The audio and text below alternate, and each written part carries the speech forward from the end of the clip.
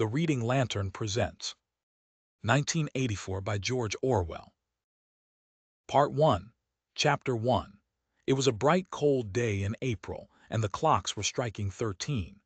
Winston Smith, his chin nuzzled into his breast in an effort to escape the vile wind, slipped quickly through the glass doors of Victory Mansions, though not quickly enough to prevent a swirl of gritty dust from entering along with him. The hallway smelt of boiled cabbage and old rag mats. At one end of it a colored poster, too large for indoor display, had been tacked to the wall.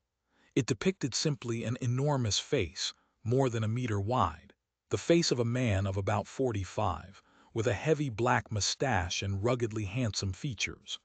Winston made for the stairs. It was no use trying the lift.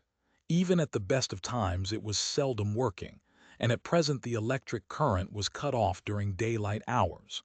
It was part of the economy drive in preparation for Hate Week. The flat was 7 flights up, and Winston, who was 39 and had a varicose ulcer above his right ankle, went slowly, resting several times on the way. On each landing, opposite the lift shaft, the poster with the enormous face gazed from the wall. It was one of those pictures which are so contrived that the eyes follow you about when you move. "Big Brother is watching you," the caption beneath it ran. Inside the flat, a fruity voice was reading out a list of figures which had something to do with the production of pig iron. The voice came from an oblong metal plaque like a dulled mirror which formed part of the surface of the right-hand wall. Winston turned a switch and the voice sank somewhat, though the words were still distinguishable. The instrument, the telescreen, it was called, could be dimmed, but there was no way of shutting it off completely. He moved over to the window. A smallish, frail figure, the meagerness of his body merely emphasized by the blue overalls which were the uniform of the party. His hair was very fair, his face naturally sanguine, his skin roughened by coarse soap and blunt razor blades and the cold of the winter that had just ended. Outside, even through the shut windowpane, the world looked cold. Down in the street, little eddies of wind were whirling dust and torn paper into spirals, and though the sun was shining and the sky a harsh blue, there seemed to be no color in anything, except the posters that were plastered everywhere. The black mustachioed face gazed down from every commanding corner. There was one on the house front immediately opposite. "Big Brother is watching you," the caption said, while the dark eyes looked deep into Winston's own. Down at street level another poster, torn at one corner, flapped fitfully in the wind, alternately covering and uncovering the single word INGSOC. In the far distance, a helicopter skimmed down between the roofs, hovered for an instant like a bluebottle, and darted away again with a curving flight. It was the police patrol, snooping into people's windows. The patrols did not matter, however. Only the thought police mattered. Behind Winston's back the voice from the telescreen was still babbling away about pig iron and the overfulfillment of the 9th three-year plan. The telescreen received and transmitted simultaneously. Any sound that Winston made, above the level of a very low whisper, would be picked up by it. Moreover, so long as he remained within the field of vision which the metal plaque commanded, he could be seen as well as heard. There was of course no way of knowing whether you were being watched at any given moment. How often, or on what system, the thought police plugged in on any individual wire was guesswork. It was even conceivable that they watched everybody all the time, but at any rate they could plug in your wire whenever they wanted to. You had to live, from habit that became instinct in the assumption that every sound you made was overheard, and except in darkness, every movement scrutinized. Winston kept his back turned to the telescreen. It was safer, though, as he well knew, even a back can be revealing. A kilometer away the Ministry of Truth, his place of work, towered vast and white above the grimy landscape. This, he thought with a sort of vague distaste, this was London, chief city of Airstrip 1, itself the third most populous of the provinces of Oceania. He tried to squeeze out some childhood memory that should tell him whether London had always been quite like this. Were there always these vistas of rotting 19th-century houses, their sides shored up with balks of timber, their windows patched with cardboard and their roofs with corrugated iron, their crazy garden walls sagging in all directions, and the bombed sites where the plaster dust swirled in the air and the willow-herb straggled over the heaps of rubble, and the places where the bombs had cleared a larger patch and there had sprung up sordid colonies of wooden dwellings like chicken houses. But it was no use. He could not remember. Nothing remained of his childhood except a series of bright-lit tableaus occurring against no background and mostly unintelligible. The Ministry of Truth Minitru, in Newspeak, was the official language of Oceania. For an account of its structure and etymology, see appendix, was startlingly different from any other object in sight. It was an enormous pyramidal structure of glittering white concrete, soaring up terrace after terrace, 300 meters into the air. From where Winston stood, it was just possible to read, picked out on its white face in elegant lettering, the three slogans of the party. War is peace, freedom is slavery, ignorance is strength, the Ministry of Truth contained, it was said, 3,000 rooms above ground level and corresponding ramifications below. Scattered about London, there were just 3 other buildings of similar appearance and size. So completely did they dwarf the surrounding architecture that from the roof of Victory Mansions you could see all 4 of them simultaneously.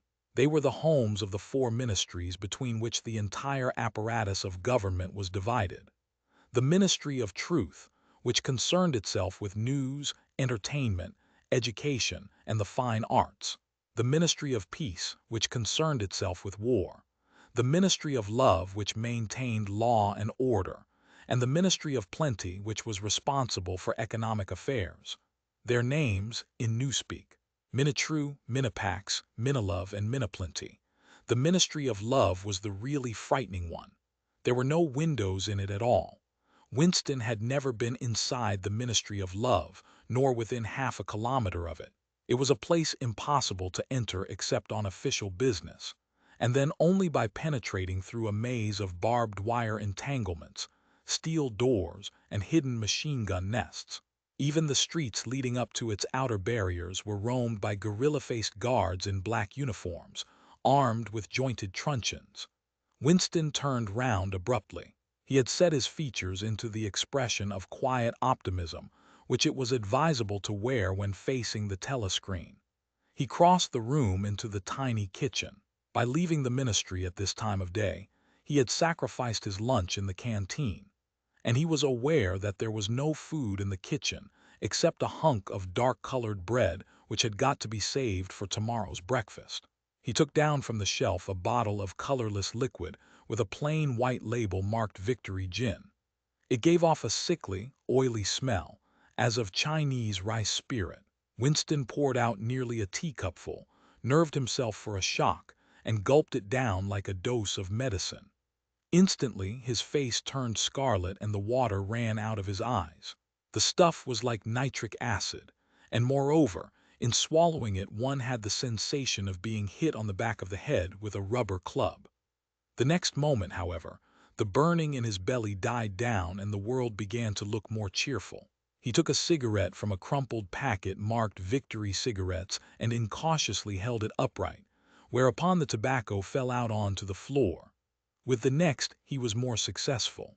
He went back to the living room and sat down at a small table that stood to the left of the telescreen.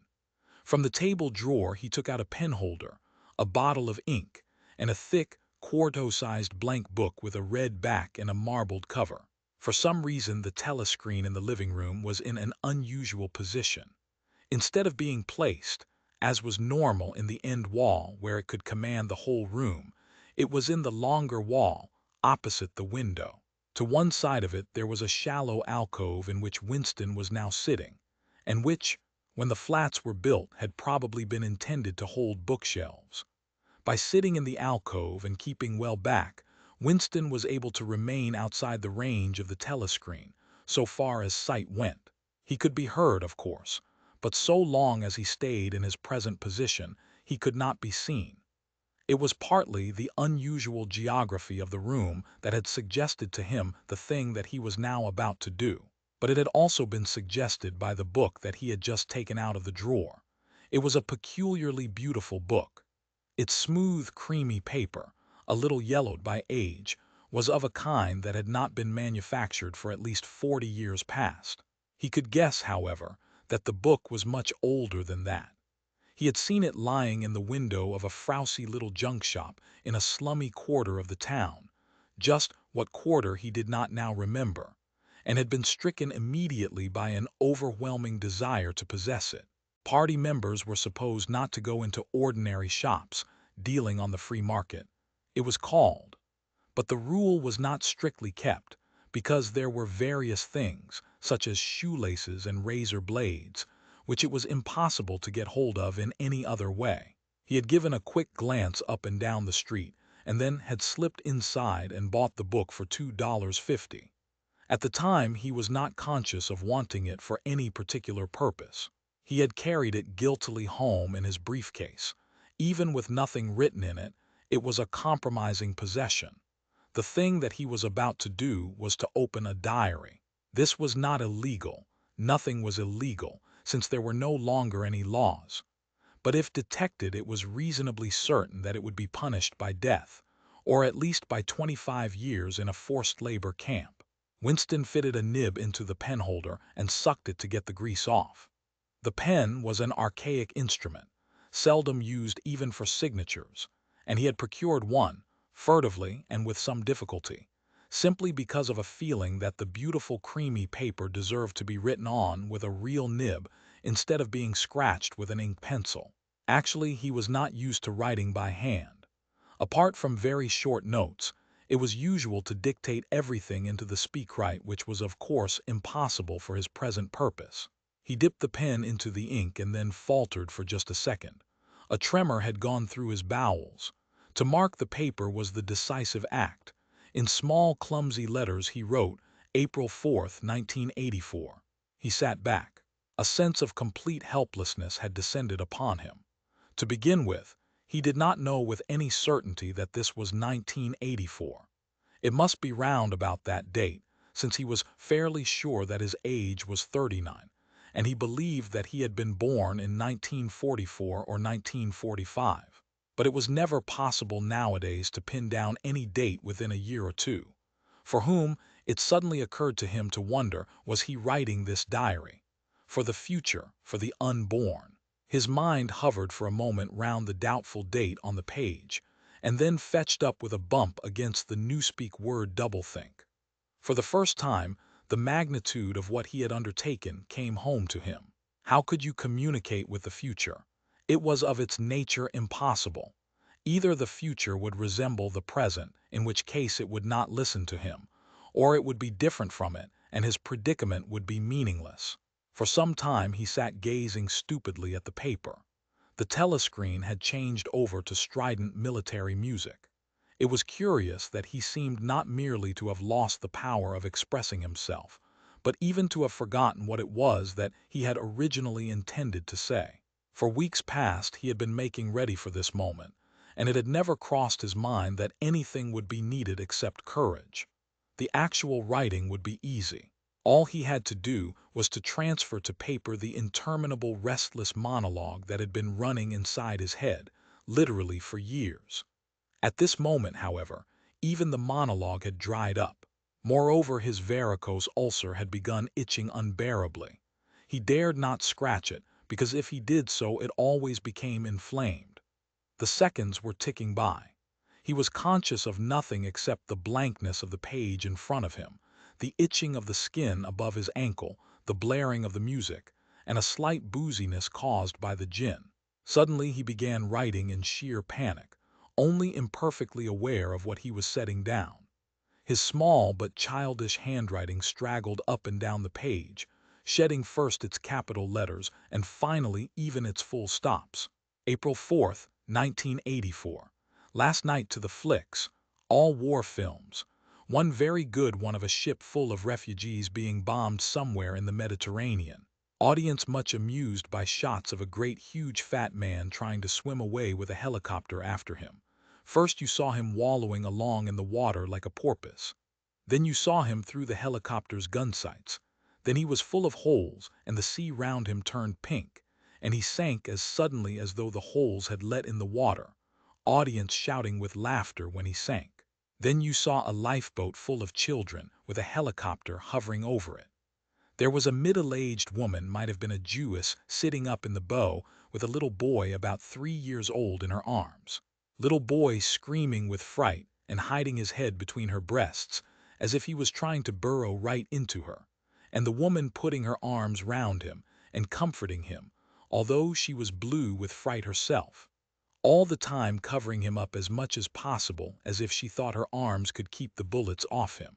Then the helicopter planted a 20-kilo bomb in among them, terrific flash, and the boat went all to matchwood.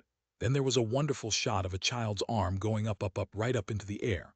A helicopter with a camera in its nose must have followed it up. And there was a lot of applause from the party seats, but a woman down in the prole part of the house suddenly started kicking up a fuss and shouting they didn't oughter have showed it, not in front of kids. They didn't, it ain't right, not in front of kids, it ain't. Until the police turned her out. I don't suppose anything happened to her, nobody cares what the proles say. Typical prole reaction.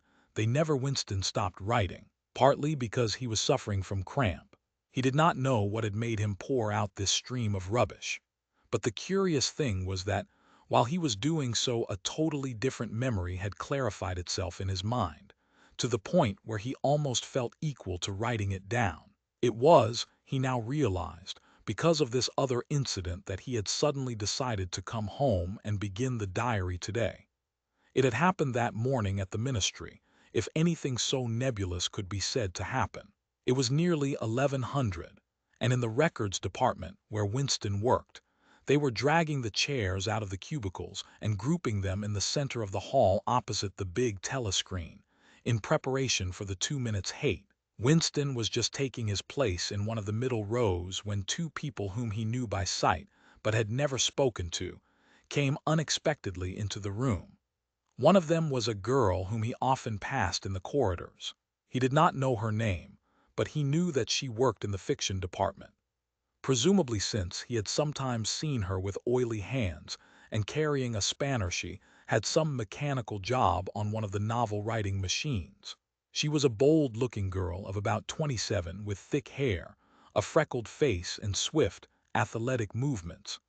A narrow scarlet sash, emblem of the Junior Anti-Sex League, was wound several times round the waist of her overalls, just tightly enough to bring out the shapeliness of her hips. Winston had disliked her from the very first moment of seeing her. He knew the reason. It was because of the atmosphere of hockey fields and cold baths and community hikes and general clean-mindedness, which she managed to carry about with her. He disliked nearly all women, and especially the young and pretty ones. It was always the women, and above all the young ones, who were the most bigoted adherents of the party, the swallowers of slogans, the amateur spies and nosers out of unorthodoxy. But this particular girl gave him the impression of being more dangerous than most. Once when they passed in the corridor, she gave him a quick sidelong glance which seemed to pierce right into him, and for a moment had filled him with black terror. The idea had even crossed his mind that she might be an agent of the thought police. That, it was true, was very unlikely. Still, he continued to feel a peculiar uneasiness, which had fear mixed up in it as well as hostility, whenever she was anywhere near him. The other person was a man named O'Brien, a member of the inner party and holder of some post so important and remote that Winston had only a dim idea of its nature. A momentary hush passed over the group of people round the chairs as they saw the black overalls of an inner party member approaching. O'Brien was a large, burly man with a thick neck and a coarse, humorous, brutal face. In spite of his formidable appearance, he had a certain charm of manner. He had a trick of resettling his spectacles on his nose which was curiously disarming in some indefinable way, curiously civilized. It was a gesture which, if anyone had still thought in such terms, might have recalled an 18th-century nobleman offering his snuff-box. Winston had seen O'Brien perhaps a dozen times in almost as many years. He felt deeply drawn to him, and not solely because he was intrigued by the contrast between O'Brien's urbane manner and his prize-fighter's physique. Much more it was because of a secretly held belief, or perhaps not even a belief, merely a hope that O'Brien's political orthodoxy was not perfect. Something in his face suggested it irresistibly. And again, perhaps it was not even unorthodoxy that was written in his face, but simply intelligence. But at any rate, he had the appearance of being a person that you could talk to if somehow you could cheat the telescreen and get him alone. Winston had never made the smallest effort to verify this guess. Indeed, there was no way of doing so. At this moment, O'Brien glanced at his wristwatch, saw that it was nearly 1100, and evidently decided to stay in the records department until the 2 minutes hate was over. He took a chair in the same row as Winston, a couple of places away. A small, sandy-haired woman who worked in the next cubicle to Winston was between them. The girl with dark hair was sitting immediately behind. The next moment, a hideous, grinding screech, as of some monstrous machine running without oil, burst from the big telescreen at the end of the room. It was a noise that set one's teeth on edge and bristled the hair at the back of one's neck. The hate had started. As usual, the face of Emmanuel Goldstein, the enemy of the people, had flashed onto the screen. There were hisses here and there among the audience. The little sandy-haired woman gave a squeak of mingled fear and disgust. Goldstein was the renegade and backslider who once, long ago, how long ago nobody quite remembered, had been one of the leading figures of the party, almost on a level with Big Brother himself, and then had engaged in counter-revolutionary activities, had been condemned to death, and had mysteriously escaped and disappeared.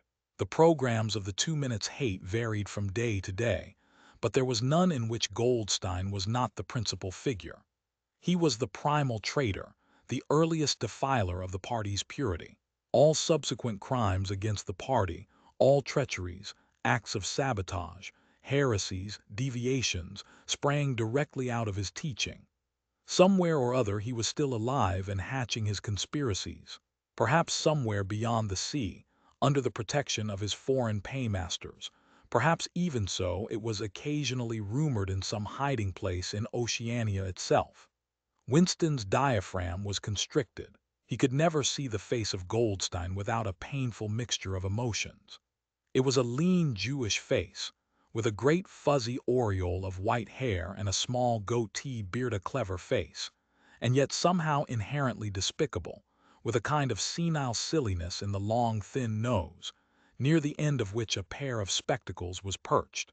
It resembled the face of a sheep, and the voice, too, had a sheep-like quality. Goldstein was delivering his usual venomous attack upon the doctrines of the party, an attack so exaggerated and perverse that a child should have been able to see through it, and yet just plausible enough to fill one with an alarmed feeling that other people, less level-headed than oneself, might be taken in by it. He was abusing Big Brother. He was denouncing the dictatorship of the party. He was demanding the immediate conclusion of peace with Eurasia. He was advocating freedom of speech, freedom of the press, freedom of assembly, freedom of thought. He was crying hysterically that the revolution had been betrayed, and all this in rapid polysyllabic speech, which was a sort of parody of the habitual style of the orators of the party, and even contained newspeak words, more newspeak words, indeed, than any party member would normally use in real life. And all the while, lest one should be in any doubt as to the reality which Goldstein's specious claptrap covered, behind his head on the telescreen, there marched the endless columns of the Eurasian army, row after row of solid-looking men with expressionless Asiatic faces, who swam up to the surface of the screen and vanished, to be replaced by others exactly similar. The dull, rhythmic tramp of the soldiers' boots formed the background to Goldstein's bleating voice. Before the hate had proceeded for 30 seconds, uncontrollable exclamations of rage were breaking out from half the people in the room. The self-satisfied sheep-like face on the screen, and the terrifying power of the Eurasian army behind it, were too much to be borne. Besides, the sight or even the thought of Goldstein produced fear and anger automatically. He was an object of hatred more constant than either Eurasia or Eastasia, since when Oceania was at war with one of these powers, it was generally at peace with the other. But what was strange was that, although Goldstein was hated and despised by everybody, although every day and 1,000 times a day, on platforms, on the telescreen, in newspapers, in books, his theories were refuted, smashed, ridiculed, held up to the general gaze for the pitiful rubbish that they were in spite of all this. His influence never seemed to grow less. Always there were fresh dupes waiting to be seduced by him. A day never passed when spies and saboteurs acting under his directions were not unmasked by the thought police. He was the commander of a vast, shadowy army, an underground network of conspirators dedicated to the overthrow of the state. The Brotherhood, its name was supposed to be. There were also whispered stories of a terrible book, a compendium of all the heresies, of which Goldstein was the author and which circulated clandestinely here and there. It was a book without a title. People referred to it, if at all, simply as the book. But one knew of such things only through vague rumors. Neither the Brotherhood nor the book was a subject that any ordinary party member would mention if there was a way of avoiding it. In its second minute, the hate rose to a frenzy. People were leaping up and down in their places and shouting at the tops of their voices in an effort to drown the maddening bleating voice that came from the screen. The little sandy-haired woman had turned bright pink, and her mouth was opening and shutting like that of a landed fish. Even O'Brien's heavy face was flushed. He was sitting very straight in his chair, his powerful chest swelling and quivering as though he were standing up to the assault of a wave. The dark-haired girl behind Winston had begun crying out, "Swine! Swine! Swine!" And suddenly she picked up a heavy Newspeak dictionary and flung it at the screen. It struck Goldstein's nose and bounced off. The voice continued inexorably. In a lucid moment, Winston found that he was shouting with the others and kicking his heel violently against the rung of his chair. The horrible thing about the 2 minutes hate was not that one was obliged to act a part, but on the contrary, that it was impossible to avoid joining in. Within 30 seconds, any pretense was always unnecessary. A hideous ecstasy of fear and vindictiveness, a desire to kill, to torture, to smash faces in with a sledgehammer, seemed to flow through the whole group of people like an electric current, turning one even against one's will into a grimacing, screaming lunatic. And yet the rage that one felt was an abstract, undirected emotion which could be switched from one object to another like the flame of a blow lamp. Thus, at one moment Winston's hatred was not turned against Goldstein at all, but on the contrary, against Big Brother, the party, and the thought police. And at such moments his heart went out to the lonely, derided heretic on the screen, sole guardian of truth and sanity in a world of lies. And yet the very next instant he was at one with the people about him, and all that was said of Goldstein seemed to him to be true. At those moments his secret loathing of Big Brother changed into adoration, and Big Brother seemed to tower up, an invincible, fearless protector, standing like a rock against the hordes of Asia. And Goldstein, in spite of his isolation, his helplessness, and the doubt that hung about his very existence, seemed like some sinister enchanter, capable by the mere power of his voice of wrecking the structure of civilization. It was even possible, at moments, to switch one's hatred this way or that by a voluntary act. Suddenly, by the sort of violent effort with which one wrenches one's head away from the pillow in a nightmare, Winston succeeded in transferring his hatred from the face on the screen to the dark-haired girl behind him. Vivid, beautiful hallucinations flashed through his mind. He would flog her to death with a rubber truncheon. He would tie her naked to a stake and shoot her full of arrows like Saint Sebastian. He would ravish her and cut her throat at the moment of climax. Better than before, moreover, he realized why it was that he hated her. He hated her because she was young and pretty and sexless, because he wanted to go to bed with her and would never do so, because round her sweet supple waist, which seemed to ask you to encircle it with your arm, there was only the odious scarlet sash, aggressive symbol of chastity. The hate rose to its climax. The voice of Goldstein had become an actual sheep's bleat, and for an instant the face changed into that of a sheep. Then the sheep face melted into the figure of a Eurasian soldier who seemed to be advancing, huge and terrible, his submachine gun roaring, and seeming to spring out of the surface of the screen, so that some of the people in the front row actually flinched backwards in their seats. But in the same moment, drawing a deep sigh of relief from everybody, the hostile figure melted into the face of Big Brother, black-haired, black-moustachioed, full of power and mysterious calm, and so vast that it almost filled up the screen. Nobody heard what Big Brother was saying. It was merely a few words of encouragement, the sort of words that are uttered in the din of battle, not distinguishable individually, but restoring confidence by the fact of being spoken. Then the face of Big Brother faded away again, and instead the three slogans of the party stood out in bold capitals. War is peace, freedom is slavery, ignorance is strength. But the face of Big Brother seemed to persist for several seconds on the screen, as though the impact that it had made on everyone's eyeballs was too vivid to wear off immediately. The little sandy-haired woman had flung herself forward over the back of the chair in front of her. With a tremulous murmur that sounded like, "My Savior," she extended her arms towards the screen. Then she buried her face in her hands. It was apparent that she was uttering a prayer. At this moment the entire group of people broke into a deep, slow, rhythmical chant of BB, BB, over and over again, very slowly, with a long pause between the first B and the second, a heavy, murmurous sound, somehow curiously savage, in the background of which one seemed to hear the stamp of naked feet and the throbbing of tom-toms. For perhaps as much as 30 seconds they kept it up. It was a refrain that was often heard in moments of overwhelming emotion. Partly it was a sort of hymn to the wisdom and majesty of Big Brother, but still more it was an act of self-hypnosis, a deliberate drowning of consciousness by means of rhythmic noise. Winston's entrails seemed to grow cold.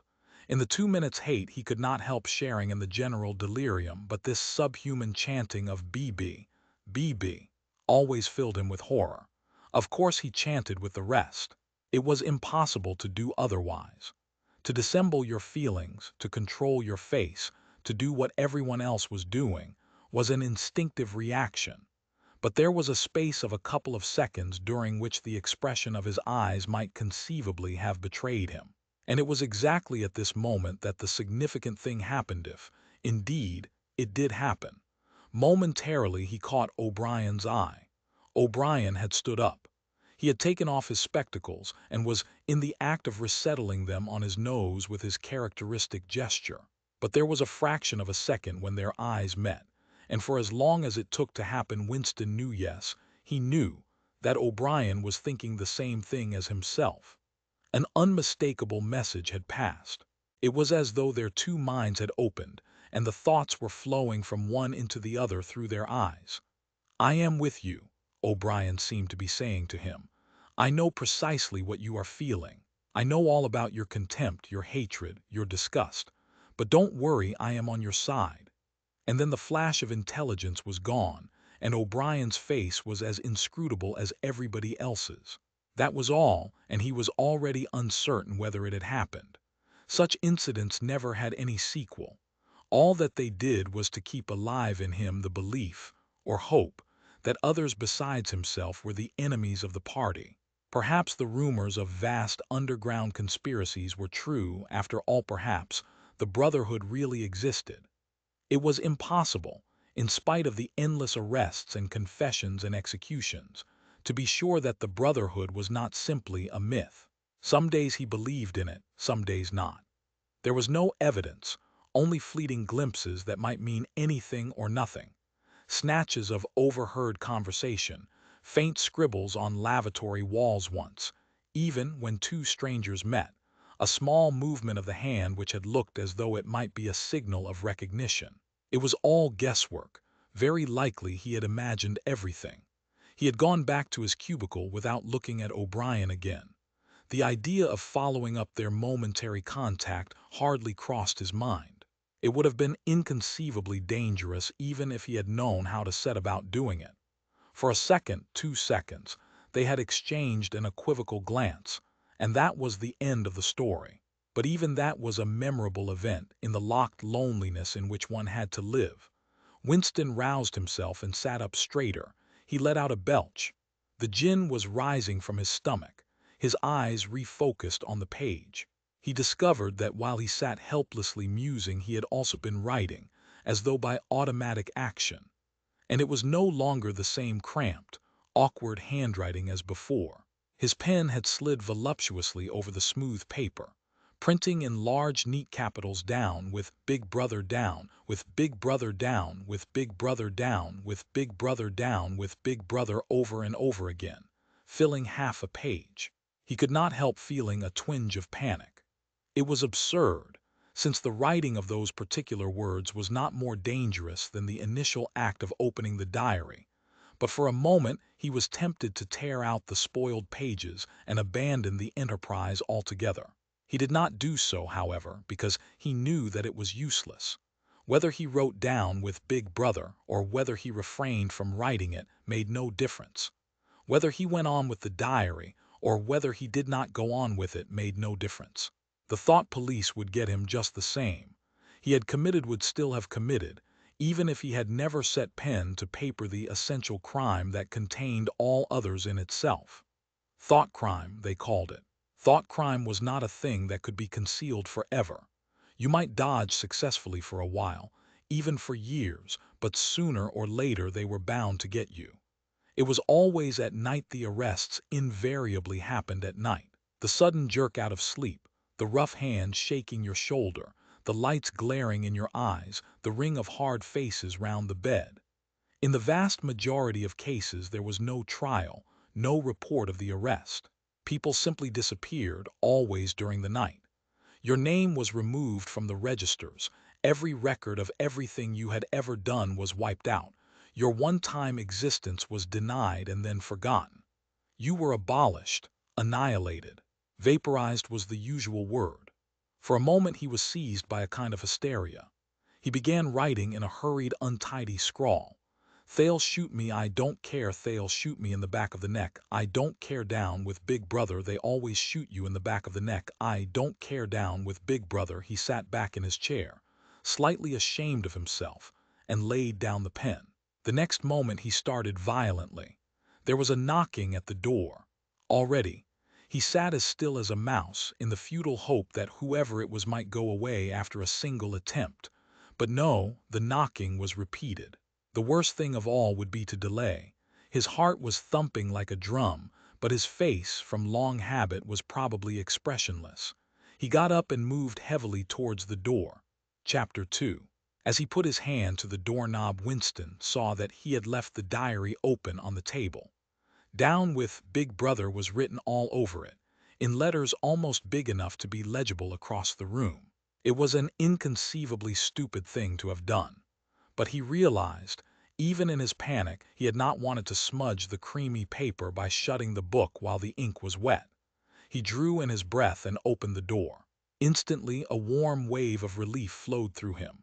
A colorless, crushed-looking woman with wispy hair and a lined face was standing outside.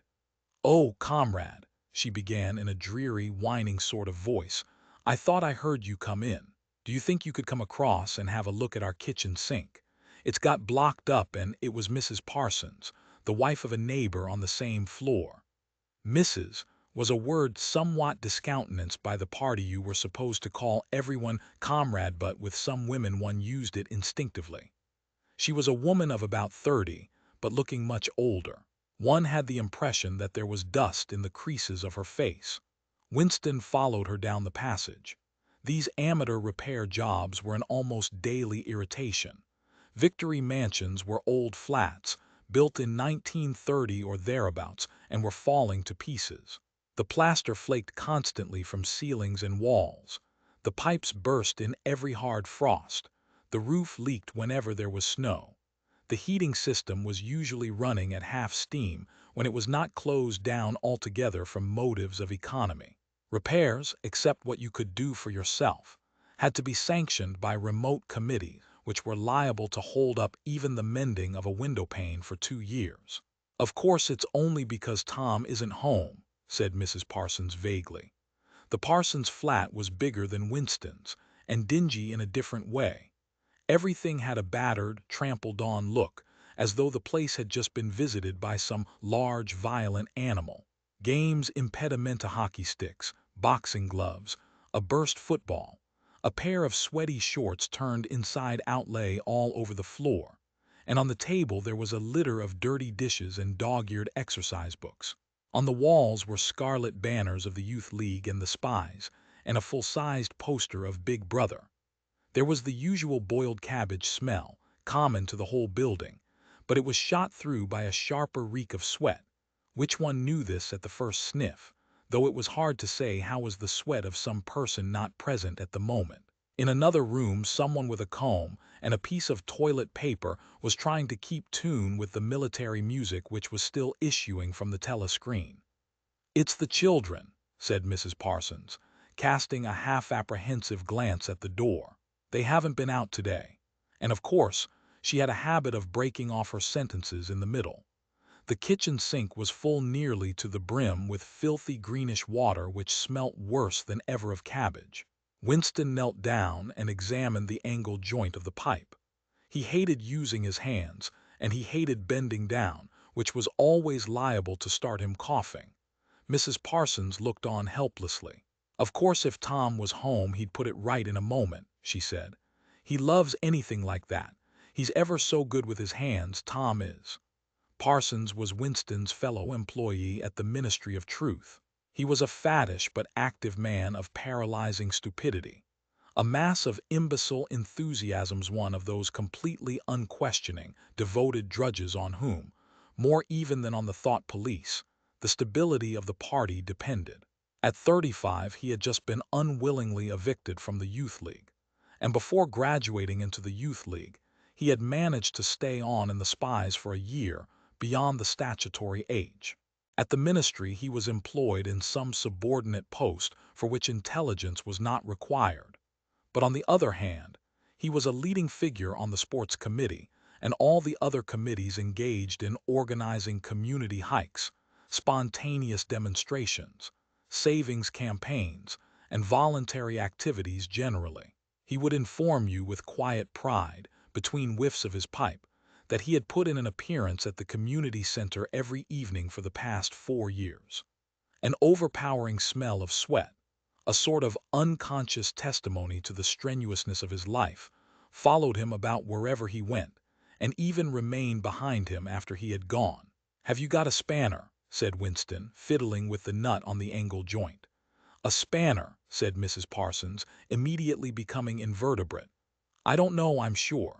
Perhaps the children—" There was a trampling of boots and another blast on the comb as the children charged into the living room. Mrs. Parsons brought the spanner. Winston let out the water and disgustedly removed the clot of human hair that had blocked up the pipe. He cleaned his fingers as best he could in the cold water from the tap and went back into the other room. "Up with your hands," yelled a savage voice. A handsome, tough-looking boy of 9 had popped up from behind the table and was menacing him with a toy automatic pistol, while his small sister, about 2 years younger, made the same gesture with a fragment of wood. Both of them were dressed in the blue shorts, gray shirts, and red neckerchiefs which were the uniform of the Spies. Winston raised his hands above his head, but with an uneasy feeling, so vicious was the boy's demeanor, that it was not altogether a game. "You're a traitor," yelled the boy. "You're a thought criminal. You're a Eurasian spy. I'll shoot you. I'll vaporize you. I'll send you to the salt mines." Suddenly they were both leaping round him, shouting "traitor" and "thought criminal," the little girl imitating her brother in every movement. It was somehow slightly frightening, like the gambolling of tiger cubs which will soon grow up into man-eaters. There was a sort of calculating ferocity in the boy's eye, a quite evident desire to hit or kick Winston, and a consciousness of being very nearly big enough to do so. It was a good job it was not a real pistol he was holding, Winston thought.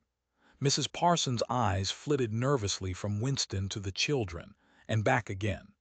In the better light of the living room, he noticed with interest that there actually was dust in the creases of her face. "They do get so noisy," she said. "They're disappointed because they couldn't go to see the hanging, that's what it is.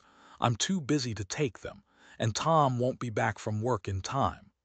"Why can't we go and see the hanging?" roared the boy in his huge voice. "Want to see the hanging, want to see the hanging," chanted the little girl, still capering round. Some Eurasian prisoners guilty of war crimes were to be hanged in the park that evening, Winston remembered. This happened about once a month and was a popular spectacle. Children always clamored to be taken to see it. He took his leave of Mrs. Parsons and made for the door. But he had not gone 6 steps down the passage when something hit the back of his neck, an agonizingly painful blow.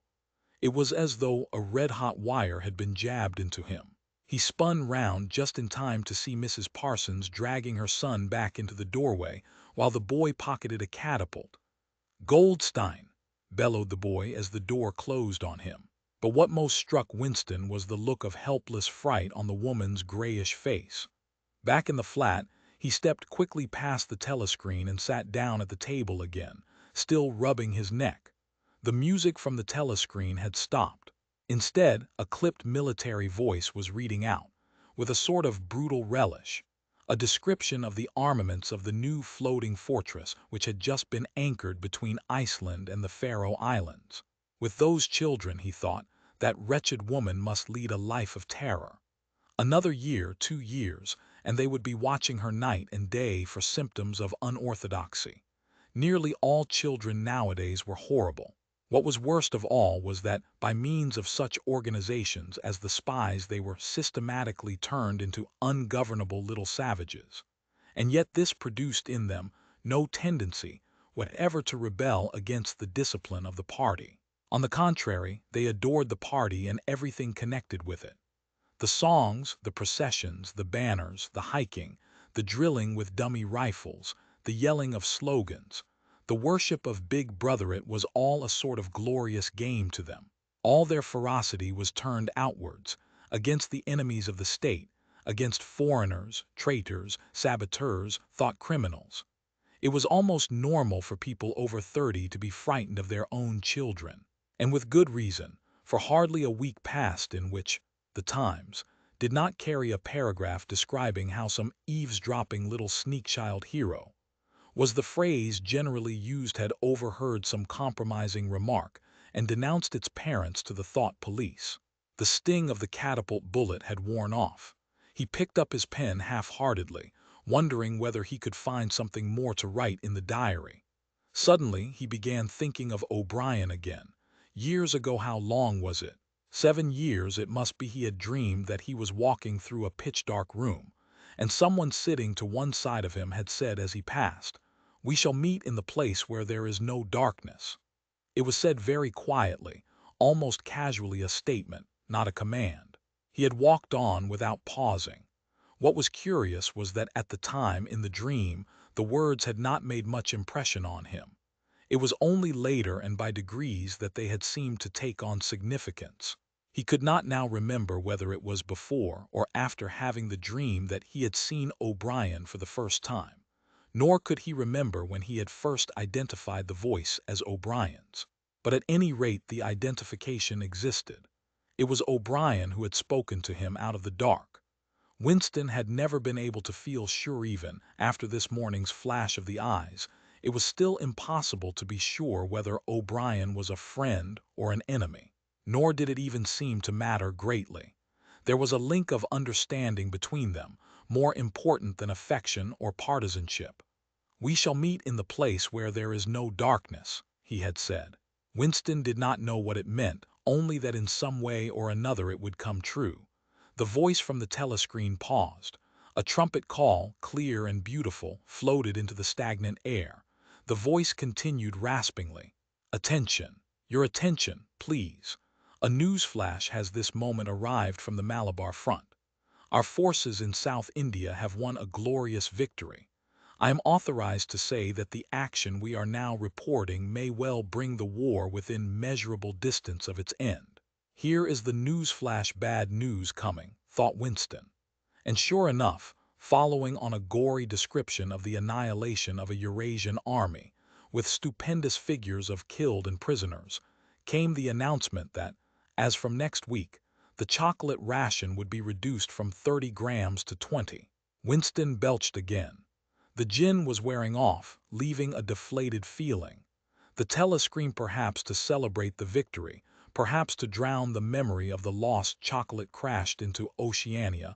Teas for thee. You were supposed to stand to attention. However, in his present position he was invisible. Oceania, teas for thee, gave way to lighter music. Winston walked over to the window, keeping his back to the telescreen. The day was still cold and clear. Somewhere far away a rocket bomb exploded with a dull, reverberating roar. About 20 or 30 of them a week were falling on London at present. Down in the street the wind flapped the torn poster to and fro, and the word INGSOC fitfully appeared and vanished. Ingsoc. The sacred principles of Ingsoc.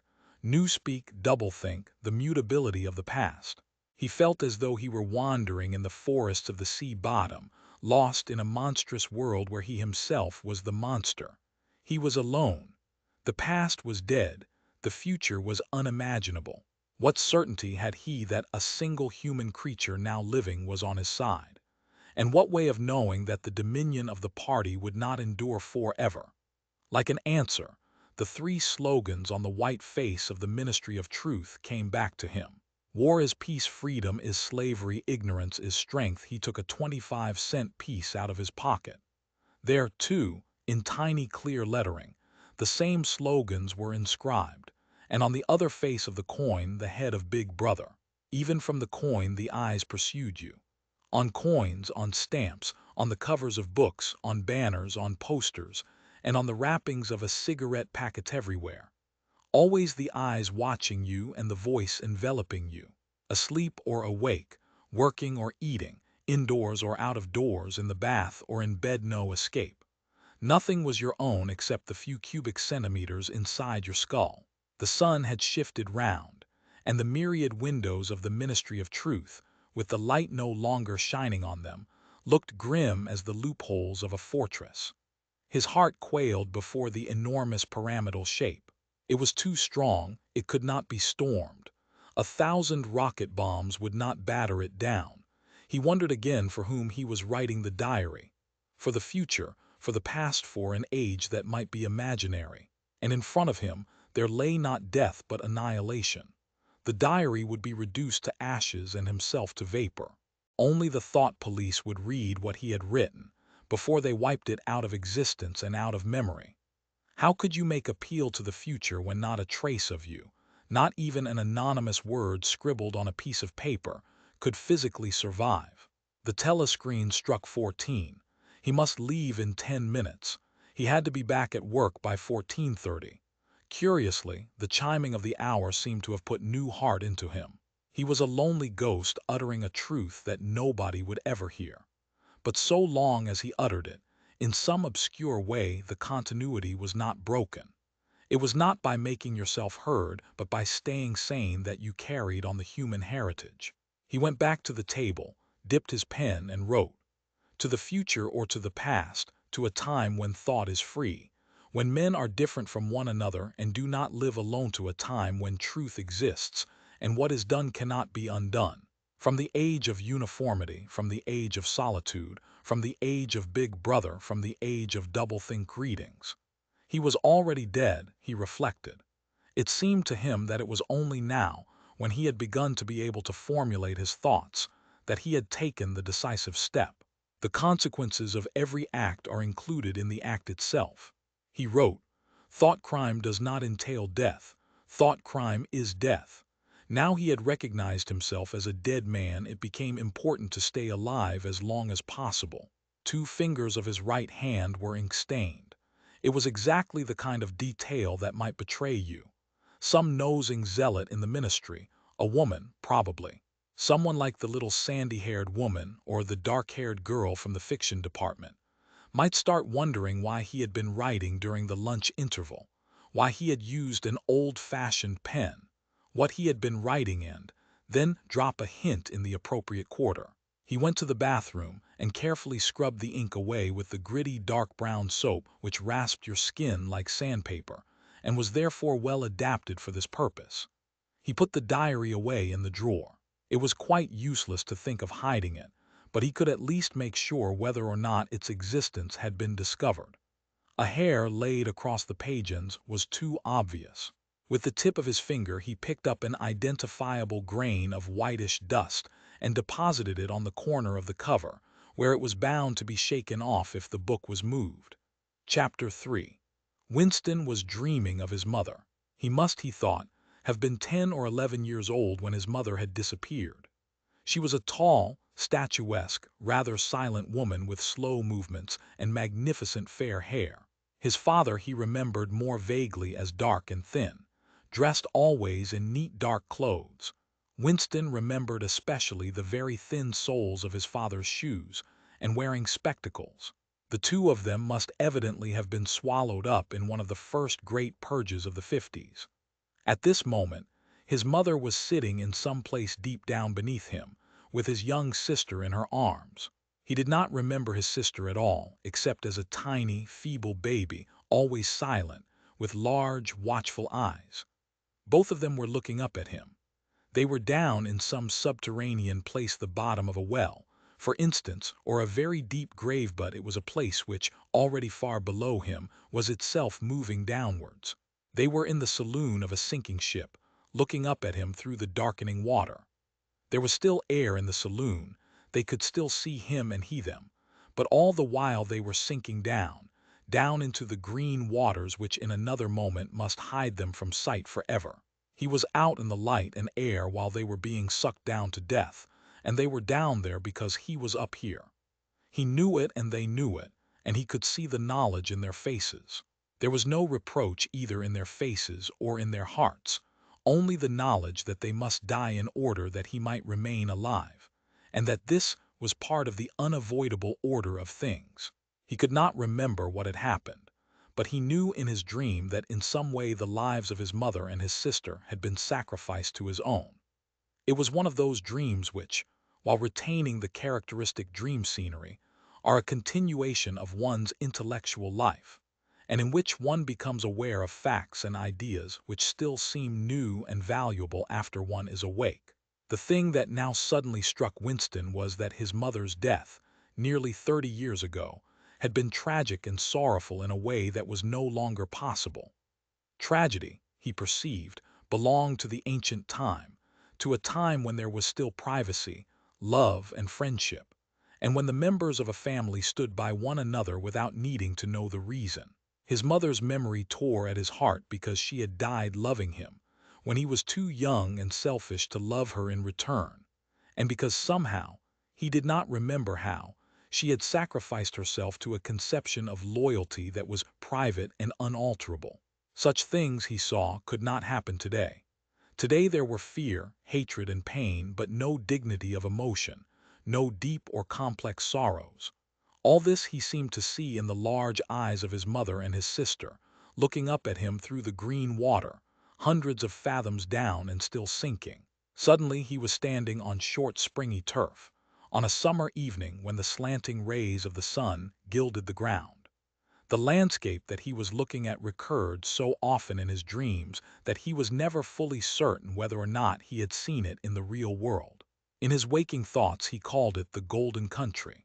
It was an old, rabbit-bitten pasture, with a foot-track wandering across it and a molehill here and there. In the ragged hedge on the opposite side of the field, the boughs of the elm trees were swaying very faintly in the breeze, their leaves just stirring in dense masses like women's hair. Somewhere near at hand, though out of sight, there was a clear, slow-moving stream where dace were swimming in the pools under the willow trees. The girl with dark hair was coming towards them across the field. With what seemed a single movement she tore off her clothes and flung them disdainfully aside. Her body was white and smooth, but it aroused no desire in him. Indeed, he barely looked at it. What overwhelmed him in that instant was admiration for the gesture with which she had thrown her clothes aside. With its grace and carelessness, it seemed to annihilate a whole culture, a whole system of thought, as though Big Brother and the party and the thought police could all be swept into nothingness by a single splendid movement of the arm. That too was a gesture belonging to the ancient time. Winston woke up with the word Shakespeare on his lips. The telescreen was giving forth an ear-splitting whistle which continued on the same note for 30 seconds. It was not 7:15, getting up time for office workers.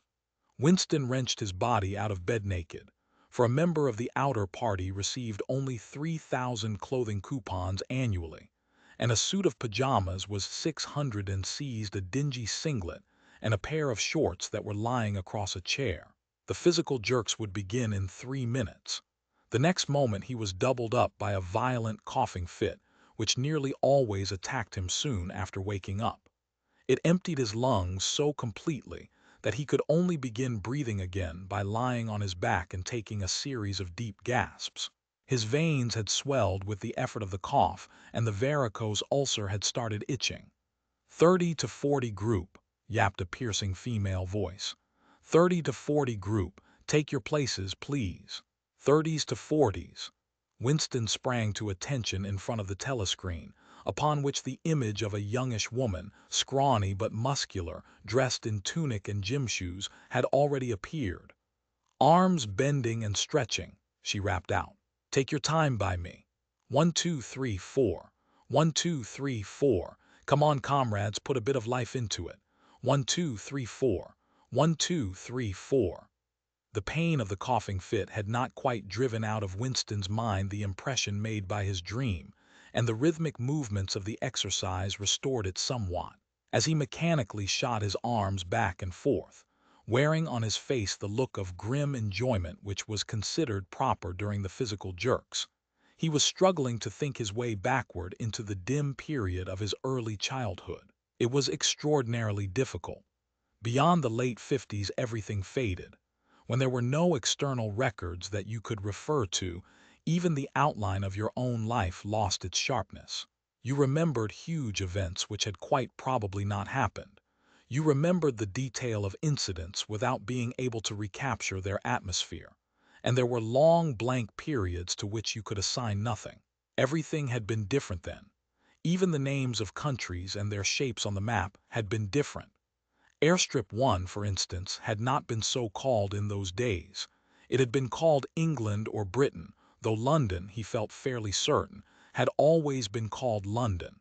Winston could not definitely remember a time when his country had not been at war, but it was evident that there had been a fairly long interval of peace during his childhood, because one of his early memories was of an air raid which appeared to take everyone by surprise.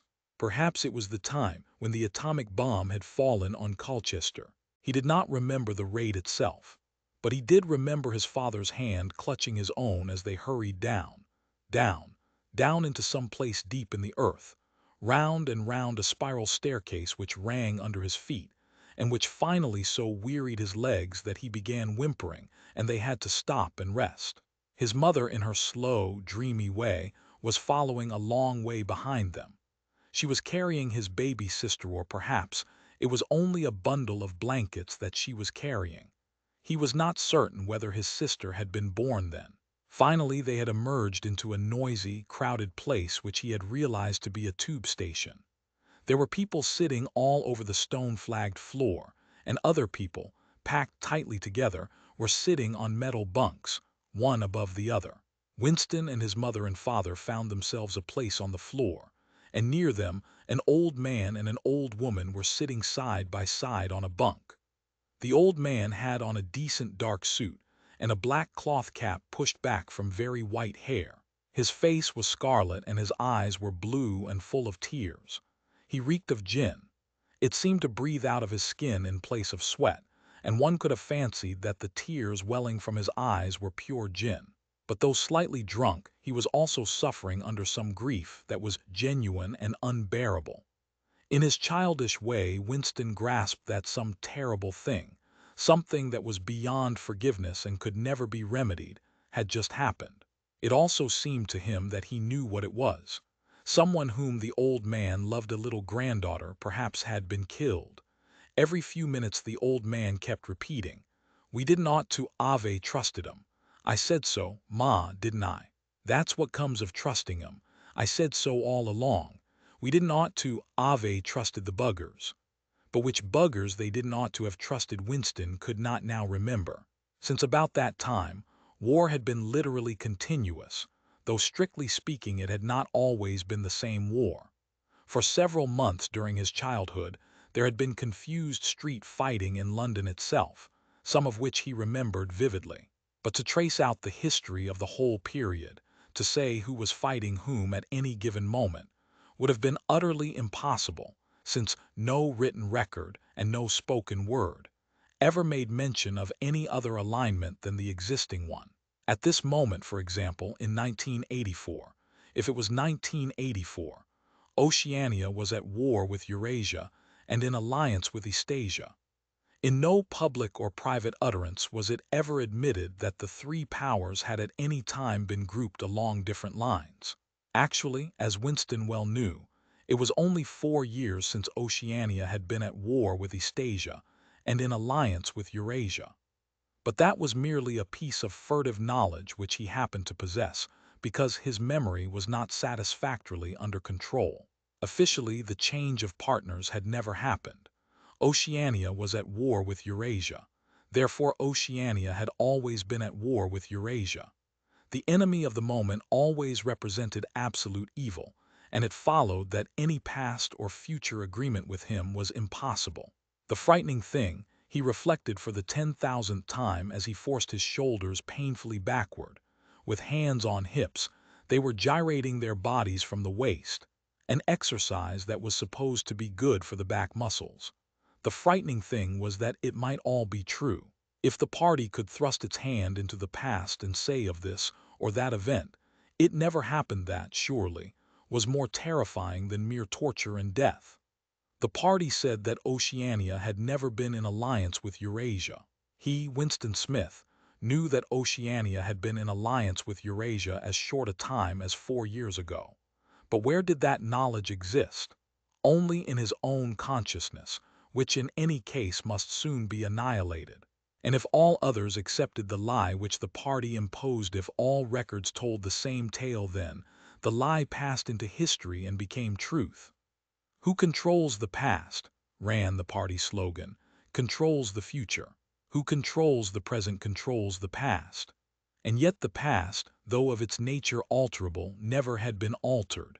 Whatever was true now was true from everlasting to everlasting. It was quite simple. All that was needed was an unending series of victories over your own memory. Reality control, they called it, in newspeak doublethink. "Stand easy," barked the instructress, a little more genially. Winston sank his arms to his sides and slowly refilled his lungs with air.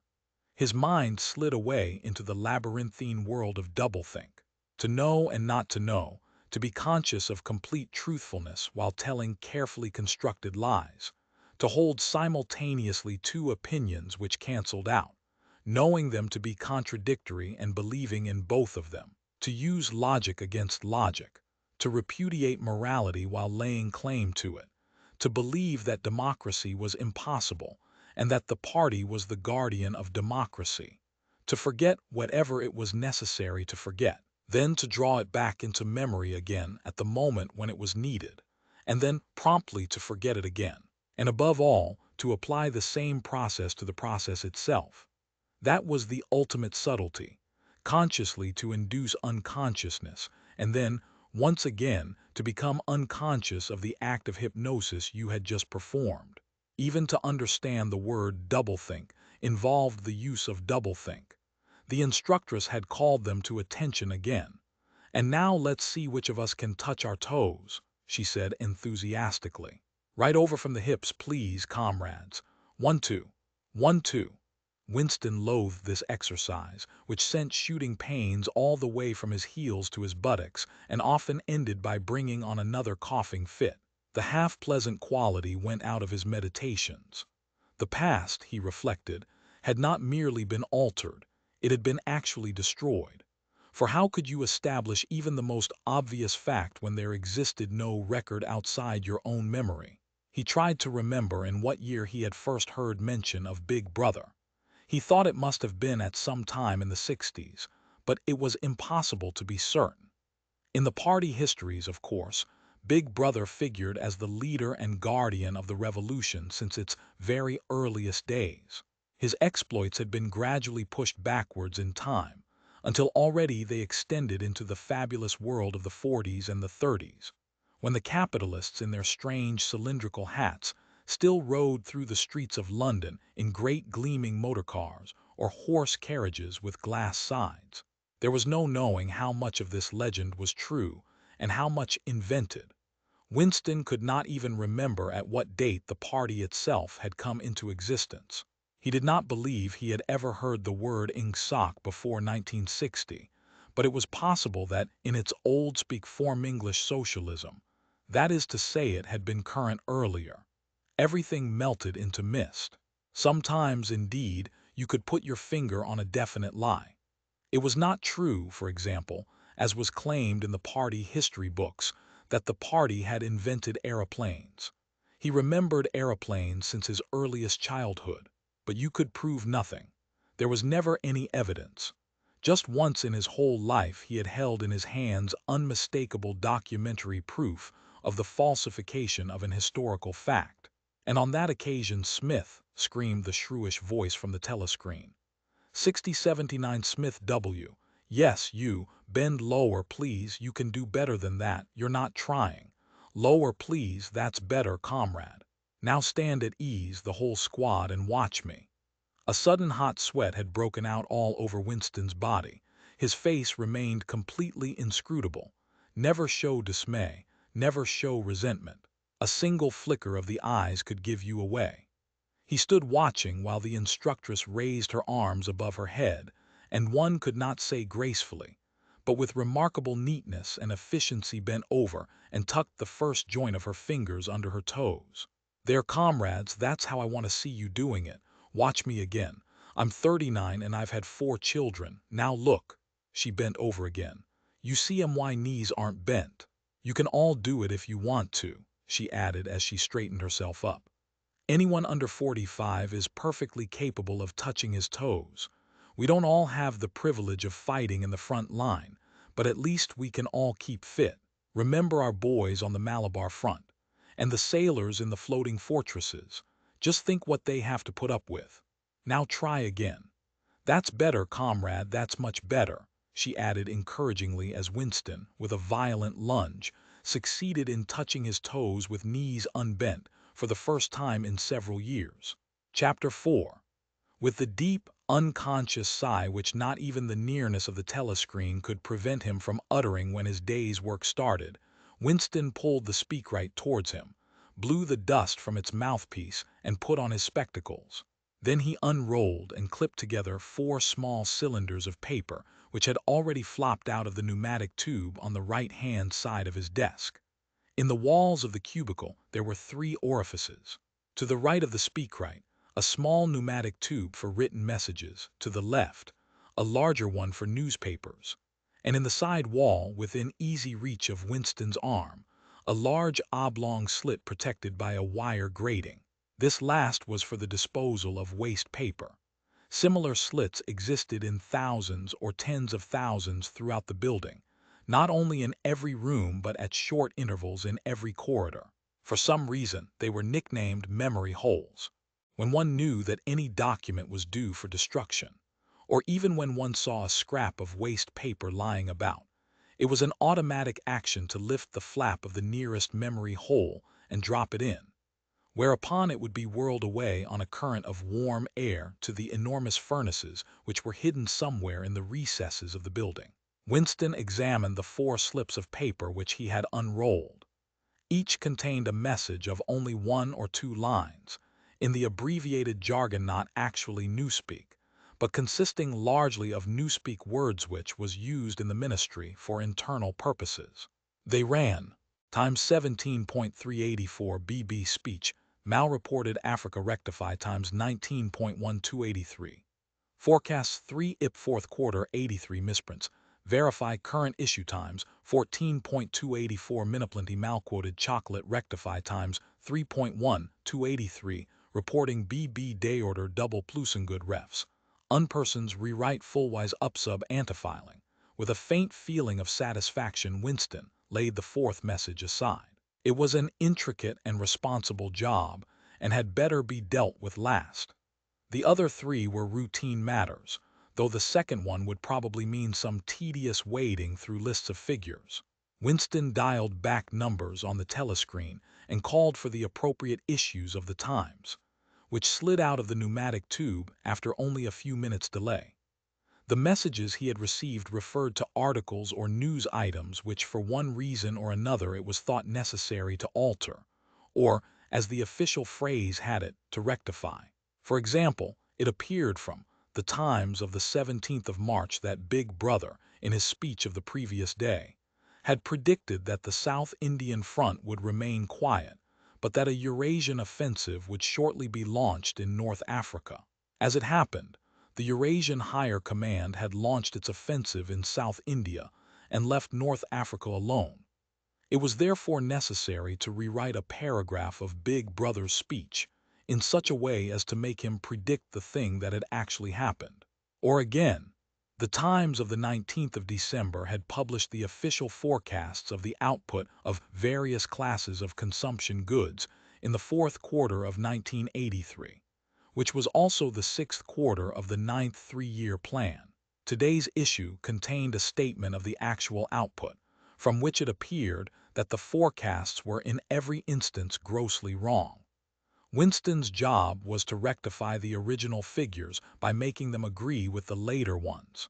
As for the third message, it referred to a very simple error which could be set right in a couple of minutes. As short a time ago as February, the Ministry of Plenty had issued a promise, a categorical pledge, were the official words, that there would be no reduction of the chocolate ration during 1984. Actually, as Winston was aware, the chocolate ration was to be reduced from 30 grams to 20 at the end of the present week. All that was needed was to substitute for the original promise a warning that it would probably be necessary to reduce the ration at some time in April. As soon as Winston had dealt with each of the messages, he clipped his speak-written corrections to the appropriate copy of the Times and pushed them into the pneumatic tube.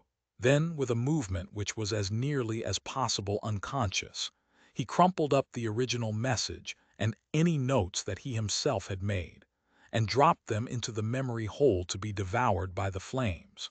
What happened in the unseen labyrinth to which the pneumatic tubes led, he did not know in detail, but he did know in general terms.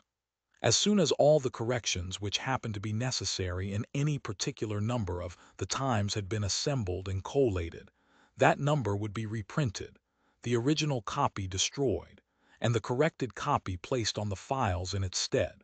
This process of continuous alteration was applied not only to newspapers, but to books, periodicals, pamphlets, posters, leaflets, films, soundtracks, cartoons, photographs, to every kind of literature or documentation which might conceivably hold any political or ideological significance. Day by day and almost minute by minute, the past was brought up to date.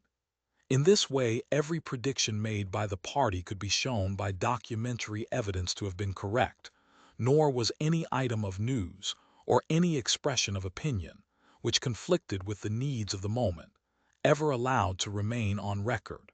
All history was a palimpsest, scraped clean and reinscribed exactly as often as was necessary. In no case would it have been possible, once the deed was done, to prove that any falsification had taken place. The largest section of the records department, far larger than the one on which Winston worked, consisted simply of persons whose duty it was to track down and collect all copies of books, newspapers, and other documents which had been superseded and were due for destruction. A number of the Times which might, because of changes in political alignment or mistaken prophecies uttered by Big Brother, have been rewritten a dozen times, still stood on the files bearing its original date, and no other copy existed to contradict it. Books, also, were recalled and rewritten again and again, and were invariably reissued without any admission that any alteration had been made. Even the written instructions which Winston received, and which he invariably got rid of as soon as he had dealt with them, never stated or implied that an act of forgery was to be committed. Always the reference was to slips, errors, misprints, or misquotations, which it was necessary to put right in the interests of accuracy. But actually, he thought as he readjusted the Ministry of Plenty's figures, it was not even forgery. It was merely the substitution of one piece of nonsense for another. Most of the material that you were dealing with had no connection with anything in the real world, not even the kind of connection that is contained in a direct lie. Statistics were just as much a fantasy in their original version as in their rectified version. A great deal of the time you were expected to make them up out of your head. For example, the Ministry of Plenty's forecast had estimated the output of boots for the quarter at 145 million pairs. The actual output was given as 62 millions. Winston, however, in rewriting the forecast, marked the figure down to 57 millions, so as to allow for the usual claim that the quota had been overfulfilled. In any case, 62 millions was no nearer the truth than 57 millions, or than 145 millions. Very likely no boots had been produced at all. Likelier still, nobody knew how many had been produced, much less cared. All one knew was that every quarter astronomical numbers of boots were produced on paper, while perhaps half the population of Oceania went barefoot. And so it was with every class of recorded fact, great or small. Everything faded away into a shadow world in which, finally, even the date of the year had become uncertain. Winston glanced across the hall. In the corresponding cubicle on the other side, a small, precise-looking, dark-chinned man named Tillotson was working steadily away, with a folded newspaper on his knee, and his mouth very close to the mouthpiece of the speakwrite. He had the air of trying to keep what he was saying a secret between himself and the telescreen. He looked up, and his spectacles darted a hostile flash in Winston's direction. Winston hardly knew Tillotson, and had no idea what work he was employed on. People in the records department did not readily talk about their jobs. In the long, windowless hall, with its double row of cubicles and its endless rustle of papers and hum of voices murmuring into speakwrites, there were quite a dozen people whom Winston did not even know by name, though he daily saw them hurrying to and fro in the corridors or gesticulating in the 2 minutes hate. He knew that in the cubicle next to him, the little woman with sandy hair toiled day in day out, simply at tracking down and deleting from the press the names of people who had been vaporized, and were therefore considered never to have existed. There was a certain fitness in this, since her own husband had been vaporized a couple of years earlier, and a few cubicles away a mild, ineffectual, dreamy creature named Ampleforth, with very hairy ears and a surprising talent for juggling with rhymes and meters, was engaged in producing garbled versions definitive texts. They were called of poems which had become ideologically offensive, but which for one reason or another were to be retained in the anthologies. And this hall, with its 50 workers or thereabouts, was only one subsection, a single cell, as it were, in the huge complexity of the records department. Beyond, above, below, were other swarms of workers engaged in an unimaginable multitude of jobs. There were the huge printing shops with their sub-editors, their typography experts, and their elaborately equipped studios for the faking of photographs. There was the teleprogram section with its engineers, its producers, and its teams of actors specially chosen for their skill in imitating voices. There were the armies of reference clerks whose job was simply to draw up lists of books and periodicals which were due for recall. There were the vast repositories where the corrected documents were stored, and the hidden furnaces where the original copies were destroyed. And somewhere or other, quite anonymous, there were the directing brains who coordinated the whole effort and laid down the lines of policy which made it necessary that this fragment of the past should be preserved, that one falsified, and the other rubbed out of existence.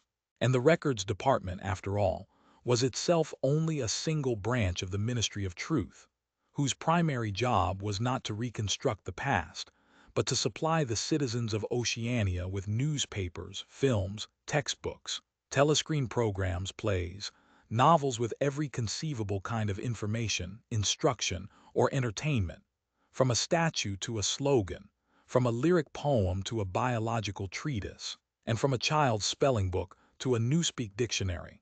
And the ministry had not only to supply the multifarious needs of the party, but also to repeat the whole operation at a lower level for the benefit of the proletariat.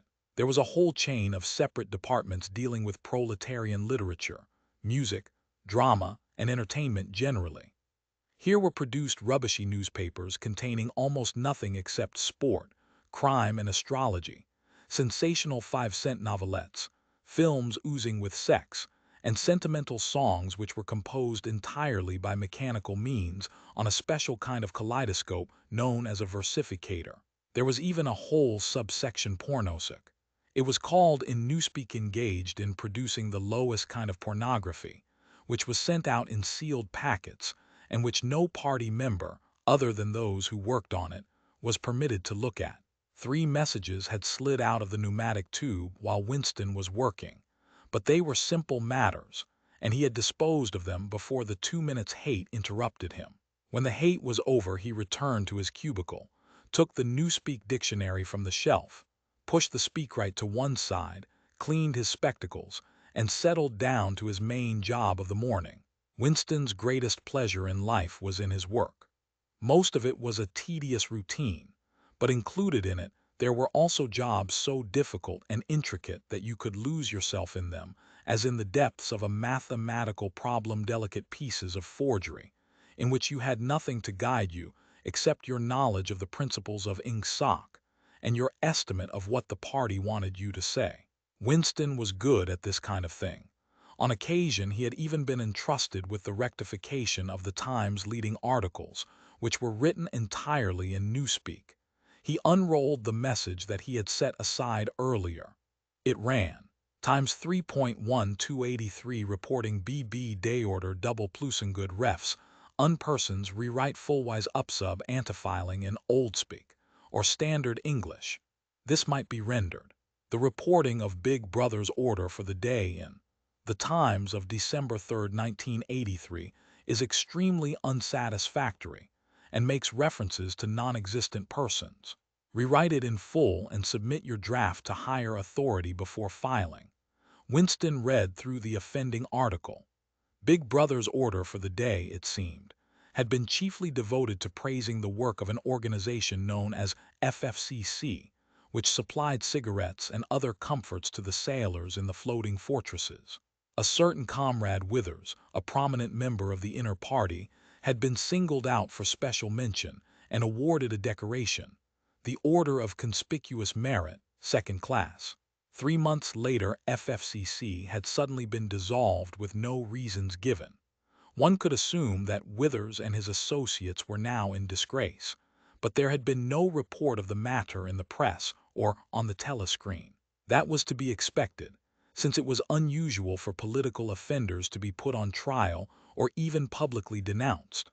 The great purges involving thousands of people, with public trials of traitors and thought criminals who made abject confession of their crimes and were afterwards executed, were special showpieces not occurring oftener than once in a couple of years.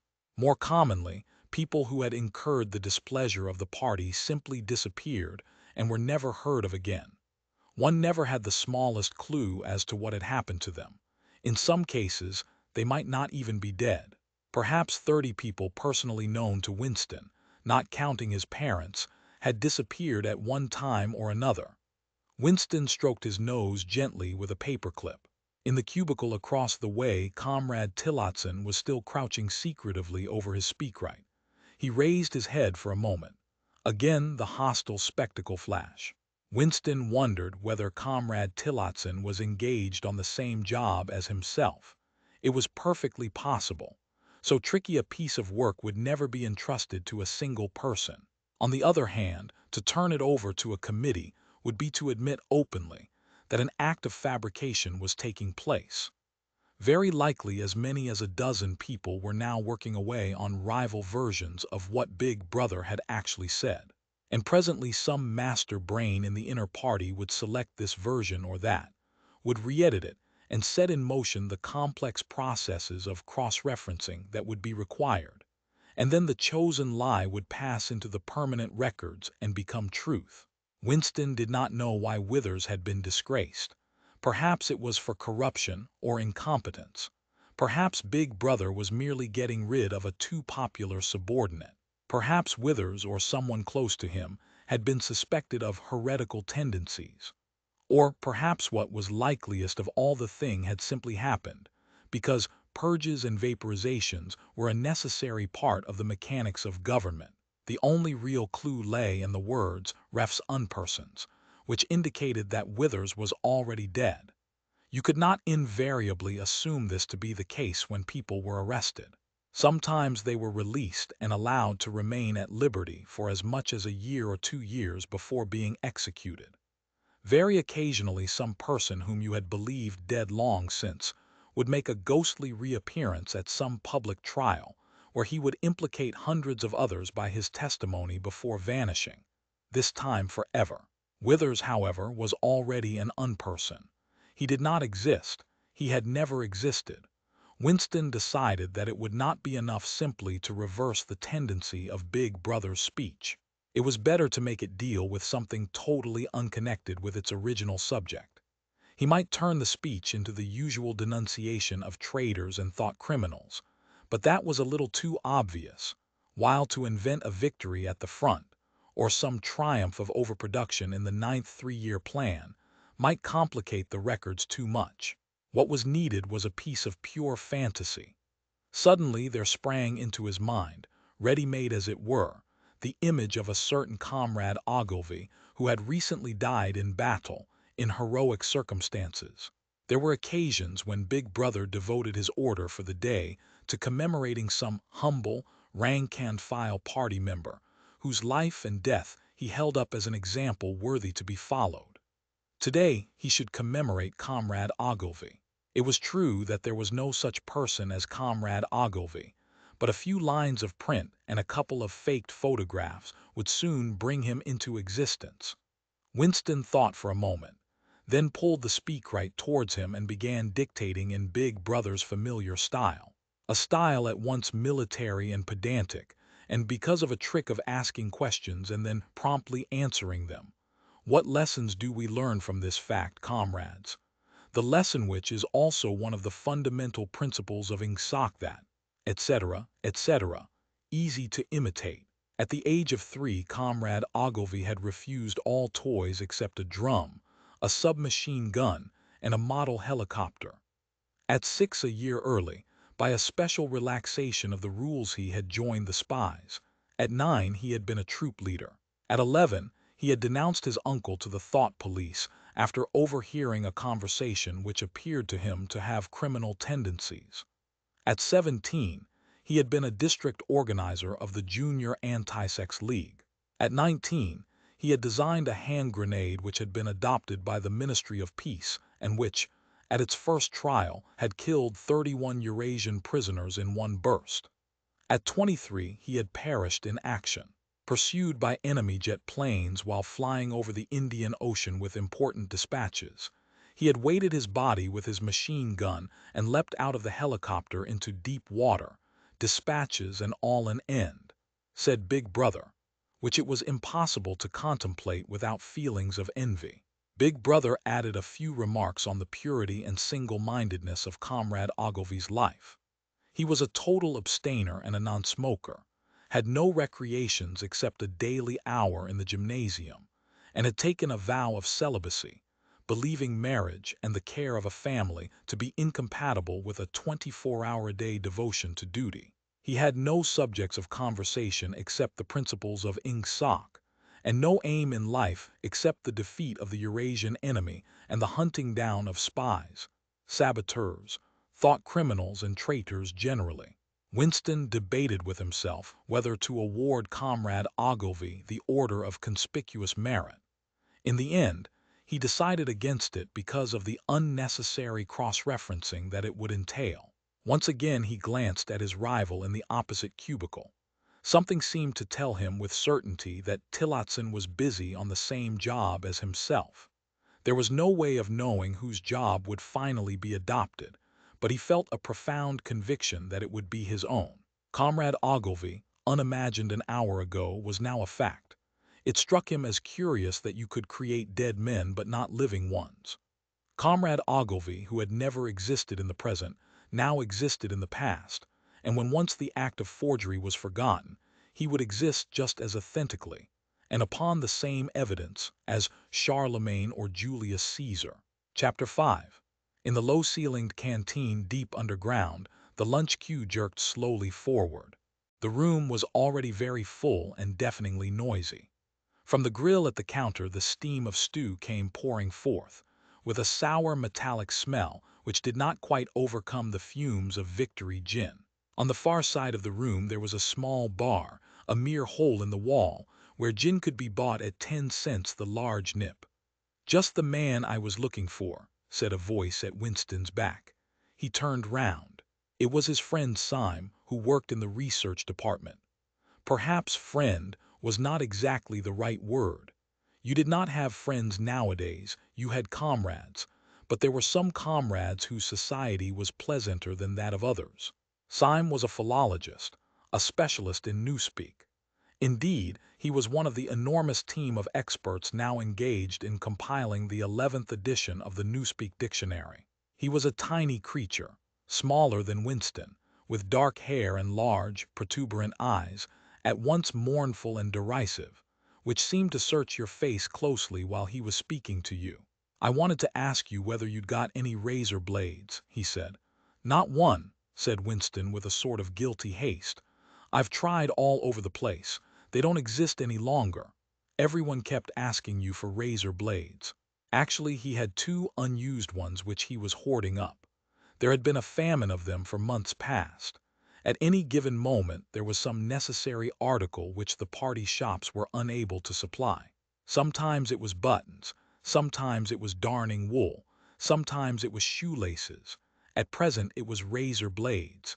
You could only get hold of them, if at all, by scrounging more or less furtively on the free market.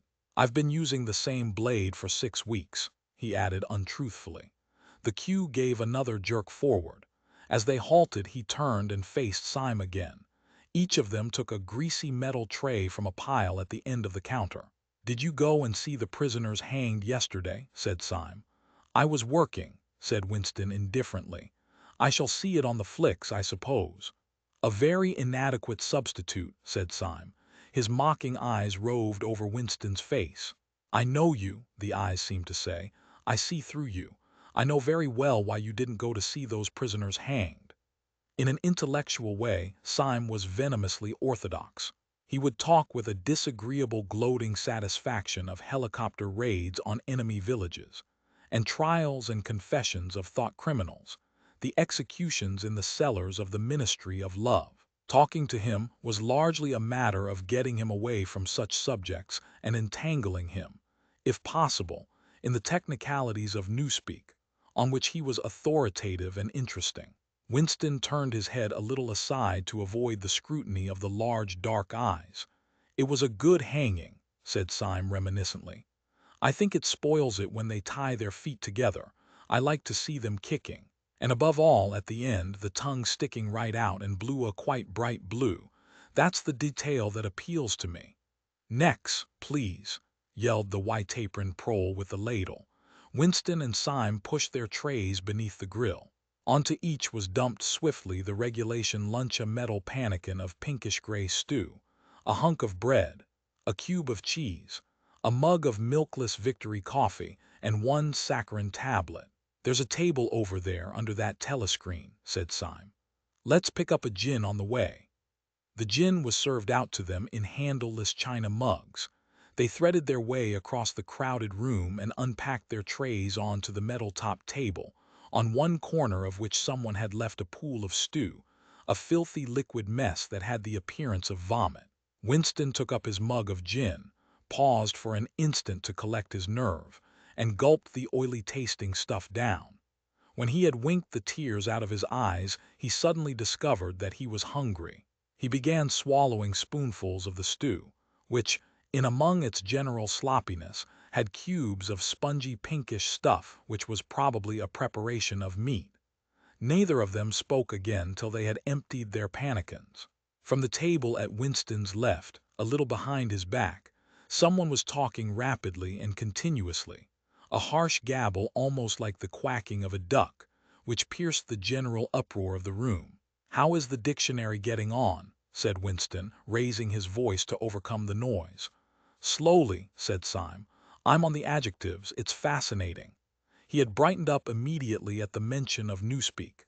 He pushed his pannikin aside, took up his hunk of bread in one delicate hand and his cheese in the other, and leaned across the table so as to be able to speak without shouting. "The 11th edition is the definitive edition," he said. "We're getting the language into its final shape, the shape it's going to have when nobody speaks anything else. When we've finished with it, people like you will have to learn it all over again.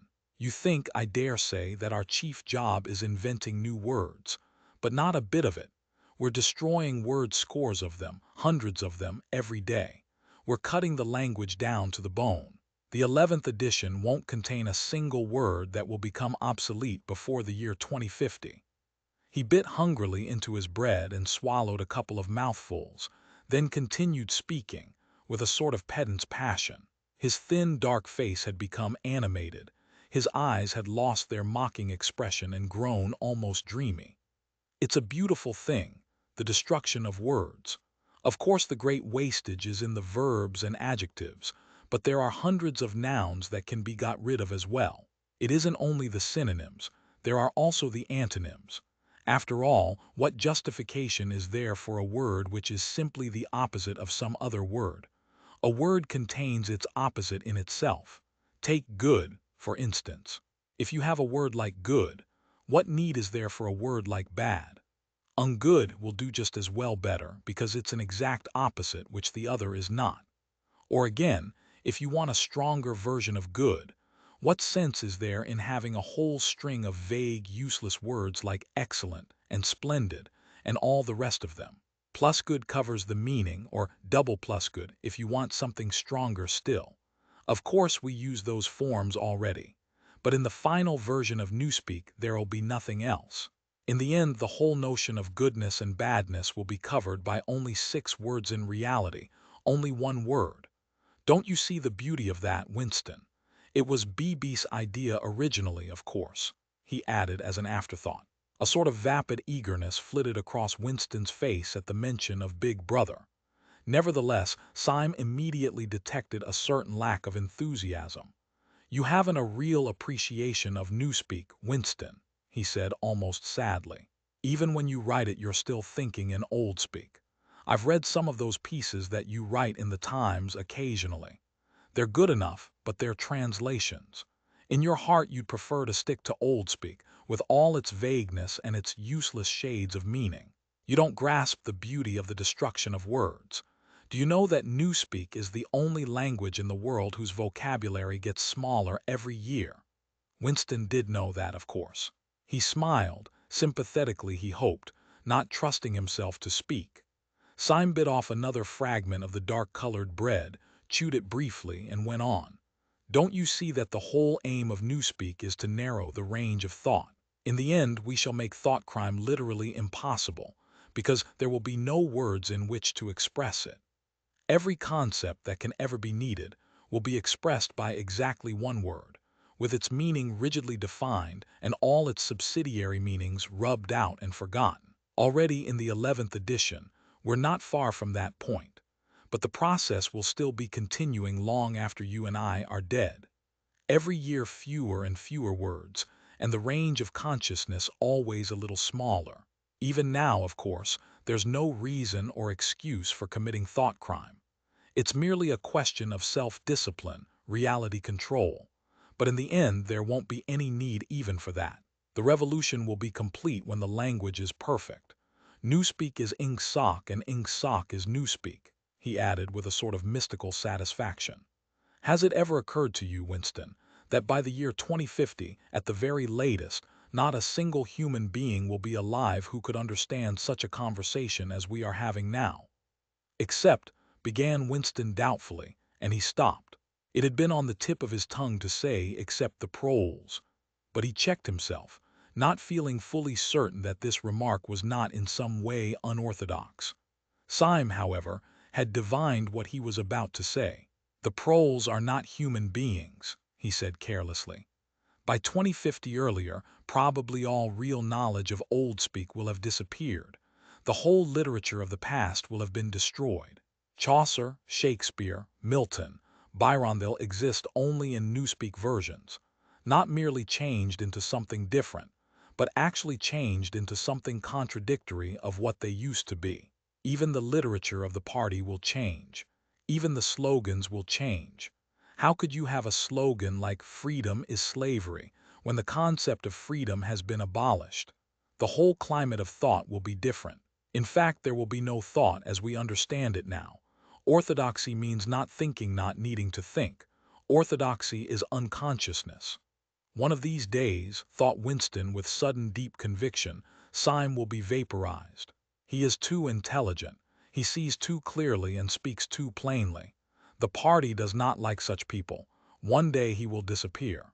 It is written in his face. Winston had finished his bread and cheese. He turned a little sideways in his chair to drink his mug of coffee. At the table on his left, the man with the strident voice was still talking remorselessly away. A young woman who was perhaps his secretary, and who was sitting with her back to Winston, was listening to him and seemed to be eagerly agreeing with everything that he said. From time to time, Winston caught some such remark as, "I think you're so right. I do so agree with you," uttered in a youthful and rather silly feminine voice. But the other voice never stopped for an instant, even when the girl was speaking. Winston knew the man by sight, though he knew no more about him than that he held some important post in the fiction department. He was a man of about 30, with a muscular throat and a large, mobile mouth. His head was thrown back a little, and because of the angle at which he was sitting, his spectacles caught the light and presented to Winston two blank discs instead of eyes. What was slightly horrible was that from the stream of sound that poured out of his mouth, it was almost impossible to distinguish a single word. Just once Winston caught a phrase, complete and final elimination of Goldsteinism, jerked out very rapidly and, as it seemed, all in one piece, like a line of type cast solid. For the rest it was just a noise, a quack quack quacking. And yet, though you could not actually hear what the man was saying, you could not be in any doubt about its general nature. He might be denouncing Goldstein and demanding sterner measures against thought criminals and saboteurs. He might be fulminating against the atrocities of the Eurasian army. He might be praising Big Brother or the heroes on the Malabar front. It made no difference. Whatever it was, you could be certain that every word of it was pure orthodoxy, pure ingsoc. As he watched the eyeless face with the jaw moving rapidly up and down, Winston had a curious feeling that this was not a real human being but some kind of dummy. It was not the man's brain that was speaking, it was his larynx. The stuff that was coming out of him consisted of words, but it was not speech in the true sense. It was a noise uttered in unconsciousness, like the quacking of a duck. Syme had fallen silent for a moment, and with the handle of his spoon was tracing patterns in the puddle of stew. The voice from the other table quacked rapidly on, easily audible in spite of the surrounding din. "There is a word in Newspeak," said Syme. "I don't know whether you know it. Ducksbak, to quack like a duck. It is one of those interesting words that have two contradictory meanings. Applied to an opponent, it is abuse. Applied to someone you agree with, it is praise." Unquestionably Syme will be vaporized. Winston thought again. He thought it with a kind of sadness, although well knowing that Syme despised him and slightly disliked him, and was fully capable of denouncing him as a thought criminal if he saw any reason for doing so. There was something subtly wrong with Syme. There was something that he lacked, discretion, aloofness, a sort of saving stupidity. You could not say that he was unorthodox. He believed in the principles of ingsoc. He venerated Big Brother. He rejoiced over victories. He hated heretics, not merely with sincerity but with a sort of restless zeal, an up-to-dateness of information, which the ordinary party member did not approach. Yet a faint air of disreputability always clung to him. He said things that would have been better unsaid. He had read too many books. He frequented the Chestnut Tree Cafe, haunt of painters and musicians. There was no law, not even an unwritten law, against frequenting the Chestnut Tree Cafe, yet the place was somehow ill-omened. The old, discredited leaders of the party had been used to gather there before they were finally purged. Goldstein himself, it was said, had sometimes been seen there, years and decades ago. Syme's fate was not difficult to foresee, and yet it was a fact that if Syme grasped, even for 3 seconds, the nature of his, Winston's, secret opinions, he would betray him instantly to the thought police. So would anybody else for that matter, but Syme more than most. Zeal was not enough. Orthodoxy was unconsciousness. Syme looked up. "Here comes Parsons," he said. Something in the tone of his voice seemed to add, "that bloody fool."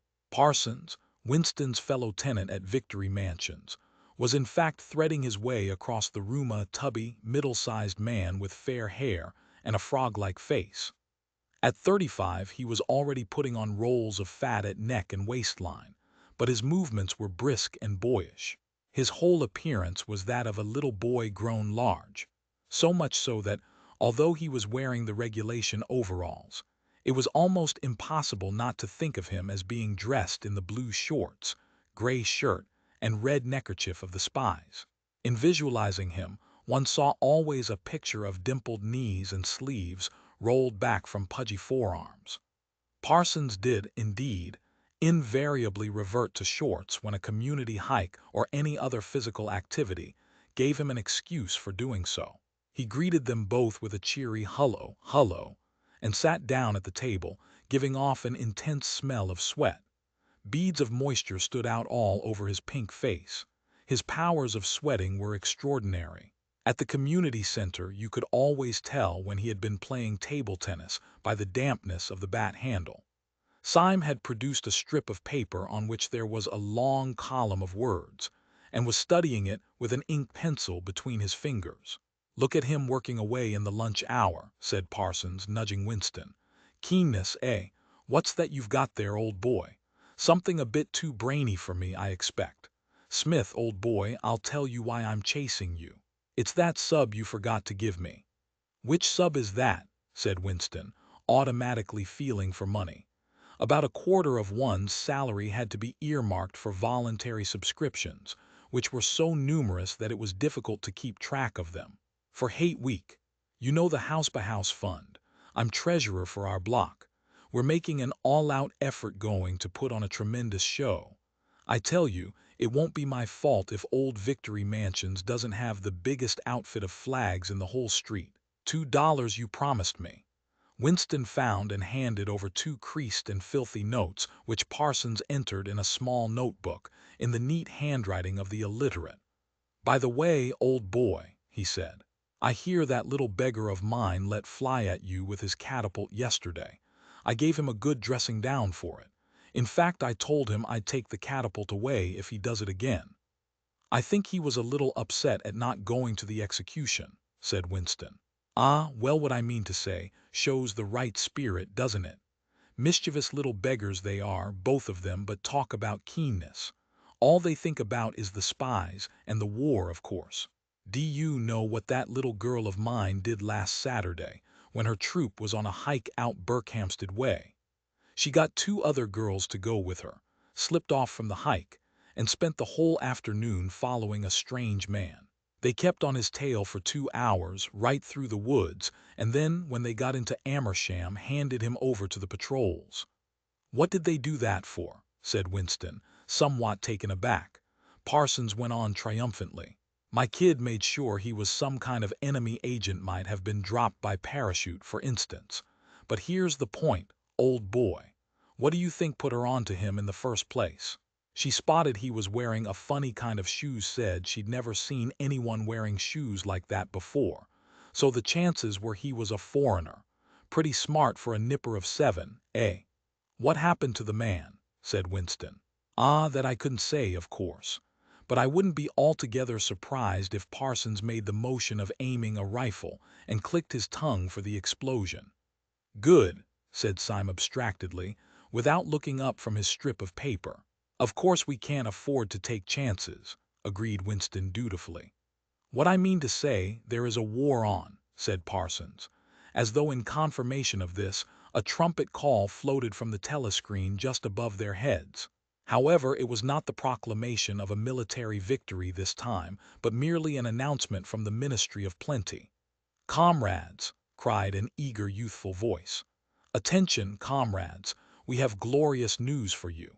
We have won the battle for production.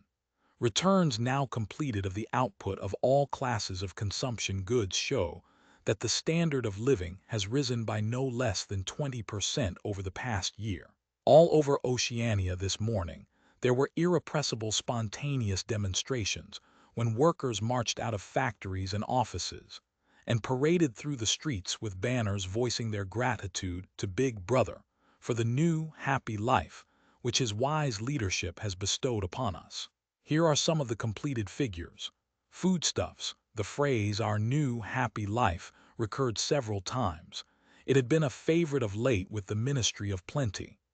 Parsons, his attention caught by the trumpet call, sat listening with a sort of gaping solemnity, a sort of edified boredom. He could not follow the figures, but he was aware that they were in some way a cause for satisfaction. He had lugged out a huge and filthy pipe, which was already half full of charred tobacco.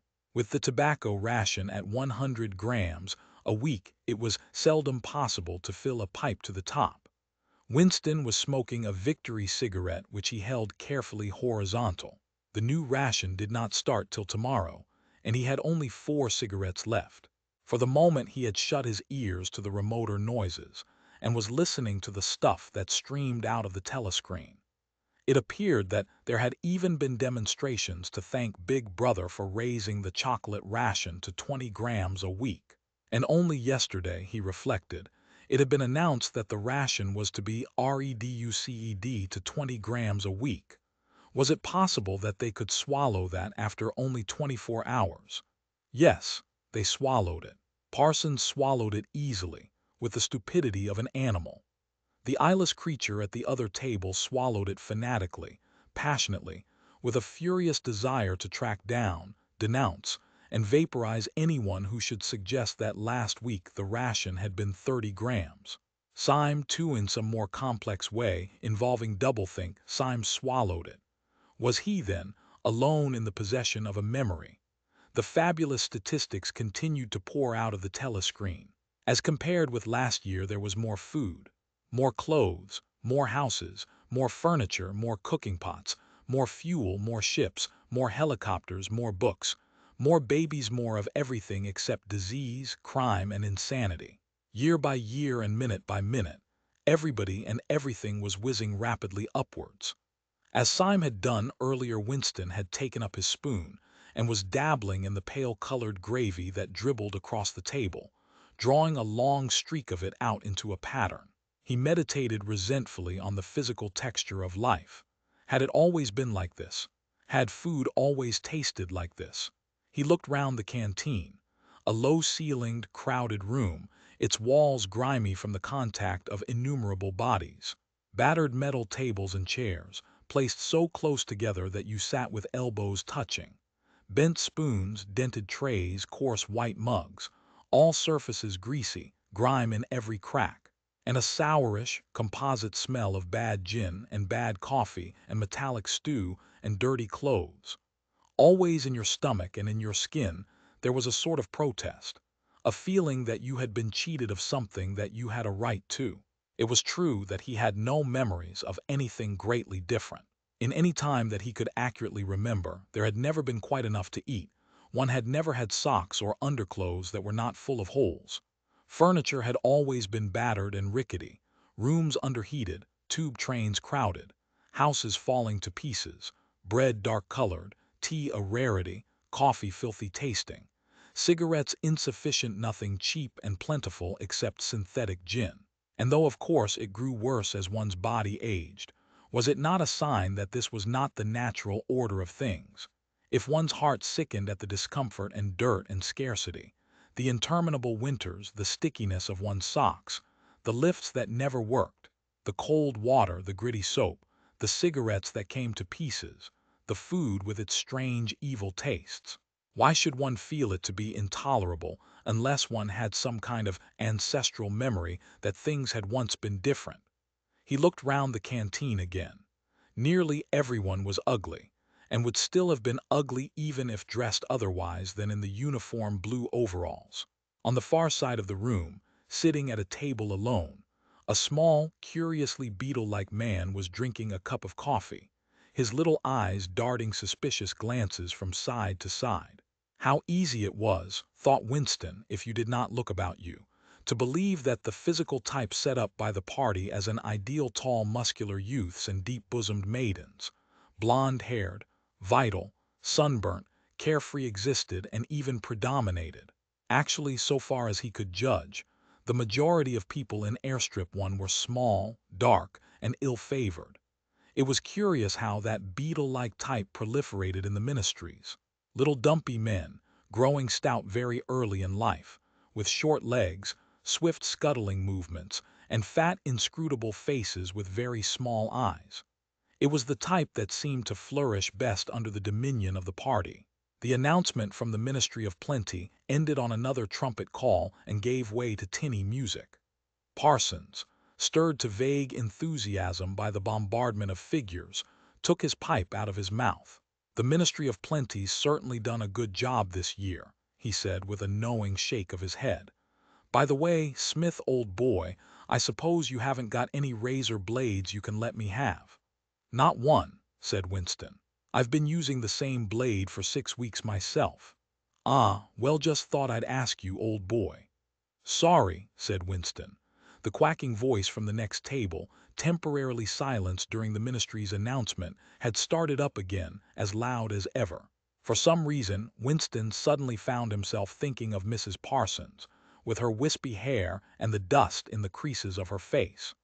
Within 2 years, those children would be denouncing her to the thought police. Mrs. Parsons would be vaporized. Syme would be vaporized. Winston would be vaporized. O'Brien would be vaporized. Parsons, on the other hand, would never be vaporized. The eyeless creature with the quacking voice would never be vaporized. The little beetle-like men who scuttle so nimbly through the labyrinthine corridors of ministries, they, too, would never be vaporized. And the girl with dark hair, the girl from the fiction departmentary, would never be vaporized either. It seemed to him that he knew instinctively who would survive and who would perish. Though just what it was that made for survival, it was not easy to say. At this moment, he was dragged out of his reverie with a violent jerk.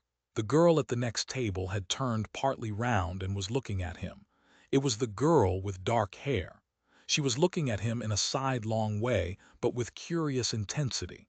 The instant she caught his eye, she looked away again. The sweat started out on Winston's backbone. A horrible pang of terror went through him. It was gone almost at once, but it left a sort of nagging uneasiness behind. Why was she watching him? Why did she keep following him about? Unfortunately, he could not remember whether she had already been at the table when he arrived, or had come there afterwards. But yesterday, at any rate, during the 2 minutes' hate, she had sat immediately behind him when there was no apparent need to do so. Quite likely her real object had been to listen to him and make sure whether he was shouting loudly enough. His earlier thought returned to him. Probably she was not actually a member of the thought police, but then it was precisely the amateur spy who was the greatest danger of all. He did not know how long she had been looking at him, but perhaps for as much as 5 minutes, and it was possible that his features had not been perfectly under control. It was terribly dangerous to let your thoughts wander when you were in any public place or within range of a telescreen. The smallest thing could give you away.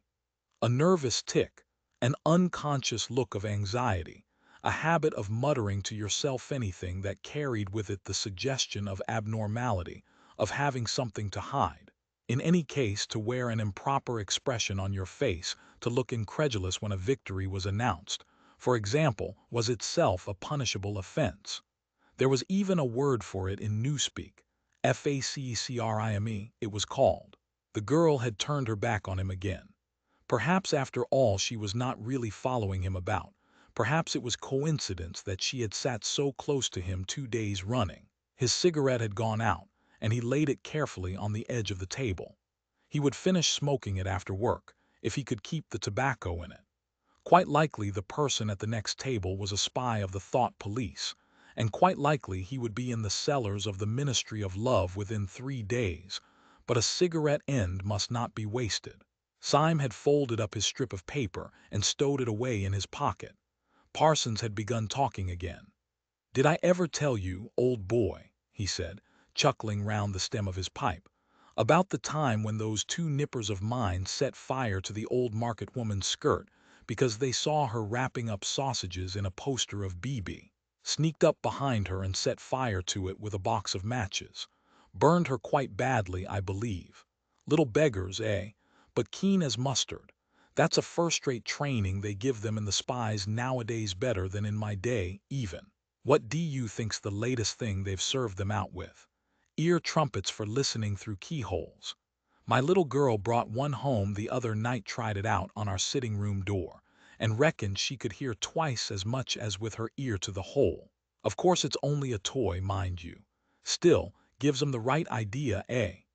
At this moment the telescreen let out a piercing whistle. It was the signal to return to work.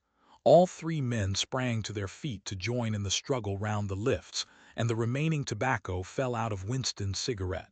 Chapter 6. Winston was writing in his diary. It was 3 years ago. It was on a dark evening, in a narrow side street near one of the big railway stations. She was standing near a doorway in the wall, under a street lamp that hardly gave any light. She had a young face, painted very thick. It was really the paint that appealed to me, the whiteness of it like a mask, and the bright red lips. Party women never paint their faces. There was nobody else in the street and no telescreens. She said $2. For the moment it was too difficult to go on. He shut his eyes and pressed his fingers against them, trying to squeeze out the vision that kept recurring.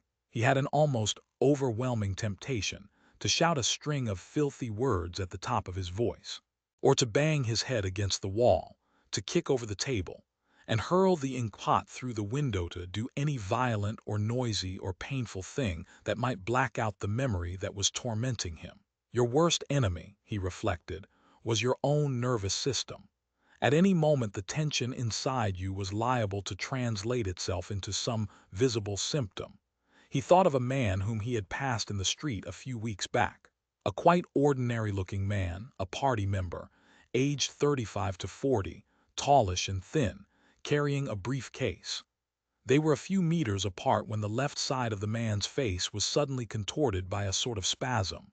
It happened again just as they were passing one another.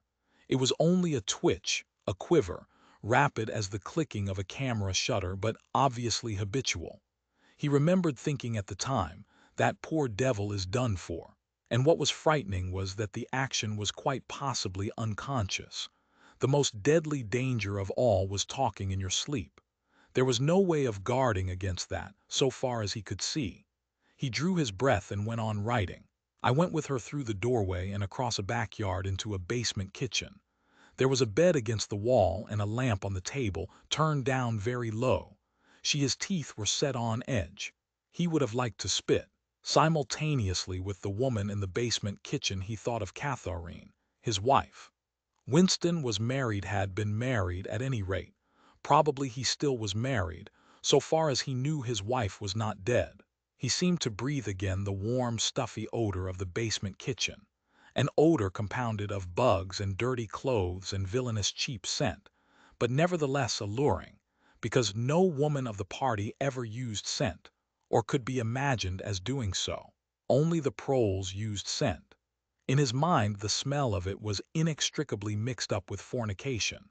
When he had gone with that woman, it had been his first lapse in 2 years or thereabouts.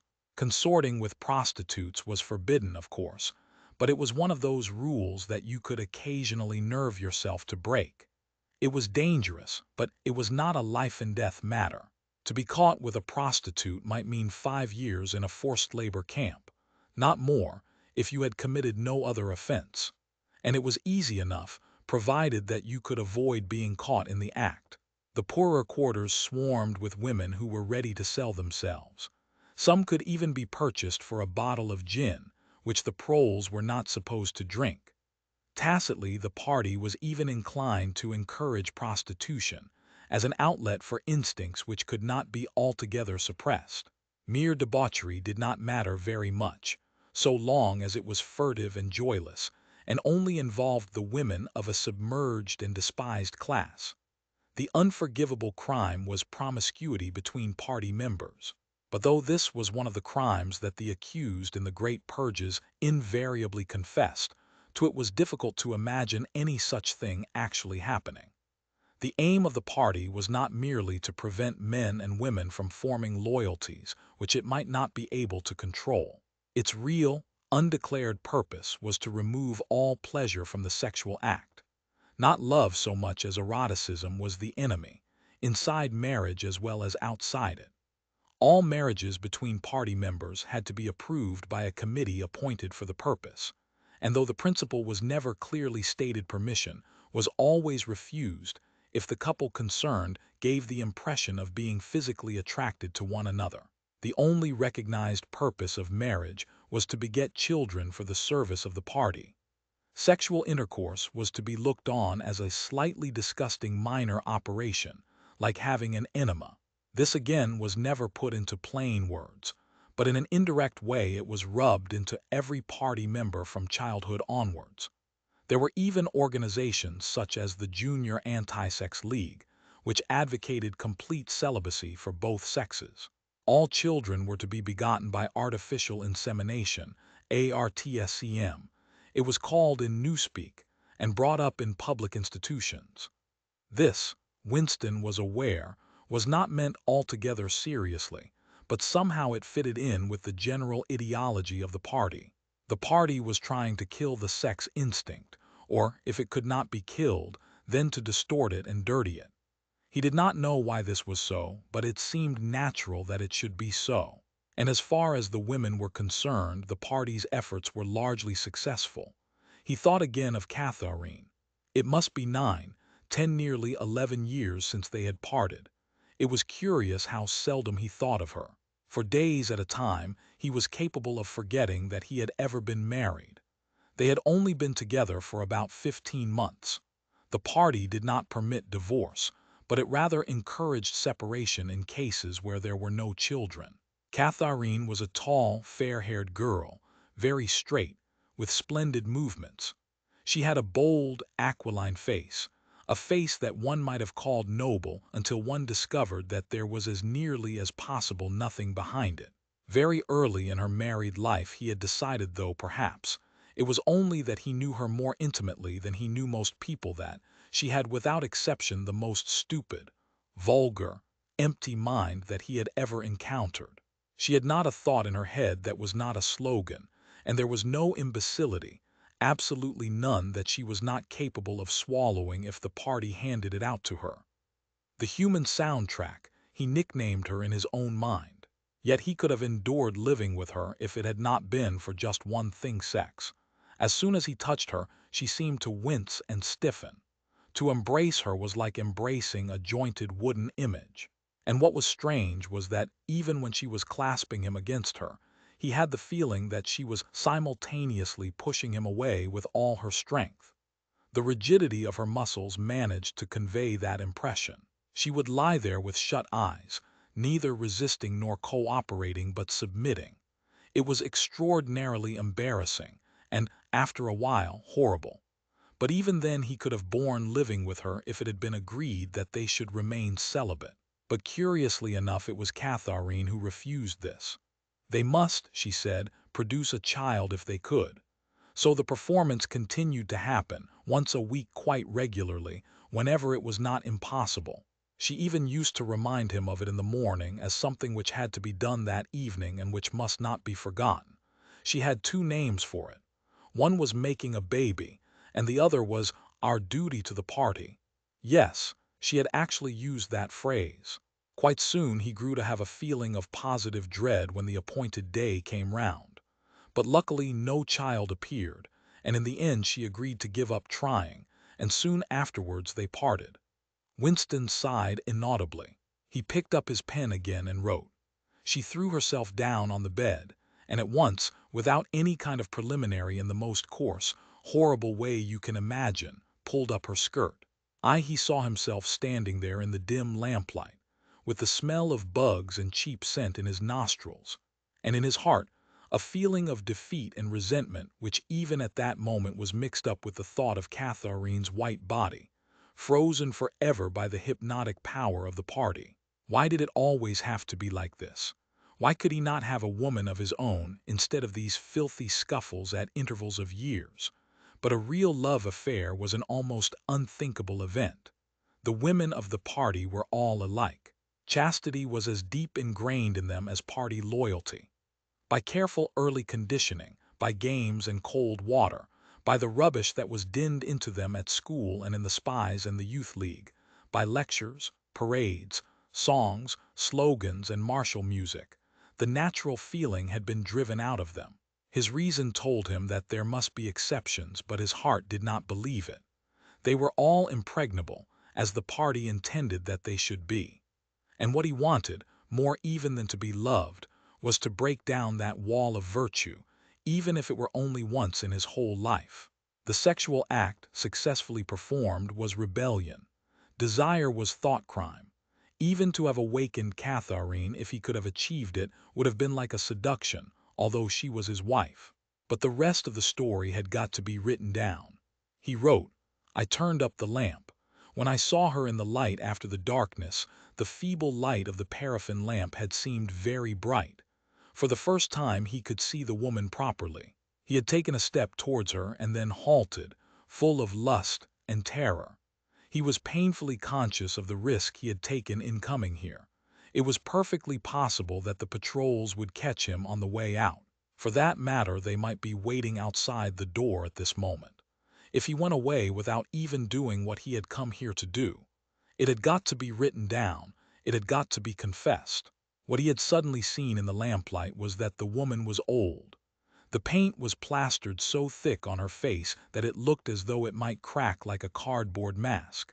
There were streaks of white in her hair, but the truly dreadful detail was that her mouth had fallen a little open, revealing nothing except a cavernous blackness. She had no teeth at all. He wrote hurriedly, in scrabbling handwriting. When I saw her in the light she was quite an old woman, 50 years old at least, but I went ahead and did it just the same. He pressed his fingers against his eyelids again. He had written it down at last, but it made no difference. The therapy had not worked. The urge to shout filthy words at the top of his voice was as strong as ever. Chapter 7. If there is hope, wrote Winston, it lies in the proles. If there was hope, it must lie in the proles, because only there in those swarming disregarded masses, 85% of the population of Oceania, could the force to destroy the party ever be generated. The party could not be overthrown from within. Its enemies, if it had any enemies, had no way of coming together or even of identifying one another. Even if the legendary brotherhood existed, as just possibly it might, it was inconceivable that its members could ever assemble in larger numbers than twos and threes. Rebellion meant a look in the eyes, an inflection of the voice at the most, an occasional whispered word. But the proles, if only they could somehow become conscious of their own strength, would have no need to conspire. They needed only to rise up and shake themselves like a horse shaking off flies. If they chose, they could blow the party to pieces tomorrow morning. Surely sooner or later it must occur to them to do it. And yet, he remembered how once he had been walking down a crowded street, when a tremendous shout of hundreds of voices, women's voices, had burst from a side street a little way ahead. It was a great formidable cry of anger and despair, a deep, loud "oh-oh-oh-oh," that went humming on like the reverberation of a bell. His heart had leapt. It started, he had thought. A riot. The proles are breaking loose at last. When he had reached the spot, it was to see a mob of 200 or 300 women crowding round the stalls of a street market, with faces as tragic as though they had been the doomed passengers on a sinking ship. But at this moment the general despair broke down into a multitude of individual quarrels. It appeared that one of the stalls had been selling tin saucepans. They were wretched, flimsy things, but cooking pots of any kind were always difficult to get. Now the supply had unexpectedly given out. The successful women, bumped and jostled by the rest, were trying to make off with their saucepans while dozens of others clamored round the stall, accusing the stall keeper of favoritism and of having more saucepans somewhere in reserve. There was a fresh outburst of yells. Two bloated women, one of them with her hair coming down, had got hold of the same saucepan and were trying to tear it out of one another's hands. For a moment they were both tugging, and then the handle came off. Winston watched them disgustedly. And yet, just for a moment, what almost frightening power had sounded in that cry from only a few hundred throats? Why was it that they could never shout like that about anything that mattered? He wrote, "Until they become conscious, they will never rebel, and until after they have rebelled, they cannot become conscious." That, he reflected, might almost have been a transcription from one of the party textbooks. The party claimed, of course, to have liberated the proles from bondage. Before the revolution they had been hideously oppressed by the capitalists. They had been starved and flogged. Women had been forced to work in the coal mines. Women still did work in the coal mines. As a matter of fact, children had been sold into the factories at the age of 6. But simultaneously, true to the principles of doublethink, the party taught that the proles were natural inferiors who must be kept in subjection, like animals, by the application of a few simple rules. In reality, very little was known about the proles. It was not necessary to know much. So long as they continued to work and breed, their other activities were without importance. Left to themselves, like cattle turned loose upon the plains of Argentina, they had reverted to a style of life that appeared to be natural to them, a sort of ancestral pattern. They were born, they grew up in the gutters, they went to work at 12, they passed through a brief blossoming period of beauty and sexual desire, they married at 20, they were middle-aged at 30, they died, for the most part, at 60. Heavy physical work, the care of home and children, petty quarrels with neighbors, films, football, beer, and above all, gambling filled up the horizon of their minds. To keep them in control was not difficult. A few agents of the thought police moved always among them, spreading false rumors and marking down, and eliminating the few individuals who were judged capable of becoming dangerous. But no attempt was made to indoctrinate them with the ideology of the party. It was not desirable that the proles should have strong political feelings. All that was required of them was a primitive patriotism, which could be appealed to whenever it was necessary to make them accept longer working hours or shorter rations. And even when they became discontented, as they sometimes did, their discontent led nowhere, because, being without general ideas, they could only focus it on petty specific grievances. The larger evils invariably escaped their notice. The great majority of proles did not even have telescreens in their homes. Even the civil police interfered with them very little. There was a vast amount of criminality in London, a whole world within a world of thieves, bandits, prostitutes, drug peddlers, and racketeers of every description. But since it all happened among the proles themselves, it was of no importance. In all questions of morals, they were allowed to follow their ancestral code. The sexual puritanism of the party was not imposed upon them. Promiscuity went unpunished, divorce was permitted. For that matter, even religious worship would have been permitted if the proles had shown any sign of needing or wanting it. They were beneath suspicion. As the party slogan put it, "Proles and animals are free." Winston reached down and cautiously scratched his varicose ulcer. It had begun itching again. The thing you invariably came back to was the impossibility of knowing what life before the revolution had really been like. He took out of the drawer a copy of a children's history textbook which he had borrowed from Mrs. Parsons, and began copying a passage into the diary. In the old days, it ran, before the glorious revolution, London was not the beautiful city that we know today.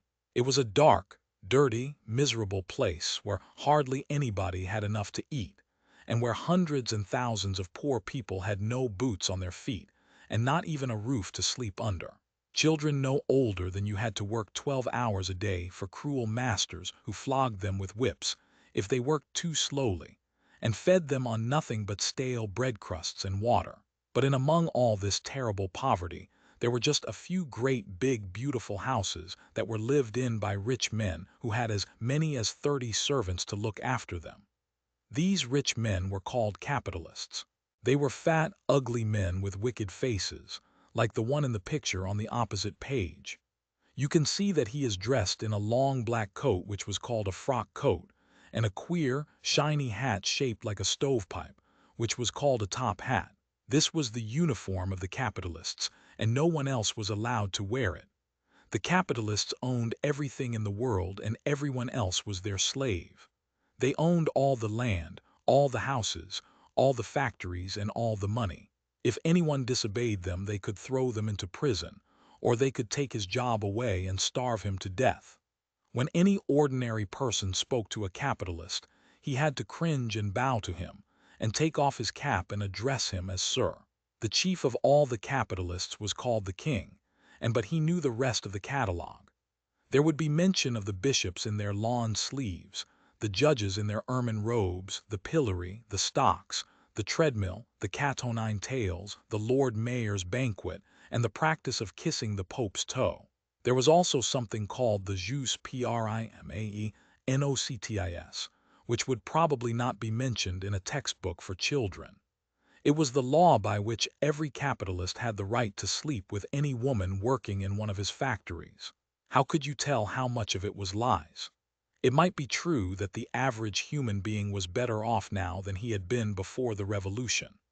The only evidence to the contrary was the mute protest in your own bones, the instinctive feeling that the conditions you lived in were intolerable, and that at some other time they must have been different. It struck him that the truly characteristic thing about modern life was not its cruelty and insecurity, but simply its bareness, its dinginess, its listlessness. Life, if you looked about you, bore no resemblance not only to the lies that streamed out of the telescreens, but even to the ideals that the party was trying to achieve. Great areas of it, even for a party member, were neutral and non-political, a matter of slogging through dreary jobs, fighting for a place on the tube, darning a worn-out sock, cadging a saccharine tablet, saving a cigarette end. The ideal set up by the party was something huge, terrible, and glittering, a world of steel and concrete, of monstrous machines and terrifying weapons, a nation of warriors and fanatics, marching forward in perfect unity, all thinking the same thoughts and shouting the same slogans, perpetually working, fighting, triumphing, persecuting 300 million people, all with the same face. The reality was decaying. Dingy cities where underfed people shuffled to and fro in leaky shoes, in patched-up 19th-century houses that smelt always of cabbage and bad lavatories. He seemed to see a vision of London, vast and ruinous, city of a million dustbins, and mixed up with it was a picture of Mrs. Parsons, a woman with lined face and wispy hair, fiddling helplessly with a blocked waste pipe. He reached down and scratched his ankle again. Day and night the telescreens bruised your ears with statistics proving that people today had more food, more clothes, better houses, better recreations, that they lived longer, worked shorter hours, were bigger, healthier, stronger, happier, more intelligent, better educated than the people of 50 years ago. Not a word of it could ever be proved or disproved. The party claimed, for example, that today 40% of adult proles were literate. Before the revolution, it was said, the number had only been 15%. The party claimed that the infant mortality rate was now only 160 per thousand, whereas before the revolution it had been 300, and so it went on. It was like a single equation with two unknowns. It might very well be that literally every word in the history books, even the things that one accepted without question, was pure fantasy. For all he knew, there might never have been any such law as the jus primae noctis, or any such creature as a capitalist, or any such garment as a top hat. Everything faded into mist. The past was erased, the erasure was forgotten, the lie became truth. Just once in his life he had possessed after the event. That was what counted: concrete, unmistakable evidence of an act of falsification. He had held it between his fingers for as long as 30 seconds. In 1973, it must have been at any rate. It was at about the time when he and Catherine had parted. But the really relevant date was 7 or 8 years earlier. The story really began in the middle 60s, the period of the Great Purges in which the original leaders of the revolution were wiped out once and for all. By 1970, none of them was left, except Big Brother himself. All the rest had by that time been exposed as traitors and counter-revolutionaries. Goldstein had fled and was hiding no one knew where, and of the others, a few had simply disappeared, while the majority had been executed after spectacular public trials at which they made confession of their crimes. Among the last survivors were 3 men named Jones, Aronson, and Rutherford. It must have been in 1965 that these 3 had been arrested. As often happened, they had vanished for a year or more, so that one did not know whether they were alive or dead, and then had suddenly been brought forth to incriminate themselves in the usual way. They had confessed to intelligence with the enemy.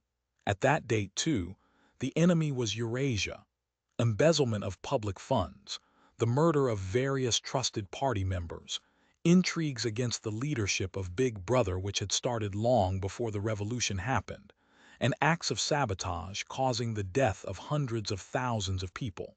After confessing to these things, they had been pardoned, reinstated in the party, and given posts which were in fact sinecures, but which sounded important. All 3 had written long, abject articles in the Times, analyzing the reasons for their defection and promising to make amends. Some time after their release, Winston had actually seen all 3 of them in the Chestnut Tree Cafe. He remembered the sort of terrified fascination with which he had watched them out of the corner of his eye. They were men far older than himself, relics of the ancient world, almost the last great figures left over from the heroic days of the party. The glamour of the underground struggle and the Civil War still faintly clung to them. He had the feeling, though already at that time facts and dates were growing blurry, that he had known their names years earlier than he had known that of Big Brother. But also they were outlaws, enemies, untouchables, doomed with absolute certainty to extinction within a year or 2. No one who had once fallen into the hands of the thought police ever escaped in the end. They were corpses waiting to be sent back to the grave. There was no one at any of the tables nearest to them. It was not wise even to be seen in the neighborhood of such people.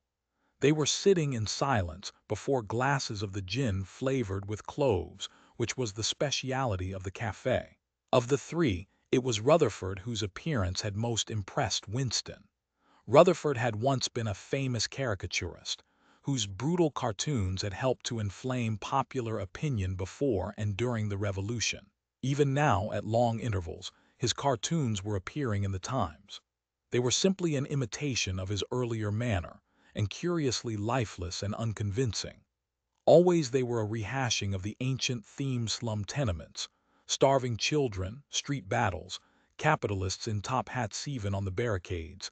The capitalists still seemed to cling to their top hats, an endless, hopeless effort to get back into the past. He was a monstrous man with a mane of greasy gray hair, his face pouched and seamed, with thick negroid lips. At one time he must have been immensely strong. Now his great body was sagging, sloping, bulging, falling away in every direction. He seemed to be breaking up before one's eyes, like a mountain crumbling. It was the lonely hour of 15. Winston could not now remember how he had come to be in the cafe at such a time. The place was almost empty. A tinny music was trickling from the telescreens. The 3 men sat in their corner almost motionless, never speaking. Uncommanded, the waiter brought fresh glasses of gin. There was a chessboard on the table beside them, with the pieces set out but no game started.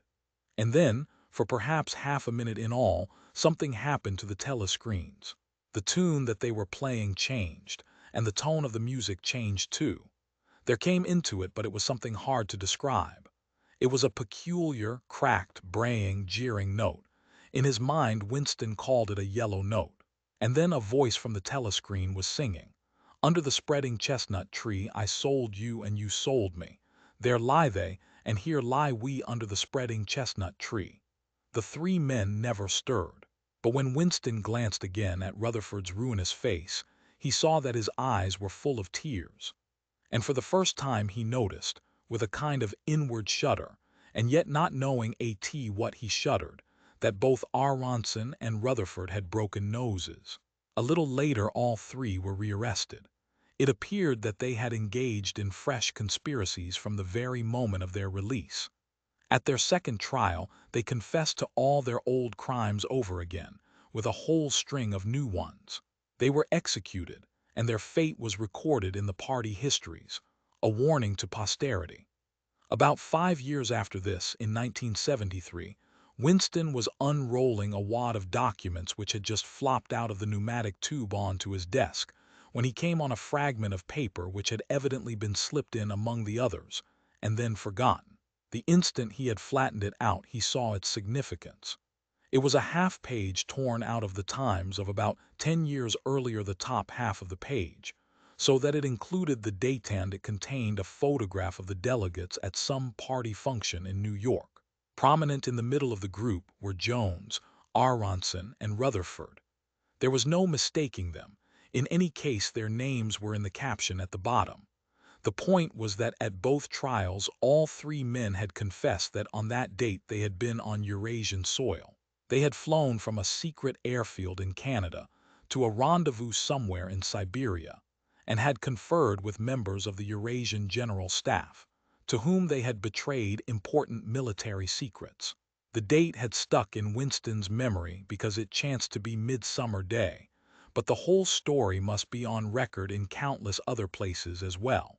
There was only one possible conclusion: the confessions were lies. Of course, this was not in itself a discovery. Even at that time, Winston had not imagined that the people who were wiped out in the purges had actually committed the crimes that they were accused of. But this was concrete evidence.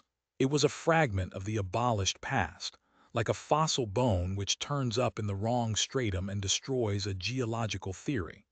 It was enough to blow the party to atoms, if in some way it could have been published to the world, and its significance made known. He had gone straight on working. As soon as he saw what the photograph was and what it meant, he had covered it up with another sheet of paper. Luckily, when he unrolled it, it had been upside down from the point of view of the telescreen. He took his scribbling pad on his knee and pushed back his chair so as to get as far away from the telescreen as possible. To keep your face expressionless was not difficult, and even your breathing could be controlled, with an effort. But you could not control the beating of your heart, and the telescreen was quite delicate enough to pick it up. He let what he judged to be 10 minutes go by, tormented all the while by the fear that some accident, a sudden draft blowing across his desk, for instance, would betray him. Then, without uncovering it again, he dropped the photograph into the memory hole, along with some other waste papers. Within another minute, perhaps, it would have crumbled into ashes. That was 10–11 years ago. Today, probably, he would have kept that photograph.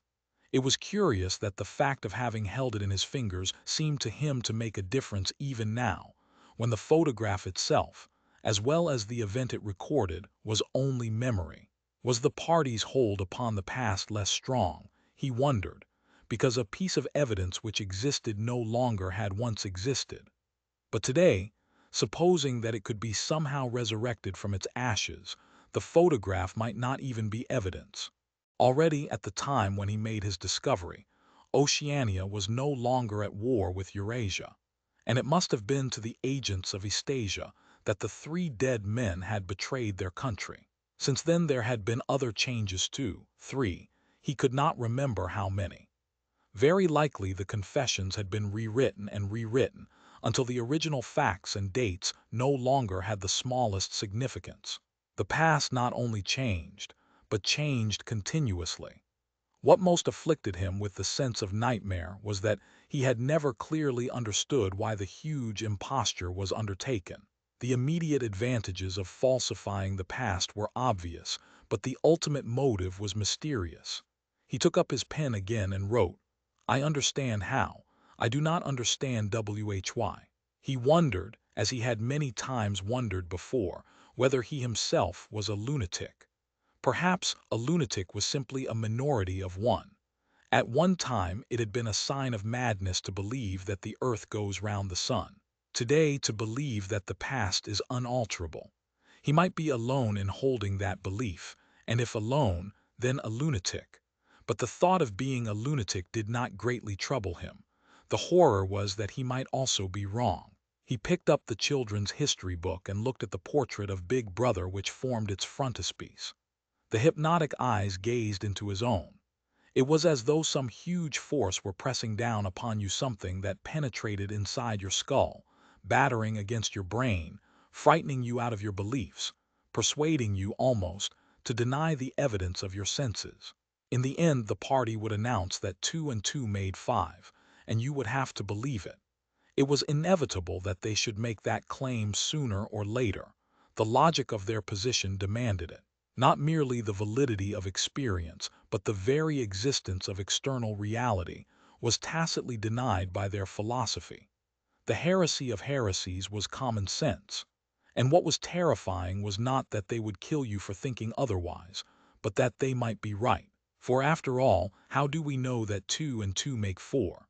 Or that the force of gravity works? Or that the past is unchangeable? If both the past and the external world exist only in the mind, and if the mind itself is controllable, what then? But no, his courage seemed suddenly to stiffen of its own accord. The face of O'Brien, not called up by any obvious association, had floated into his mind. He knew, with more certainty than before, that O'Brien was on his side. He was writing the diary for O'Brien T.O. O'Brien. It was like an interminable letter which no one would ever read, but which was addressed to a particular person and took its color from that fact. The party told you to reject the evidence of your eyes and ears. It was their final, most essential command. His heart sank as he thought of the enormous power arrayed against him, the ease with which any party intellectual would overthrow him in debate, the subtle arguments which he would not be able to understand, much less answer. And yet he was in the right. They were wrong and he was right. The obvious, the silly, and the true had got to be defended. Truisms are true, hold on to that. The solid world exists, its laws do not change. Stones are hard, water is wet, objects unsupported fall towards the earth's center. With the feeling that he was speaking to O'Brien, and also that he was setting forth an important axiom, he wrote, "Freedom is the freedom to say that 2 plus 2 make 4. If that is granted, all else follows." Chapter 8. From somewhere at the bottom of a passage, the smell of roasting real coffee, not Victory coffee, came floating out into the street. Winston paused involuntarily. For perhaps 2 seconds he was back in the half-forgotten world of his childhood. Then a door banged, seeming to cut off the smell as abruptly as though it had been a sound. He had walked several kilometers over pavements, and his varicose ulcer was throbbing. This was the second time in 3 weeks that he had missed an evening at the community center. A rash act, since you could be certain that the number of your attendances at the center was carefully checked. In principle, a party member had no spare time, and was never alone except in bed. It was assumed that when he was not working, eating, or sleeping, he would be taking part in some kind of communal recreation. To do anything that suggested a taste for solitude, even to go for a walk by yourself, was always slightly dangerous. There was a word for it in Newspeak. OWNLIFE, it was called, meaning individualism and eccentricity. But this evening, as he came out of the ministry, the balminess of the April air had tempted him. The sky was a warmer blue than he had seen it that year. And suddenly the long, noisy evening at the center, the boring, exhausting games, the lectures, the creaking camaraderie oiled by gin, had seemed intolerable. On impulse he had turned away from the bus stop and wandered off into the labyrinth of London, first south, then east, then north again, losing himself among unknown streets and hardly bothering in which direction he was going. "If there is hope," he had written in the diary, "it lies in the proles." The words kept coming back to him, statement of a mystical truth and a palpable absurdity. He was somewhere in the vague, brown-colored slums to the north and east of what had once been St. Pancras Station. He was walking up a cobbled street of little two-story houses, with battered doorways which gave straight on the pavement, and which were somehow curiously suggestive of rat holes. There were puddles of filthy water here and there among the cobbles. In and out of the dark doorways, and down narrow alleyways that branched off on either side, people swarmed in astonishing numbers, girls in full bloom, with crudely lipsticked mouths, and youths who chased the girls, and swollen waddling women who showed you what the girls would be like in 10 years' time, and old bent creatures shuffling along on splayed feet, and ragged barefooted children who played in the puddles, and then scattered at angry yells from their mothers. Perhaps a quarter of the windows in the street were broken and boarded up. Most of the people paid no attention to Winston. A few eyed him with a sort of guarded curiosity. Two monstrous women with brick-red forearms folded across their aprons were talking outside a doorway. Winston caught scraps of conversation as he approached. "Yes," I says to "that's all very well," I says. "But if you'd have been in my place you'd have done the same as what I done. It's easy to criticize," I says, "but you ain't got the same problems as what I got." "Ah," said the other, "that's jest it. That's just where it is." The strident voices stopped abruptly. The women studied him in hostile silence as he went past, but it was not hostility exactly, merely a kind of wariness, a momentary stiffening as at the passing of some unfamiliar animal. The blue overalls of the party could not be a common sight in a street like this. Indeed, it was unwise to be seen in such places, unless you had definite business there. The patrols might stop you if you happened to run into them. "May I see your papers, comrade? What are you doing here? What time did you leave work? Is this your usual way home?" And so on and so forth. Not that there was any rule against walking home by an unusual route, but it was enough to draw attention to you if the thought police heard about it. Suddenly, the whole street was in commotion. There were yells of warning from all sides. People were shooting into the doorways like rabbits. A young woman leapt out of a doorway a little ahead of Winston, grabbed up a tiny child playing in a puddle, whipped her apron round it and leapt back again, all in one movement. At the same instant a man in a concertina-like black suit who had emerged from a side alley ran towards Winston, pointing excitedly to the sky. "Steamer," he yelled. "Look out, governor, bang overreed. Lay down quick." Steamer was a nickname which, for some reason, the proles applied to rocket bombs. Winston promptly flung himself on his face. The proles were nearly always right when they gave you a warning of this kind. They seemed to possess some kind of instinct which told them several seconds in advance when a rocket was coming, although the rockets supposedly traveled faster than sound. Winston clasped his forearms above his head. There was a roar that seemed to make the pavement heave. A shower of light objects pattered on to his back. When he stood up, he found that he was covered with fragments of glass from the nearest window. He walked on. The bomb had demolished a group of houses 200 meters up the street. A black plume of smoke hung in the sky, and below it a cloud of plaster dust in which a crowd was already forming around the ruins. There was a little pile of plaster lying on the pavement ahead of him, and in the middle of it he could see a bright red streak. When he got up to it, he saw that it was a human hand severed at the wrist. Apart from the bloody stump, the hand was so completely whitened as to resemble a plaster cast. He kicked the thing into the gutter, and then, to avoid the crowd, turned down a side street to the right. Within 3 or 4 minutes he was out of the area which the bomb had affected, and the sordid swarming life of the streets was going on as though nothing had happened. It was nearly 20 hours, and the drinking shops which the proles frequented, pubs, they called them, were choked with customers. From their grimy swing doors, endlessly opening and shutting, there came forth a smell of urine, sawdust, and sour beer. In an angle formed by a projecting house front, three men were standing very close together, the middle one of them holding a folded-up newspaper, which the other two were studying over his shoulder.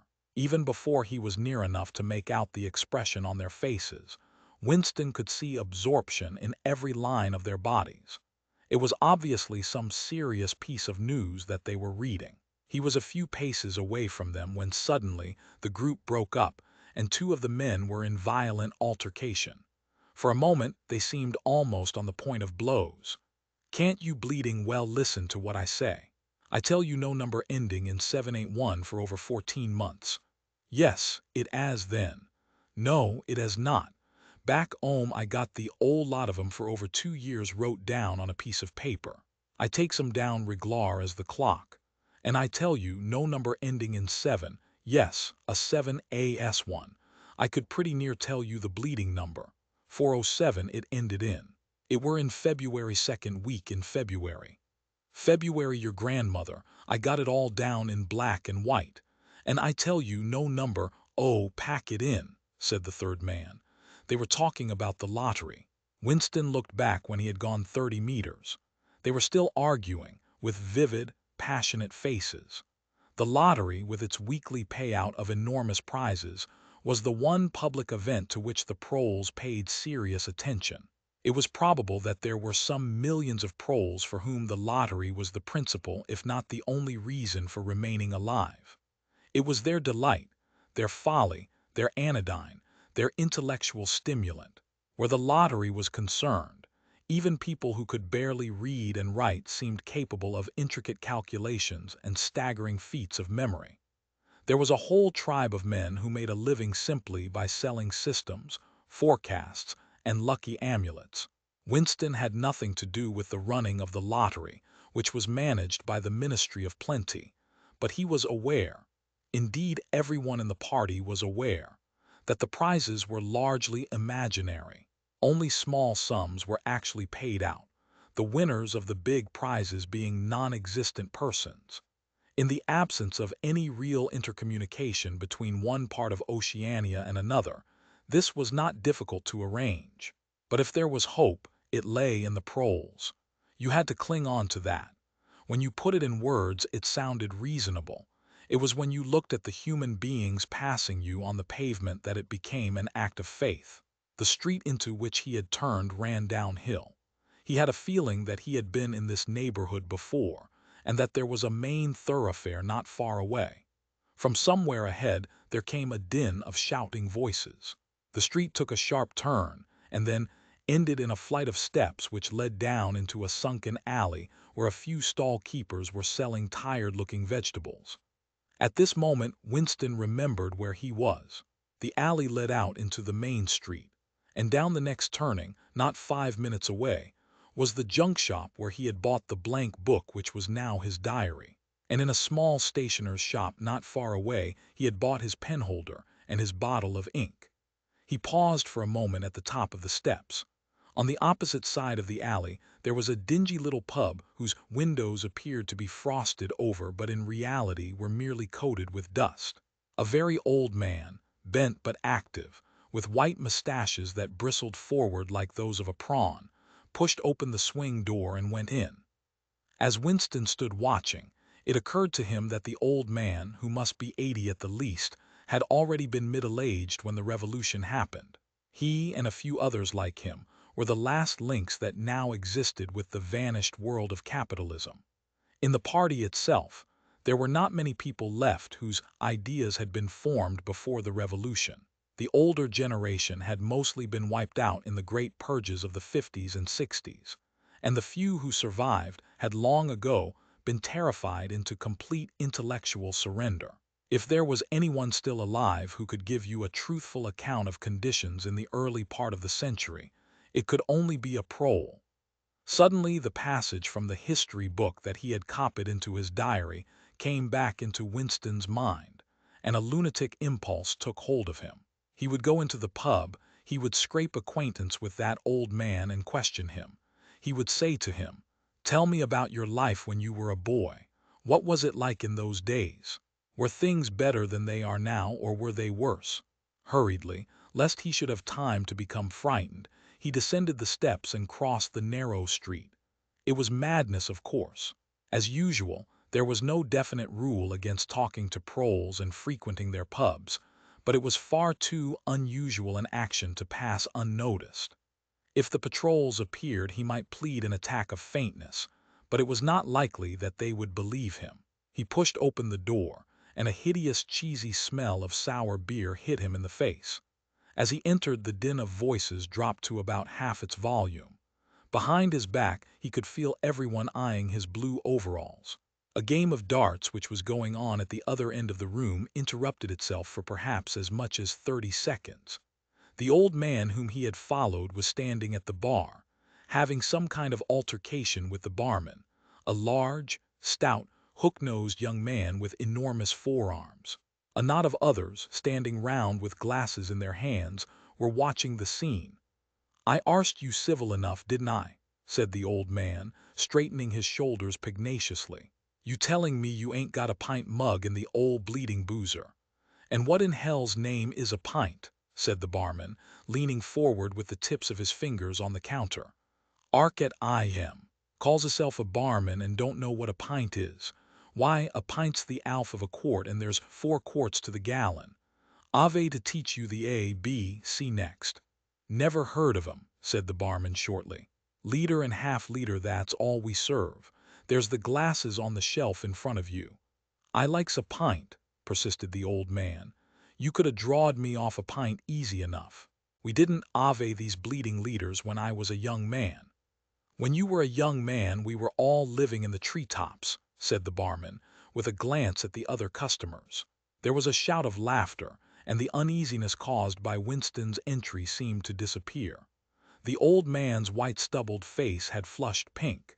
He turned away, muttering to himself, and bumped into Winston. Winston caught him gently by the arm. "May I offer you a drink?" he said. "You're a gent," said the other, straightening his shoulders again. He appeared not to have noticed Winston's blue overalls. "Pint," he added aggressively to the barman. "Pint of wallop." The barman swished 2 half-liters of dark brown beer into thick glasses which he had rinsed in a bucket under the counter. Beer was the only drink you could get in prole pubs. The proles were supposed not to drink gin, though in practice they could get hold of it easily enough. The game of darts was in full swing again, and the knot of men at the bar had begun talking about lottery tickets. Winston's presence was forgotten for a moment. There was a deal table under the window where he and the old man could talk without fear of being overheard. It was horribly dangerous, but at any rate there was no telescreen in the room, a point he had made sure of as soon as he came in. "'E could 'a' drawed me off a pint," grumbled the old man as he settled down behind a glass. "A 1/2 liter ain't enough, it don't satisfy, and a 'ole liter's too much. It starts my bladder running, let alone the price." "You must have seen great changes since you were a young man," said Winston tentatively. The old man's pale blue eyes moved from the darts board to the bar, and from the bar to the door of the gents, as though it were in the bar-room that he expected the changes to have occurred. "The beer was better," he said finally, "and cheaper. When I was a young man, mild beer wallop we used to call it was 4 a pint. That was before the war, of course." "Which war was that?" said Winston. "It's all wars," said the old man vaguely. He took up his glass, and his shoulders straightened again. "'Are's wishing you the very best of 'ealth." In his lean throat the sharp-pointed Adam's apple made a surprisingly rapid up-and-down movement, and the beer vanished. Winston went to the bar and came back with 2 more half-liters. The old man appeared to have forgotten his prejudice against drinking a full liter. "You are very much older than I am," said Winston. "You must have been a grown man before I was born. You can remember what it was like in the old days, before the Revolution. People of my age don't really know anything about those times. We can only read about them in books, and what it says in the books may not be true. I should like your opinion on that. The history books say that life before the Revolution was completely different from what it is now. There was the most terrible oppression, injustice, poverty worse than anything we can imagine. Here in London, the great mass of the people never had enough to eat from birth to death. Half of them hadn't even boots on their feet. They worked 12 hours a day, they left school at 9, they slept 10 in a room. And at the same time there were a very few people, only a few thousands, the capitalists. They were called, who were rich and powerful. They owned everything that there was to own. They lived in great gorgeous houses with 30 servants. They rode about in motor cars and 4-horse carriages. They drank champagne. They wore top hats. The old man brightened suddenly. "Top hats," he said. "Funny you should mention 'em. The same thing come into my head only yesterday, I don't know why. I was just thinking I ain't seen a top hat in years. Gorn right out, they ave. The last time I wore one was at my sister-in-law's funeral. And that was, well, I couldn't give you the date, but it must have been 50 years ago. Of course it was only hired for the occasion, you understand." "It isn't very important about the top hats," said Winston patiently. "The point is, these capitalists, they and a few lawyers and priests and so forth who lived on them, were the lords of the earth. Everything existed for their benefit. You, the ordinary people, the workers, were their slaves. They could do what they liked with you. They could ship you off to Canada like cattle. They could sleep with your daughters if they chose. They could order you to be flogged with something called a cat o' nine tails. You had to take your cap off when you passed them. Every capitalist went about with a gang of lackeys who—" The old man brightened again. "Lackeys," he said. "Now there's a word I ain't eared since ever so long. Lackeys. That reglar takes me back, that does. I recollect donkeys years ago I used to sometimes go to Id Park of a Sunday afternoon to hear the blokes making speeches. Salvation Army, Roman Catholics, Jews, Indians, all sorts there was. And there was one bloke, well, I couldn't give you his name, but a real powerful speaker he was. He didn't Alf give it 'em. Lackeys. He says, lackeys of the bourgeoisie, flunkies of the ruling class. Parasites, that was another of them. And hyenas, he definitely called 'em hyenas. Of course, he was referring to the Labor Party, you understand." Winston had the feeling that they were talking at cross purposes. "What I really wanted to know was this," he said. "Do you feel that you have more freedom now than you had in those days? Are you treated more like a human being? In the old days, the rich people, the people at the top, the ooze of lords," put in the old man reminiscently. "The House of Lords, if you like. What I am asking is, were these people able to treat you as an inferior, simply because they were rich and you were poor? Is it a fact, for instance, that you had to call them sir, and take off your cap when you passed them?" The old man appeared to think deeply. He drank off about a quarter of his beer before answering. "Yes," he said. "They liked you to touch your cap to 'em. It showed respect, like. I didn't agree with it myself, but I done it often enough. Had to, as you might say." "And was it usual, I'm only quoting what I've read in history books, was it usual for these people and their servants to push you off the pavement into the gutter?" "One of 'em pushed me once," said the old man. "I recollect it as if it was yesterday.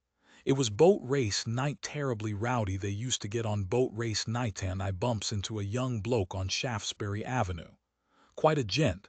He was dress shirt, top hat, black overcoat. He was kind of zigzagging across the pavement, and I bumps into him accidental like. He says, 'Why can't you look where you're going?' He says. I say, 'D'you think you've bought the bleeding pavement?' He says, 'I'll twist your bloody eat off if you get fresh with me.' I says, 'You're drunk. I'll give you in charge in a minute,' I says. And if you'll believe me, he puts his and on my chest and gives me a shove as pretty near sent me under the wheels of a bus. Well, I was young in them days, and I was going to Ave fetched one. Only a sense of helplessness took hold of Winston. The old man's memory was nothing but a rubbish heap of details. One could question him all day without getting any real information. The party histories might still be true after a fashion. They might even be completely true. He made a last attempt. "Perhaps I have not made myself clear," he said. "What I'm trying to say is this. You have been alive a very long time. You lived half your life before the Revolution. In 1925, for instance, you were already grown up. Would you say, from what you can remember, that life in 1925 was better than it is now, or worse? If you could choose, Would you prefer to live then or now?" The old man looked meditatively at the darts board. He finished up his beer more slowly than before. When he spoke, it was with a tolerant philosophical air, as though the beer had mellowed him. "I know what you expect me to say," he said. "You expect me to say as I'd sooner be young again. Most people'd say they'd sooner be young if you arst 'em. You got your eelth and strength when you're young. When you get to my time of life you ain't never well. I suffer something wicked from my feet, and my bladder's jest terrible. 6 and 7 times a night it 'as me out of bed. On the other end, there's great advantages in being a old man. You ain't got the same worries. No truck with women, and that's a great thing. I ain't 'ad a woman for near on 30 year, if you'd credit it, nor wanted to, what's more." Winston sat back against the windowsill. It was no use going on. He was about to buy some more beer when the old man suddenly got up and shuffled rapidly into the stinking urinal at the side of the room. The extra half-liter was already working on him. Winston sat for a minute or two gazing at his empty glass, and hardly noticed when his feet carried him out into the street again. Within 20 years at the most, he reflected, the huge and simple question, was life better before the revolution than it is now? Would have ceased once and for all to be answerable. But in effect it was unanswerable even now, since the few scattered survivors from the ancient world were incapable of comparing one age with another. They remembered a million useless things: a quarrel with a workmate, a hunt for a lost bicycle pump, the expression on a long-dead sister's face, the swirls of dust on a windy morning 70 years ago. But all the relevant facts were outside the range of their vision. They were like the ant, which can see small objects but not large ones. And when memory failed and written records were falsified when that happened, the claim of the party to have improved the conditions of human life had got to be accepted, because there did not exist, and never again could exist, any standard against which it could be tested. At this moment his train of thought stopped abruptly. He halted and looked up. He was in a narrow street with a few dark little shops interspersed among dwelling houses. Immediately above his head there hung 3 discolored metal balls which looked as if they had once been gilded. He seemed to know the place. Of course. He was standing outside the junk shop where he had bought the diary. A twinge of fear went through him. It had been a sufficiently rash act to buy the book in the beginning, and he had sworn never to come near the place again. And yet the instant that he allowed his thoughts to wander, his feet had brought him back here of their own accord. It was precisely against suicidal impulses of this kind that he had hoped to guard himself by opening the diary. At the same time he noticed that, although it was nearly 21 hours, the shop was still open. With the feeling that he would be less conspicuous inside than hanging about on the pavement, he stepped through the doorway. If questioned, he could plausibly say that he was trying to buy razor blades. The proprietor had just lighted a hanging oil lamp which gave off an unclean but friendly smell. He was a man of perhaps 60, frail and bowed, with a long, benevolent nose and mild eyes distorted by thick spectacles. His hair was almost white, but his eyebrows were bushy and still black. His spectacles, his gentle, fussy movements, and the fact that he was wearing an aged jacket of black velvet gave him a vague air of intellectuality, as though he had been some kind of literary man, or perhaps a musician. His voice was soft, as though faded, and his accent less debased than that of the majority of proles. "I recognized you on the pavement," he said immediately. "You're the gentleman that bought the young lady's keepsake album. That was a beautiful bit of paper, that was. Cream laid, it used to be called. There's been no paper like that made for, I dare say 50 years. He peered at Winston over the top of his spectacles. "Is there anything special I can do for you, or did you just want to look round?" "I was passing," said Winston vaguely. "I just looked in. I don't want anything in particular." "It's just as well," said the other, "because I don't suppose I could have satisfied you." He made an apologetic gesture with his soft-palmed hand. "You see how it is, an empty shop, you might say. Between you and me, the antique trade's just about finished. No demand any longer, and no stock either. Furniture, china, glass, it's all been broken up by degrees. And of course the metal stuff's mostly been melted down. I haven't seen a brass candlestick in years. The tiny interior of the shop was in fact uncomfortably full, but there was almost nothing in it of the slightest value. The floor space was very restricted, because all round the walls were stacked innumerable dusty picture frames. In the window there were trays of nuts and bolts, worn-out chisels, penknives with broken blades, tarnished watches that did not even pretend to be in going order, and other miscellaneous rubbish. Only on a small table in the corner was there a litter of odds and ends lacquered snuff boxes, agate brooches, and the like which looked as though they might include something interesting. As Winston wandered towards the table his eye was caught by a round, smooth thing that gleamed softly in the lamplight, and he picked it up. It was a heavy lump of glass, curved on one side, flat on the other, making almost a hemisphere. There was a peculiar softness, as of rainwater, in both the color and the texture of the glass. At the heart of it, magnified by the curved surface, there was a strange, pink, convoluted object that recalled a rose or a sea anemone. "What is it?" said Winston, fascinated. "That's coral, that is," said the old man. "It must have come from the Indian Ocean. They used to kind of embed it in the glass. That wasn't made less than 100 years ago. More by the look of it." "It's a beautiful thing," said Winston.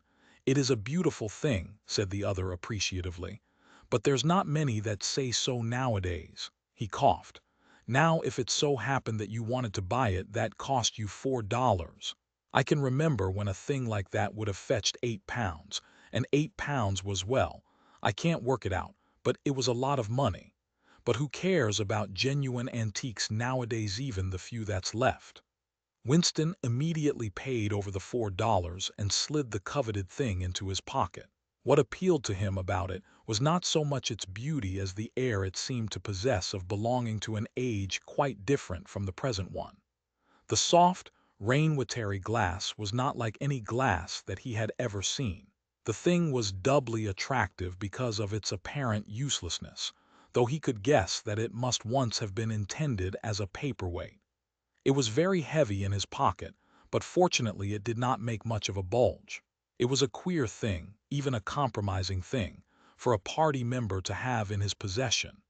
Anything old, and for that matter anything beautiful, was always vaguely suspect. The old man had grown noticeably more cheerful after receiving the $4. Winston realized that he would have accepted 3 or even 2. "There's another room upstairs that you might care to take a look at," he said. "There's not much in it, just a few pieces. We'll do with a light if we're going upstairs." He lit another lamp, and with bowed back, led the way slowly up the steep and worn stairs and along a tiny passage, into a room which did not give on the street but looked out on a cobbled yard and a forest of chimney pots. Winston noticed that the furniture was still arranged as though the room were meant to be lived in. There was a strip of carpet on the floor, a picture or two on the walls, and a deep, slatternly armchair drawn up to the fireplace. An old-fashioned glass clock with a 12-hour face was ticking away on the mantelpiece. Under the window, and occupying nearly a quarter of the room, was an enormous bed with the mattress still on it. "We lived here till my wife died," said the old man half apologetically. "I'm selling the furniture off by little and little. Now that's a beautiful mahogany bed, or at least it would be if you could get the bugs out of it. But I dare say you'd find it a little bit cumbersome." He was holding the lamp high up, so as to illuminate the whole room, and in the warm, dim light the place looked curiously inviting. The thought flitted through Winston's mind that it would probably be quite easy to rent the room for a few dollars a week, if he dared to take the risk. It was a wild, impossible notion, to be abandoned as soon as thought of, but the room had awakened in him a sort of nostalgia, a sort of ancestral memory. It seemed to him that he knew exactly what it felt like to sit in a room like this, in an armchair beside an open fire with your feet in the fender and a kettle on the hob. Utterly alone, utterly secure, with nobody watching you, no voice pursuing you, no sound except the singing of the kettle and the friendly ticking of the clock. "There's no telescreen," he could not help murmuring. "Ah," said the old man, I never had one of those things. Too expensive. And I never seemed to feel the need of it somehow. Now that's a nice gate-leg table in the corner there. Though of course you'd have to put new hinges on it if you wanted to use the flaps. There was a small bookcase in the other corner, and Winston had already gravitated towards it. It contained nothing but rubbish. The hunting down and destruction of books had been done with the same thoroughness in the prole quarters as everywhere else. It was very unlikely that there existed anywhere in Oceania a copy of a book printed earlier than 1960. The old man, still carrying the lamp, was standing in front of a picture in a rosewood frame which hung on the other side of the fireplace, opposite the bed. Now, if you happen to be interested in old prints at all, he began delicately. Winston came across to examine the picture. It was a steel engraving of an oval building with rectangular windows and a small tower in front. There was a railing running round the building, and at the rear end there was what appeared to be a statue. Winston gazed at it for some moments. It seemed vaguely familiar, though he did not remember the statue. "The frame's fixed to the wall," said the old man, "but I could unscrew it for you, I dare say." "I know that building," said Winston finally. "It's a ruin now. It's in the middle of the street outside the Palace of Justice." "That's right, outside the law courts. It was bombed, many years ago. It was a church at one time, St. Clement Danes, its name was." He smiled apologetically, as though conscious of saying something slightly ridiculous, and added, "Oranges and lemons, say the bells of St. Clement's." "What's that?" said Winston. "Oh, oranges and lemons, say the bells of St. Clement's. That was a rhyme we had when I was a little boy. How it goes on I don't remember, but I do know it ended up, 'Here comes a candle to light you to bed. Here comes a chopper to chop off your head.' It was a kind of a dance. They held out their arms for you to pass under, and when they came to 'Here comes a chopper to chop off your head,' they brought their arms down and caught you. It was just names of churches. All the London churches were in it, all the principal ones, that is." Winston wondered vaguely to what century the church belonged. It was always difficult to determine the age of a London building. Anything large and impressive, if it was reasonably new in appearance, was automatically claimed as having been built since the Revolution, while anything that was obviously of earlier date was ascribed to some dim period called the Middle Ages. The centuries of capitalism were held to have produced nothing of any value.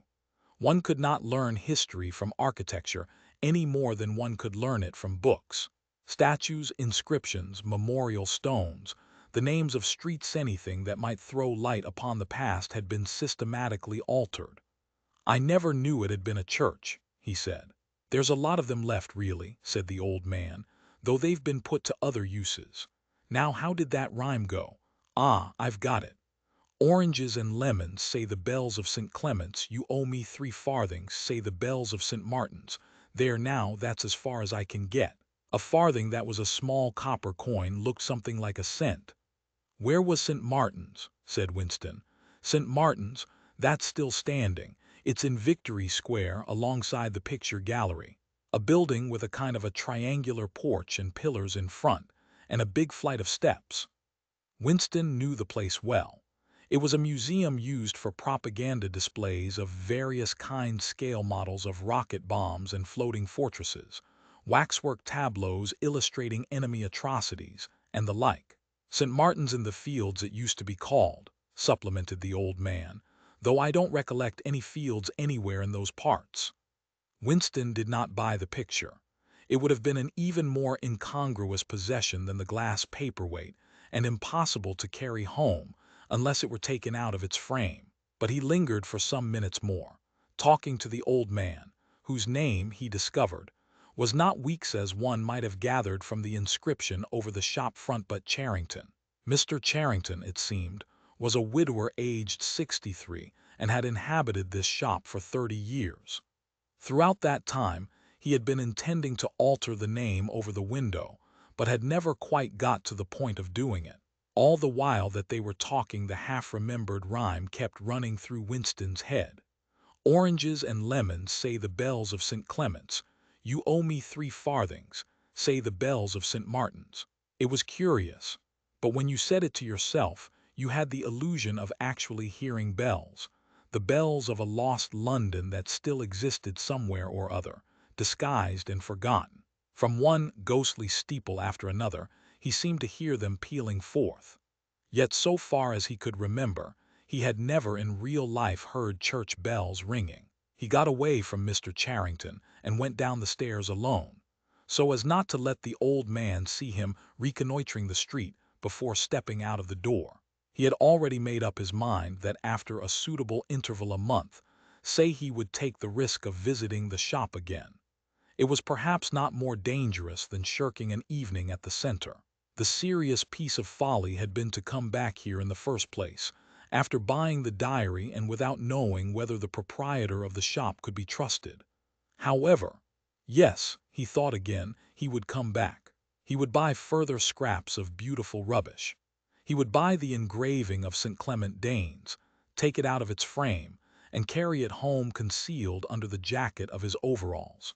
He would drag the rest of that poem out of Mr. Charrington's memory.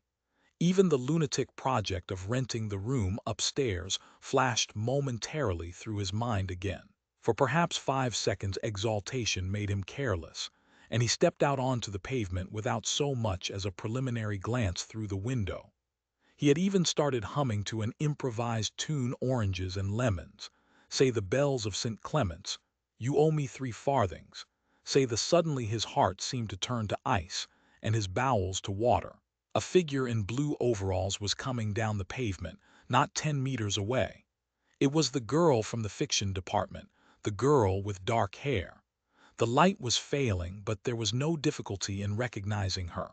She looked him straight in the face, then walked quickly on as though she had not seen him. For a few seconds Winston was too paralyzed to move. Then he turned to the right and walked heavily away, not noticing for the moment that he was going in the wrong direction. At any rate, one question was settled. There was no doubting any longer that the girl was spying on him. She must have followed him here, because it was not credible that by pure chance she should have happened to be walking on the same evening up the same obscure back street, kilometers distant from any quarter where party members lived. It was too great a coincidence. Whether she was really an agent of the thought police or simply an amateur spy actuated by officiousness hardly mattered. It was enough that she was watching him. Probably she had seen him go into the pub as well. It was an effort to walk. The lump of glass in his pocket banged against his thigh at each step, and he was half-minded to take it out and throw it away. The worst thing was the pain in his belly. For a couple of minutes, he had the feeling that he would die if he did not reach a lavatory soon. But there would be no public lavatories in a quarter like this. Then the spasm passed, leaving a dull ache behind. The street was a blind alley. Winston halted, stood for several seconds wondering vaguely what to do, then turned round and began to retrace his steps. As he turned, it occurred to him that the girl had only passed him 3 minutes ago, and that by running he could probably catch up with her. He could keep on her track till they were in some quiet place, and then smash her skull in with a cobblestone. The piece of glass in his pocket would be heavy enough for the job, but he abandoned the idea immediately, because even the thought of making any physical effort was unbearable. He could not run, he could not strike a blow. Besides, she was young and lusty and would defend herself. He thought also of hurrying to the community center and staying there till the place closed, so as to establish a partial alibi for the evening. But that too was impossible. A deadly lassitude had taken hold of him. All he wanted was to get home quickly and then sit down and be quiet. It was after 22 hours when he got back to the flat. The lights would be switched off at the main at 23:30. He went into the kitchen and swallowed nearly a teacupful of Victory gin. Then he went to the table in the alcove, sat down, and took the diary out of the drawer. But he did not open it at once. From the telescreen, a brassy female voice was squalling a patriotic song. He sat staring at the marbled cover of the book, trying without success to shut the voice out of his consciousness. It was at night that they came for you, always at night. The proper thing was to kill yourself before they got you, Undoubtedly, some people did so. Many of the disappearances were actually suicides. But it needed desperate courage to kill yourself in a world where firearms, or any quick and certain poison, were completely unprocurable. He thought with a kind of astonishment of the biological uselessness of pain and fear, the treachery of the human body which always freezes into inertia at exactly the moment when a special effort is needed. He might have silenced the dark-haired girl if only he had acted quickly enough. But precisely because of the extremity of his danger, he had lost the power to act. It struck him that in moments of crisis, one is never fighting against an external enemy, but always against one's own body. Even now, in spite of the gin, the dull ache in his belly made consecutive thought impossible. And it is the same, he perceived, in all seemingly heroic or tragic situations. On the battlefield, in the torture chamber, on a sinking ship, the issues that you are fighting for are always forgotten, because the body swells up until it fills the universe. And even when you are not paralyzed by fright or screaming with pain, life is a moment-to-moment struggle against hunger or cold or sleeplessness, against a sour stomach or an aching tooth. He opened the diary. It was important to write something down. The woman on the telescreen had started a new song. Her voice seemed to stick into his brain like jagged splinters of glass. He tried to think of O'Brien, for whom, or to whom, the diary was written, but instead he began thinking of the things that would happen to him after the thought police took him away. It would not matter if they killed you at once.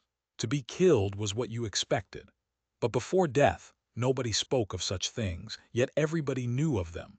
There was the routine of confession that had to be gone through, the groveling on the floor and screaming for mercy, the crack of broken bones, the smashed teeth and bloody clots of hair. Why did you have to endure it, since the end was always the same? Why was it not possible to cut a few days or weeks out of your life? Nobody ever escaped detection, and nobody ever failed to confess. When once you had succumbed to thought crime, it was certain that by a given date you would be dead. Why then did that horror, which altered nothing, have to lie embedded in future time? He tried with a little more success than before to summon up the image of O'Brien. "We shall meet in the place where there is no darkness," O'Brien had said to him. He knew what it meant, or thought he knew. The place where there is no darkness was the imagined future, which one would never see, but which, by foreknowledge, one could mystically share in. But with the voice from the telescreen nagging at his ears, he could not follow the train of thought further. He put a cigarette in his mouth. Half the tobacco promptly fell out onto his tongue, a bitter dust which was difficult to spit out again. The face of Big Brother swam into his mind, displacing that of O'Brien. Just as he had done a few days earlier, he slid a coin out of his pocket and looked at it. The face gazed up at him, heavy, calm, protecting. But what kind of smile was hidden beneath the dark mustache? Like a leaden knell, the words came back at him. War is peace, freedom is slavery, ignorance is strength, Part 2. Chapter 1. It was the middle of the morning, and Winston had left the cubicle to go to the lavatory. A solitary figure was coming towards him from the other end of the long, brightly lit corridor. It was the girl with dark hair. 4 days had gone past since the evening when he had run into her outside the junk shop. As she came nearer, he saw that her right arm was in a sling, not noticeable at a distance because it was of the same color as her overalls. Probably she had crushed her hand while swinging round one of the big kaleidoscopes on which the plots of novels were roughed in. It was a common accident in the fiction department. They were perhaps 4 meters apart when the girl stumbled and fell almost flat on her face. A sharp cry of pain was wrung out of her. She must have fallen right on the injured arm. Winston stopped short. The girl had risen to her knees. Her face had turned a milky yellow color against which her mouth stood out redder than ever. Her eyes were fixed on his, with an appealing expression that looked more like fear than pain. A curious emotion stirred in Winston's heart. In front of him was an enemy who was trying to kill him. In front of him, also, was a human creature, in pain and perhaps with a broken bone. Already he had instinctively started forward to help her. In the moment when he had seen her fall on the bandaged arm, it had been as though he felt the pain in his own body. "You're hurt," he said. "It's nothing. My arm. It'll be all right in a second." She spoke as though her heart were fluttering. She had certainly turned very pale. "You haven't broken anything." "No, I'm all right. It hurt for a moment, that's all." She held out her free hand to him and he helped her up. She had regained some of her color and appeared very much better. "It's nothing," she repeated shortly. "I only gave my wrist a bit of a bang. Thanks, comrade." And with that she walked on in the direction in which she had been going, as briskly as though it had really been nothing. The whole incident could not have taken as much as half a minute. Not to let one's feelings appear in one's face was a habit that had acquired the status of an instinct, and in any case they had been standing straight in front of a telescreen when the thing happened. Nevertheless, it had been very difficult not to betray a momentary surprise, for in the 2 or 3 seconds while he was helping her up the girl had slipped something into his hand. There was no question that she had done it intentionally. It was something small and flat. As he passed through the lavatory door, he transferred it to his pocket and felt it with the tips of his fingers. It was a scrap of paper folded into a square. While he stood at the urinal, he managed, with a little more fingering, to get it unfolded. Obviously, there must be a message of some kind written on it. For a moment, he was tempted to take it into one of the water closets and read it at once. But that would be shocking folly, as he well knew. There was no place where you could be more certain that the telescreens were watched continuously. He went back to his cubicle, sat down, threw the fragment of paper casually among the other papers on the desk, put on his spectacles and hitched the speakwrite towards him. 5 minutes, he told himself. 5 minutes at the very least. His heart bumped in his breast with frightening loudness. Fortunately, the piece of work he was engaged on was mere routine, the rectification of a long list of figures, not needing close attention. Whatever was written on the paper, it must have some kind of political meaning. So far as he could see, there were 2 possibilities. One, much the more likely, was that the girl was an agent of the thought police, just as he had feared. He did not know why the thought police should choose to deliver their messages in such a fashion, but perhaps they had their reasons. The thing that was written on the paper might be a threat, a summons, an order to commit suicide, a trap of some description. But there was another, wilder possibility that kept raising its head, though he tried vainly to suppress it. This was, that the message did not come from the thought police at all, but from some kind of underground organization. Perhaps the Brotherhood existed after all. Perhaps the girl was part of it. No doubt the idea was absurd, but it had sprung into his mind in the very instant of feeling the scrap of paper in his hand. It was not till a couple of minutes later that the other, more probable explanation had occurred to him. And even now, though his intellect told him that the message probably meant death still, that was not what he believed, and the unreasonable hope persisted, and his heart banged, and it was with difficulty that he kept his voice from trembling as he murmured his figures into the speakwrite. He rolled up the completed bundle of work and slid it into the pneumatic tube. 8 minutes had gone by. He readjusted his spectacles on his nose, sighed, and drew the next batch of work towards him, with the scrap of paper on top of it. He flattened it out. On it was written, in a large, unformed handwriting, "I love you." For several seconds he was too stunned even to throw the incriminating thing into the memory hole. When he did so, although he knew very well the danger of showing too much interest, he could not resist reading it once again, just to make sure that the words were really there. For the rest of the morning it was very difficult to work. What was even worse than having to focus his mind on a series of niggling jobs was the need to conceal his agitation from the telescreen. He felt as though a fire were burning in his belly. Lunch in the hot, crowded, noise-filled canteen was torment. He had hoped to be alone for a little while during the lunch hour, but as bad luck would have it, the imbecile Parsons flopped down beside him, the tang of his sweat almost defeating the tinny smell of stew, and kept up a stream of talk about the preparations for Hate Week. He was particularly enthusiastic about a papier-mâché model of Big Brother's head, 2 meters wide, which was being made for the occasion by his daughter's troop of spies.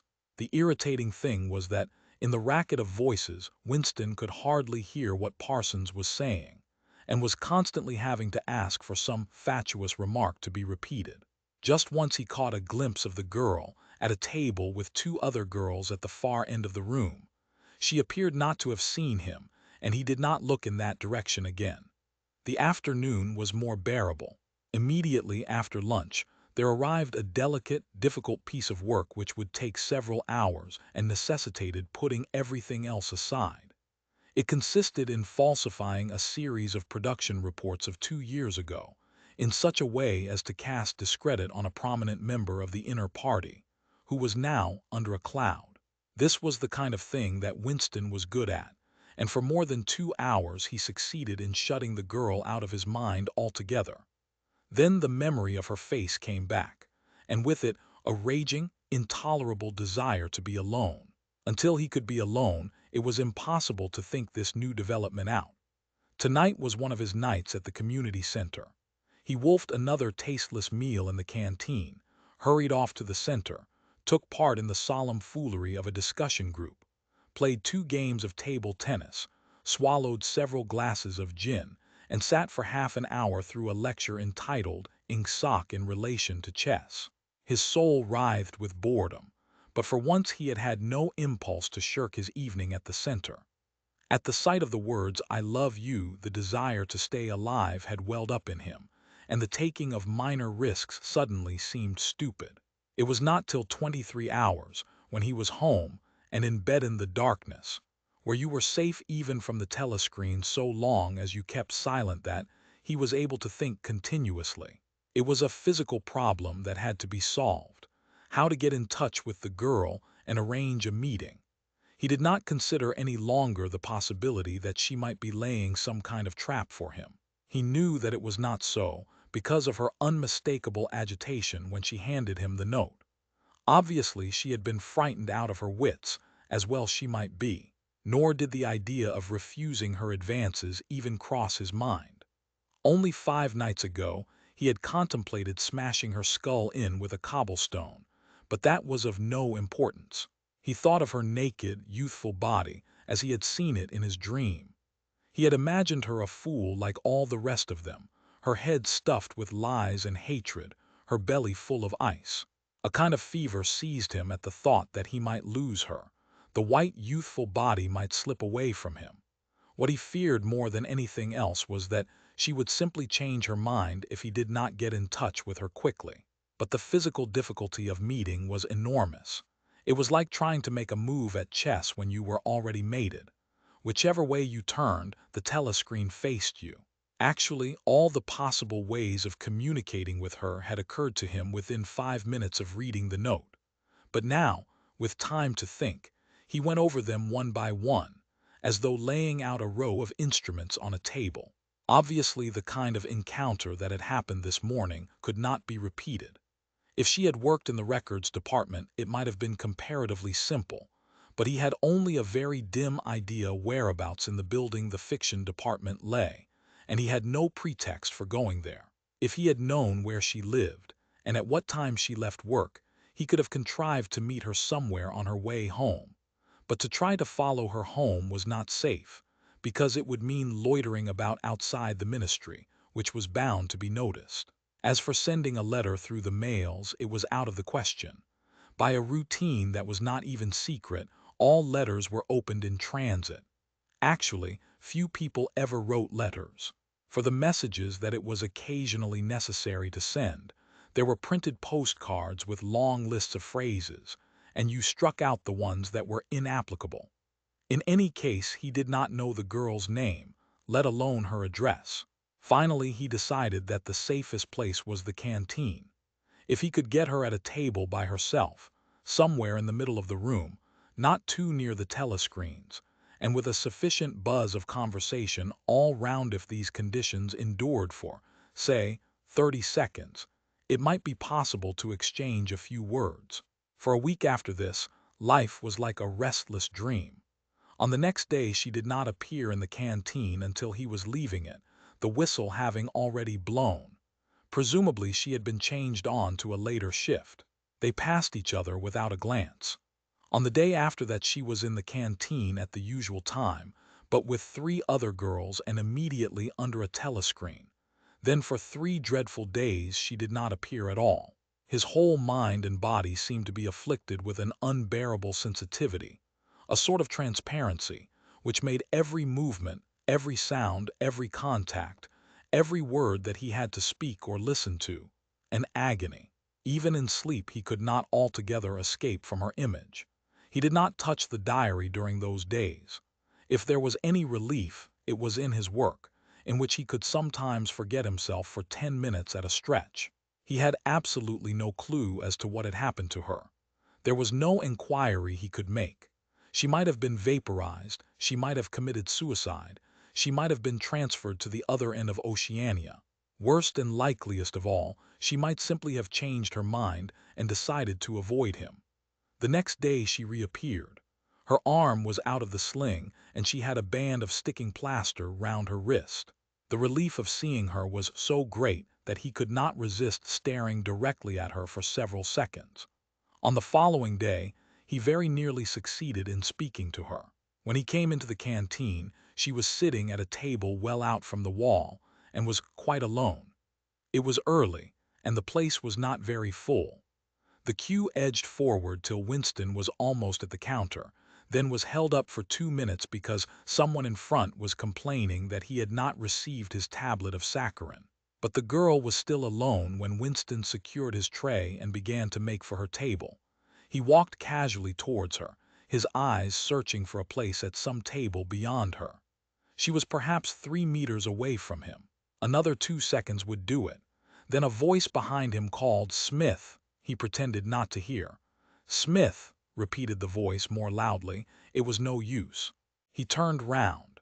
A blonde-headed, silly-faced young man named Wilshire, whom he barely knew, was inviting him with a smile to a vacant place at his table. It was not safe to refuse. After having been recognized, he could not go and sit at a table with an unattended girl. It was too noticeable. He sat down with a friendly smile. The silly blonde face beamed into his. Winston had a hallucination of himself smashing a pickaxe right into the middle of it. The girl's table filled up a few minutes later, but she must have seen him coming towards her, and perhaps she would take the hint. Next day he took care to arrive early. Surely enough, she was at a table in about the same place, and again alone. The person immediately ahead of him in the queue was a small, swiftly moving, beetle-like man with a flat face and tiny, suspicious eyes. As Winston turned away from the counter with his tray, he saw that the little man was making straight for the girl's table. His hopes sank again. There was a vacant place at a table further away, but something in the little man's appearance suggested that he would be sufficiently attentive to his own comfort to choose the emptiest table. With ice at his heart, Winston followed. It was no use unless he could get the girl alone. At this moment there was a tremendous crash. The little man was sprawling on all fours. His tray had gone flying. 2 streams of soup and coffee were flowing across the floor. He started to his feet with a malignant glance at Winston, whom he evidently suspected of having tripped him up. But it was all right. 5 seconds later, with a thundering heart, Winston was sitting at the girl's table. He did not look at her. He unpacked his tray and promptly began eating. It was all important to speak at once before anyone else came, but now a terrible fear had taken possession of him. A week had gone by since she had first approached him. She would have changed her mind. She must have changed her mind. It was impossible that this affair should end successfully. Such things did not happen in real life. He might have flinched altogether from speaking if at this moment he had not seen Ampleforth, the hairy-eared poet, wandering limply round the room with a tray, looking for a place to sit down. In his vague way, Ampleforth was attached to Winston, and would certainly sit down at his table if he caught sight of him. There was perhaps a minute in which to act. Both Winston and the girl were eating steadily. The stuff they were eating was a thin stew, actually a soup, of haricot beans. In a low murmur Winston began speaking. Neither of them looked up. Steadily they spooned the watery stuff into their mouths, and between spoonfuls exchanged the few necessary words in low, expressionless voices. "What time do you leave work?" 18:30. "Where can we meet?" "Victory Square near the monument. It's full of telescreens." "It doesn't matter if there's a crowd." "Any signal?" "No."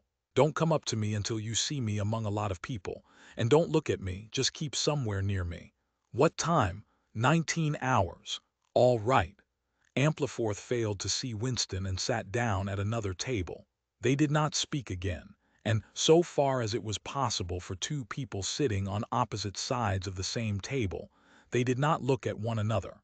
The girl finished her lunch quickly and made off, while Winston stayed to smoke a cigarette. Winston was in Victory Square before the appointed time. He wandered round the base of the enormous fluted column, at the top of which Big Brother's statue gazed southward towards the skies where he had vanquished the Eurasian aeroplanes, the Eastasian aeroplanes. It had been, a few years ago, in the Battle of Airstrip 1. In the street in front of it, there was a statue of a man on horseback which was supposed to represent Oliver Cromwell. At 5 minutes past the hour the girl had still not appeared. Again the terrible fear seized upon Winston. She was not coming. She had changed her mind. He walked slowly up to the north side of the square and got a sort of pale-colored pleasure from identifying St. Martin's Church, whose bells, when it had bells, had chimed, "You owe me 3 farthings." Then he saw the girl standing at the base of the monument, reading or pretending to read a poster which ran spirally up the column. It was not safe to go near her until some more people had accumulated. There were telescreens all round the pediment. But at this moment there was a din of shouting and a zoom of heavy vehicles from somewhere to the left. Suddenly everyone seemed to be running across the square. The girl nipped nimbly round the lions at the base of the monument and joined in the rush. Winston followed. As he ran, he gathered from some shouted remarks that a convoy of Eurasian prisoners was passing. Already a dense mass of people was blocking the south side of the square. Winston, at normal times the kind of person who gravitates to the outer edge of any kind of scrimmage, shoved, buted, squirmed his way forward into the heart of the crowd. Soon he was within arm's length of the girl, but the way was blocked by an enormous prole and an almost equally enormous woman, presumably his wife, who seemed to form an impenetrable wall of flesh. Winston wriggled himself sideways, and with a violent lunge managed to drive his shoulder between them. For a moment it felt as though his entrails were being ground to pulp between the two muscular hips. Then he had broken through, sweating a little. He was next to the girl. They were shoulder to shoulder, both staring fixedly in front of them. A long line of trucks, with wooden-faced guards armed with submachine guns standing upright in each corner, was passing slowly down the street. In the trucks, little yellow men in shabby greenish uniforms were squatting, jammed close together. Their sad, Mongolian faces gazed out over the sides of the trucks utterly incurious. Occasionally, when a truck jolted, there was a clank-clank of metal. All the prisoners were wearing leg irons. Truckload after truckload of the sad faces passed. Winston knew they were there, but he saw them only intermittently. The girl's shoulder and her arm right down to the elbow were pressed against his. Her cheek was almost near enough for him to feel its warmth. She had immediately taken charge of the situation, just as she had done in the canteen. She began speaking in the same expressionless voice as before, with lips barely moving, a mere murmur easily drowned by the din of voices and the rumbling of the trucks. "Can you hear me?" "Yes." "Can you get Sunday afternoon off?" "Yes." "Then listen carefully. You'll have to remember this. Go to Paddington Station." With a sort of military precision that astonished him, she outlined the route that he was to follow. A half-hour railway journey, turn left outside the station. 2 kilometers along the road, a gate with the top bar missing, a path across a field, a grass-grown lane, a track between bushes, a dead tree with moss on it. It was as though she had a map inside her head. "Can you remember all that?" she murmured finally. "Yes." "You turn left, then right, then left again, and the gate's got no top bar." "Yes." "What time?" "About 15. You may have to wait. I'll get there by another way." Are you sure you remember everything? Yes. Then get away from me as quick as you can. She need not have told him that, but for the moment they could not extricate themselves from the crowd. The trucks were still filing past, the people still insatiably gaping. At the start there had been a few boos and hisses, but it came only from the party members among the crowd and had soon stopped. The prevailing emotion was simply curiosity. Foreigners, whether from Eurasia or from Eastasia, were a kind of strange animal. One literally never saw them except in the guise of prisoners, and even as prisoners one never got more than a momentary glimpse of them. Nor did one know what became of them, apart from the few who were hanged as war criminals. The others simply vanished, presumably into forced labor camps. The round Mongol faces had given way to faces of a more European type, dirty, bearded, and exhausted. From over scrubby cheekbones eyes looked into Winston's, sometimes with strange intensity, and flashed away again. The convoy was drawing to an end.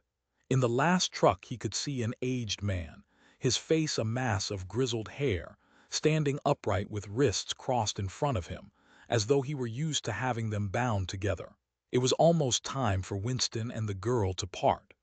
But at the last moment, while the crowd still hemmed them in, her hand felt for his and gave it a fleeting squeeze.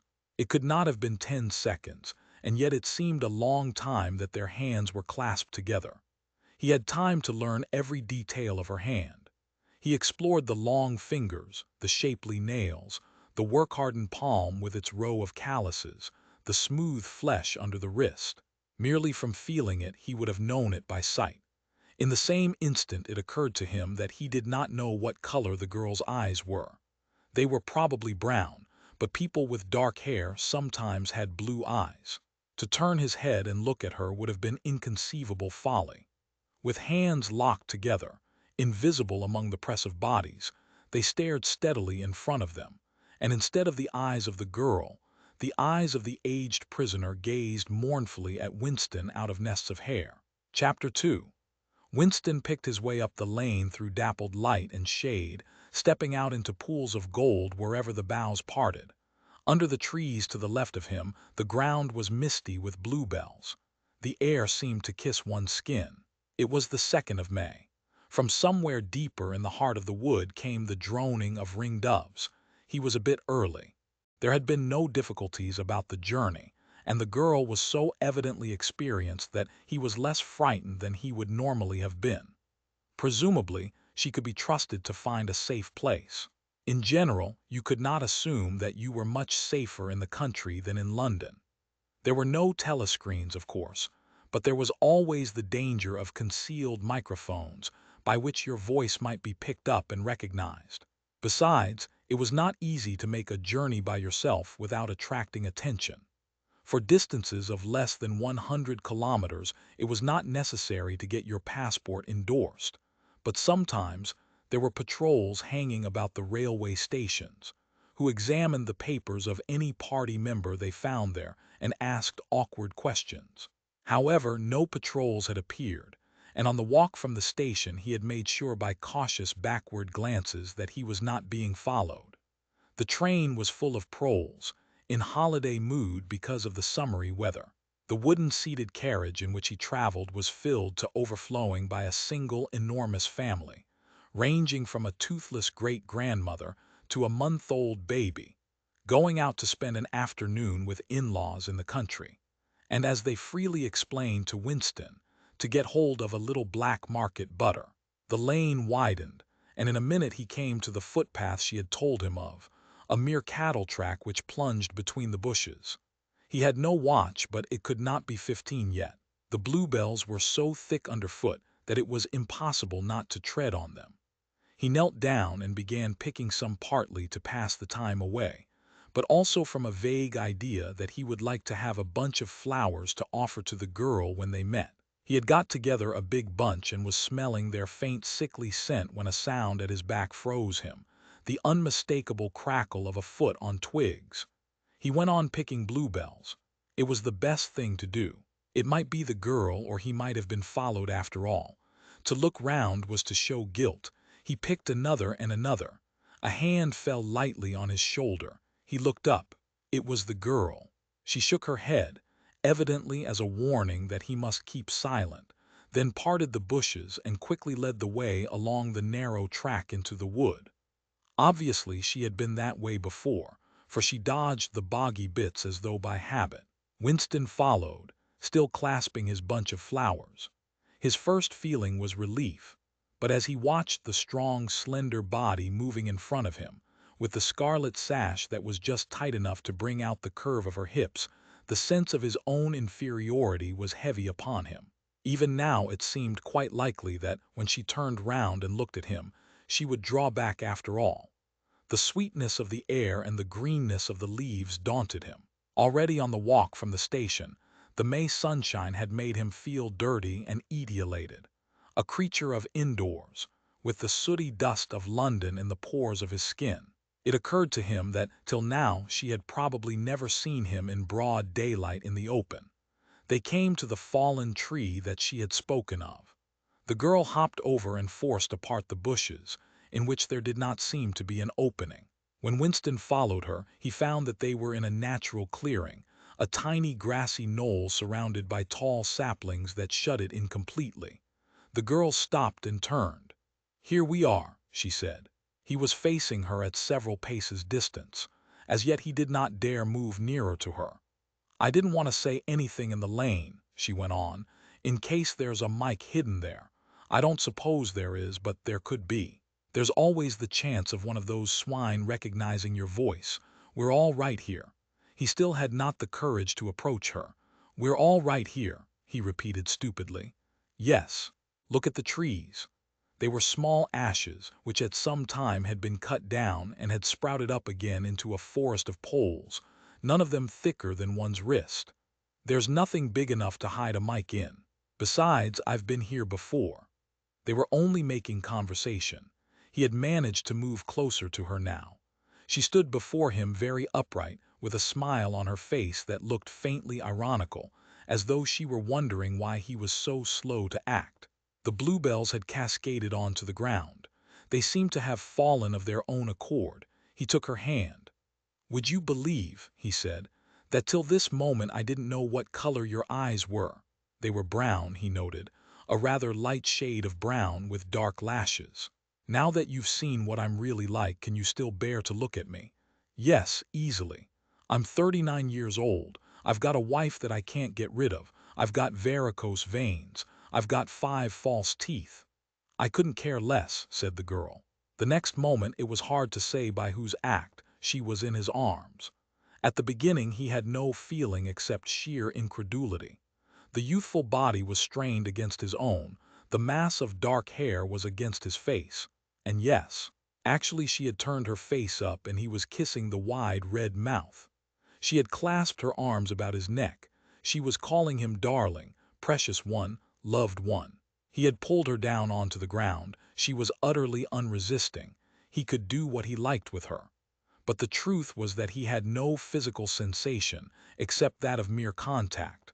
All he felt was incredulity and pride. He was glad that this was happening, but he had no physical desire. It was too soon. Her youth and prettiness had frightened him. He was too much used to living without women, he did not know the reason. The girl picked herself up and pulled a bluebell out of her hair. She sat against him, putting her arm round his waist. "Never mind, dear. There's no hurry. We've got the whole afternoon. Isn't this a splendid hideout?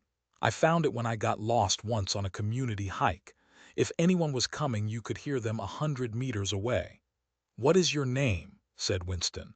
"Julia. I know yours. It's Winston Smith. How did you find that out?" "I expect I'm better at finding things out than you are, dear. Tell me, what did you think of me before that day I gave you the note?" He did not feel any temptation to tell lies to her. It was even a sort of love offering to start off by telling the worst. "I hated the sight of you," he said. "I wanted to rape you and then murder you afterwards. 2 weeks ago I thought seriously of smashing your head in with a cobblestone. If you really want to know, I imagined that you had something to do with the thought police." The girl laughed delightedly. evidently taking this as a tribute to the excellence of her disguise. Not the thought police. You didn't honestly think that.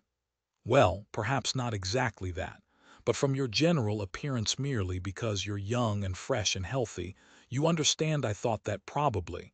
You thought I was a good party member, pure in word and deed. Banners, processions, slogans, games, community hikes, all that stuff. And you thought that if I had a quarter of a chance I'd denounce you as a thought criminal and get you killed off. Yes, something of that kind. A great many young girls are like that, you know. "It's this bloody thing that does it," she said, ripping off the scarlet sash of the Junior Anti-Sex League and flinging it onto a bough. Then, as though touching her waist had reminded her of something, she felt in the pocket of her overalls and produced a small slab of chocolate. She broke it in half and gave one of the pieces to Winston. Even before he had taken it, he knew by the smell that it was very unusual chocolate. It was dark and shiny and was wrapped in silver paper. Chocolate normally was dull brown crumbly stuff that tasted, as nearly as one could describe it, like the smoke of a rubbish fire. But at some time or another he had tasted chocolate like the piece she had given him. The first whiff of its scent had stirred up some memory which he could not pin down, but which was powerful and troubling. "Where did you get this stuff?" he said. "Black market," she said indifferently. "Actually, I am that sort of girl to look at. I'm good at games. I was a troop leader in the Spies. I do voluntary work 3 evenings a week for the Junior Anti-Sex League. Hours and hours I've spent pasting their bloody rot all over London. I always carry one end of a banner in the processions. I always look cheerful and I never shirk anything. Always yell with the crowd, that's what I say. It's the only way to be safe." The first fragment of chocolate had melted on Winston's tongue. The taste was delightful, but there was still that memory moving round the edges of his consciousness, something strongly felt but not reducible to definite shape, like an object seen out of the corner of one's eye. He pushed it away from him, aware only that it was the memory of some action which he would have liked to undo but could not. "You are very young," he said. "You are 10 or 15 years younger than I am. What could you see to attract you in a man like me? It was something in your face. I thought I'd take a chance. I'm good at spotting people who don't belong. As soon as I saw you, I knew you were against them." Them, it appeared, meant the party, and above all the inner party, about whom she talked with an open, jeering hatred which made Winston feel uneasy, although he knew that they were safe here if they could be safe anywhere. A thing that astonished him about her was the coarseness of her language. Party members were supposed not to swear, and Winston himself very seldom did swear, aloud at any rate. Julia, however, seemed unable to mention the party, and especially the inner party, without using the kind of words that you saw chalked up in dripping alleyways. He did not dislike it. It was merely one symptom of her revolt against the party and all its ways, and somehow it seemed natural and healthy, like the sneeze of a horse that smells bad hay. They had left the clearing and were wandering again through the checkered shade, with their arms round each other's waists, whenever it was wide enough to walk 2 abreast. He noticed how much softer her waist seemed to feel now that the sash was gone. They did not speak above a whisper. Outside the clearing, Julia said it was better to go quietly. Presently they had reached the edge of the little wood. She stopped him. "Don't go out into the open. There might be someone watching. We're all right if we keep behind the boughs." They were standing in the shade of hazel bushes. The sunlight, filtering through innumerable leaves, was still hot on their faces. Winston looked out into the field beyond and underwent a curious, slow shock of recognition. He knew it by sight. An old, close-bitten pasture, with a footpath wandering across it and a molehill here and there. In the ragged hedge on the opposite side, the boughs of the elm trees swayed just perceptibly in the breeze, and their leaves stirred faintly in dense masses like women's hair. Surely somewhere nearby, but out of sight, there must be a stream with green pools where dace were swimming. "Isn't there a stream somewhere near here?" he whispered. "That's right, there is a stream. It's at the edge of the next field, actually. There are fish in it, great big ones. You can watch them lying in the pools under the willow trees, waving their tails." "It's the golden country almost," he murmured. "The golden country. It's nothing, really. A landscape I've seen sometimes in a dream." "Look," whispered Julia. A thrush had alighted on a bough not 5 meters away, almost at the level of their faces. Perhaps it had not seen them. It was in the sun, they in the shade. It spread out its wings, fitted them carefully into place again, ducked its head for a moment, as though making a sort of obeisance to the sun, and then began to pour forth a torrent of song. In the afternoon hush the volume of sound was startling. Winston and Julia clung together, fascinated. The music went on, minute after minute, with astonishing variations, never once repeating itself, almost as though the bird were deliberately showing off its virtuosity. Sometimes it stopped for a few seconds, spread out and resettled its wings, then swelled its speckled breast and again burst into song. Winston watched it with a sort of vague reverence. For whom, for what was that bird singing? No mate, no rival was watching it. What made it sit at the edge of the lonely wood and pour its music into nothingness? He wondered whether after all there was a microphone hidden somewhere near. He and Julia had spoken only in low whispers, and it would not pick up what they had said, but it would pick up the thrush. Perhaps at the other end of the instrument some small, beetle-like man was intently listening to that. But by degrees the flood of music drove all speculations out of his mind. It was as though it were a kind of liquid stuff that poured all over him and got mixed up with the sunlight that filtered through the leaves. He stopped thinking and merely felt. The girl's waist in the bend of his arm was soft and warm. He pulled her round so that they were breast to breast. Her body seemed to melt into his. Wherever his hands moved it was all as yielding as water. Their mouths clung together. It was quite different from the hard kisses they had exchanged earlier.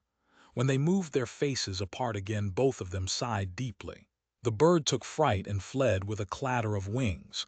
Winston put his lips against her ear. "Now," he whispered. "Not here," she whispered back. "Come back to the hideout, it's safer."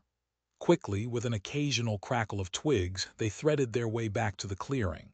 When they were once inside the ring of saplings, she turned and faced him. They were both breathing fast, but the smile had reappeared round the corners of her mouth. She stood looking at him for an instant, then felt at the zipper of her overalls. And yes, it was almost as in his dream. Almost as swiftly as he had imagined it, she had torn her clothes off, and when she flung them aside it was with that same magnificent gesture by which a whole civilization seemed to be annihilated. Her body gleamed white in the sun, but for a moment he did not look at her body. His eyes were anchored by the freckled face with its faint, bold smile. He knelt down before her and took her hands in his. "Have you done this before?" "Of course. Hundreds of times, well, scores of times anyway. With party members. Yes, always with party members. With members of the inner party. Not with those swine, no. But there's plenty that would if they got half a chance. They're not so holy as they make out." His heart leapt. Scores of times she had done it. He wished it had been hundreds, thousands. Anything that hinted at corruption always filled him with a wild hope. Who knew, perhaps the party was rotten under the surface, its cult of strenuousness and self-denial simply a sham concealing iniquity. If he could have infected the whole lot of them with leprosy or syphilis, how gladly he would have done so. Anything to rot, to weaken, to undermine. He pulled her down so that they were kneeling face to face. "Listen, the more men you've had, the more I love you. Do you understand that?" "Yes, perfectly. I hate purity, I hate goodness. I don't want any virtue to exist anywhere. I want everyone to be corrupt to the bones." "Well then, I ought to suit you, dear. I'm corrupt to the bones." "You like doing this. I don't mean simply me. I mean the thing in itself. I adore it." That was above all what he wanted to hear. Not merely the love of one person, but the animal instinct, the simple, undifferentiated desire. That was the force that would tear the party to pieces. He pressed her down upon the grass, among the fallen bluebells. This time there was no difficulty. Presently the rising and falling of their breasts slowed to normal speed, and in a sort of pleasant helplessness they fell apart. The sun seemed to have grown hotter. They were both sleepy. He reached out for the discarded overalls and pulled them partly over her. Almost immediately they fell asleep and slept for about half an hour. Winston woke first. He sat up and watched the freckled face, still peacefully asleep, pillowed on the palm of her hand. Except for her mouth, you could not call her beautiful. There was a line or two round the eyes if you looked closely. The short dark hair was extraordinarily thick and soft. It occurred to him that he still did not know her surname or where she lived. The young, strong body, now helpless in sleep, awoke in him a pitying, protecting feeling. But the mindless tenderness that he had felt under the hazel tree, while the thrush was singing, had not quite come back. He pulled the overalls aside and studied her smooth, white flank. In the old days, he thought, a man looked at a girl's body and saw that it was desirable, and that was the end of the story. But you could not have pure love or pure lust nowadays. No emotion was pure because everything was mixed up with fear and hatred. Their embrace had been a battle, the climax of victory. It was a blow struck against the party. It was a political act. Chapter 3. "We can come here once again," said Julia. "It's generally safe to use any hideout twice, but not for another month or two, of course." As soon as she woke up her demeanor had changed. She became alert and businesslike, put her clothes on, knotted the scarlet sash about her waist, and began arranging the details of the journey home. It seemed natural to leave this to her. She obviously had a practical cunning which Winston lacked, and she seemed also to have an exhaustive knowledge of the countryside round London, stored away from innumerable community hikes. The route she gave him was quite different from the one by which he had come, and brought him out at a different railway station. "Never go home the same way as you went out," she said, as though enunciating an important general principle. She would leave first, and Winston was to wait half an hour before following her. She had named a place where they could meet after work, 4 evenings hence. It was a street in one of the poorer quarters, where there was an open market which was generally crowded and noisy.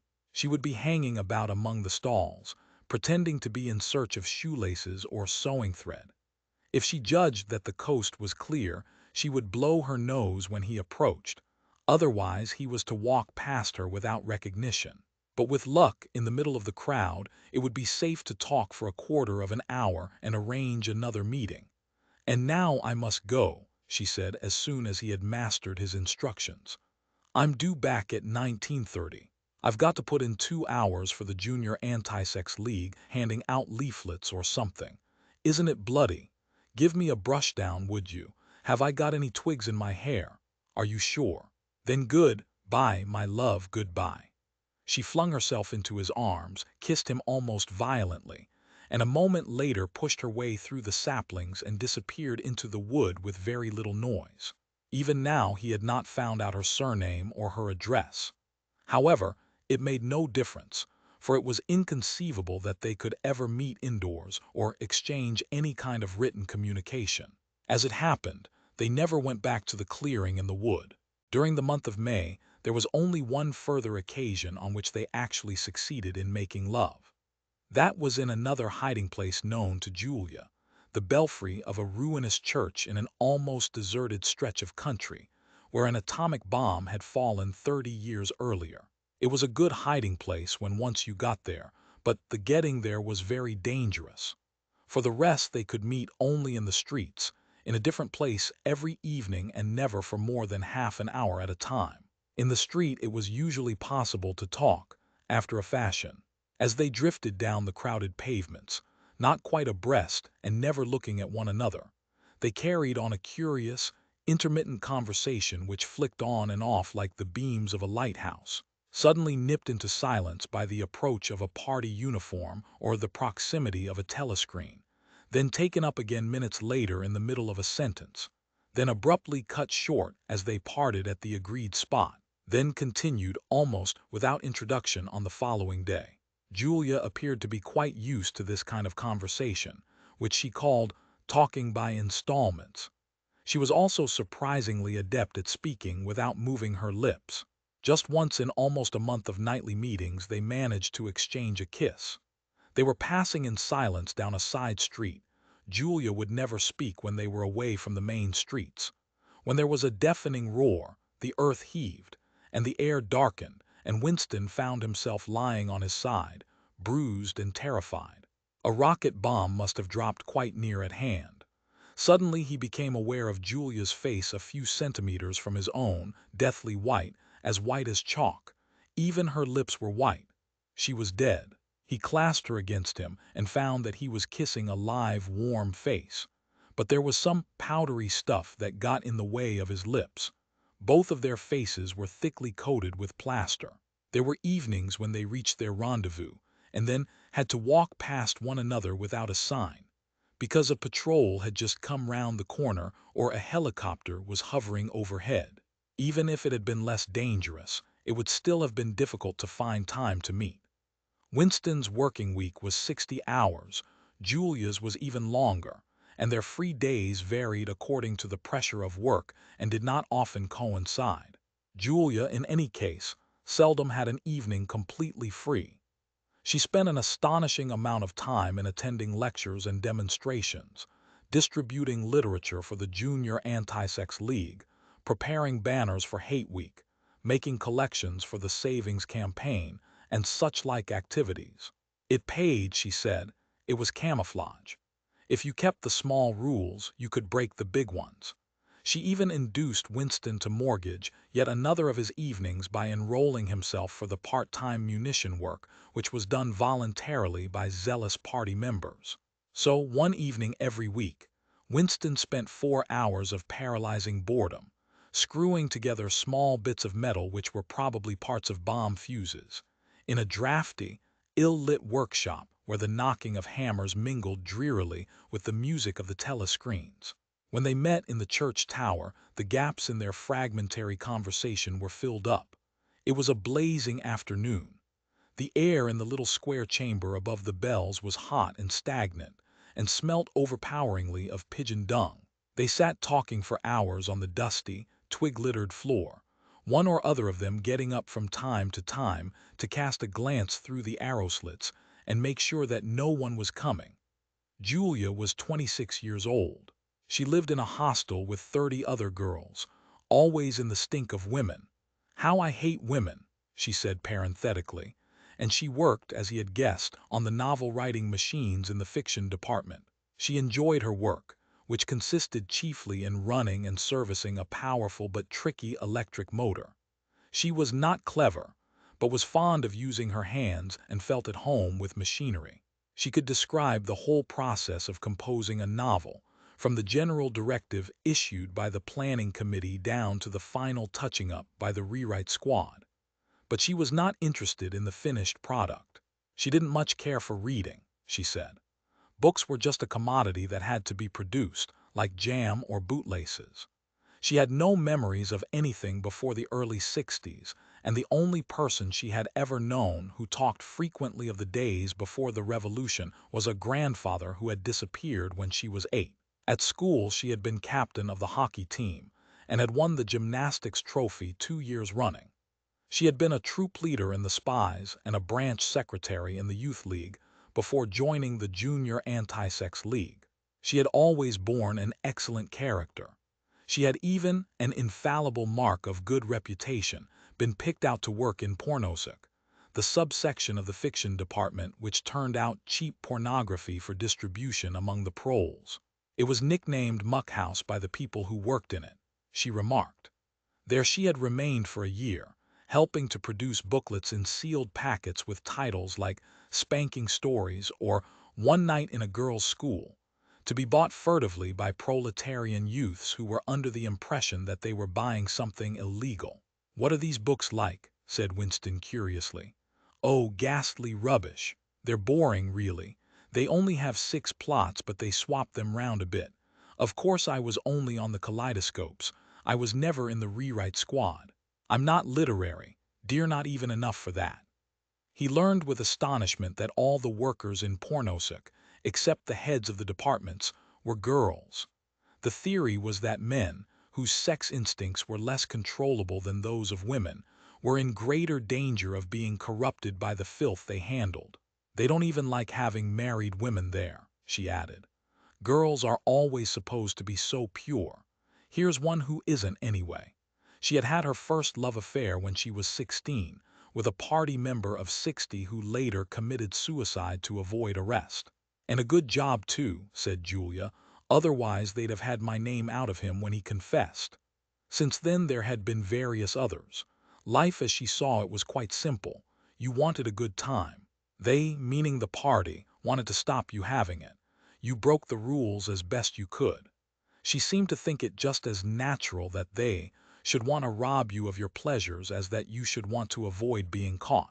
She hated the party and said so in the crudest words, but she made no general criticism of it. Except where it touched upon her own life, she had no interest in party doctrine.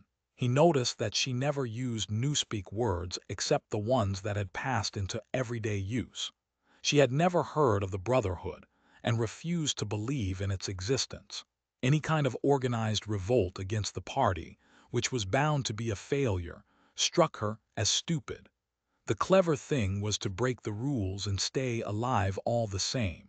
He wondered vaguely how many others like her there might be in the younger generation, people who had grown up in the world of the revolution, knowing nothing else, accepting the party as something unalterable, like the sky, not rebelling against its authority but simply evading it, as a rabbit dodges a dog.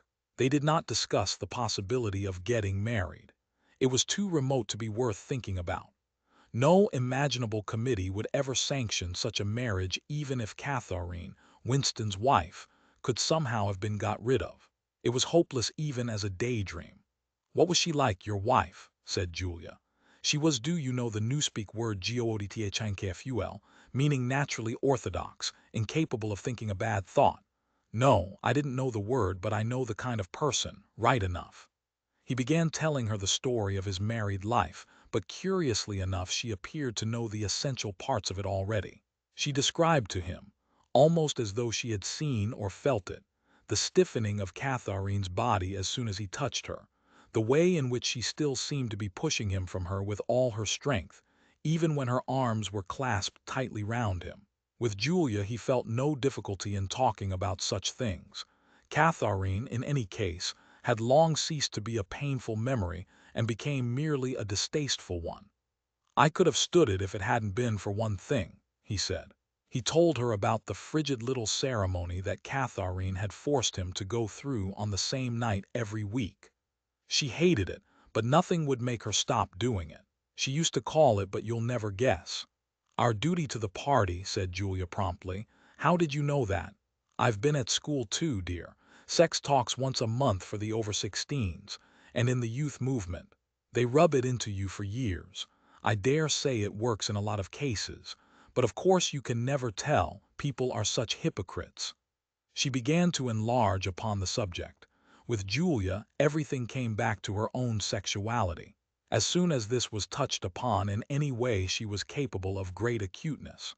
Unlike Winston, she had grasped the inner meaning of the party's sexual puritanism. It was not merely that the sex instinct created a world of its own, which was outside the party's control, and which therefore had to be destroyed if possible. What was more important was that sexual privation induced hysteria, which was desirable because it could be transformed into war fever and leader worship. The way she put it was, when you make love you're using up energy, and afterwards you feel happy and don't give a damn for anything. They can't bear you to feel like that. They want you to be bursting with energy all the time. All this marching up and down and cheering and waving flags is simply sex gone sour. If you're happy inside yourself, why should you get excited about Big Brother and the 3-year plans and the 2 minutes hate and all the rest of their bloody rot? That was very true, he thought. There was a direct, intimate connection between chastity and political orthodoxy. For how could the fear, the hatred, and the lunatic credulity which the party needed in its members be kept at the right pitch, except by bottling down some powerful instinct and using it as a driving force?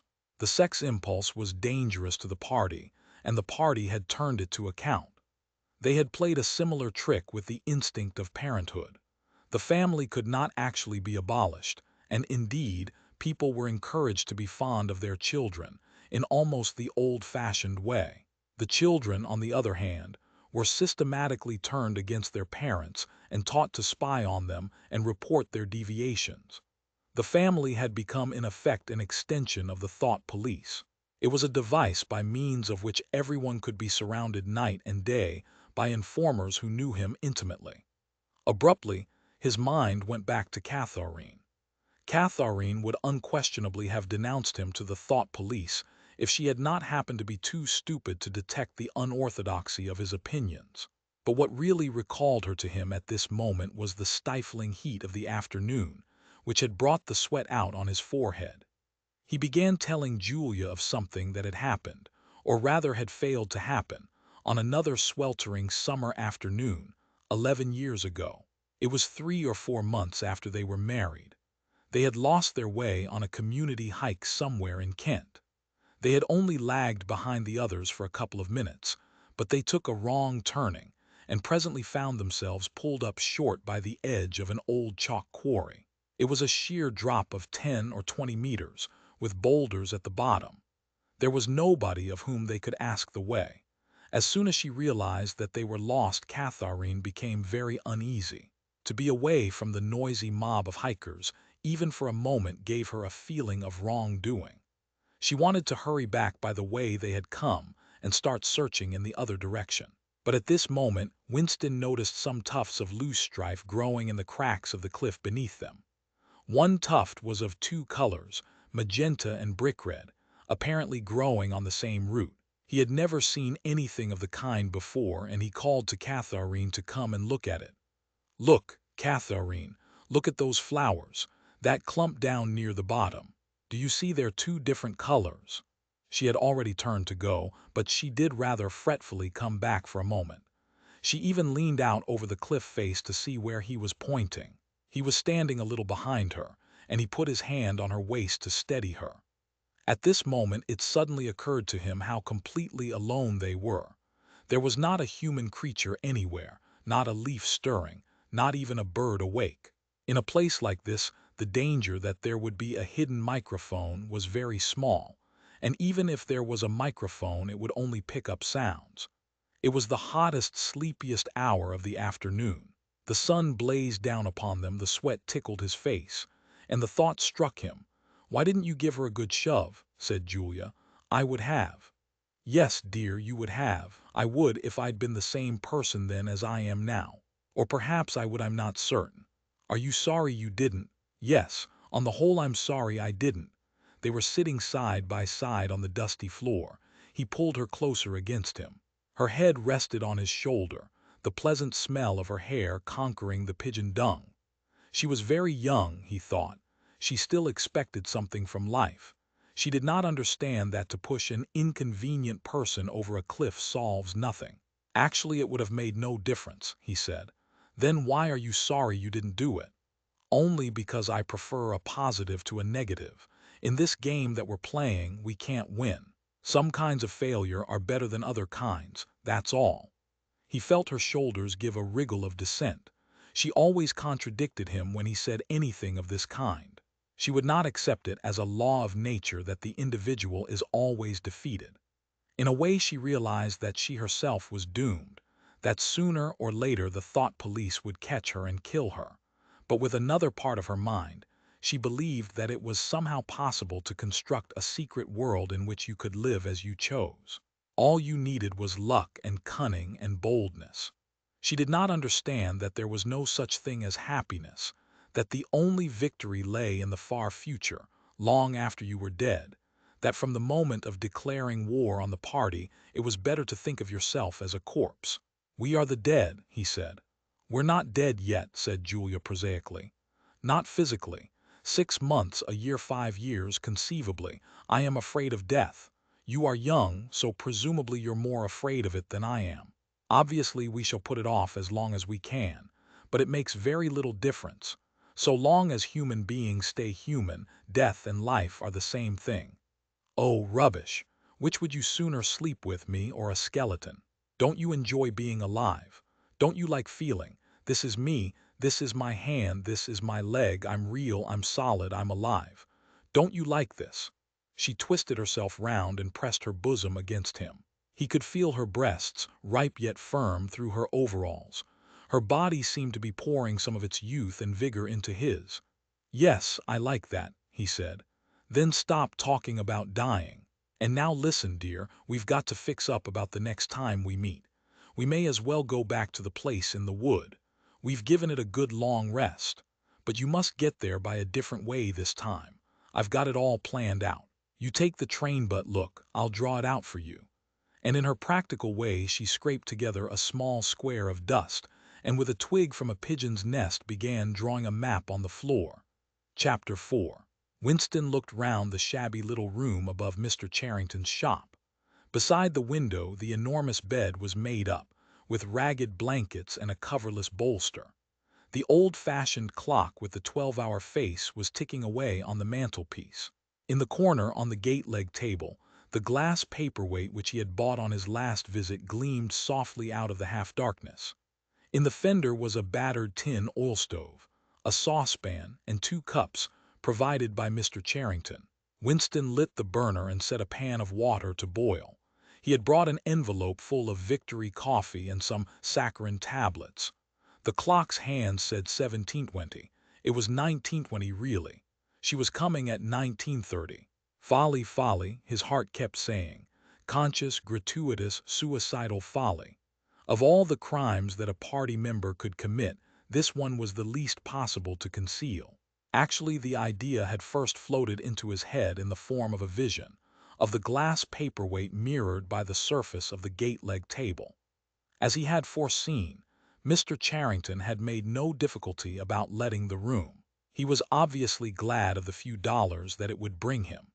Nor did he seem shocked or become offensively knowing when it was made clear that Winston wanted the room for the purpose of a love affair. Instead, he looked into the middle distance and spoke in generalities, with so delicate an air as to give the impression that he had become partly invisible. Privacy, he said, was a very valuable thing. Everyone wanted a place where they could be alone occasionally. And when they had such a place, it was only common courtesy in anyone else who knew of it to keep his knowledge to himself. He even, seeming almost to fade out of existence as he did so, added that there were 2 entries to the house, one of them through the backyard, which gave on an alley. Under the window somebody was singing. Winston peeped out, secure in the protection of the muslin curtain. The June sun was still high in the sky, and in the sun-filled court below, a monstrous woman, solid as a Norman pillar, with brawny red forearms and a sacking apron strapped about her middle, was stumping to and fro between a wash-tub and a clothes line, pegging out a series of square white things which Winston recognized as babies' diapers. Whenever her mouth was not corked with clothes pegs, she was singing in a powerful contralto. It was only an opeless fancy. It passed like an April die, but a look and a word and the dreams they stirred. They ave stolen my eared eye. The tune had been haunting London for weeks past. It was one of countless similar songs published for the benefit of the proles by a subsection of the music department. The words of these songs were composed without any human intervention whatever on an instrument known as a versificator. But the woman sang so tunefully as to turn the dreadful rubbish into an almost pleasant sound. He could hear the woman singing and the scrape of her shoes on the flagstones, and the cries of the children in the street, and somewhere in the far distance a faint roar of traffic. And yet the room seemed curiously silent, thanks to the absence of a telescreen. Folly, folly, folly, he thought again.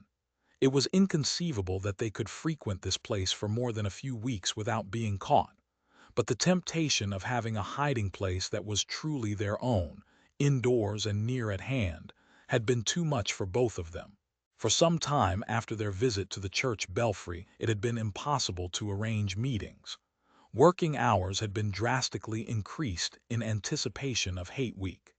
It was more than a month distant, but the enormous, complex preparations that it entailed were throwing extra work on to everybody. Finally, both of them managed to secure a free afternoon on the same day. They had agreed to go back to the clearing in the wood. On the evening beforehand they met briefly in the street. As usual, Winston hardly looked at Julia as they drifted towards one another in the crowd.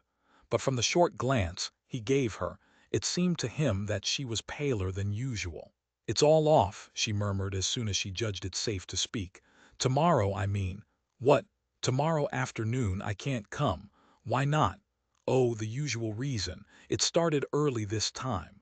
For a moment he was violently angry. During the month that he had known her the nature of his desire for her had changed. At the beginning there had been little true sensuality in it. Their first love-making had been simply an act of the will, but after the second time it was different. The smell of her hair, the taste of her mouth, the feeling of her skin seemed to have got inside him, or into the air all round him. She had become a physical necessity, something that he not only wanted but felt that he had a right to. When she said that she could not come, he had the feeling that she was cheating him. But just at this moment the crowd pressed them together and their hands accidentally met.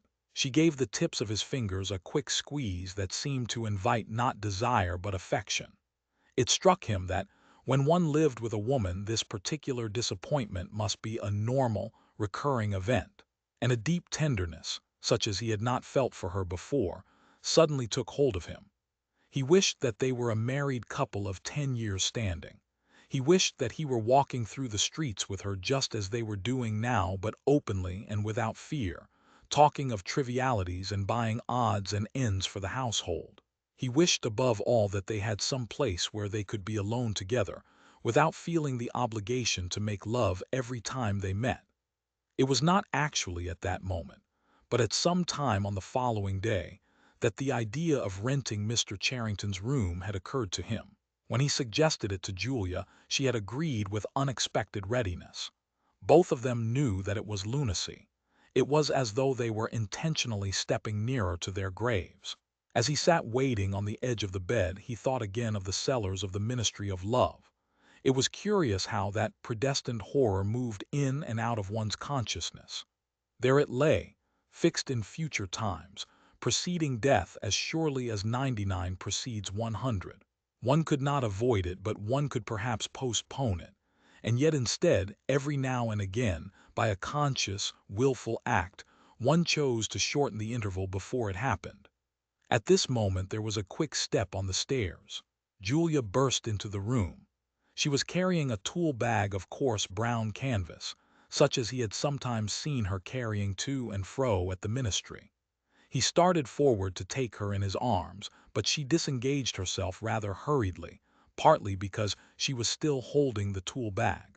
"Half a second," she said. "Just let me show you what I've brought. Did you bring some of that filthy Victory coffee? I thought you would. You can chuck it away again because we shan't be needing it. Look here." She fell on her knees, threw open the bag, and tumbled out some spanners and a screwdriver that filled the top part of it. Underneath were a number of neat paper packets. The first packet that she passed to Winston had a strange and yet vaguely familiar feeling. It was filled with some kind of heavy, sand-like stuff which yielded wherever you touched it. "It isn't sugar," he said. "Real sugar, not saccharine sugar. And here's a loaf of bread, proper white bread, not our bloody stuff, and a little pot of jam. And here's a tin of milk, but look. This is the one I'm really proud of.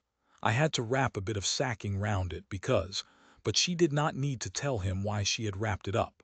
The smell was already filling the room, a rich hot smell which seemed like an emanation from his early childhood, but which one did occasionally meet with even now, blowing down a passageway before a door slammed, or diffusing itself mysteriously in a crowded street, sniffed for an instant and then lost again. "It's coffee," he murmured, "real coffee.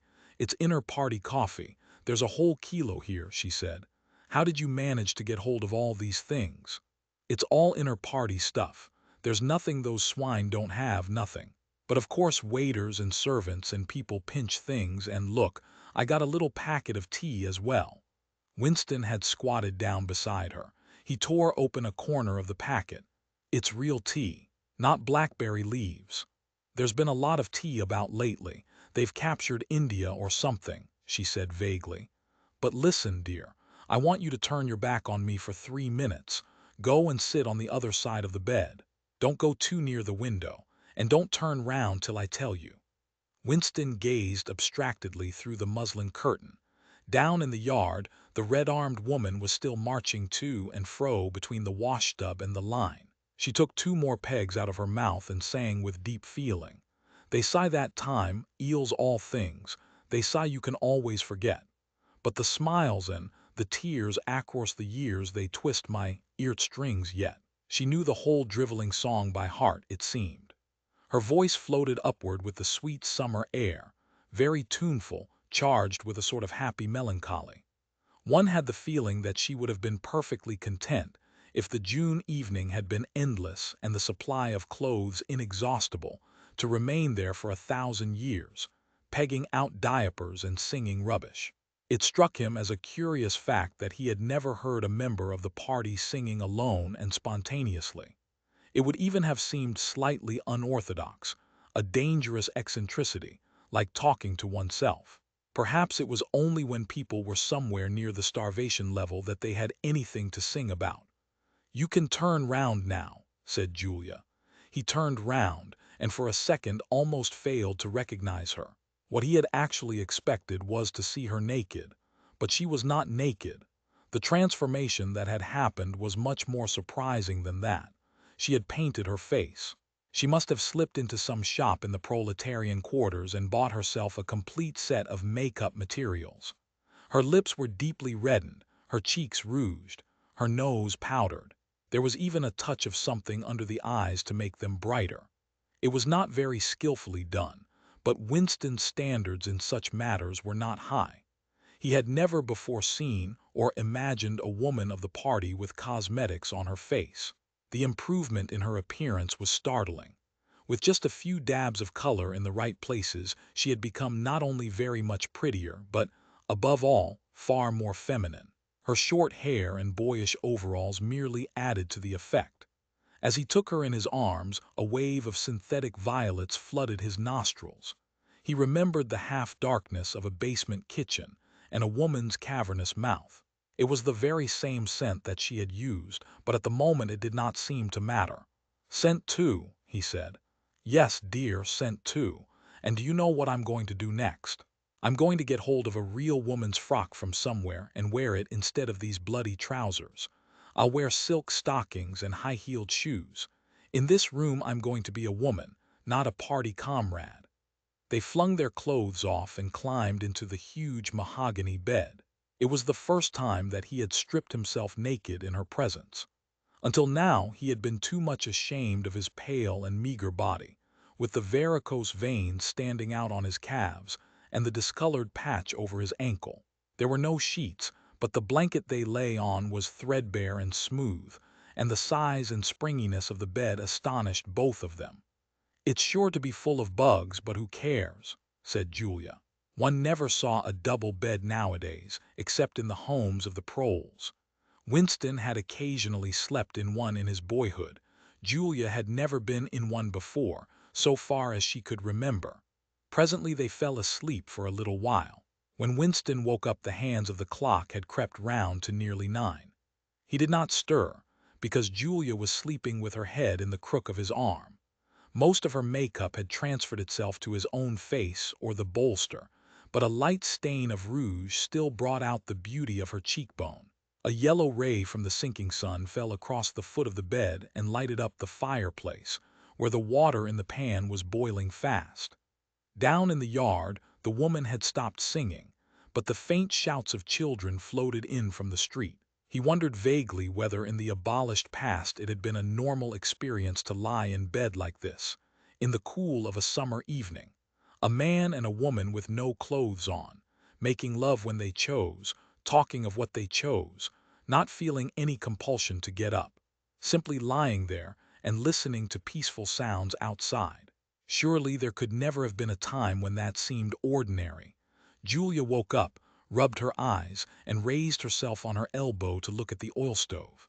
"Half that water's boiled away," she said. "I'll get up and make some coffee in another moment. We've got an hour. What time do they cut the lights off at your flats?" 23:30. "It's 23 at the hostel. But you have to get in earlier than that because high. Get out. "You filthy brute." She suddenly twisted herself over in the bed, seized a shoe from the floor, and sent it hurtling into the corner with a boyish jerk of her arm, exactly as he had seen her fling the dictionary at Goldstein that morning during the 2 minutes hate. "What was it?" he said in surprise. "A rat. I saw him stick his beastly nose out of the wainscoting. There's a hole down there. I gave him a good fright anyway." "Rats," murmured Winston. "In this room?" "They're all over the place," said Julia indifferently as she lay down again. "We've even got them in the kitchen at the hostel. Some parts of London are swarming with them. Did you know they attack children?" "Yes, they do. In some of these streets a woman daren't leave a baby alone for 2 minutes. It's the great huge brown ones that do it. And the nasty thing is that the brutes always—" "Don't go on," said Winston, with his eyes tightly shut. "Dearest, you've gone quite pale. What's the matter? Do they make you feel sick?" "Of all horrors in the world, a rat." She pressed herself against him and wound her limbs round him, as though to reassure him with the warmth of her body. He did not reopen his eyes immediately. For several moments he had had the feeling of being back in a nightmare which had recurred from time to time throughout his life. It was always very much the same. He was standing in front of a wall of darkness, and on the other side of it there was something unendurable, something too dreadful to be faced. In the dream his deepest feeling was always one of self-deception, because he did in fact know what was behind the wall of darkness. With a deadly effort, like wrenching a piece out of his own brain, he could even have dragged the thing into the open.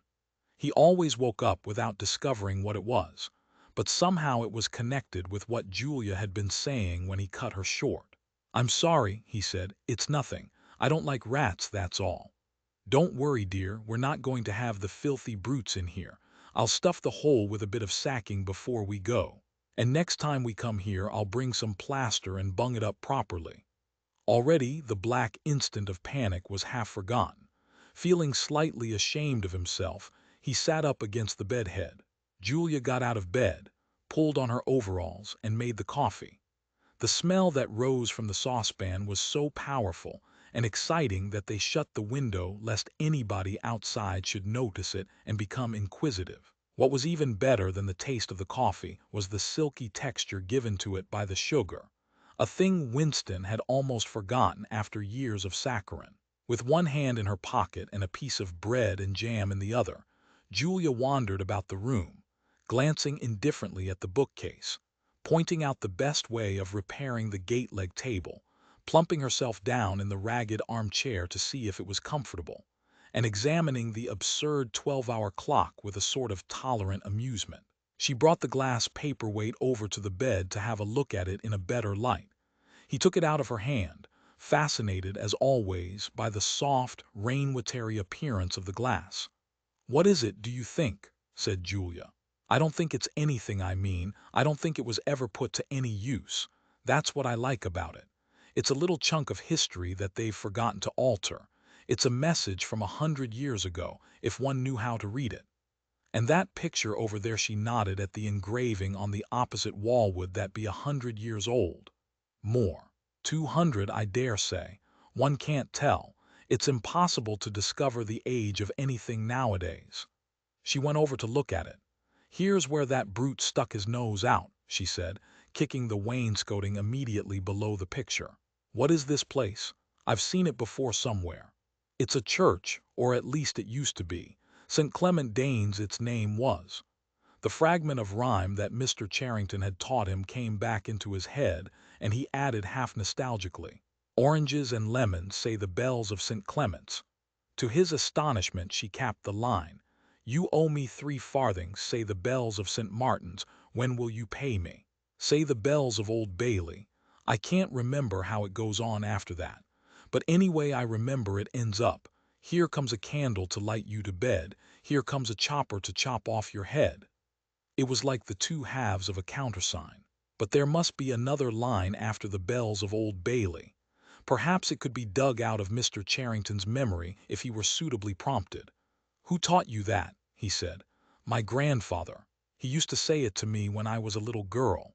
He was vaporized when I was 8, at any rate, he disappeared. I wonder what a lemon was, she added inconsequently. I've seen oranges. They're a kind of round yellow fruit with a thick skin. I can remember lemons, said Winston. They were quite common in the 50s. They were so sour that it set your teeth on edge even to smell them. I bet that picture's got bugs behind it, said Julia. I'll take it down and give it a good clean someday. I suppose it's almost time we were leaving. I must start washing this paint off. What a bore. I'll get the lipstick off your face afterwards. Winston did not get up for a few minutes more. The room was darkening. He turned over towards the light and lay gazing into the glass paperweight. The inexhaustibly interesting thing was not the fragment of coral, but the interior of the glass itself. There was such a depth of it, and yet it was almost as transparent as air. It was as though the surface of the glass had been the arch of the sky, enclosing a tiny world with its atmosphere complete. He had the feeling that he could get inside it, and that in fact he was inside it, along with the mahogany bed and the gate-leg table, and the clock and the steel engraving and the paperweight itself. The paperweight was the room he was in, and the coral was Julia's life and his own, fixed in a sort of eternity at the heart of the crystal. Chapter 5. Syme had vanished. A morning came and he was missing from work. A few thoughtless people commented on his absence. On the next day, nobody mentioned him. On the third day, Winston went into the vestibule of the records department to look at the notice board. One of the notices carried a printed list of the members of the chess committee, of whom Syme had been one. It looked almost exactly as it had looked before nothing had been crossed out, but it was one name shorter. It was enough. Syme had ceased to exist. He had never existed. The weather was baking hot. In the labyrinthine ministry, the windowless, air-conditioned rooms kept their normal temperature, but outside the pavement scorched one's feet, and the stench of the tubes at the rush hours was a horror. The preparations for Hate Week were in full swing, and the staffs of all the ministries were working overtime. Processions, meetings, military parades, lectures, waxworks, displays, film shows, telescreen programs all had to be organized. Stands had to be erected, effigies built, slogans coined, songs written, rumors circulated, photographs faked. Julia's unit in the fiction department had been taken off the production of novels and was rushing out a series of atrocity pamphlets. Winston, in addition to his regular work, spent long periods every day in going through back files of The Times and altering and embellishing news items which were to be quoted in speeches. Late at night, when crowds of rowdy proles roamed the streets, the town had a curiously febrile air. The rocket bombs crashed oftener than ever, and sometimes in the far distance there were enormous explosions which no one could explain and about which there were wild rumors. The new tune which was to be the theme song of Hate Week, the Hate Song, it was called, had already been composed and was being endlessly plugged on the telescreens. It had a savage, barking rhythm which could not exactly be called music, but resembled the beating of a drum. Roared out by hundreds of voices to the tramp of marching feet, it was terrifying. The proles had taken a fancy to it, and in the midnight streets it competed with the still popular. It was only a hopeless fancy. The parson's children played it at all hours of the night and day, unbearably, on a comb and a piece of toilet paper. Winston's evenings were fuller than ever. Squads of volunteers, organized by parsons, were preparing the street for Hate Week, stitching banners, painting posters, erecting flagstaffs on the roofs, and perilously slinging wires across the street for the reception of streamers. Parsons boasted that Victory Mansions alone would display 400 meters of bunting. He was in his native element and as happy as a lark. The heat and the manual work had even given him a pretext for reverting to shorts and an open shirt in the evenings. He was everywhere at once, pushing, pulling, sawing, hammering, improvising, jollying everyone along with comradely exhortations, and giving out from every fold of his body what seemed an inexhaustible supply of acrid-smelling sweat. A new poster had suddenly appeared all over London. It had no caption, and represented simply the monstrous figure of a Eurasian soldier, 3 or 4 meters high, striding forward with expressionless Mongolian face and enormous boots, a submachine gun pointed from his hip. From whatever angle you looked at the poster, the muzzle of the gun, magnified by the foreshortening, seemed to be pointed straight at you. The thing had been plastered on every blank space on every wall, even outnumbering the portraits of Big Brother. The proles, normally apathetic about the war, were being lashed into one of their periodical frenzies of patriotism. As though to harmonize with the general mood, the rocket bombs had been killing larger numbers of people than usual. One fell on a crowded film theater in Stepney, burying several hundred victims among the ruins. The whole population of the neighborhood turned out for a long, trailing funeral which went on for hours and was in effect an indignation meeting. Another bomb fell on a piece of waste ground which was used as a playground, and several dozen children were blown to pieces. There were further angry demonstrations. Goldstein was burned in effigy. Hundreds of copies of the poster of the Eurasian soldier were torn down and added to the flames, and a number of shops were looted in the turmoil. Then a rumor flew round that spies were directing the rocket bombs by means of wireless waves, and an old couple who were suspected of being of foreign extraction had their house set on fire and perished of suffocation. In the room over Mr. Charrington's shop, when they could get there, Julia and Winston lay side by side on a stripped bed under the open window, naked for the sake of coolness. The rat had never come back, but the bugs had multiplied hideously in the heat. It did not seem to matter. Dirty or clean, the room was paradise. As soon as they arrived, they would sprinkle everything with pepper bought on the black market, tear off their clothes, and make love with sweating bodies, then fall asleep and wake to find that the bugs had rallied and were massing for the counterattack. 4, 5, 6, 7 times they met during the month of June. Winston had dropped his habit of drinking gin at all hours. He seemed to have lost the need for it. He had grown fatter. His varicose ulcer had subsided, leaving only a brown stain on the skin above his ankle. His fits of coughing in the early morning had stopped. The process of life had ceased to be intolerable. He had no longer any impulse to make faces at the telescreen or shout curses at the top of his voice. Now that they had a secure hiding place, almost a home, it did not even seem a hardship that they could only meet infrequently and for a couple of hours at a time. What mattered was that the room over the junk shop should exist. To know that it was there, inviolate, was almost the same as being in it. The room was a world, a pocket of the past where extinct animals could walk. Mr. Charrington, thought Winston, was another extinct animal. He usually stopped to talk with Mr. Charrington for a few minutes on his way upstairs. The old man seemed seldom or never to go out of doors, and on the other hand to have almost no customers. He led a ghost-like existence between the tiny, dark shop and an even tinier back kitchen where he prepared his meals, and which contained, among other things, an unbelievably ancient gramophone with an enormous horn. He seemed glad of the opportunity to talk. Wandering about among his worthless stock, with his long nose and thick spectacles and his bowed shoulders in the velvet jacket, he had always vaguely the air of being a collector rather than a tradesman. With a sort of faded enthusiasm, he would finger this scrap of rubbish or that a china bottle stopper, the painted lid of a broken snuff-box, a pinchbeck locket containing a strand of some long-dead baby's hair, never asking that Winston should buy it, merely that he should admire it.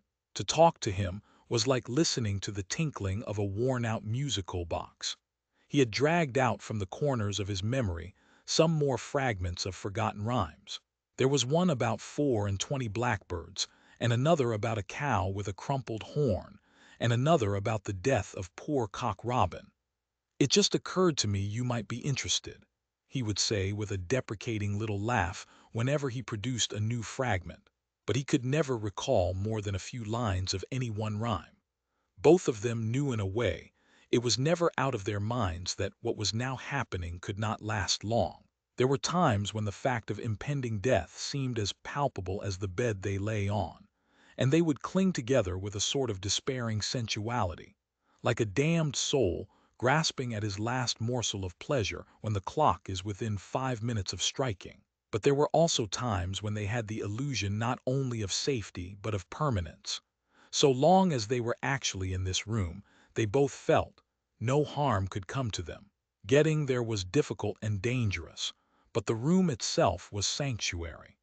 It was as when Winston had gazed into the heart of the paperweight, with the feeling that it would be possible to get inside that glassy world, and that once inside it time could be arrested. Often they gave themselves up to daydreams of escape. Their luck would hold indefinitely, and they would carry on their intrigue just like this for the remainder of their natural lives. Or Catharine would die, and by subtle maneuverings Winston and Julia would succeed in getting married. Or they would commit suicide together. Or they would disappear, alter themselves out of recognition, learn to speak with proletarian accents, get jobs in a factory, and live out their lives undetected in a back street. It was all nonsense, as they both knew. In reality, there was no escape. Even the one plan that was practicable, suicide, they had no intention of carrying out. To hang on from day to day and from week to week, spinning out a present that had no future, seemed an unconquerable instinct, just as one's lungs will always draw the next breath so long as there is air available. Sometimes, too, they talked of engaging in active rebellion against the party, but with no notion of how to take the first step. Even if the fabulous brotherhood was a reality, there still remained the difficulty of finding one's way into it. He told her of the strange intimacy that existed, or seemed to exist, between himself and O'Brien, and of the impulse he sometimes felt, simply to walk into O'Brien's presence, announce that he was the enemy of the party, and demand his help. Curiously enough, this did not strike her as an impossibly rash thing to do. She was used to judging people by their faces, and it seemed natural to her that Winston should believe O'Brien to be trustworthy on the strength of a single flash of the eyes.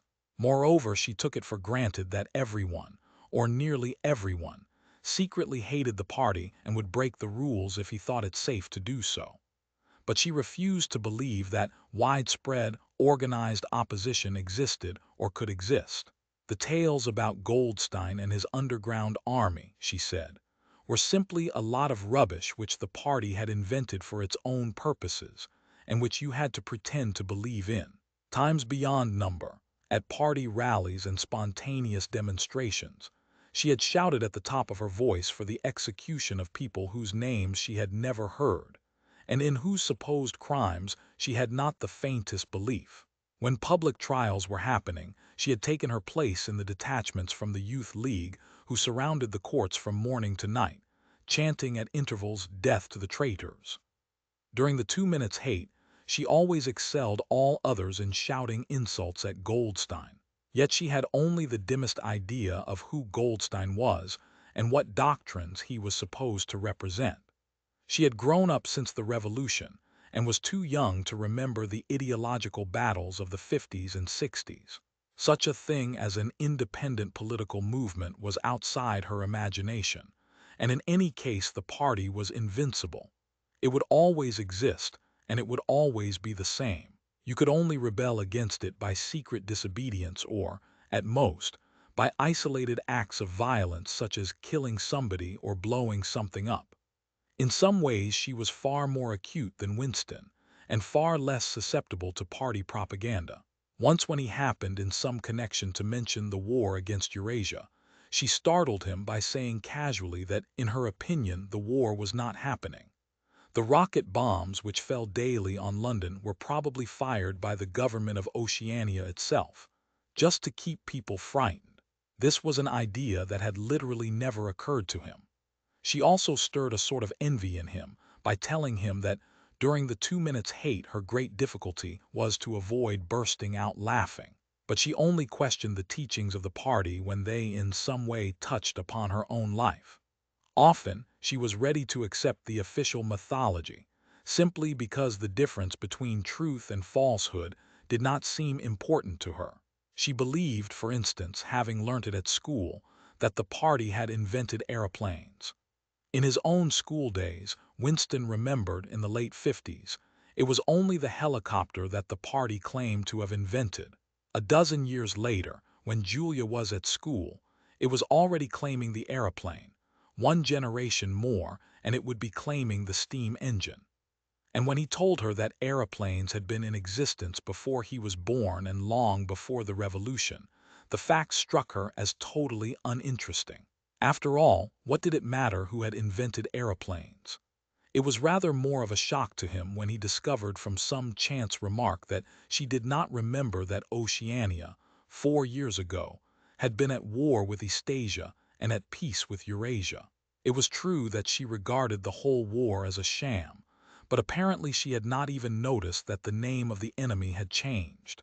"I thought we'd always been at war with Eurasia," she said vaguely. It frightened him a little. The invention of aeroplanes dated from long before her birth, but the switchover in the war had happened only 4 years ago, well after she was grown up. He argued with her about it for perhaps a quarter of an hour. In the end, he succeeded in forcing her memory back until she did dimly recall that at one time Eastasia and not Eurasia had been the enemy. But the issue still struck her as unimportant. "Who cares?" she said impatiently. "It's always one bloody war after another, and one knows the news is all lies anyway." Sometimes he talked to her of the records department and the impudent forgeries that he committed there. Such things did not appear to horrify her. She did not feel the abyss opening beneath her feet at the thought of lies becoming truths. He told her the story of Jones, Aronson, and Rutherford, and the momentous slip of paper which he had once held between his fingers. It did not make much impression on her. At first, indeed, she failed to grasp the point of the story. "Were they friends of yours?" she said. "No, I never knew them. They were inner-party members. Besides, they were far older men than I was. They belonged to the old days before the revolution. I barely knew them by sight." "Then what was there to worry about? People are being killed off all the time, aren't they?" He tried to make her understand. This was an exceptional case. It wasn't just a question of somebody being killed. "Do you realize that the past, starting from yesterday, has been actually abolished? If it survives anywhere, it's in a few solid objects with no words attached to them, like that lump of glass there. Already we know almost literally nothing about the revolution and the years before the revolution. Every record has been destroyed or falsified. Every book has been rewritten. Every picture has been repainted. Every statue and street and building has been renamed. Every date has been altered. And that process is continuing day by day and minute by minute. History has stopped. Nothing exists except an endless present in which the party is always right. I know, of course, that the past is falsified, but it would never be possible for me to prove it, even when I did the falsification myself. After the thing is done, no evidence ever remains. The only evidence is inside my own mind, and I don't know with any certainty that any other human being shares my memories. Just in that one instance in my whole life, I did possess actual concrete evidence after the event years after it. And what good was that? It was no good because I threw it away a few minutes later. But if the same thing happened today, I should keep it." "Well, I wouldn't," said Julia. "I'm quite ready to take risks, but only for something worthwhile, not for bits of old newspaper. What could you have done with it even if you had kept it?" "Not much, perhaps, but it was evidence. It might have planted a few doubts here and there, supposing that I dared to show it to anybody. I don't imagine that we can alter anything in our own lifetime. But one can imagine little knots of resistance springing up here and there, small groups of people banding themselves together, and gradually growing, and even leaving a few records behind, so that the next generations can carry on where we leave off." "I'm not interested in the next generation, dear. I'm interested in US. You're only a rebel from the waist downwards," he told her. She thought this brilliantly witty and flung her arms round him in delight. In the ramifications of party doctrine she had not the faintest interest. Whenever he began to talk of the principles of ing-soc, doublethink, the mutability of the past, and the denial of objective reality, and to use newspeak words, she became bored and confused, and said that she never paid any attention to that kind of thing. One knew that it was all rubbish, so why let oneself be worried by it? She knew when to cheer and when to boo, and that was all one needed. If he persisted in talking of such subjects, she had a disconcerting habit of falling asleep. She was one of those people who can go to sleep at any hour and in any position. Talking to her, he realized how easy it was to present an appearance of orthodoxy while having no grasp whatever of what orthodoxy meant. In a way, the worldview of the party imposed itself most successfully on people incapable of understanding it. They could be made to accept the most flagrant violations of reality, because they never fully grasped the enormity of what was demanded of them, and were not sufficiently interested in public events to notice what was happening. By lack of understanding, they remained sane. They simply swallowed everything, and what they swallowed did them no harm, because it left no residue behind, just as a grain of corn will pass undigested through the body of a bird. Chapter 6. It had happened at last. The expected message had come. All his life, it seemed to him, he had been waiting for this to happen. He was walking down the long corridor at the ministry, and he was almost at the spot where Julia had slipped the note into his hand when he became aware that someone larger than himself was walking just behind him. The person, whoever it was, gave a small cough, evidently as a prelude to speaking. Winston stopped abruptly and turned. It was O'Brien. At last they were face to face, and it seemed that his only impulse was to run away. His heart bounded violently. He would have been incapable of speaking. O'Brien, however, had continued forward in the same movement, laying a friendly hand for a moment on Winston's arm, so that the two of them were walking side by side. He began speaking with the peculiar grave courtesy that differentiated him from the majority of inner party members. "I had been hoping for an opportunity of talking to you," he said. "I was reading one of your Newspeak articles in the Times the other day. You take a scholarly interest in Newspeak, I believe." Winston had recovered part of his self-possession. "Hardly scholarly," he said. "I'm only an amateur. It's not my subject. I have never had anything to do with the actual construction of the language." "But you write it very elegantly," said O'Brien. "That is not only my own opinion. I was talking recently to a friend of yours who is certainly an expert. His name has slipped my memory for the moment." Again, Winston's heart stirred painfully. It was inconceivable that this was anything other than a reference to Syme. But Syme was not only dead, he was abolished, an unperson. Any identifiable reference to him would have been mortally dangerous.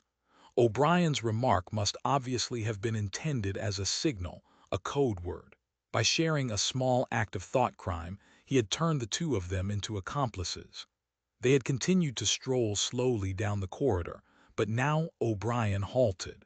With the curious, disarming friendliness that he always managed to put into the gesture, he resettled his spectacles on his nose. Then he went on. "What I had really intended to say was that, in your article, I noticed you had used two words which have become obsolete, but they have only become so very recently. Have you seen the 10th edition of the Newspeak Dictionary?" "No," said Winston. "I didn't think it had been issued yet. We are still using the 9th in the records department. The 10th edition is not due to appear for some months, I believe. But a few advance copies have been circulated. I have one myself. It might interest you to look at it, perhaps." "Very much so," said Winston, immediately seeing where this tended. "Some of the new developments are most ingenious. The reduction in the number of verbs that is the point that will appeal to you, I think. Let me see, shall I send a messenger to you with the dictionary? But I am afraid I invariably forget anything of that kind. Perhaps you could pick it up at my flat at some time that suited you. Wait, let me give you my address." They were standing in front of a telescreen. Somewhat absent-mindedly O'Brien felt two of his pockets and then produced a small leather-covered notebook and a gold ink pencil.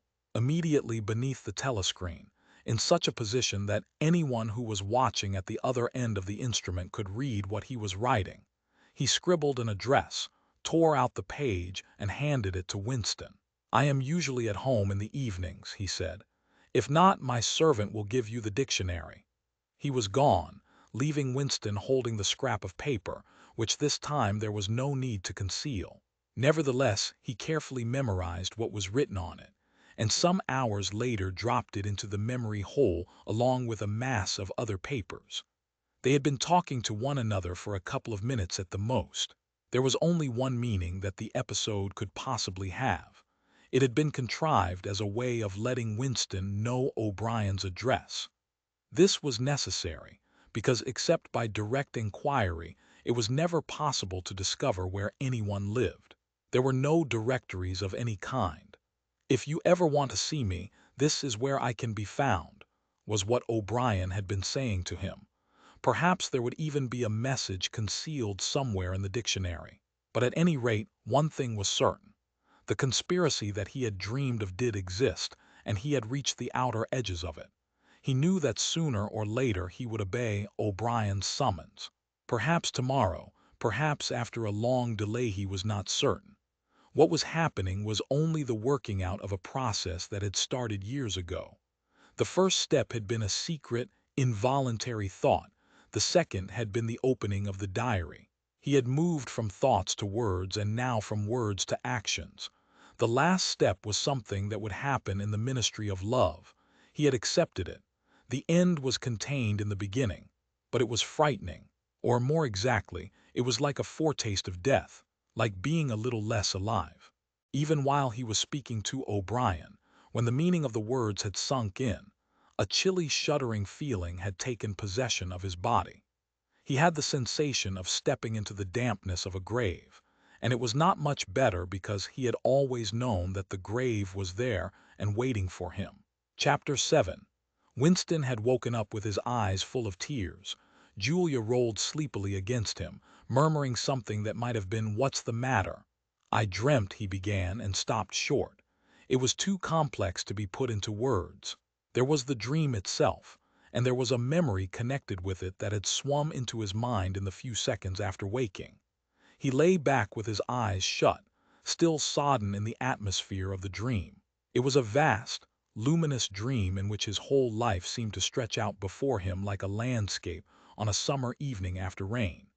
It had all occurred inside the glass paperweight, but the surface of the glass was the dome of the sky, and inside the dome everything was flooded with clear, soft light in which one could see into interminable distances. The dream had also been comprehended by Indeed.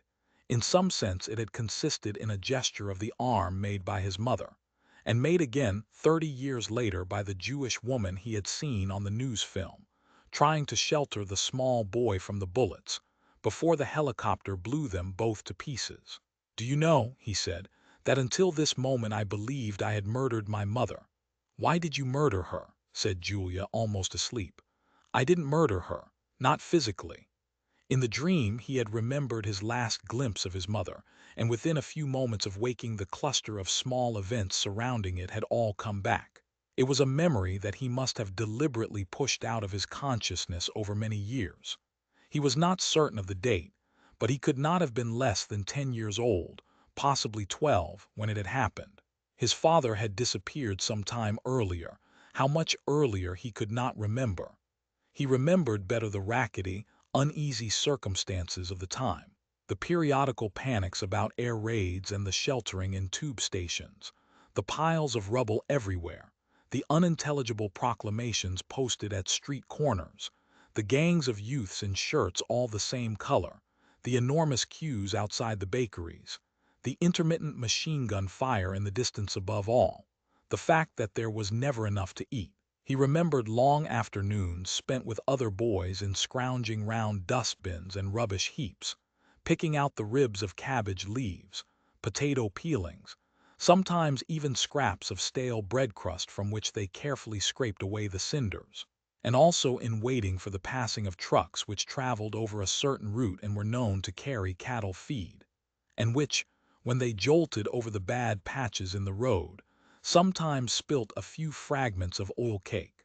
When his father disappeared, his mother did not show any surprise or any violent grief, but a sudden change came over her.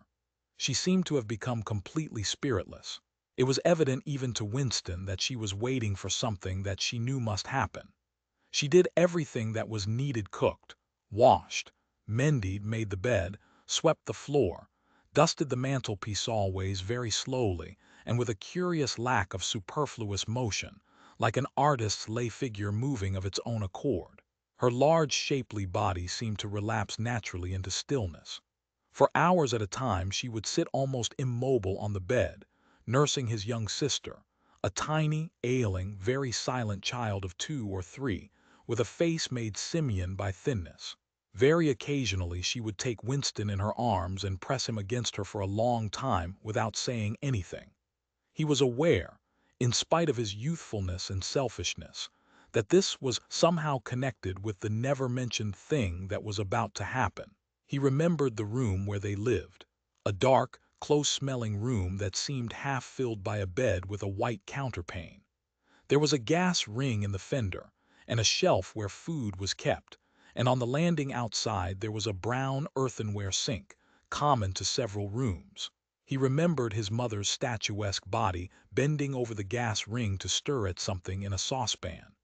Above all, he remembered his continuous hunger and the fierce, sordid battles at mealtimes.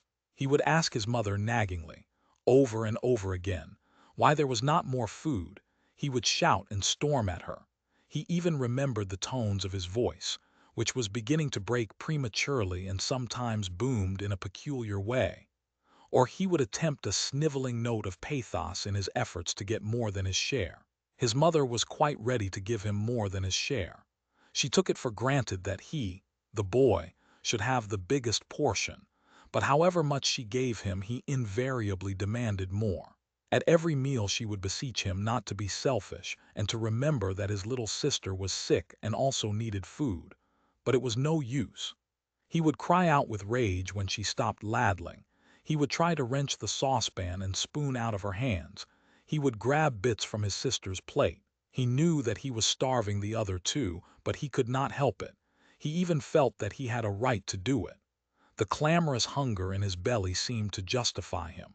Between meals, if his mother did not stand guard, he was constantly pilfering at the wretched store of food on the shelf. One day a chocolate ration was issued. There had been no such issue for weeks or months past. He remembered quite clearly that precious little morsel of chocolate. It was a 2-ounce slab. They still talked about ounces in those days between the 3 of them. It was obvious that it ought to be divided into 3 equal parts. Suddenly, as though he were listening to somebody else, Winston heard himself demanding in a loud, booming voice that he should be given the whole piece. His mother told him not to be greedy. There was a long, nagging argument that went round and round, with shouts, whines, tears, remonstrances, bargainings. His tiny sister, clinging to her mother with both hands, exactly like a baby monkey, sat looking over her shoulder at him with large, mournful eyes. In the end his mother broke off 3/4 of the chocolate and gave it to Winston, giving the other quarter to his sister. The little girl took hold of it and looked at it dully, perhaps not knowing what it was. Winston stood watching her for a moment. Then with a sudden swift spring he had snatched the piece of chocolate out of his sister's hand and was fleeing for the door. "Winston, Winston," his mother called after him. "Come back. Give your sister back her chocolate." He stopped, but did not come back. His mother's anxious eyes were fixed on his face. Even now he was thinking about the thing. He did not know what it was that was on the point of happening. His sister, conscious of having been robbed of something, had set up a feeble wail. His mother drew her arm round the child and pressed its face against her breast. Something in the gesture told him that his sister was dying. He turned and fled down the stairs, with the chocolate growing sticky in his hand. He never saw his mother again. After he had devoured the chocolate, he felt somewhat ashamed of himself and hung about in the streets for several hours, until hunger drove him home. When he came back, his mother had disappeared. This was already becoming normal at that time. Nothing was gone from the room except his mother and his sister. They had not taken any clothes, not even his mother's overcoat. To this day, he did not know with any certainty that his mother was dead. It was perfectly possible that she had merely been sent to a forced labor camp. As for his sister, she might have been removed, like Winston himself, to one of the colonies for homeless children reclamation centers, they were called, which had grown up as a result of the Civil War, or she might have been sent to the labor camp along with his mother, or simply left somewhere or other to die. The dream was still vivid in his mind, especially the enveloping protecting gesture of the arm in which its whole meaning seemed to be contained. His mind went back to another dream of 2 months ago, exactly as his mother had sat on the dingy white-quilted bed, with the child clinging to her. So she had sat in the sunken ship, far underneath him, and drowning deeper every minute but still looking up at him through the darkening water. He told Julia the story of his mother's disappearance. Without opening her eyes, she rolled over and settled herself into a more comfortable position. "I expect you were a beastly little swine in those days," she said indistinctly. "All children are swine." Yes, but the real point of the story, from her breathing, it was evident that she was going off to sleep again. He would have liked to continue talking about his mother. He did not suppose, from what he could remember of her, that she had been an unusual woman, still less an intelligent one. And yet she had possessed a kind of nobility, a kind of purity, simply because the standards that she obeyed were private ones. Her feelings were her own and could not be altered from outside. It would not have occurred to her that an action which is ineffectual thereby becomes meaningless. If you loved someone, you loved him, and when you had nothing else to give, you still gave him love. When the last of the chocolate was gone, his mother had clasped the child in her arms. It was no use, it changed nothing, it did not produce more chocolate, it did not avert the child's death or her own, but it seemed natural to her to do it. The refugee woman in the boat had also covered the little boy with her arm, which was no more use against the bullets than a sheet of paper. The terrible thing that the party had done was to persuade you that mere impulses, mere feelings, were of no account, while at the same time robbing you of all power over the material world. When once you were in the grip of the party, what you felt or did not feel, what you did or refrained from doing, made literally no difference. Whatever happened, you vanished, and neither you nor your actions were ever heard of again. You were lifted clean out of the stream of history. And yet to the people of only 2 generations ago this would not have seemed all-important, because they were not attempting to alter history. They were governed by private loyalties which they did not question. What mattered were individual relationships, and a completely helpless gesture, an embrace, a tear, a word spoken to a dying man could have value in itself. The proles, it suddenly occurred to him, had remained in this condition. They were not loyal to a party or a country or an idea. They were loyal to one another. For the first time in his life, he did not despise the proles or think of them merely as an inert force which would one day spring to life and regenerate the world. The proles had stayed human. They had not become hardened inside. They had held on to the primitive emotions which he himself had to relearn by conscious effort. And in thinking this he remembered, without apparent relevance, how a few weeks ago he had seen a severed hand lying on the pavement and had kicked it into the gutter as though it had been a cabbage stalk. "The proles are human beings," he said aloud. "We are not human." "Why not?" said Julia, who had woken up again. He thought for a little while. "Has it ever occurred to you," he said, "that the best thing for us to do would be simply to walk out of here before it's too late and never see each other again?" "Yes, dear, it has occurred to me several times. But I'm not going to do it all the same." "We've been lucky," he said, "but it can't last much longer. You're young. You look normal and innocent. If you keep clear of people like me, you might stay alive for another 50 years. No, I've thought it all out. What you do, I'm going to do. And don't be too downhearted. I'm rather good at staying alive. We may be together for another 6 months, a year, there's no knowing. At the end, we're certain to be apart. Do you realize how utterly alone we shall be? When once they get hold of us, there will be nothing, literally nothing, that either of us can do for the other. If I confess, they'll shoot you, and if I refuse to confess, they'll shoot you just the same. Nothing that I can do or say, or stop myself from saying, will put off your death for as much as 5 minutes. Neither of us will even know whether the other is alive or dead. We shall be utterly without power of any kind. The one thing that matters is that we shouldn't betray one another, although even that can't make the slightest difference. If you mean confessing, she said, we shall do that right enough. Everybody always confesses. You can't help it. They torture you. I don't mean confessing. Confession is not betrayal. What you say or do doesn't matter, only feelings matter. If they could make me stop loving you, that would be the real betrayal. She thought it over. They can't do that, she said finally. It's the one thing they can't do. They can make you say anything, but they can't make you believe it. They can't get inside you. No, he said a little more hopefully. No, that's quite true. They can't get inside you. If you can feel that staying human is worthwhile, even when it can't have any result whatever, you've beaten them. He thought of the telescreen with its never-sleeping ear. They could spy upon you night and day, but if you kept your head, you could still outwit them. With all their cleverness, they had never mastered the secret of finding out what another human being was thinking. Perhaps that was less true when you were actually in their hands. One did not know what happened inside the Ministry of Love, but it was possible to guess. Tortures, drugs, delicate instruments that registered your nervous reactions, gradual wearing down by sleeplessness and solitude and persistent questioning. Facts, at any rate, could not be kept hidden. They could be tracked down by inquiry, they could be squeezed out of you by torture. But if the object was not to stay alive but to stay human, what difference did it ultimately make? They could not alter your feelings. For that matter, you could not alter them yourself, even if you wanted to. They could lay bare in the utmost detail everything that you had done or said or thought. But the inner heart, whose workings were mysterious even to yourself, remained impregnable. Chapter 8. They had done it at last. The room they were standing in was long-shaped and softly lit. The telescreen was dimmed to a low murmur.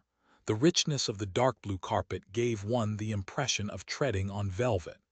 At the far end of the room, O'Brien was sitting at a table under a green-shaded lamp, with a mass of papers on either side of him. He had not bothered to look up when the servant showed Julia and Winston in. Winston's heart was thumping so hard that he doubted whether he would be able to speak. They had done it at last, was all he could think. It had been a rash act to come here at all, and sheer folly to arrive together. Though it was true that they had come by different routes and only met on O'Brien's doorstep.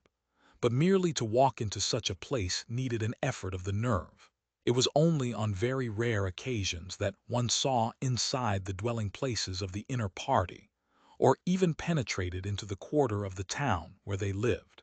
The whole atmosphere of the huge block of flats, the richness and spaciousness of everything, the unfamiliar smells of good food and good tobacco, the silent and incredibly rapid lifts sliding up and down, the white-jacketed servants hurrying to and fro, everything was intimidating. Although he had a good pretext for coming here, he was haunted at every step by the fear that a black-uniformed guard would suddenly appear from round the corner, demand his papers, and order him to get out. O'Brien's servant, however, had admitted the two of them without demur. He was a small, dark-haired man in a white jacket, with a diamond-shaped, completely expressionless face which might have been that of a Chinese.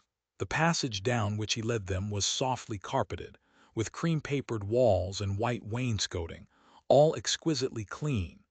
That, too, was intimidating.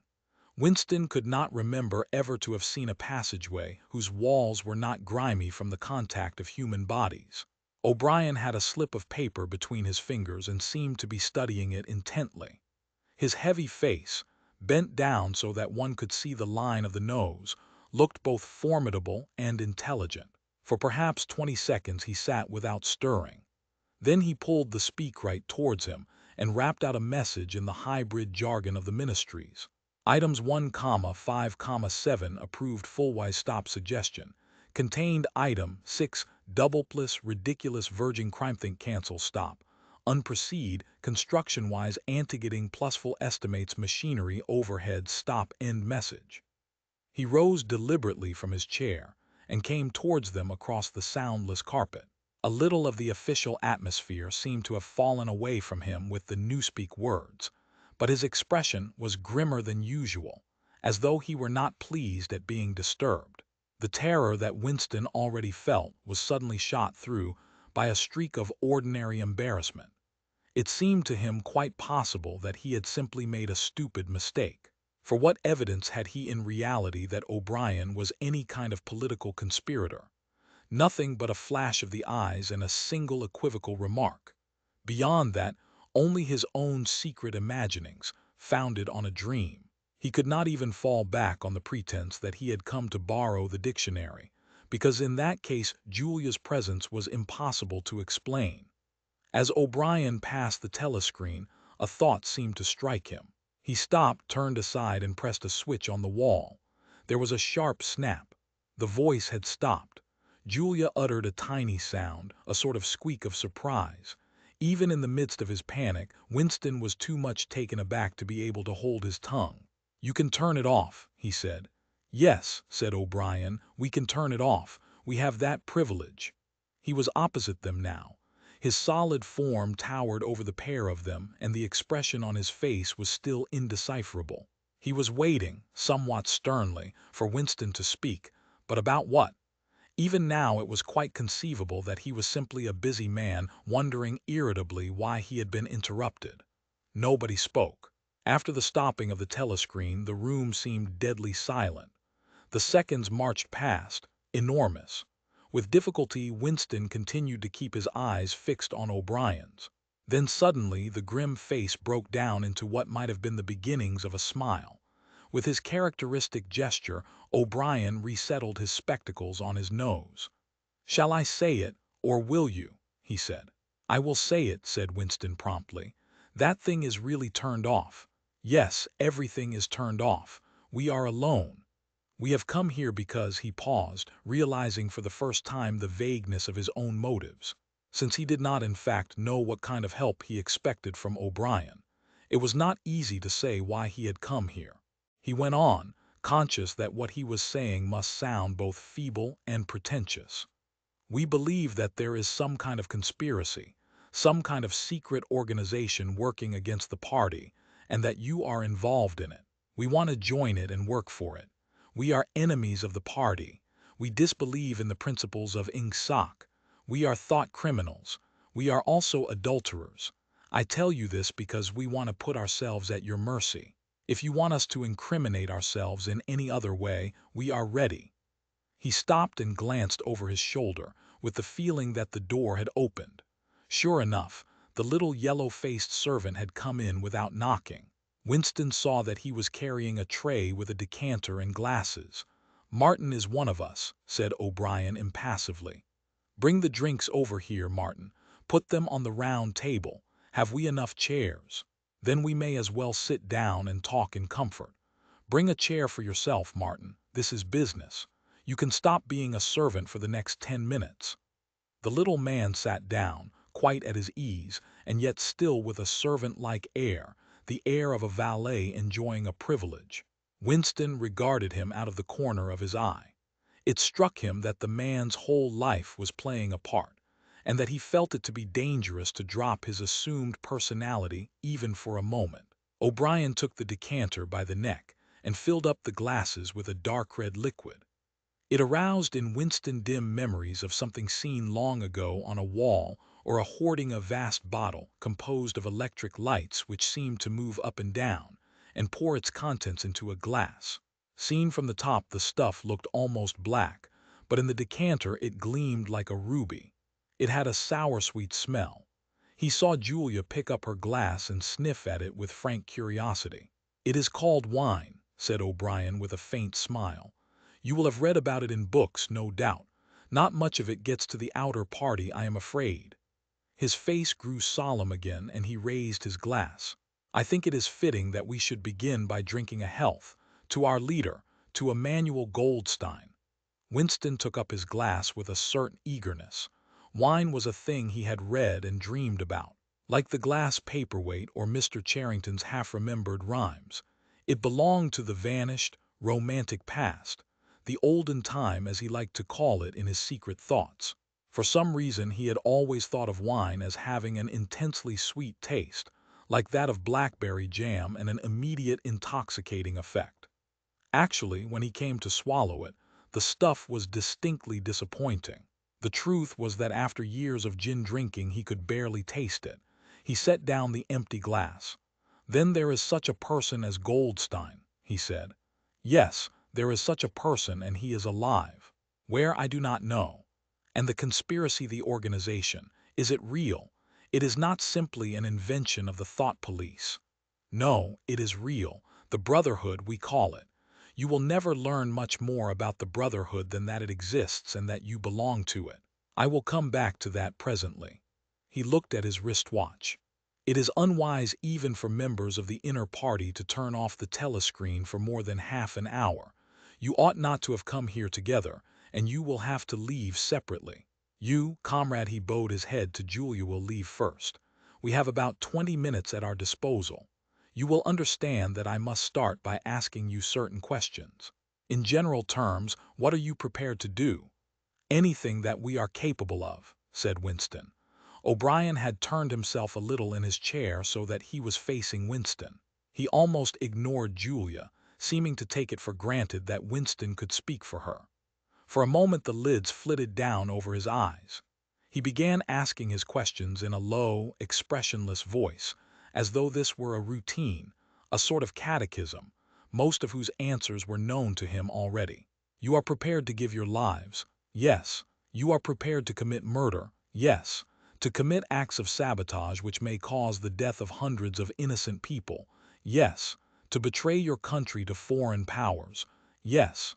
"You are prepared to cheat, to forge, to blackmail, to corrupt the minds of children, to distribute habit-forming drugs, to encourage prostitution, to disseminate venereal diseases, to do anything which is likely to cause demoralization and weaken the power of the party?" "Yes." "If, for example, it would somehow serve our interests to throw sulfuric acid in a child's face, are you prepared to do that?" "Yes." "You are prepared to lose your identity and live out the rest of your life as a waiter or a dock worker?" "Yes." "You are prepared to commit suicide, if and when we order you to do so?" "Yes." "You are prepared, the two of you, to separate and never see one another again?" "No," broke in Julia. It appeared to Winston that a long time passed before he answered. For a moment he seemed even to have been deprived of the power of speech. His tongue worked soundlessly, forming the opening syllables first of one word, then of the other, over and over again. Until he had said it, he did not know which word he was going to say. "No," he said finally. "You did well to tell me," said O'Brien. "It is necessary for us to know everything." He turned himself toward Julia and added in a voice with somewhat more expression in it, "Do you understand that even if he survives, it may be as a different person? We may be obliged to give him a new identity. His face, his movements, the shape of his hands, the color of his hair, even his voice would be different. And you yourself might have become a different person. Our surgeons can alter people beyond recognition. Sometimes it is necessary. Sometimes we even amputate a limb." Winston could not help snatching another sidelong glance at Martin's Mongolian face. There were no scars that he could see. Julia had turned a shade paler so that her freckles were showing, but she faced O'Brien boldly. She murmured something that seemed to be assent. "Good. Then that is settled." There was a silver box of cigarettes on the table. With a rather absent-minded air O'Brien pushed them towards the others, took one himself, then stood up and began to pace slowly to and fro, as though he could think better standing. They were very good cigarettes, very thick and well packed, with an unfamiliar silkiness in the paper. O'Brien looked at his wristwatch again. "You had better go back to your pantry, Martin," he said. "I shall switch on in a quarter of an hour. Take a good look at these comrades' faces before you go. You will be seeing them again. I may not." Exactly as they had done at the front door, the little man's dark eyes flickered over their faces. There was not a trace of friendliness in his manner. He was memorizing their appearance, but he felt no interest in them, or appeared to feel none. It occurred to Winston that a synthetic face was perhaps incapable of changing its expression. Without speaking or giving any kind of salutation, Martin went out, closing the door silently behind him. O'Brien was strolling up and down, one hand in the pocket of his black overalls, the other holding his cigarette. "You understand," he said, "that you will be fighting in the dark. You will always be in the dark. You will receive orders and you will obey them without knowing why. Later I shall send you a book from which you will learn the true nature of the society we live in and the strategy by which we shall destroy it. When you have read the book, you will be full members of the Brotherhood. But between the general aims that we are fighting for and the immediate tasks of the moment, you will never know anything. I tell you that the Brotherhood exists, but I cannot tell you whether it numbers 100 members or 10 million. From your personal knowledge, you will never be able to say that it numbers even as many as a dozen. You will have 3 or 4 contacts, who will be renewed from time to time as they disappear. As this was your first contact, it will be preserved. When you receive orders, they will come from me. If we find it necessary to communicate with you, it will be through Martin. When you are finally caught, you will confess. That is unavoidable, but you will have very little to confess other than your own actions. You will not be able to betray more than a handful of unimportant people. Probably you will not even betray me. By that time I may be dead, or I shall have become a different person, with a different face." He continued to move to and fro over the soft carpet. In spite of the bulkiness of his body, there was a remarkable grace in his movements. It came out even in the gesture with which he thrust a hand into his pocket, or manipulated a cigarette. More even than of strength, he gave an impression of confidence and of an understanding tinged by irony. However much in earnest he might be, he had nothing of the single-mindedness that belongs to a fanatic. When he spoke of murder, suicide, venereal disease, amputated limbs, and altered faces, it was with a faint air of persiflage. "This is unavoidable," his voice seemed to say. "This is what we have got to do unflinchingly. But this is not what we shall be doing when life is worth living again." A wave of admiration, almost of worship, flowed out from Winston towards O'Brien. For the moment he had forgotten the shadowy figure of Goldstein. When you looked at O'Brien's powerful shoulders and his blunt-featured face, so ugly and yet so civilized, it was impossible to believe that he could be defeated. There was no stratagem that he was not equal to, no danger that he could not foresee. Even Julia seemed to be impressed. She had let her cigarette go out and was listening intently. O'Brien went on. "You will have heard rumors of the existence of the Brotherhood. No doubt you have formed your own picture of it. You have imagined, probably, a huge underworld of conspirators, meeting secretly in cellars, scribbling messages on walls, recognizing one another by code words or by special movements of the hand. Nothing of the kind exists. The members of the Brotherhood have no way of recognizing one another, and it is impossible for any one member to be aware of the identity of more than a few others. Goldstein himself, if he fell into the hands of the thought police, could not give them a complete list of members, or any information that would lead them to a complete list. No such list exists. The Brotherhood cannot be wiped out because it is not an organization in the ordinary sense. Nothing holds it together except an idea which is indestructible. You will never have anything to sustain you except the idea. You will get no comradeship and no encouragement. When finally you are caught, you will get no help. We never help our members. At most, when it is absolutely necessary that someone should be silenced, we are occasionally able to smuggle a razor blade into a prisoner's cell.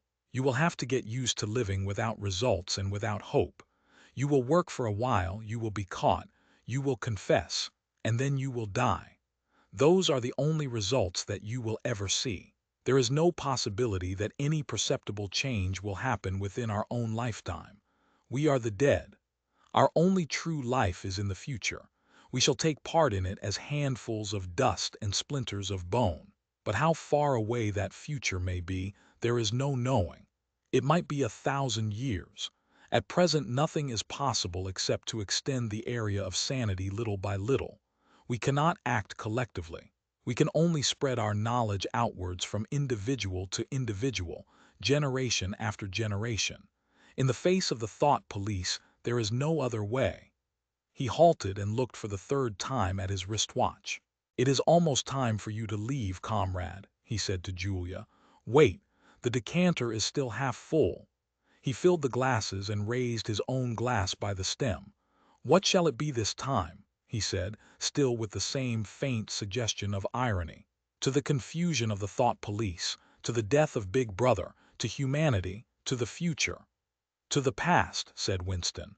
"The past is more important," agreed O'Brien gravely. They emptied their glasses, and a moment later Julia stood up to go. O'Brien took a small box from the top of a cabinet and handed her a flat white tablet which he told her to place on her tongue. "It was important," he said, "not to go out smelling of wine." The lift attendants were very observant. As soon as the door had shut behind her he appeared to forget her existence. He took another pace or two up and down, then stopped. "There are details to be settled," he said. "I assume that you have a hiding place of some kind." Winston explained about the room over Mr. Charrington's shop. "That will do for the moment. Later we will arrange something else for you. It is important to change one's hiding place frequently. Meanwhile I shall send you a copy of The book." Even O'Brien, Winston noticed, seemed to pronounce the words as though they were in italics. "Goldstein's book. You understand, as soon as possible. It may be some days before I can get hold of one. There are not many in existence, as you can imagine.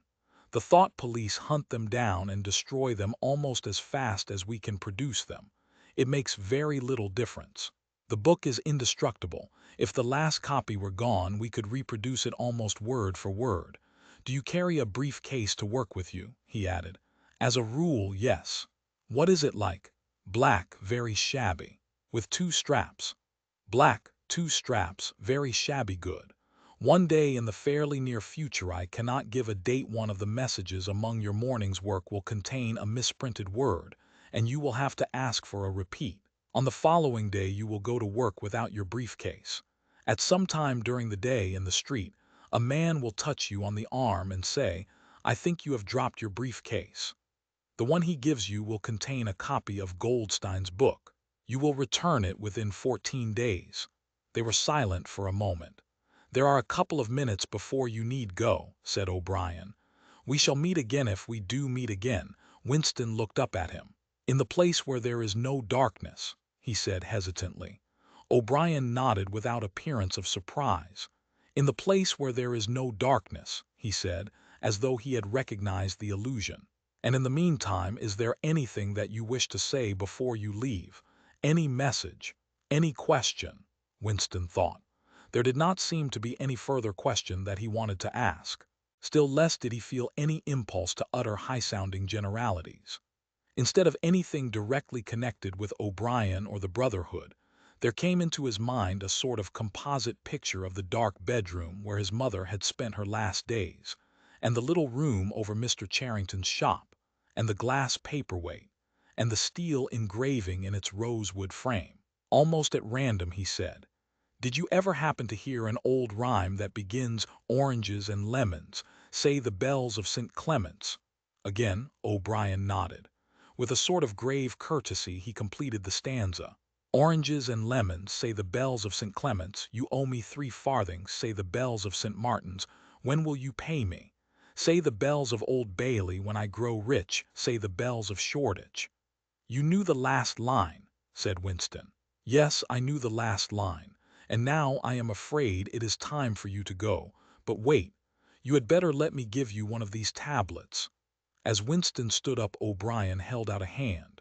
His powerful grip crushed the bones of Winston's palm. At the door Winston looked back, but O'Brien seemed already to be in process of putting him out of mind. He was waiting with his hand on the switch that controlled the telescreen. Beyond him, Winston could see the writing table with its green-shaded lamp, and the speakwrite and the wire baskets deep laden with papers. The incident was closed. Within 30 seconds it occurred to him, O'Brien would be back at his interrupted and important work on behalf of the party. Chapter 9. Winston was gelatinous with fatigue. Gelatinous was the right word. It had come into his head spontaneously. His body seemed to have not only the weakness of a jelly but its translucency. He felt that if he held up his hand, he would be able to see the light through it. All the blood and lymph had been drained out of him by an enormous debauch of work, leaving only a frail structure of nerves, bones, and skin. All sensations seemed to be magnified. His overalls fretted his shoulders, the pavement tickled his feet, even the opening and closing of a hand was an effort that made his joints creak. He had worked more than 90 hours in 5 days. So had everyone else in the ministry. Now it was all over, and he had literally nothing to do, no party work of any description until tomorrow morning. He could spend 6 hours in the hiding place and another 9 in his own bed. Slowly, in mild afternoon sunshine, he walked up a dingy street in the direction of Mr. Charrington's shop, keeping one eye open for the patrols, but irrationally convinced that this afternoon there was no danger of anyone interfering with him. The heavy briefcase that he was carrying bumped against his knee at each step, sending a tingling sensation up and down the skin of his leg. Inside it was the book, which he had now had in his possession for 6 days and had not yet opened, nor even looked at. On the 6th day of Hate Week, after the processions, the speeches, the shouting, the singing, the banners, the posters, the films, the waxworks, the rolling of drums and squealing of trumpets, the tramp of marching feet, the grinding of the caterpillars of tanks, the roar of massed planes, the booming of guns after 6 days of this, when the great orgasm was quivering to its climax, and the general hatred of Eurasia had boiled up into such delirium that if the crowd could have got their hands on the 2,000 Eurasian war criminals who were to be publicly hanged on the last day of the proceedings, they would unquestionably have torn them to pieces at just this moment. It had been announced that Oceania was not after all at war with Eurasia. Oceania was at war with Eastasia. Eurasia was an ally. There was, of course, no admission that any change had taken place. Merely it became known, with extreme suddenness and everywhere at once, that Eastasia and not Eurasia was the enemy. Winston was taking part in a demonstration in one of the central London squares at the moment when it happened. It was night, and the white faces and the scarlet banners were luridly floodlit. The square was packed with several thousand people, including a block of about 1,000 schoolchildren in the uniform of the spies. On a scarlet-draped platform, an orator of the inner party, a small lean man with disproportionately long arms and a large bald skull over which a few lank locks straggled, was haranguing the crowd. A little Rumpelstiltskin figure, contorted with hatred, he gripped the neck of the microphone with one hand while the other, enormous at the end of a bony arm, clawed the air menacingly above his head. His voice, made metallic by the amplifiers, boomed forth an endless catalogue of atrocities, massacres, deportations, lootings, rapings, torture of prisoners, bombing of civilians, lying propaganda, unjust aggressions, broken treaties. It was almost impossible to listen to him without being first convinced and then maddened. At every few moments the fury of the crowd boiled over, and the voice of the speaker was drowned by a wild beast-like roaring that rose uncontrollably from thousands of throats. The most savage yells of all came from the schoolchildren. The speech had been proceeding for perhaps 20 minutes when a messenger hurried onto the platform, and a scrap of paper was slipped into the speaker's hand. He unrolled and read it without pausing in his speech. Nothing altered in his voice or manner or in the content of what he was saying, but suddenly the names were different. Without words said, a wave of understanding rippled through the crowd. Oceania was at war with Eastasia. The next moment there was a tremendous commotion. The banners and posters with which the square was decorated were all wrong. Quite half of them had the wrong faces on them. It was sabotage. The agents of Goldstein had been at work. There was a riotous interlude while posters were ripped from the walls, banners torn to shreds and trampled underfoot. The spies performed prodigies of activity in clambering over the rooftops and cutting the streamers that fluttered from the chimneys. But within 2 or 3 minutes it was all over. The orator, still gripping the neck of the microphone, his shoulders hunched forward, his free hand clawing at the air, had gone straight on with his speech. 1 minute more, and the feral roars of rage were again bursting from the crowd. The hate continued exactly as before, except that the target had been changed. The thing that impressed Winston in looking back was that the speaker had switched from one line to the other actually in mid-sentence, not only without a pause, but without even breaking the syntax. But at the moment he had other things to preoccupy him. It was during the moment of disorder while the posters were being torn down that a man whose face he did not see had tapped him on the shoulder and said, "Excuse me, I think you've dropped your briefcase." He took the briefcase abstractedly, without speaking. He knew that it would be days before he had an opportunity to look inside it. The instant that the demonstration was over, he went straight to the Ministry of Truth, though the time was now nearly 23 hours. The entire staff of the ministry had done likewise. The orders already issuing from the telescreen, recalling them to their posts, were hardly necessary. Oceania was at war with Eastasia. Oceania had always been at war with Eastasia. A large part of the political literature of 5 years was now completely obsolete.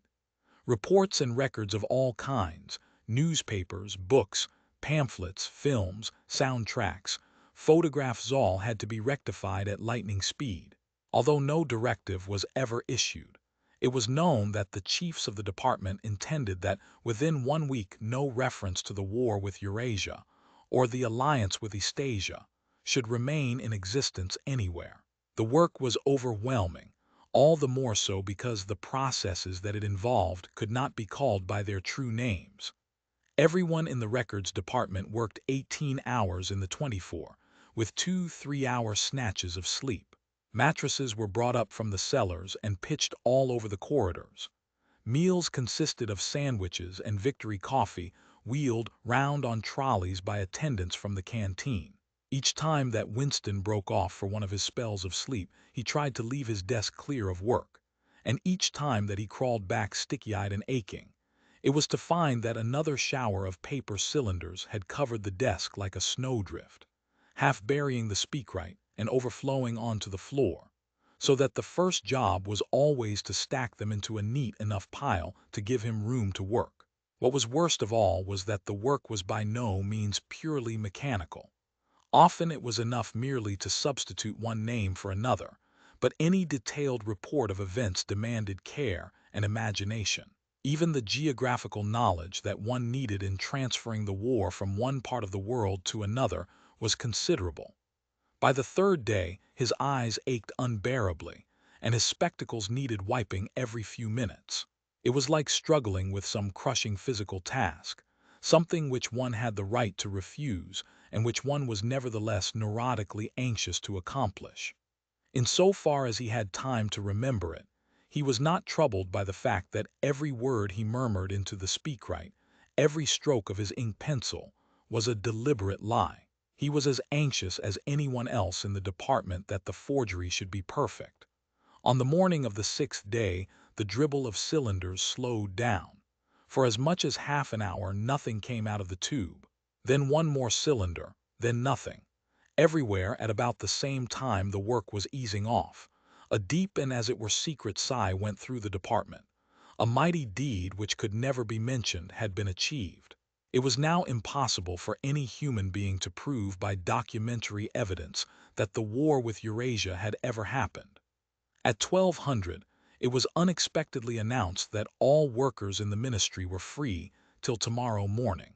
Winston, still carrying the briefcase containing the book, which had remained between his feet while he worked and under his body while he slept, went home, shaved himself, and almost fell asleep in his bath, although the water was barely more than tepid. With a sort of voluptuous creaking in his joints he climbed the stair above Mr. Charrington's shop. He was tired, but not sleepy any longer. He opened the window, lit the dirty little oil stove and put on a pan of water for coffee. Julia would arrive presently. Meanwhile there was the book. He sat down in the sluttish armchair and undid the straps of the briefcase. A heavy black volume, amateurishly bound, with no name or title on the cover. The print also looked slightly irregular. The pages were worn at the edges and fell apart easily, as though the book had passed through many hands. The inscription on the title page ran, "The Theory and Practice of Oligarchical Collectivism" by Emmanuel Goldstein. Winston began reading. Chapter 1. Ignorance is strength. Throughout recorded time, and probably since the end of the Neolithic Age, there have been three kinds of people in the world: the high, the middle, and the low. They have been subdivided in many ways, they have borne countless different names, and their relative numbers, as well as their attitude towards one another, have varied from age to age. But the essential structure of society has never altered. Even after enormous upheavals and seemingly irrevocable changes, the same pattern has always reasserted itself. Just as a gyroscope will always return to equilibrium, however far it is pushed one way or the other. The aims of these groups are entirely irreconcilable. Winston stopped reading, chiefly in order to appreciate the fact that he was reading in comfort and safety. He was alone. No telescreen, no ear at the keyhole, no nervous impulse to glance over his shoulder or cover the page with his hand. The sweet summer air played against his cheek. From somewhere far away there floated the faint shouts of children. In the room itself there was no sound except the insect voice of the clock. He settled deeper into the armchair and put his feet up on the fender. It was bliss. It was eternity. Suddenly, as one sometimes does with a book of which one knows that one will ultimately read and reread every word, he opened it at a different place and found himself at Chapter 3. He went on reading. Chapter 3. War is Peace. The splitting up of the world into three great superstates was an event which could be, and indeed was, foreseen before the middle of the 20th century. With the absorption of Europe by Russia and of the British Empire by the United States, two of the three existing powers, Eurasia and Oceania, were already effectively in being. The third, Eastasia, only emerged as a distinct unit after another decade of confused fighting. The frontiers between the three superstates are in some places arbitrary, and in others they fluctuate according to the fortunes of war, but in general they follow geographical lines. Eurasia comprises the whole of the northern part of the European and Asiatic landmass, from Portugal to the Bering Strait. Oceania comprises the Americas, the Atlantic islands including the British Isles, Australasia, and the southern portion of Africa. Eastasia, smaller than the others and with a less definite western frontier, comprises China and the countries to the south of it, the Japanese islands, and a large but fluctuating portion of Manchuria, Mongolia, and Tibet. In one combination or another, these three superstates are permanently at war, and have been so for the past 25 years. War, however, is no longer the desperate, annihilating struggle that it was in the early decades of the 20th century. It is a warfare of limited aims between combatants who are unable to destroy one another, have no material cause for fighting, and are not divided by any genuine ideological difference. This is not to say that either the conduct of war or the prevailing attitude towards it has become less bloodthirsty or more chivalrous.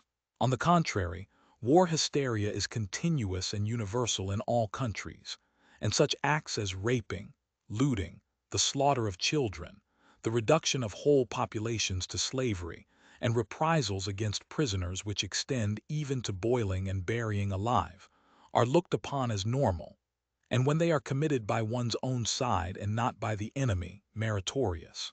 But in a physical sense, war involves very small numbers of people, mostly highly trained specialists, and causes comparatively few casualties. The fighting, when there is any, takes place on the vague frontiers, whose whereabouts the average man can only guess at, or round the floating fortresses which guard strategic spots on the sea lanes.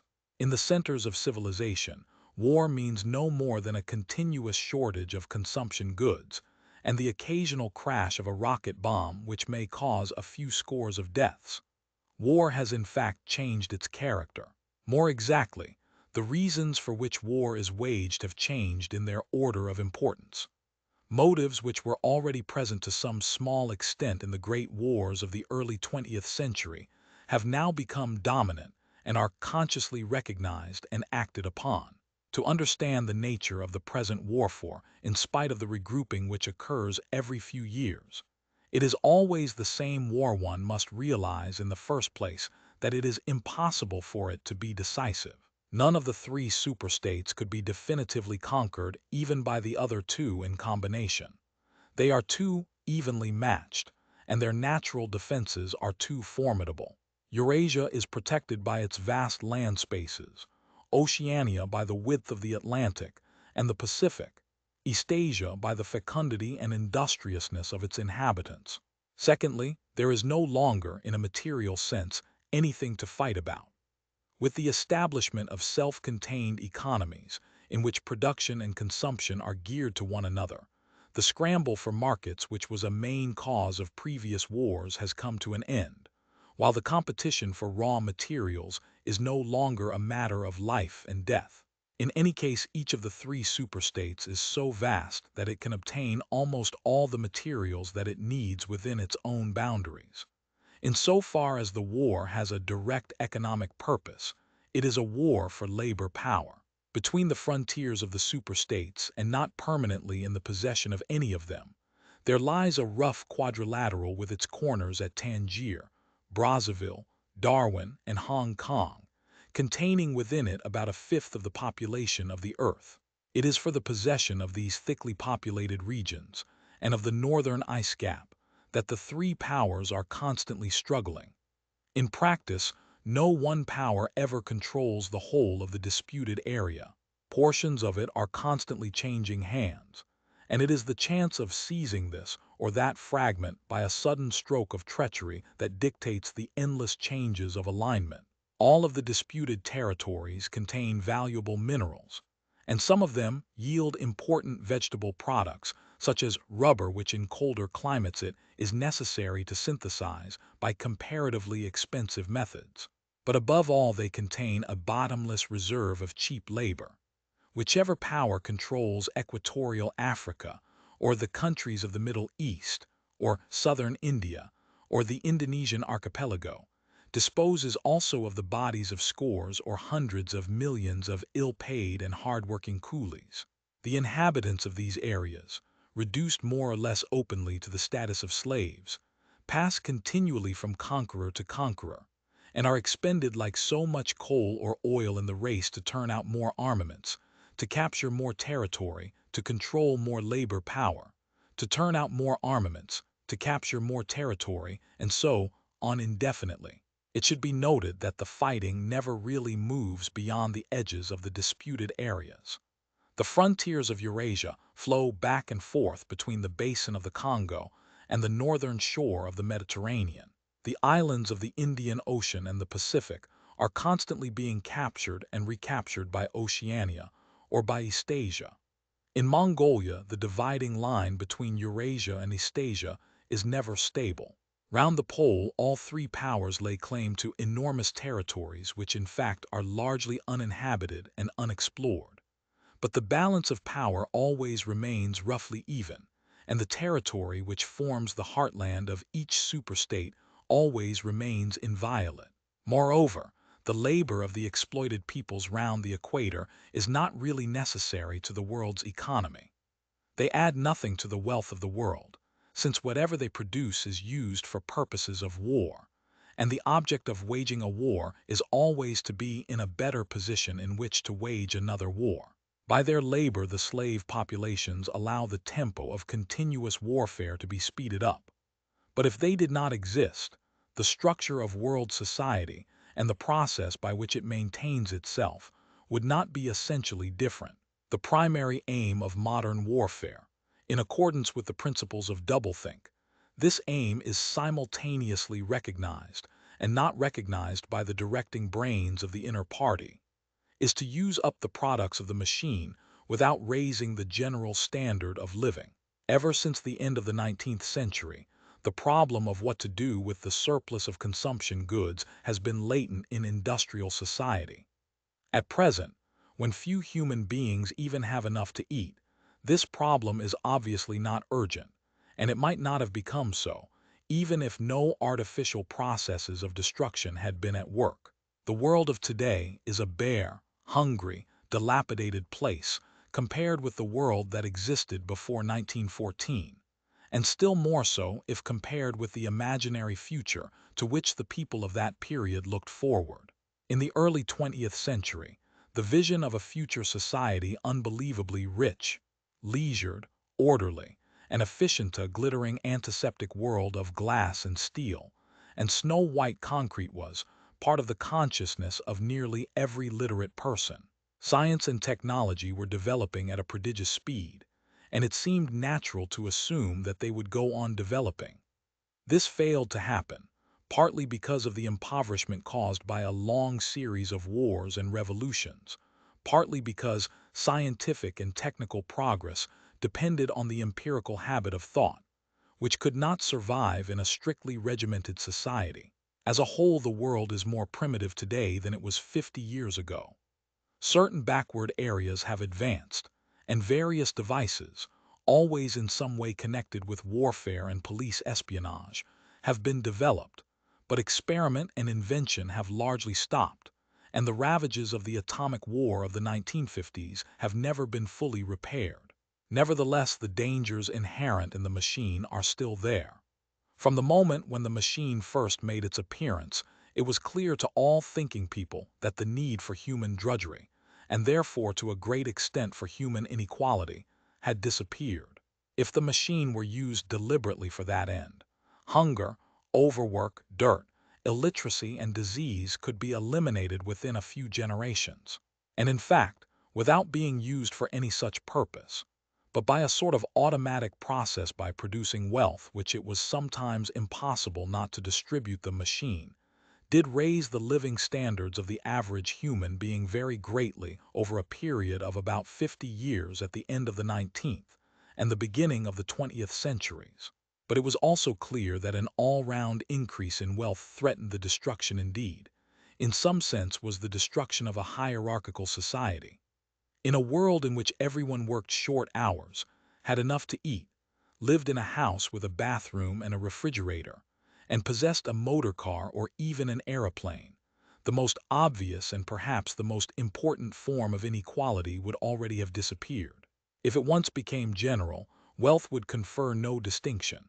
It was possible, no doubt, to imagine a society in which wealth, in the sense of personal possessions and luxuries, should be evenly distributed, while power remained in the hands of a small privileged caste. But in practice, such a society could not long remain stable. For if leisure and security were enjoyed by all alike, the great mass of human beings who are normally stupefied by poverty would become literate and would learn to think for themselves.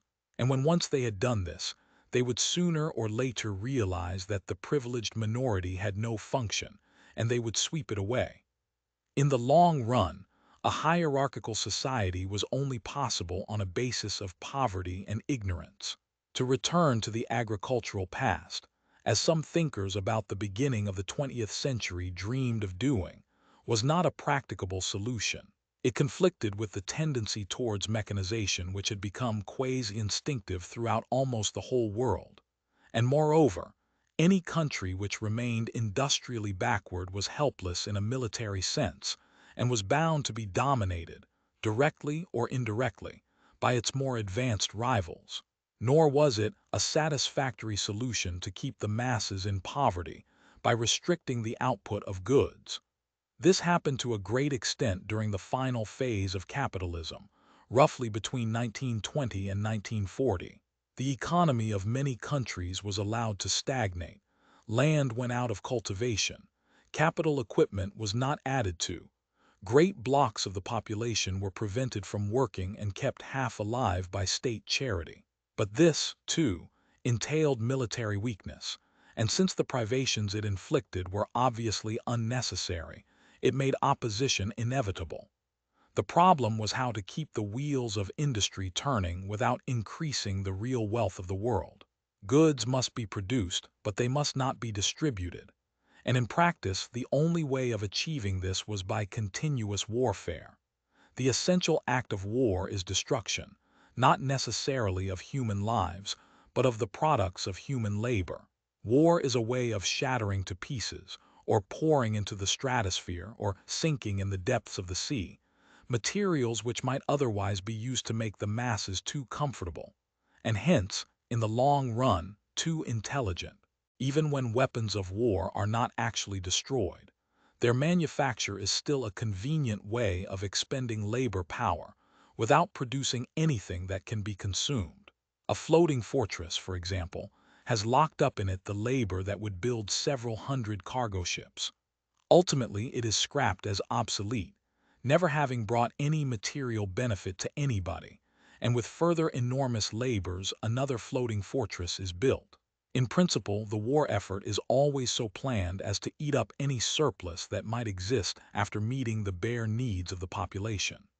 In practice, the needs of the population are always underestimated, with the result that there is a chronic shortage of half the necessities of life. But this is looked on as an advantage. It is deliberate policy to keep even the favored groups somewhere near the brink of hardship, because a general state of scarcity increases the importance of small privileges and thus magnifies the distinction between one group and another. By the standards of the early 20th century, even a member of the inner party lives an austere, laborious kind of life. Nevertheless, the few luxuries that he does enjoy, his large, well-appointed flat, the better texture of his clothes, the better quality of his food and drink and tobacco, his 2 or 3 servants, his private motor car or helicopter set him in a different world from a member of the outer party.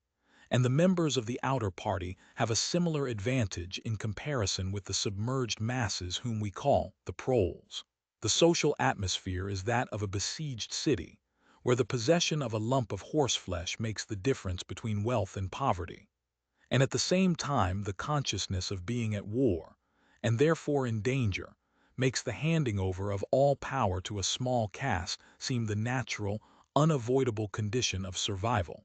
War, it will be seen, accomplishes the necessary destruction, but accomplishes it in a psychologically acceptable way. In principle, it would be quite simple to waste the surplus labor of the world by building temples and pyramids, by digging holes and filling them up again, or even by producing vast quantities of goods and then setting fire to them. But this would provide only the economic and not the emotional basis for a hierarchical society. What is concerned here is not the morale of masses, whose attitude is unimportant so long as they are kept steadily at work, but the morale of the party itself. Even the humblest party member is expected to be competent, industrious, and even intelligent within narrow limits. But it is also necessary that he should be a credulous and ignorant fanatic whose prevailing moods are fear, hatred, adulation, and orgiastic triumph. In other words, it is necessary that he should have the mentality appropriate to a state of war. It does not matter whether the war is actually happening, and since no decisive victory is possible, it does not matter whether the war is going well or badly. All that is needed is that a state of war should exist. The splitting of the intelligence which the party requires of its members, and which is more easily achieved in an atmosphere of war, is now almost universal, but the higher up the ranks one goes, the more marked it becomes. It is precisely in the inner party that war hysteria and hatred of the enemy are strongest. In his capacity as an administrator, it is often necessary for a member of the inner party to know that this or that item of war news is untruthful, and he may often be aware that the entire war is spurious and is either not happening or is being waged for purposes quite other than the declared ones. But such knowledge is easily neutralized by the technique of doublethink. Meanwhile, no inner party member wavers for an instant in his mystical belief that the war is real and that it is bound to end victoriously, with Oceania the undisputed master of the entire world. All members of the inner party believe in this coming conquest as an article of faith. It is to be achieved either by gradually acquiring more and more territory and so building up an overwhelming preponderance of power, or by the discovery of some new and unanswerable weapon. The search for new weapons continues unceasingly, and is one of the very few remaining activities in which the inventive or speculative type of mind can find any outlet. In Oceania at the present day, science, in the old sense, has almost ceased to exist. In Newspeak there is no word for science. The empirical method of thought, on which all the scientific achievements of the past were founded, is opposed to the most fundamental principles of ingsoc, and even technological progress only happens when its products can in some way be used for the diminution of human liberty. In all the useful arts, the world is either standing still or going backwards. The fields are cultivated with horseplows while books are written by machinery. But in matters of vital importance, meaning, in effect, war and police espionage, the empirical approach is still encouraged, or at least tolerated. The two aims of the party are to conquer the whole surface of the earth and to extinguish once, and for all, the possibility of independent thought. There are therefore two great problems which the party is concerned to solve. One is how to discover, against his will, what another human being is thinking, and the other is how to kill several 100 million people in a few seconds without giving warning beforehand. In so far as scientific research still continues, this is its subject matter. The scientist of today is either a mixture of psychologist and inquisitor, studying with real ordinary minuteness the meaning of facial expressions, gestures, and tones of voice, and testing the truth-producing effects of drugs, shock therapy, hypnosis, and physical torture. Or he is chemist, physicist, or biologist concerned only with such branches of his special subject as are relevant to the taking of life. In the vast laboratories of the Ministry of Peace, and in the experimental stations hidden in the Brazilian forests, or in the Australian desert, or on lost islands of the Antarctic, the teams of experts are indefatigably at work. Some are concerned simply with planning the logistics of future wars. Others devise larger and larger rocket bombs, more and more powerful explosives, and more impenetrable armor plating. Others search for new and deadlier gases, or for soluble poisons capable of being produced in such quantities as to destroy the vegetation of whole continents, or for breeds of disease germs immunized against all possible antibodies. Others strive to produce a vehicle that shall bore its way under the soil like a submarine under the water, or an aeroplane as independent of its base as a sailing ship. Others explore even remoter possibilities, such as focusing the sun's rays through lenses suspended thousands of kilometers away in space, or producing artificial earthquakes and tidal waves by tapping the heat at the Earth's center. But none of these projects ever comes anywhere near realization, and none of the three superstates ever gains a significant lead on the others. What is more remarkable is that all three powers already possess, in the atomic bomb, a weapon far more powerful than any that their present researches are likely to discover. Although the party, according to its habit, claims the invention for itself, atomic bombs first appeared as early as the 1940s and were first used on a large scale about 10 years later. At that time, some hundreds of bombs were dropped on industrial centers, chiefly in European Russia, Western Europe, and North America. The effect was to convince the ruling groups of all countries that a few more atomic bombs would mean the end of organized society, and hence of their own power. Thereafter, although no formal agreement was ever made or hinted at, no more bombs were dropped. All three powers merely continue to produce atomic bombs and store them up against the decisive opportunity, which they all believe will come sooner or later. And meanwhile the art of war has remained almost stationary for 30 or 40 years. Helicopters are more used than they were formerly. Bombing planes have been largely superseded by self-propelled projectiles, and the fragile movable battleship has given way to the almost unsinkable floating fortress. But otherwise there has been little development. The tank, the submarine, the torpedo, the machine gun, even the rifle and the hand grenade are still in use.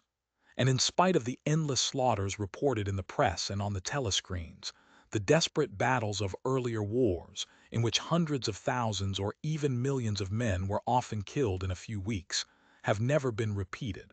None of the three superstates ever attempts any maneuver which involves the risk of serious defeat.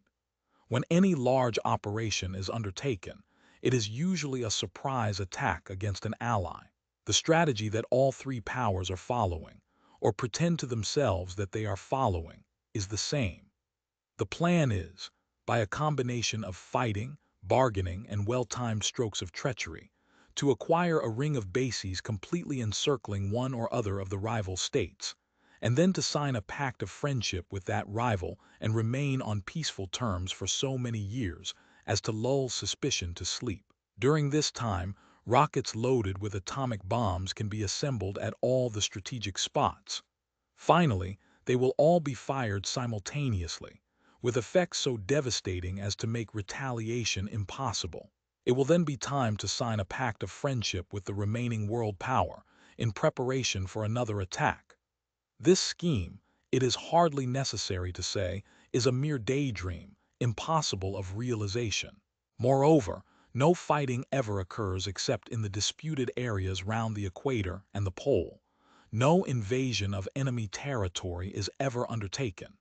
This explains the fact that in some places the frontiers between the superstates are arbitrary. Eurasia, for example, could easily conquer the British Isles, which are geographically part of Europe, or on the other hand, it would be possible for Oceania to push its frontiers to the Rhine or even to the Vistula. But this would violate the principle, followed on all sides though never formulated, of cultural integrity. If Oceania were to conquer the areas that used once to be known as France and Germany, it would be necessary either to exterminate the inhabitants, a task of great physical difficulty, or to assimilate a population of about 100 million people, who, so far as technical development goes, are roughly on the oceanic level. The problem is the same for all three superstates. It is absolutely necessary to their structure that there should be no contact with foreigners, except, to a limited extent, with war prisoners and colored slaves. Even the official ally of the moment is always regarded with the darkest suspicion. War prisoners apart, the average citizen of Oceania never sets eyes on a citizen of either Eurasia or Eastasia, and he is forbidden the knowledge of foreign languages. If he were allowed contact with foreigners, he would discover that they are creatures similar to himself, and that most of what he has been told about them is lies. The sealed world in which he lives would be broken, and the fear, hatred, and self-righteousness on which his morale depends might evaporate. It is therefore realized on all sides that however often Persia, or Egypt, or Java, or Ceylon may change hands, the main frontiers must never be crossed by anything except bombs. Under this lies a fact never mentioned aloud, but tacitly understood and acted upon, namely, that the conditions of life in all three superstates are very much the same. In Oceania, the prevailing philosophy is called Ingsoc. In Eurasia, it is called Neo-Bolshevism. And in Eastasia, it is called by a Chinese name usually translated as death worship, but perhaps better rendered as obliteration of the self. The citizen of Oceania is not allowed to know anything of the tenets of the other two philosophies, but he is taught to execrate them as barbarous outrages upon morality and common sense. Actually, the three philosophies are barely distinguishable, and the social systems which they support are not distinguishable at all. Everywhere there is the same pyramidal structure, the same worship of semi-divine leader, the same economy existing by and for continuous warfare. It follows that the three superstates not only cannot conquer one another, but would gain no advantage by doing so. On the contrary, so long as they remain in conflict they prop one another up like three sheaves of corn.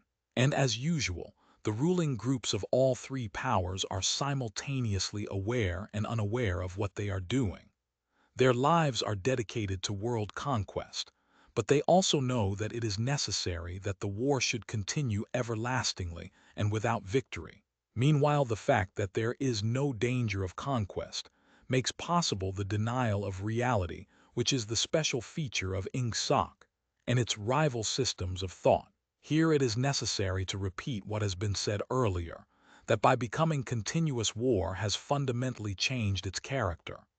In past ages, a war, almost by definition, was something that sooner or later came to an end, usually in unmistakable victory or defeat.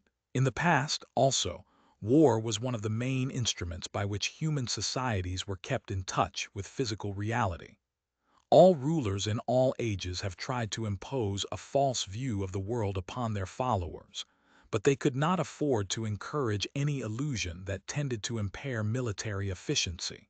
So long as defeat meant the loss of independence, or some other result generally held to be undesirable, the precautions against defeat had to be serious.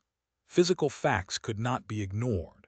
In philosophy, or religion, or ethics, or politics, 2 and 2 might make 5, but when one was designing a gun or an aeroplane, they had to make 4. Inefficient nations were always conquered sooner or later, and the struggle for efficiency was inimical to illusions.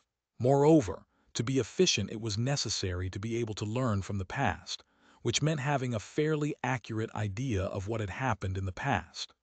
Newspapers and history books were, of course, always colored and biased, but falsification of the kind that is practiced today would have been impossible.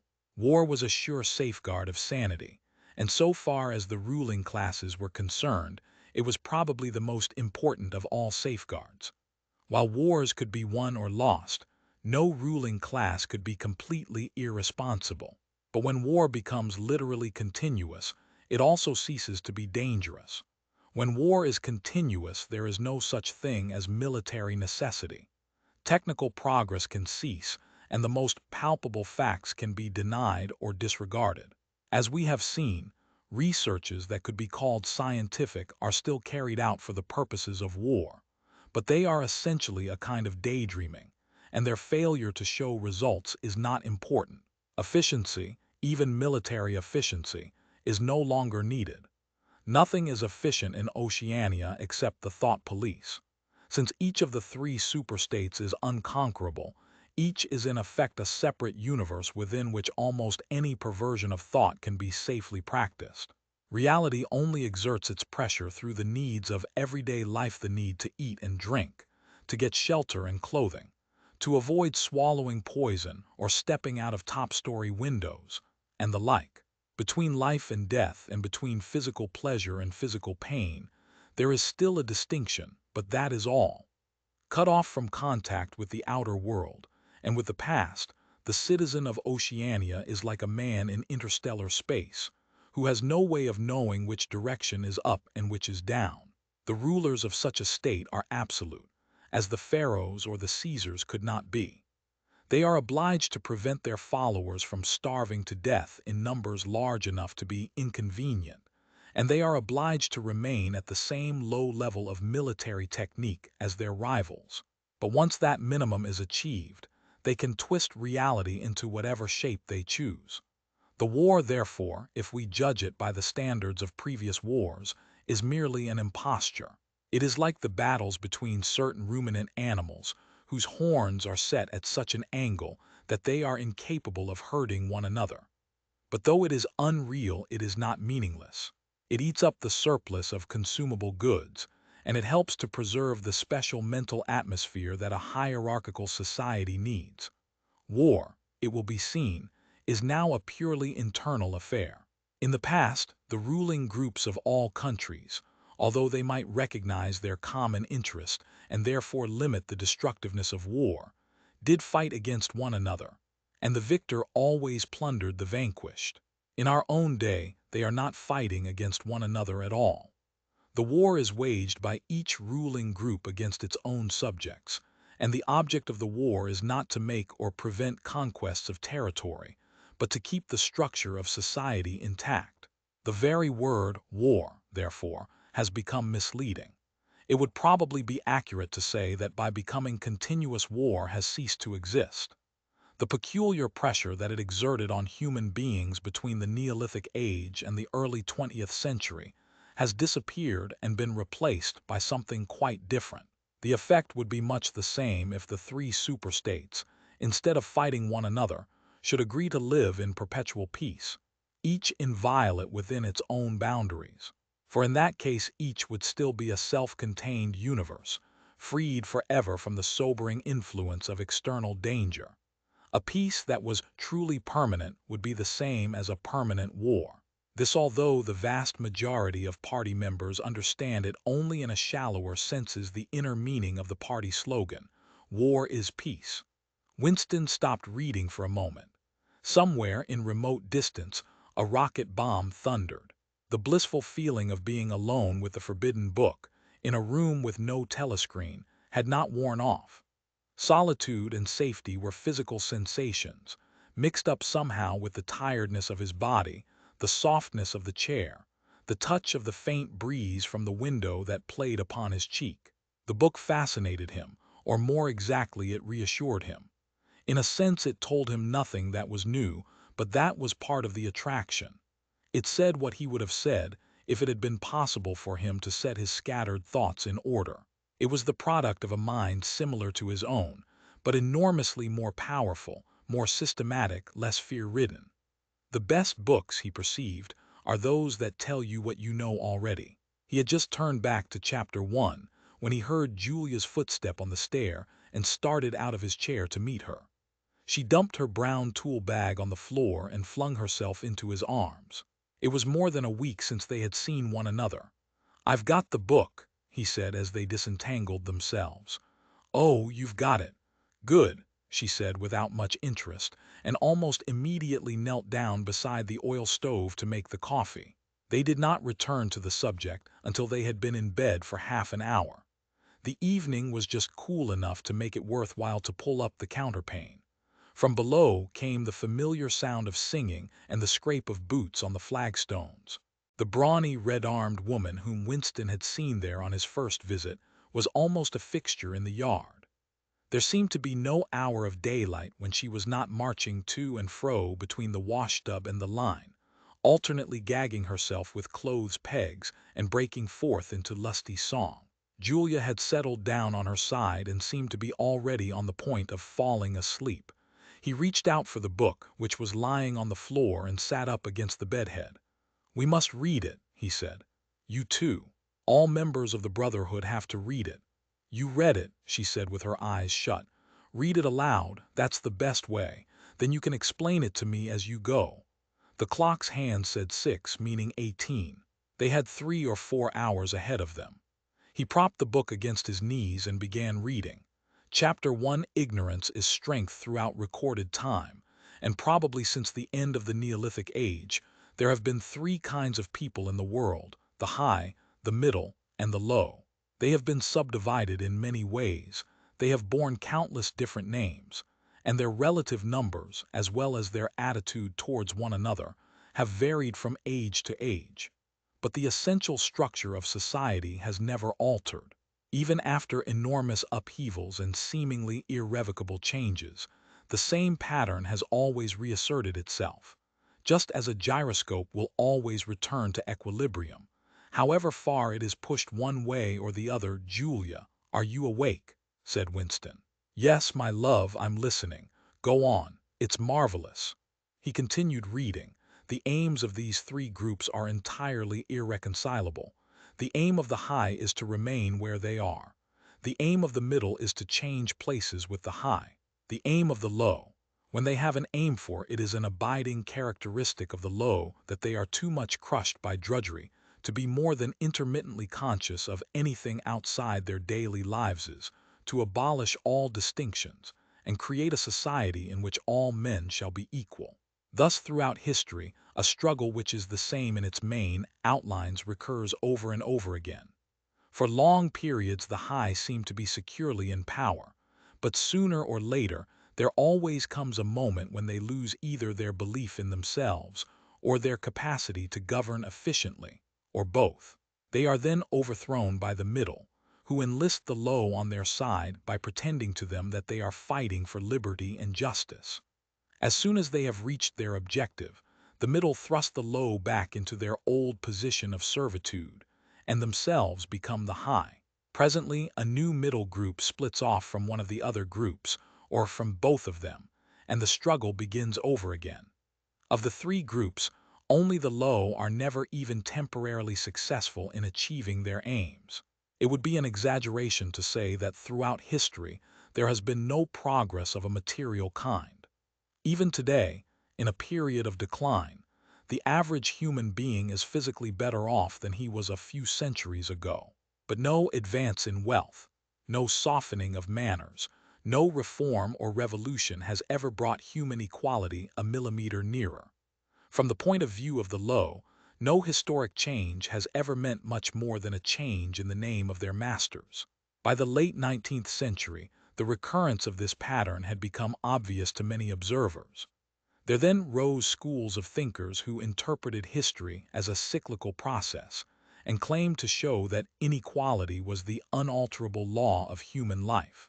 This doctrine, of course, had always had its adherents, but in the manner in which it was now put forward there was a significant change.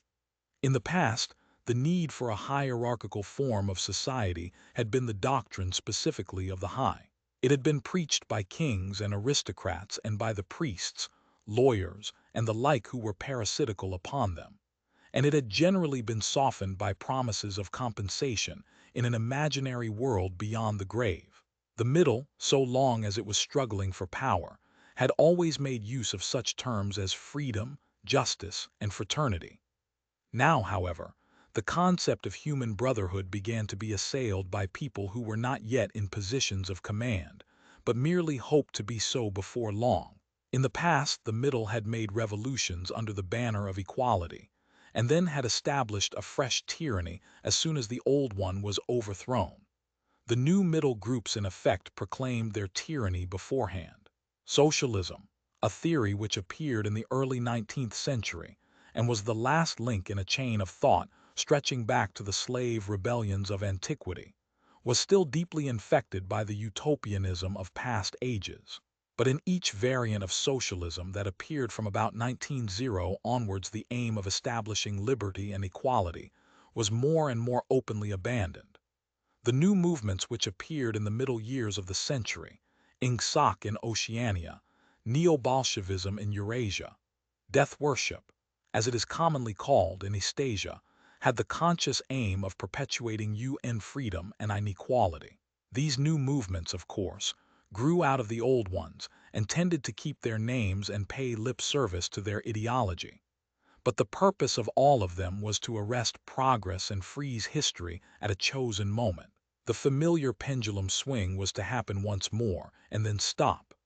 As usual, the high were to be turned out by the middle, who would then become the high. But this time, by conscious strategy, the high would be able to maintain their position permanently. The new doctrines arose partly because of the accumulation of historical knowledge and the growth of the historical sense, which had hardly existed before the 19th century. The cyclical movement of history was now intelligible, or appeared to be so, and if it was intelligible, then it was alterable. But the principal, underlying cause was that, as early as the beginning of the 20th century, human equality had become technically possible.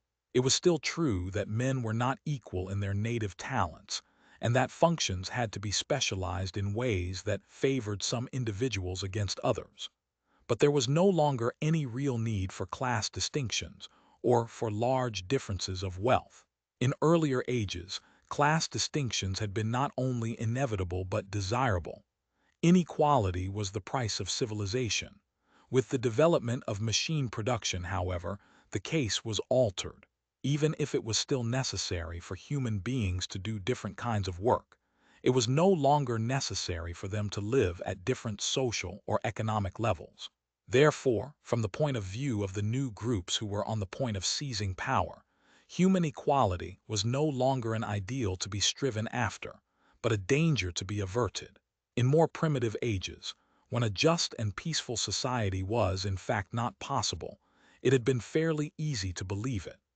The idea of an earthly paradise in which men should live together in a state of brotherhood, without laws and without brute labor, had haunted the human imagination for thousands of years. And this vision had had a certain hold even on the groups who actually profited by each historical change. The heirs of the French, English, and American revolutions had partly believed in their own phrases about the rights of man, freedom of speech, equality before the law, and the like, and have even allowed their conduct to be influenced by them to some extent. But by the fourth decade of the 20th century, all the main currents of political thought were authoritarian. The earthly paradise had been discredited at exactly the moment when it became realizable.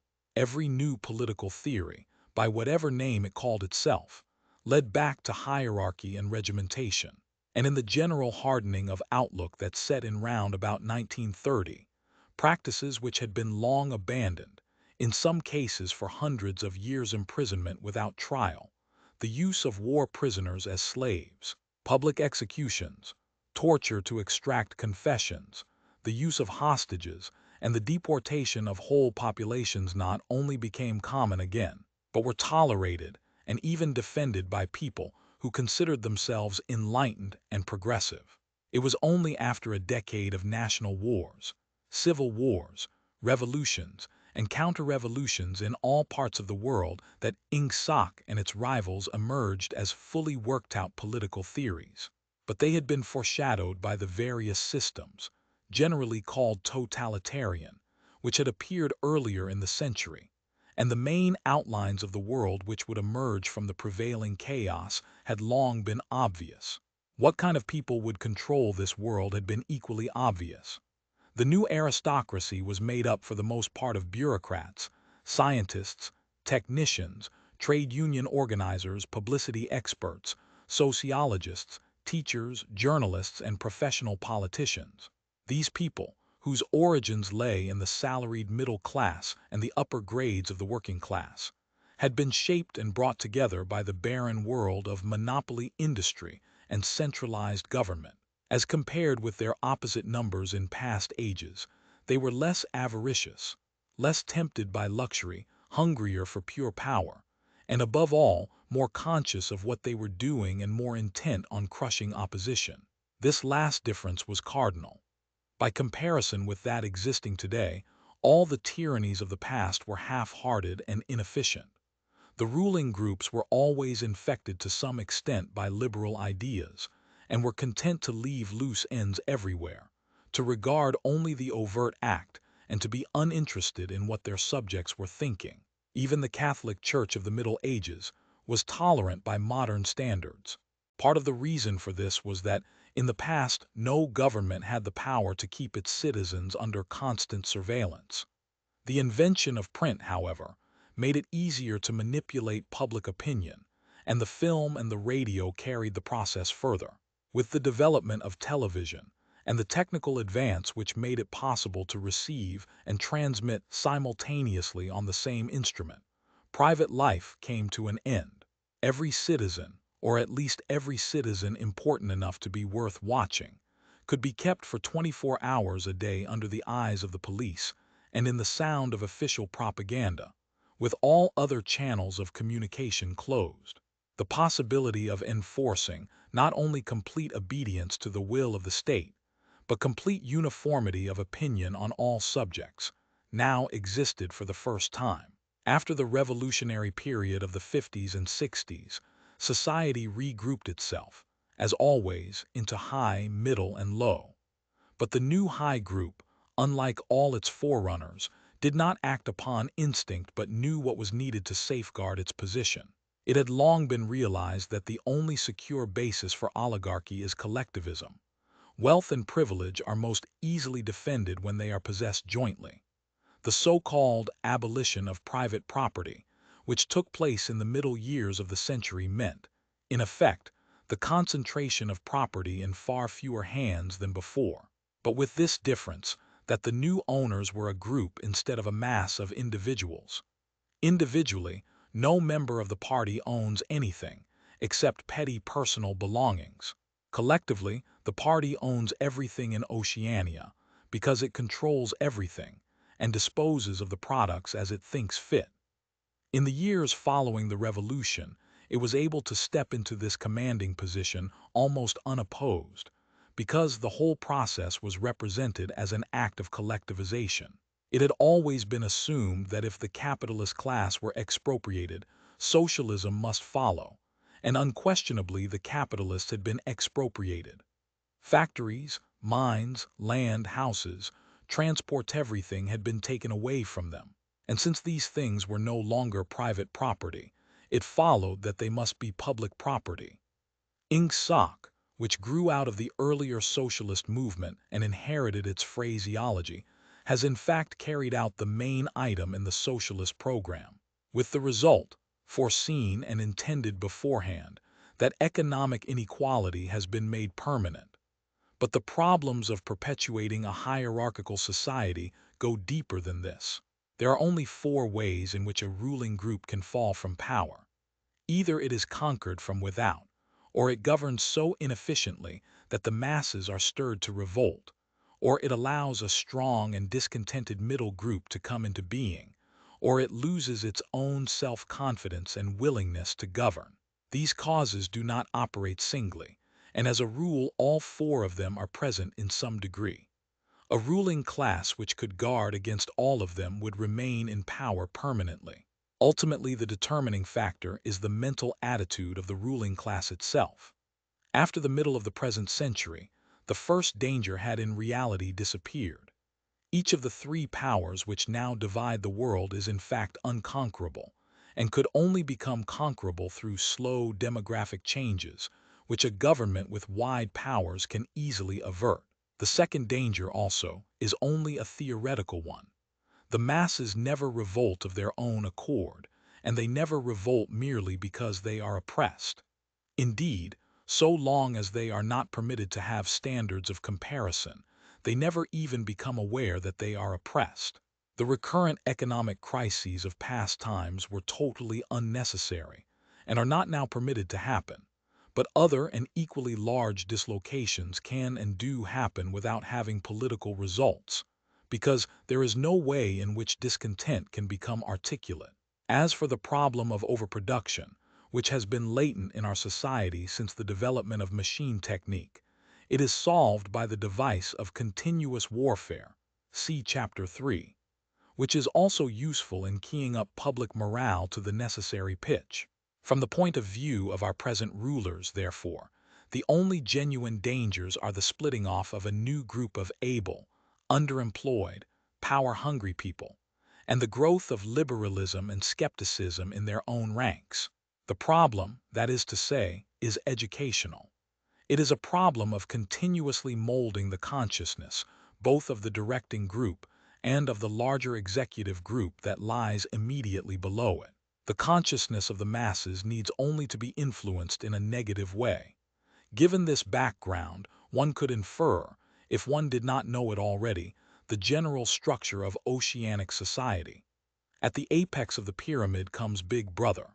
Big Brother is infallible and all-powerful.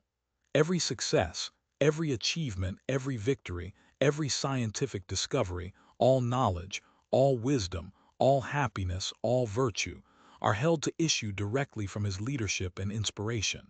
Nobody has ever seen Big Brother.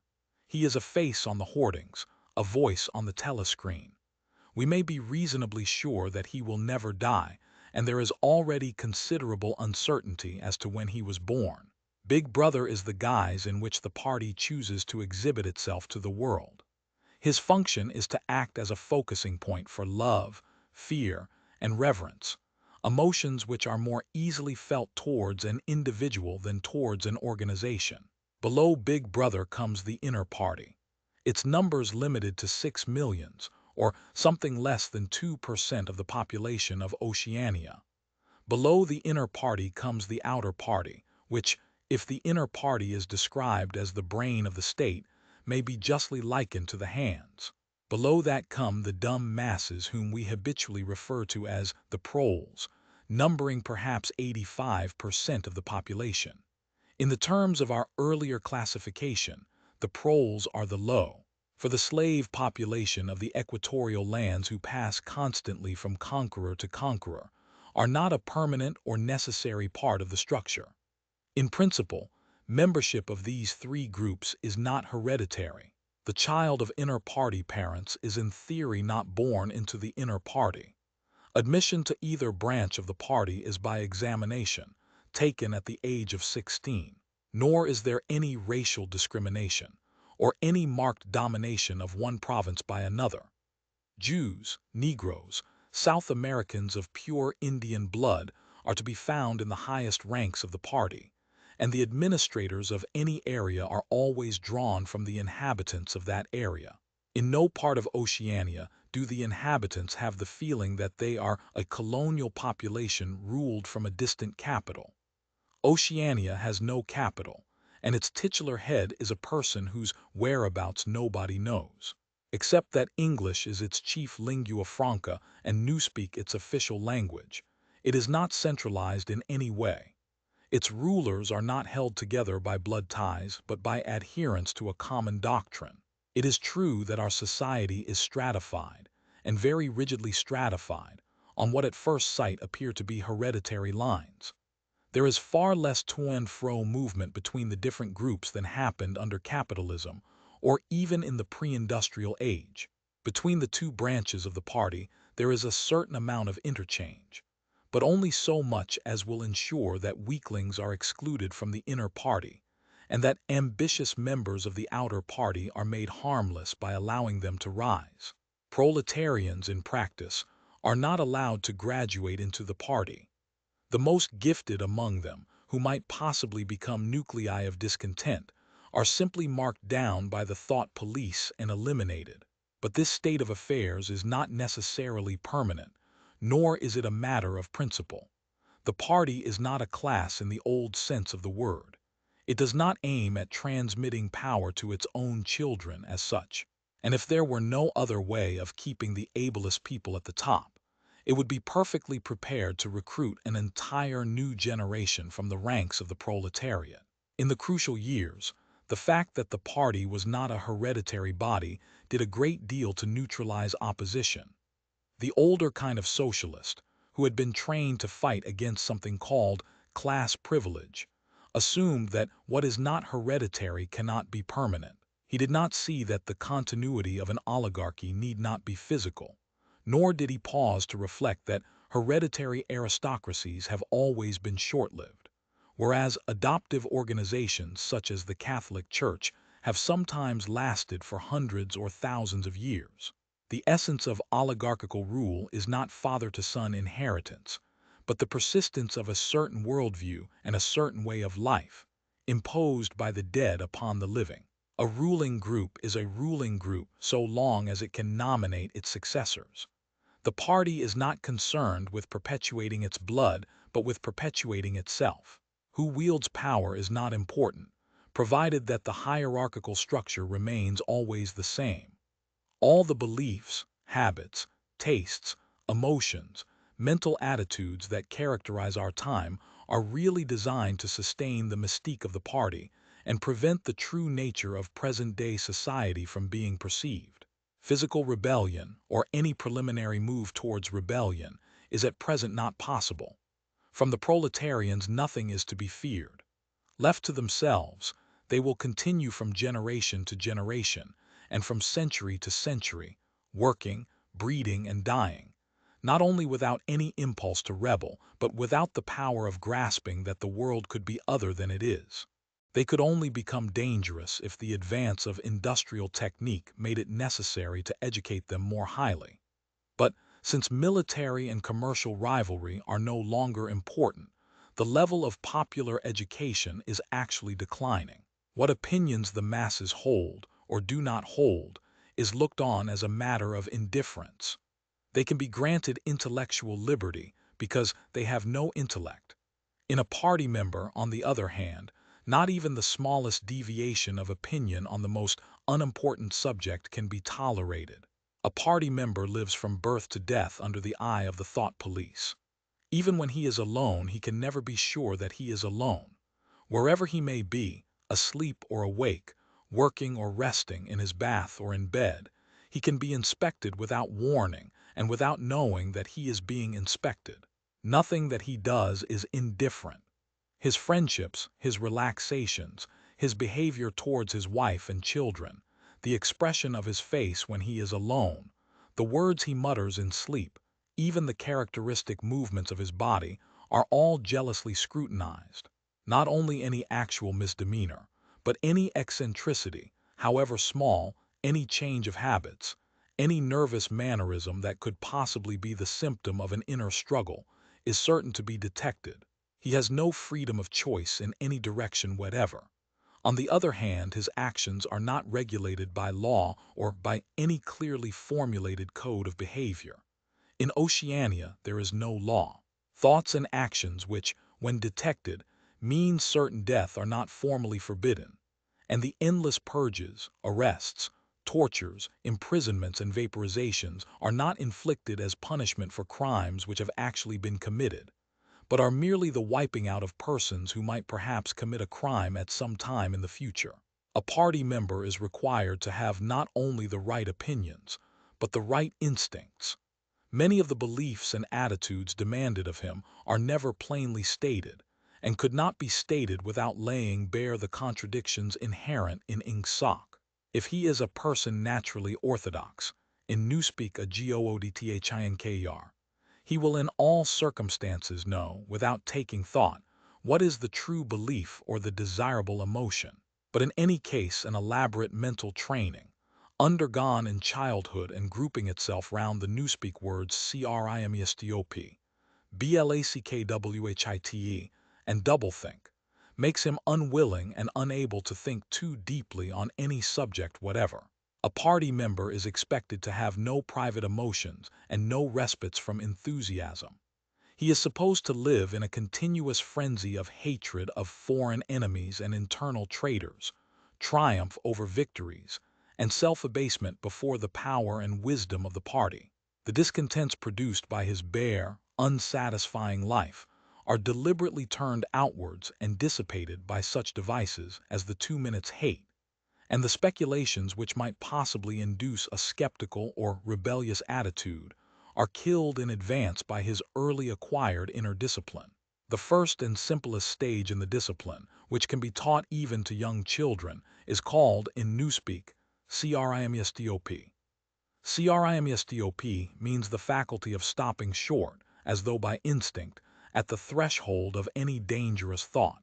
It includes the power of not grasping analogies, of failing to perceive logical errors, of misunderstanding the simplest arguments if they are inimical to ingsoc, and of being bored or repelled by any train of thought which is capable of leading in a heretical direction. CRIMESTOP, in short, means protective stupidity. But stupidity is not enough. On the contrary, orthodoxy in the full sense demands a control over one's own mental processes as complete as that of a contortionist over his body. Oceanic society rests ultimately on the belief that Big Brother is omnipotent and that the party is infallible. But since in reality Big Brother is not omnipotent and the party is not infallible, there is need for an unwearying, moment-to-moment flexibility in the treatment of facts. The key word here is BLACKWHITE. Like so many newspeak words, this word has two mutually contradictory meanings. Applied to an opponent, it means the habit of impudently claiming that black is white, in contradiction of the plain facts. Applied to a party member, it means a loyal willingness to say that black is white when party discipline demands this.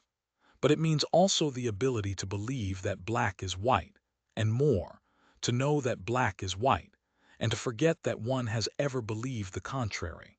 This demands a continuous alteration of the past, made possible by the system of thought which really embraces all the rest, and which is known in newspeak as doublethink. The alteration of the past is necessary for two reasons, one of which is subsidiary and, so to speak, precautionary. The subsidiary reason is that the party member, like the proletarian, tolerates present-day conditions partly because he has no standards of comparison.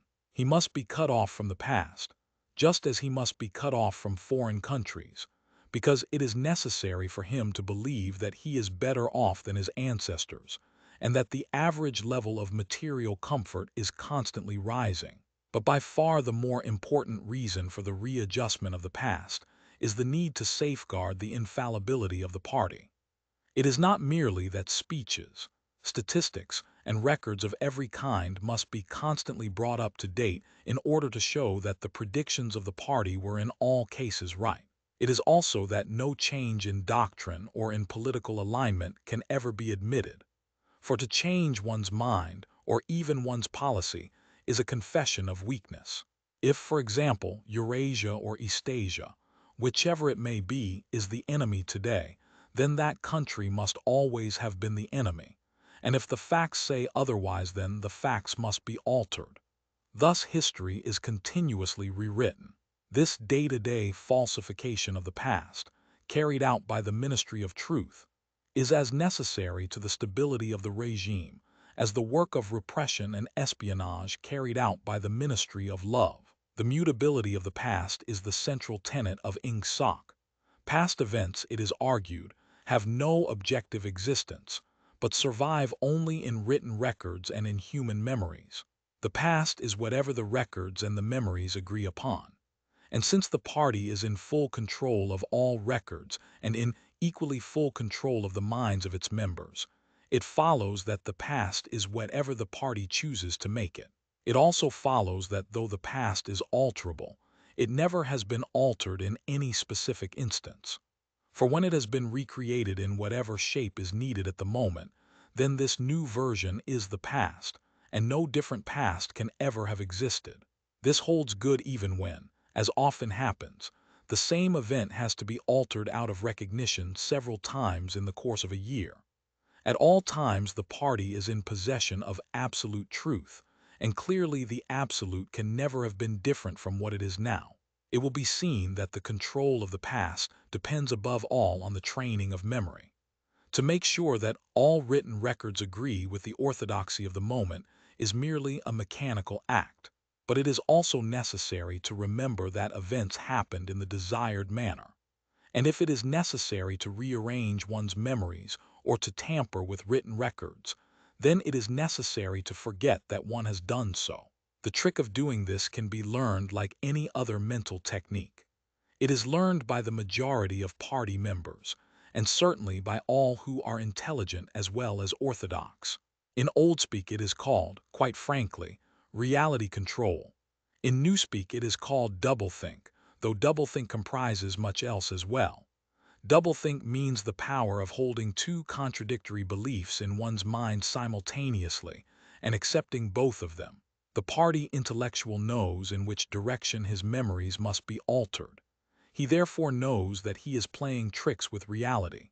But by the exercise of doublethink, he also satisfies himself that reality is not violated. The process has to be conscious, or it would not be carried out with sufficient precision, but it also has to be unconscious, or it would bring with it a feeling of falsity and hints of guilt. Doublethink lies at the very heart of Ingsoc, since the essential act of the party is to use conscious deception while retaining the firmness of purpose that goes with complete honesty, to tell deliberate lies while genuinely believing in them, to forget any fact that has become inconvenient, and then, when it becomes necessary again, to draw it back from oblivion for just so long as it is needed, to deny the existence of objective reality, and all the while to take account of the reality which one denies. All this is indispensably necessary. Even in using the word doublethink, it is necessary to exercise doublethink. For by using the word, one admits that one is tampering with reality. By a fresh act of doublethink, one erases this knowledge. And so on indefinitely, with the lie always one leap ahead of the truth.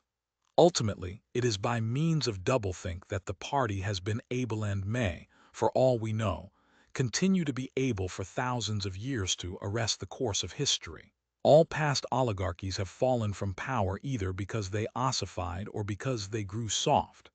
Either they became stupid and arrogant, failed to adjust themselves to changing circumstances, and were overthrown. Or they became liberal and cowardly, made concessions when they should have used force, and once again were overthrown. They fell, that is to say, either through consciousness or through unconsciousness. It is the achievement of the party to have produced a system of thought in which both conditions can exist simultaneously. And upon no other intellectual basis could the dominion of the party be made permanent. If one is to rule, and to continue ruling, one must be able to dislocate the sense of reality. For the secret of rulership is to combine a belief in one's own infallibility with the power to learn from past mistakes. It need hardly be said that the subtlest practitioners of doublethink are those who invented doublethink and know that it is a vast system of mental cheating. In our society, those who have the best knowledge of what is happening are also those who are furthest from seeing the world as it is. In general, the greater the understanding, the greater the delusion. The more intelligent, the less sane. One clear illustration of this is the fact that war hysteria increases in intensity as one rises in the social scale. Those whose attitude towards the war is most nearly rational are the subject peoples of the disputed territories. To these people, the war is simply a continuous calamity which sweeps to and fro over their bodies like a tidal wave. Which side is winning is a matter of complete indifference to them. They are aware that a change of overlordship means simply that they will be doing the same work as before for new masters who treat them in the same manner as the old ones. The slightly more favored workers whom we call the proles are only intermittently conscious of the war. When it is necessary, they can be prodded into frenzies of fear and hatred, but when left to themselves, they are capable of forgetting for long periods that the war is happening. It is in the ranks of the party, and above all of the inner party, that the true war enthusiasm is found. World conquest is believed in most firmly by those who know it to be impossible. This peculiar linking together of opposites knowledge with ignorance, cynicism with fanaticism is one of the chief distinguishing marks of oceanic society. The official ideology abounds with contradictions even when there is no practical reason for them. Thus, the party rejects and vilifies every principle for which the socialist movement originally stood, and it chooses to do this in the name of socialism. It preaches a contempt for the working class unexampled for centuries past, and it dresses its members in a uniform which was at one time peculiar to manual workers and was adopted for that reason. It systematically undermines the solidarity of the family, and it calls its leader by a name which is a direct appeal to the sentiment of family loyalty. Even the names of the four ministries by which we are governed exhibit a sort of impudence in their deliberate reversal of the facts. The ministry of peace concerns itself with war, the ministry of truth with lies, the ministry of love with torture, and the ministry of plenty with starvation. These contradictions are not accidental, nor do they result from ordinary hypocrisy. They are deliberate exercises in doublethink. For it is only by reconciling contradictions that power can be retained indefinitely. In no other way could the ancient cycle be broken. If human equality is to be forever averted, if the high, as we have called them, are to keep their places permanently, then the prevailing mental condition must be controlled insanity. But there is one question which until this moment we have almost ignored. It is, why should human equality be averted? Supposing that the mechanics of the process have been rightly described, what is the motive for this huge, accurately planned effort to freeze history at a particular moment of time? Here we reach the central secret. As we have seen, the mystique of the party, and above all of the inner party, depends upon doublethink, but deeper than this lies the original motive, the never-questioned instinct that first led to the seizure of power and brought doublethink, the thought police, continuous warfare, and all the other necessary paraphernalia into existence afterwards. This motive really consists. Winston became aware of silence, as one becomes aware of a new sound. It seemed to him that Julia had been very still for some time past. She was lying on her side, naked from the waist upwards, with her cheek pillowed on her hand and one dark lock tumbling across her eyes. Her breast rose and fell slowly and regularly. "Julia." No answer. "Julia, are you awake?" No answer. She was asleep. He shut the book, put it carefully on the floor, lay down, and pulled the coverlet over both of them. He had still, he reflected, not learned the ultimate secret. He understood HOW. He did not understand WHY. Chapter 1, like Chapter 3, had not actually told him anything that he did not know. It had merely systematized the knowledge that he possessed already. But after reading it, he knew better than before that he was not mad. Being in a minority, even a minority of one, did not make you mad. There was truth and there was untruth, and if you clung to the truth even against the whole world, you were not mad. A yellow beam from the sinking sun slanted in through the window and fell across the pillow. He shut his eyes. The sun on his face and the girl's smooth body touching his own gave him a strong, sleepy, confident feeling. He was safe. Everything was all right. He fell asleep murmuring, "Sanity is not statistical," with the feeling that this remark contained in it a profound wisdom. When he woke, it was with the sensation of having slept for a long time, but a glance at the old-fashioned clock told him that it was only 20:30. He lay dozing for a while. Then the usual deep-plunged singing struck up from the yard below. It was only an hopeless fancy. It passed like an April die, but a look and a word and the dreams they stirred they have stolen my ear off. The driveling song seemed to have kept its popularity. You still heard it all over the place. It had outlived the hate song. Julia woke at the sound, stretched herself luxuriously, and got out of bed. "I'm hungry," she said. "Let's make some more coffee. Damn. The stove's gone out and the water's cold." She picked the stove up and shook it. "There's no oil in it. We can get some from old Charrington, I expect. The funny thing is I made sure it was full. I'm going to put my clothes on," she added. "It seems to have got colder."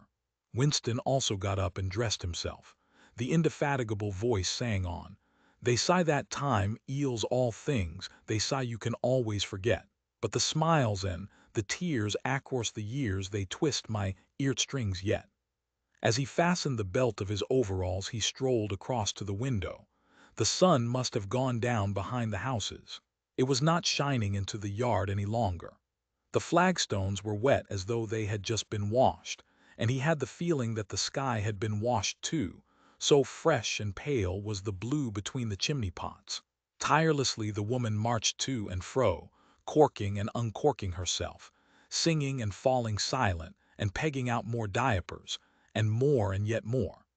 He wondered whether she took in washing for a living or was merely the slave of 20 or 30 grandchildren. Julia had come across to his side. Together they gazed down with a sort of fascination at the sturdy figure below. As he looked at the woman in her characteristic attitude, her thick arms reaching up for the line, her powerful mare-like buttocks protruded, it struck him for the first time that she was beautiful. It had never before occurred to him that the body of a woman of 50, blown up to monstrous dimensions by childbearing, then hardened, roughened by work till it was coarse in the grain like an overripe turnip, could be beautiful. But it was so, and after all, he thought, why not? The solid, contourless body, like a block of granite, and the rasping red skin, bore the same relation to the body of a girl as the rose-hip to the rose. Why should the fruit be held inferior to the flower? "She's beautiful," he murmured. "She's a meter across the hips easily," said Julia. "That is her style of beauty," said Winston. He held Julia's supple waist easily encircled by his arm. From the hip to the knee her flank was against his. Out of their bodies no child would ever come. That was the one thing they could never do. Only by word of mouth, from mind to mind, could they pass on the secret. The woman down there had no mind. She had only strong arms, a warm heart, and a fertile belly. He wondered how many children she had given birth to. It might easily be 15. She had had her momentary flowering, a year, perhaps, of wild rose beauty, and then she had suddenly swollen like a fertilized fruit and grown hard and red and coarse. And then her life had been laundering, scrubbing, darning, cooking, sweeping, polishing, mending, scrubbing, laundering, first for children, then for grandchildren, over 30 unbroken years. At the end of it she was still singing.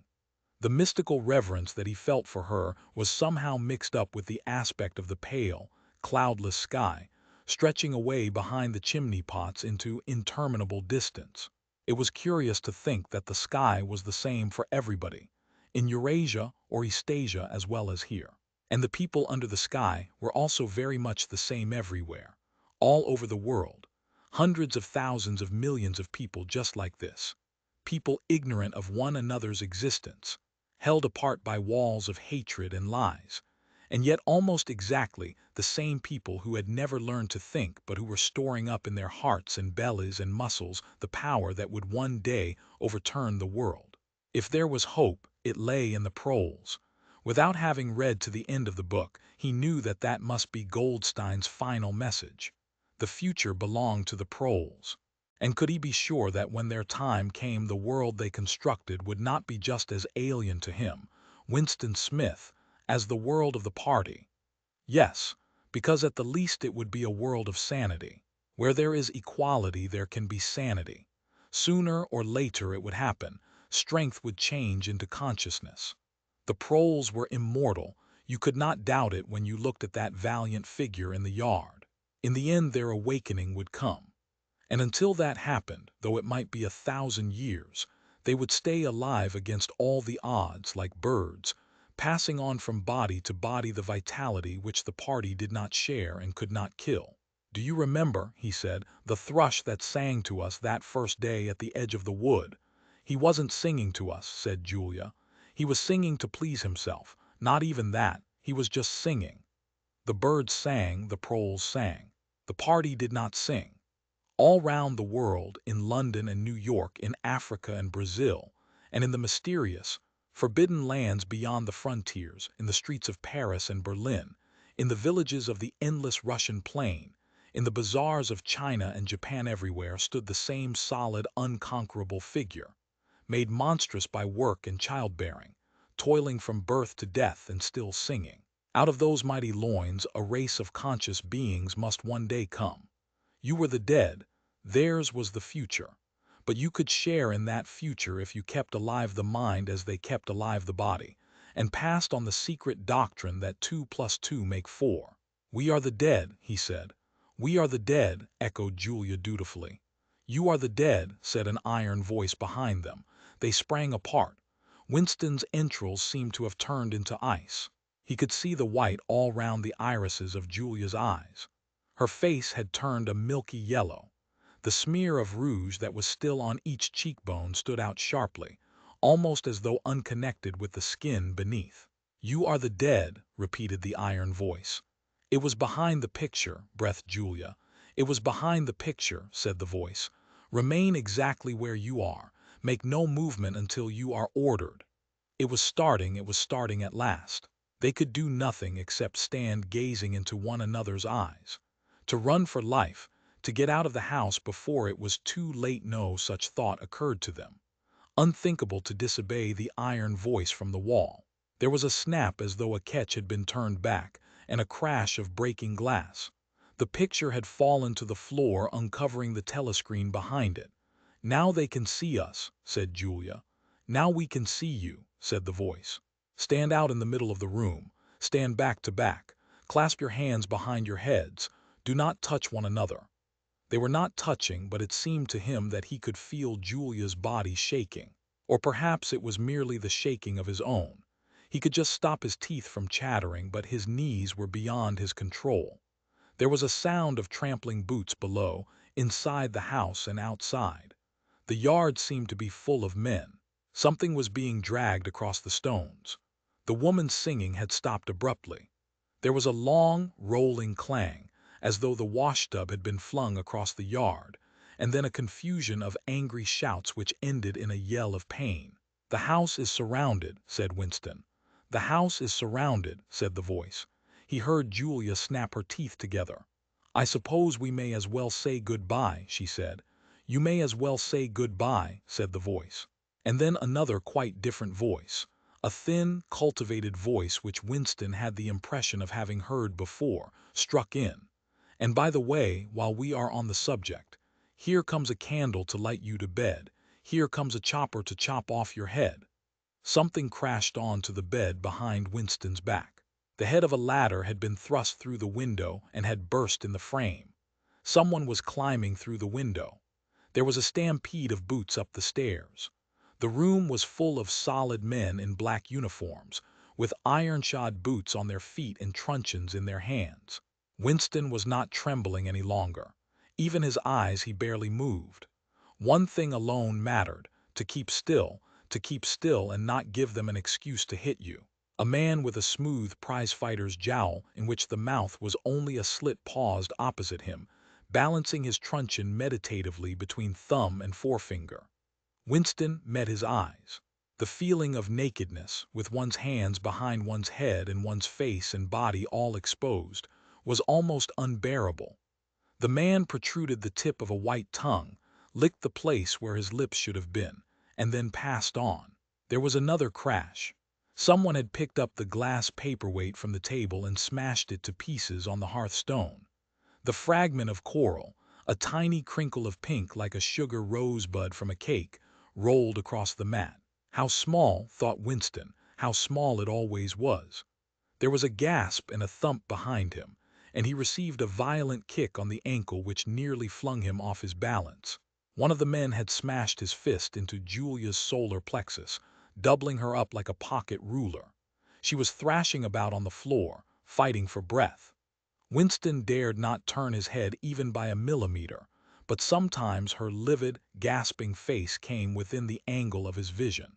Even in his terror it was as though he could feel the pain in his own body, the deadly pain which nevertheless was less urgent than the struggle to get back her breath. He knew what it was like, the terrible, agonizing pain which was there all the while but could not be suffered yet, because before all else it was necessary to be able to breathe. Then two of the men hoisted her up by knees and shoulders and carried her out of the room like a sack. Winston had a glimpse of her face, upside down, yellow and contorted, with the eyes shut and still with a smear of rouge on either cheek, and that was the last he saw of her. He stood dead still. No one had hit him yet. Thoughts which came of their own accord but seemed totally uninteresting began to flit through his mind. He wondered whether they had got Mr. Charrington. He wondered what they had done to the woman in the yard. He noticed that he badly wanted to urinate and felt a faint surprise because he had done so only 2 or 3 hours ago. He noticed that the clock on the mantelpiece said 9, meaning 21, but the light seemed too strong. Would not the light be fading at 21 hours on an August evening?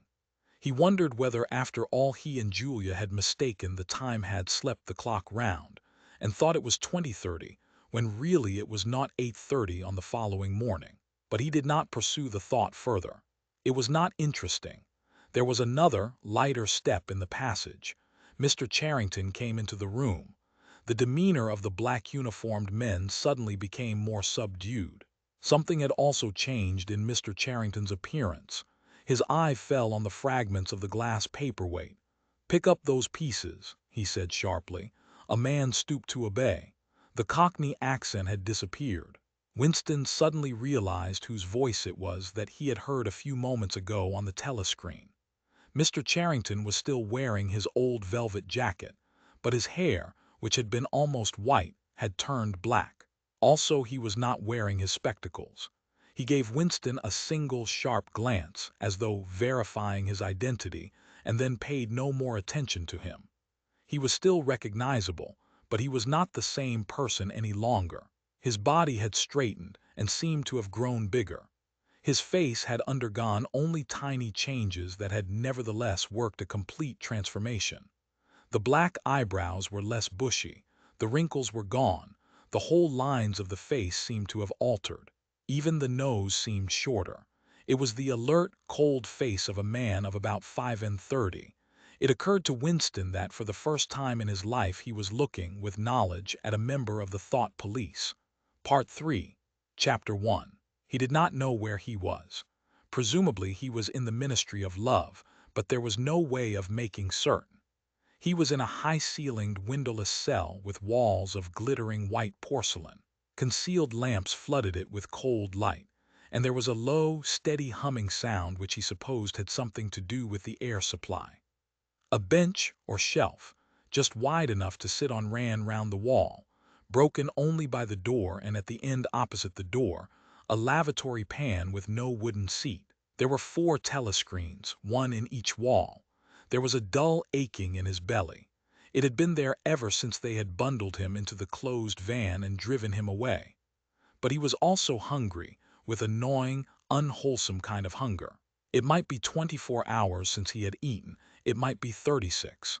He still did not know, probably never would know, whether it had been morning or evening when they arrested him. Since he was arrested, he had not been fed. He sat as still as he could on the narrow bench, with his hands crossed on his knee. He had already learned to sit still. If you made unexpected movements, they yelled at you from the telescreen. But the craving for food was growing upon him. What he longed for above all was a piece of bread. He had an idea that there were a few breadcrumbs in the pocket of his overalls. It was even possible he thought this because from time to time something seemed to tickle his leg that there might be a sizable bit of crust there. In the end, the temptation to find out overcame his fear. He slipped a hand into his pocket. "Smith," yelled a voice from the telescreen. 6079 Smith W. Hands out of pockets in the cells. He sat still again, his hands crossed on his knee. Before being brought here, he had been taken to another place which must have been an ordinary prison or a temporary lockup used by the patrols. He did not know how long he had been there. Some hours at any rate. With no clocks and no daylight, it was hard to gauge the time. It was a noisy, evil-smelling place.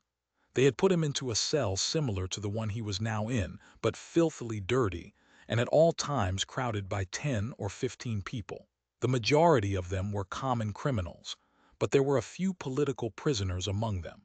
He had sat silent against the wall, jostled by dirty bodies, too preoccupied by fear and the pain in his belly to take much interest in his surroundings, but still noticing the astonishing difference in demeanor between the party prisoners and the others.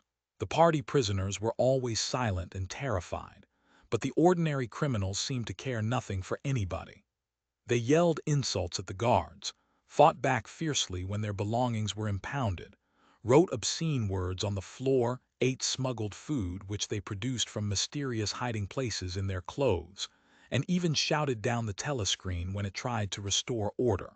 On the other hand, some of them seemed to be on good terms with the guards, called them by nicknames, and tried to wheedle cigarettes through the spy-hole in the door. The guards, too, treated the common criminals with a certain forbearance, even when they had to handle them roughly. There was much talk about the forced labor camps to which most of the prisoners expected to be sent. It was all right in the camps, he gathered, so long as you had good contacts and knew the ropes. There was bribery, favoritism, and racketeering of every kind. There was homosexuality and prostitution. There was even illicit alcohol distilled from potatoes. The positions of trust were given only to the common criminals, especially the gangsters and the murderers, who formed a sort of aristocracy. All the dirty jobs were done by the politicals. There was a constant come and go of prisoners of every description: drug peddlers, thieves, bandits, black marketeers, drunks, prostitutes. Some of the drunks were so violent that the other prisoners had to combine to suppress them. An enormous wreck of a woman, aged about 60, with great tumbling breasts and thick coils of white hair which had come down in her struggles, was carried in, kicking and shouting, by 4 guards, who had hold of her one at each corner. They wrenched off the boots with which she had been trying to kick them, and dumped her down across Winston's lap, almost breaking his thigh bones. The woman hoisted herself upright and followed them out with a yell of "F bastards." Then, noticing that she was sitting on something uneven, she slid off Winston's knees onto the bench. "Beg pardon, dearie," she said. "I wouldn't 'a' sat on you, only the buggers put me there. They don't know 'ow to treat a lady, do they?" She paused, patted her breast, and belched. "Pardon," she said, "I ain't myself quite." She leant forward and vomited copiously on the floor. "Tha's better," she said, leaning back with closed eyes. "Never keep it down, tha's what I say. Get it up while it's fresh on your stomach, like." She revived, turned to have another look at Winston, and seemed immediately to take a fancy to him. She put a vast arm round his shoulder and drew him towards her, breathing beer and vomit into his face. "What's your name, dearie?" she said. "Smith," said Winston. "Smith," said the woman. "Tha's funny, my name's Smith too. Why," she added sentimentally, "I might be your mother." She might, thought Winston, be his mother. She was about the right age and physique, and it was probable that people changed somewhat after 20 years in a forced labor camp. No one else had spoken to him. To a surprising extent, the ordinary criminals ignored the party prisoners. The Polits, they called them, with a sort of uninterested contempt. The party prisoners seemed terrified of speaking to anybody, and above all of speaking to one another. Only once, when two party members, both women, were pressed close together on the bench, he overheard amid the din of voices a few hurriedly whispered words, and in particular a reference to something called Room 101, which he did not understand. It might be 2 or 3 hours ago that they had brought him here. The dull pain in his belly never went away, but sometimes it grew better and sometimes worse, and his thoughts expanded or contracted accordingly. When it grew worse, he thought only of the pain itself, and of his desire for food. When it grew better, panic took hold of him. There were moments when he foresaw the things that would happen to him with such actuality that his heart galloped and his breath stopped. He felt the smash of truncheons on his elbows and iron-shod boots on his shins. He saw himself groveling on the floor, screaming for mercy through broken teeth. He hardly thought of Julia. He could not fix his mind on her. He loved her and would not betray her, but that was only a fact, known as he knew the rules of arithmetic.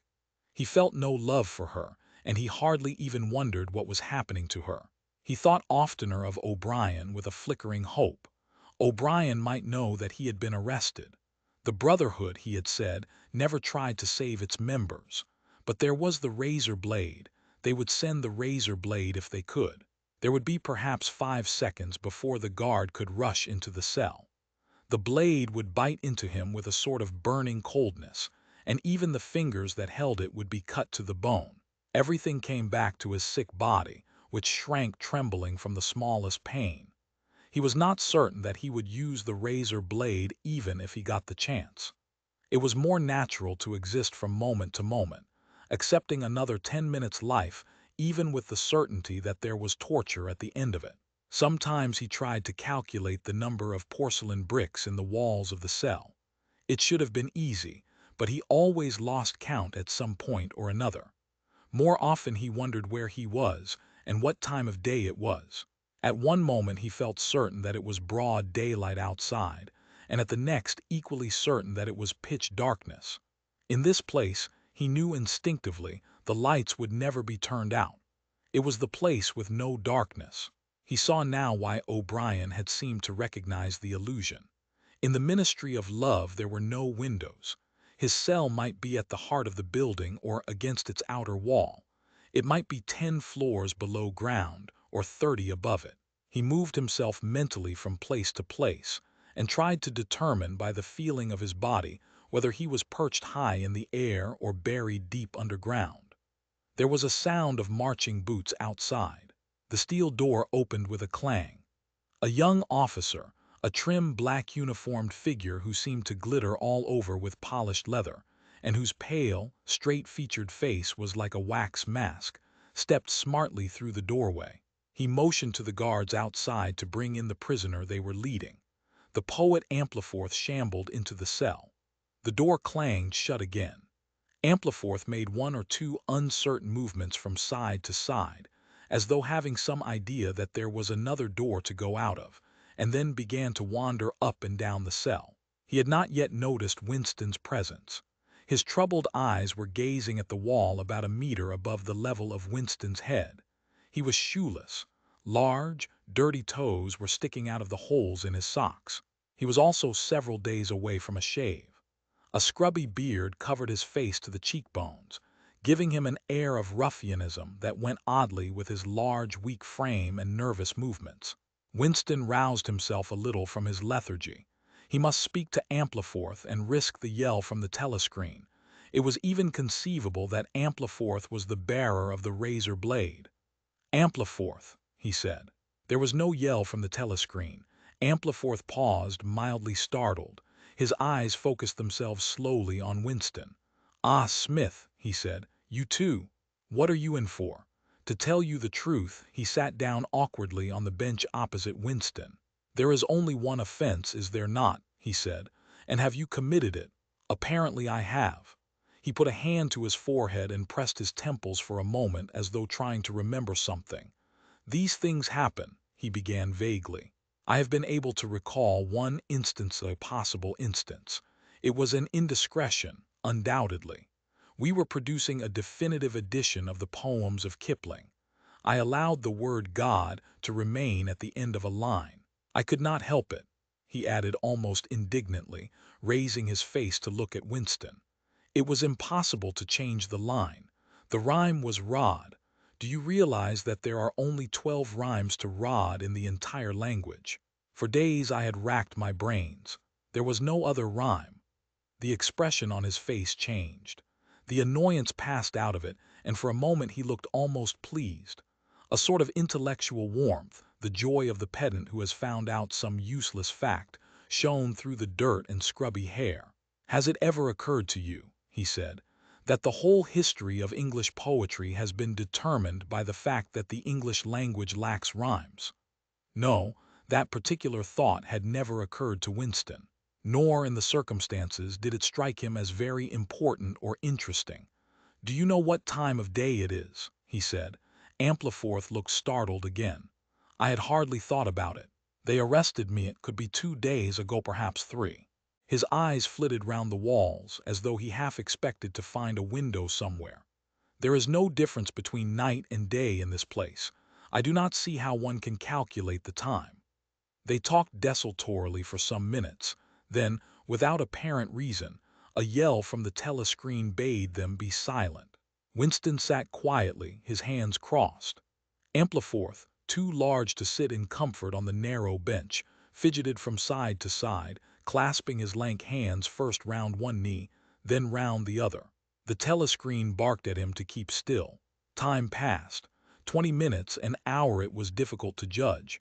Once more there was a sound of boots outside. Winston's entrails contracted. Soon, very soon, perhaps in 5 minutes, perhaps now, the tramp of boots would mean that his own turn had come. The door opened.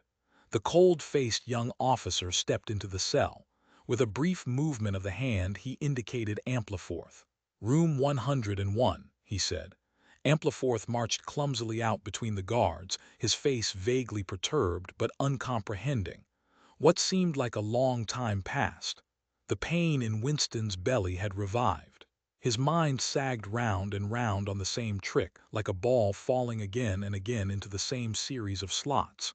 He had only 6 thoughts: the pain in his belly, a piece of bread, the blood and the screaming, O'Brien, Julia, the razor blade. There was another spasm in his entrails, the heavy boots were approaching. As the door opened, the wave of air that it created brought in a powerful smell of cold sweat. Parsons walked into the cell. He was wearing khaki shorts and a sports shirt. This time Winston was startled into self-forgetfulness. "You here?" he said. Parsons gave Winston a glance in which there was neither interest nor surprise, but only misery. He began walking jerkily up and down, evidently unable to keep still. Each time he straightened his pudgy knees, it was apparent that they were trembling. His eyes had a wide-open, staring look, as though he could not prevent himself from gazing at something in the middle distance. "What are you in for?" said Winston. "Thought crime," said Parsons, almost blubbering. The tone of his voice implied at once a complete admission of his guilt and a sort of incredulous horror that such a word could be applied to himself. He paused opposite Winston and began eagerly appealing to him. "You don't think they'll shoot me, do you, old chap?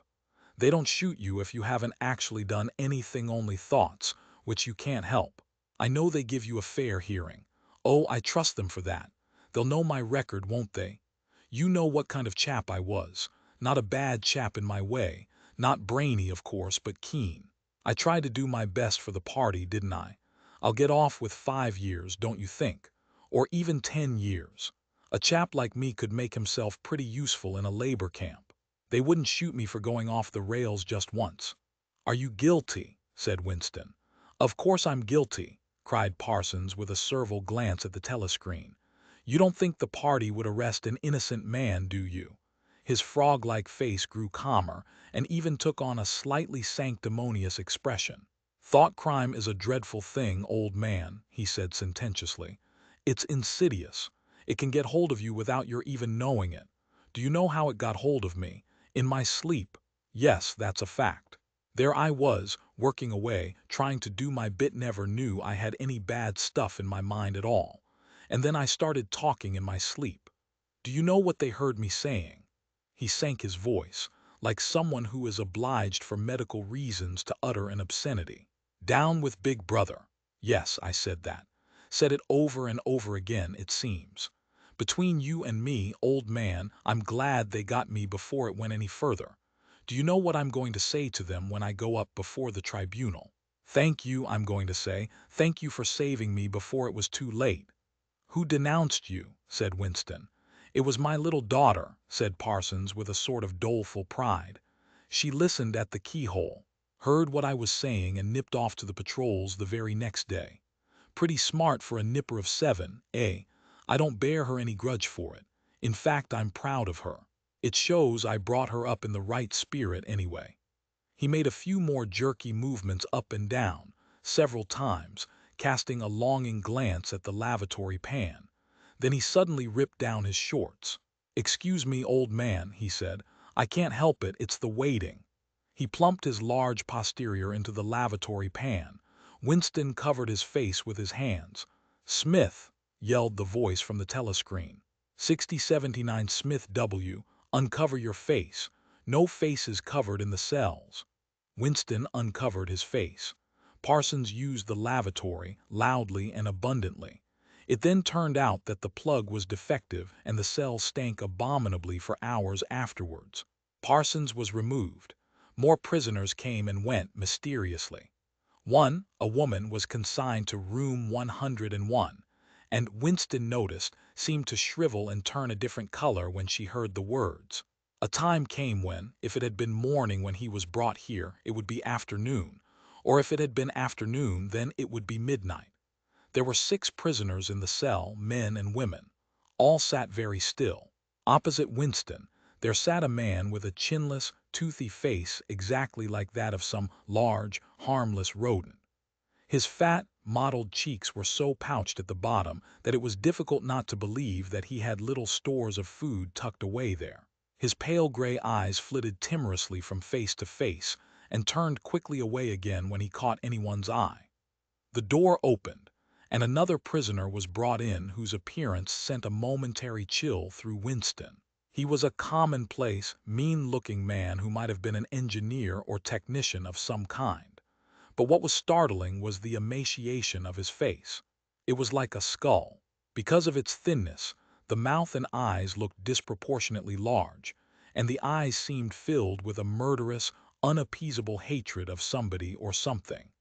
The man sat down on the bench at a little distance from Winston.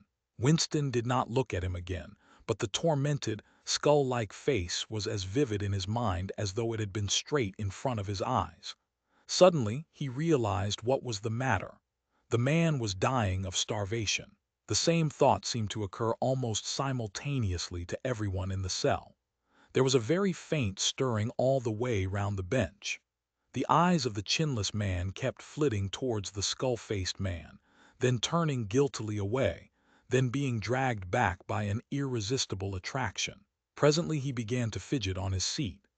At last he stood up, waddled clumsily across the cell, dug down into the pocket of his overalls, and with an abashed air held out a grimy piece of bread to the skull-faced man. There was a furious, deafening roar from the telescreen. The chinless man jumped in his tracks. The skull-faced man had quickly thrust his hands behind his back, as though demonstrating to all the world that he refused the gift. "Bumstead," roared the voice. 2713 Bumstead J., let fall that piece of bread. The chinless man dropped the piece of bread on the floor. "Remain standing where you are," said the voice. "Face the door. Make no movement." The chinless man obeyed. His large, pouchy cheeks were quivering uncontrollably. The door clanged open. As the young officer entered and stepped aside, there emerged from behind him a short, stumpy guard with enormous arms and shoulders. He took his stand opposite the chinless man, and then, at a signal from the officer, let free a frightful blow, with all the weight of his body behind it, full in the chinless man's mouth. The force of it seemed almost to knock him clear of the floor. His body was flung across the cell and fetched up against the base of the lavatory seat. For a moment he lay as though stunned, with dark blood oozing from his mouth and nose. A very faint whimpering or squeaking, which seemed unconscious, came out of him. Then he rolled over and raised himself unsteadily on hands and knees. Amid a stream of blood and saliva, the two halves of a dental plate fell out of his mouth. The prisoners sat very still, their hands crossed on their knees. The chinless man climbed back into his place. Down one side of his face the flesh was darkening. His mouth had swollen into a shapeless, cherry-colored mass with a black hole in the middle of it. From time to time, a little blood dripped onto the breast of his overalls. His gray eyes still flitted from face to face, more guiltily than ever, as though he were trying to discover how much the others despised him for his humiliation. The door opened. With a small gesture, the officer indicated the skull-faced man. "Room 101, he said. There was a gasp and a flurry at Winston's side. The man had actually flung himself on his knees on the floor with his hand clasped together. "Comrade officer," he cried, "you don't have to take me to that place. Haven't I told you everything already? What else is it you want to know? There's nothing I wouldn't confess, nothing. Just tell me what it is and I'll confess straight off. Write it down and I'll sign it, anything. Not room 101. "Room 101, said the officer. The man's face, already very pale, turned a color Winston would not have believed possible. It was definitely, unmistakably, a shade of green. "Do anything to me," he yelled.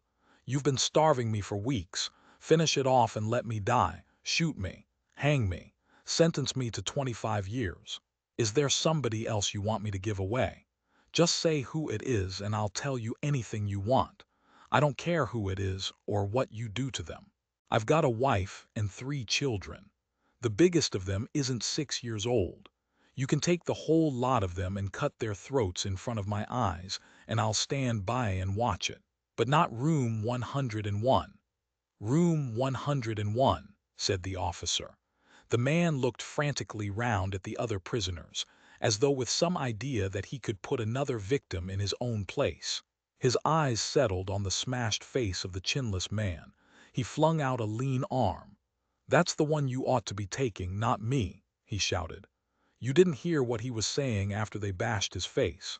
Give me a chance and I'll tell you every word of it.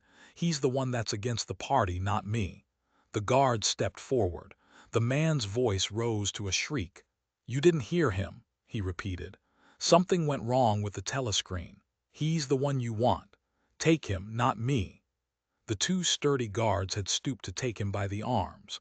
But just at this moment he flung himself across the floor of the cell and grabbed one of the iron legs that supported the bench. He had set up a wordless howling, like an animal. The guards took hold of him to wrench him loose, but he clung on with astonishing strength. For perhaps 20 seconds they were hauling at him. The prisoners sat quiet, their hands crossed on their knees, looking straight in front of them. The howling stopped. The man had no breath left for anything except hanging on. Then there was a different kind of cry. A kick from a guard's boot had broken the fingers of one of his hands. They dragged him to his feet. "Room 101, said the officer. The man was led out, walking unsteadily with head sunken, nursing his crushed hand. All the fight had gone out of him. A long time passed. If it had been midnight when the skull-faced man was taken away, it was morning. If morning, it was afternoon. Winston was alone and had been alone for hours. The pain of sitting on the narrow bench was such that often he got up and walked about, unreproved by the telescreen. The piece of bread still lay where the chinless man had dropped it. At the beginning it needed a hard effort not to look at it, but presently hunger gave way to thirst. His mouth was sticky and evil-tasting. The humming sound and the unvarying white light induced a sort of faintness, an empty feeling inside his head.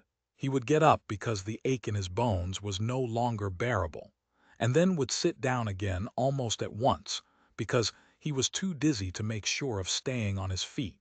Whenever his physical sensations were a little under control, the terror returned.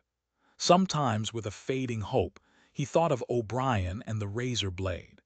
It was thinkable that the razor blade might arrive concealed in his food if he were ever fed. More dimly he thought of Julia. Somewhere or other she was suffering, perhaps far worse than he. She might be screaming with pain at this moment. He thought, if I could save Julia by doubling my own pain, would I do it? Yes, I would. But that was merely an intellectual decision, taken because he knew that he ought to take it. He did not feel it. In this place you could not feel anything, except pain and foreknowledge of pain. Besides, was it possible, when you were actually suffering it, to wish for any reason that your own pain should increase? But that question was not answerable yet. The boots were approaching again. The door opened. O'Brien came in. Winston started to his feet. The shock of the sight had driven all caution out of him. For the first time in many years he forgot the presence of the telescreen. "They've got you too," he cried. "They got me a long time ago," said O'Brien with a mild, almost regretful irony. He stepped aside. From behind him there emerged a broad-chested guard with a long black truncheon in his hand. "You know this, Winston," said O'Brien. "Don't deceive yourself. You did know it, you have always known it." Yes, he saw now, he had always known it, but there was no time to think of that. All he had eyes for was the truncheon in the guard's hand. It might fall anywhere. On the crown, on the tip of the ear, on the upper arm, on the elbow. He had slumped to his knees, almost paralyzed, clasping the stricken elbow with his other hand. Everything had exploded into yellow light. Inconceivable, inconceivable that one blow could cause such pain. The light cleared, and he could see the other two looking down at him. The guard was laughing at his contortions. One question at any rate was answered. Never, for any reason on earth, could you wish for an increase of pain. Of pain you could wish only one thing, that it should stop. Nothing in the world was so bad as physical pain. In the face of pain there are no heroes, no heroes, he thought over and over as he writhed on the floor, clutching uselessly at his disabled left arm. Chapter 2. He was lying on something that felt like a camp bed, except that it was higher off the ground, and that he was fixed down in some way so that he could not move. Light that seemed stronger than usual was falling on his face. O'Brien was standing at his side, looking down at him intently. At the other side of him stood a man in a white coat, holding a hypodermic syringe. Even after his eyes were open, he took in his surroundings only gradually. He had the impression of swimming up into this room from some quite different world, a sort of underwater world far beneath it. How long he had been down there, he did not know. Since the moment when they arrested him, he had not seen darkness or daylight. Besides, his memories were not continuous. There had been times when consciousness, even the sort of consciousness that one has in sleep, had stopped dead and started again after a blank interval. But whether the intervals were of days or weeks or only seconds, there was no way of knowing. With that first blow on the elbow, the nightmare had started. Later he was to realize that all that then happened was merely a preliminary, a routine interrogation to which nearly all prisoners were subjected. There was a long range of crimes, espionage, sabotage, and the like to which everyone had to confess as a matter of course. The confession was a formality, though the torture was real. How many times he had been beaten, how long the beatings had continued, he could not remember. Always there were 5 or 6 men in black uniforms at him simultaneously. Sometimes it was fists, sometimes it was truncheon, sometimes it was steel rods, sometimes it was boots.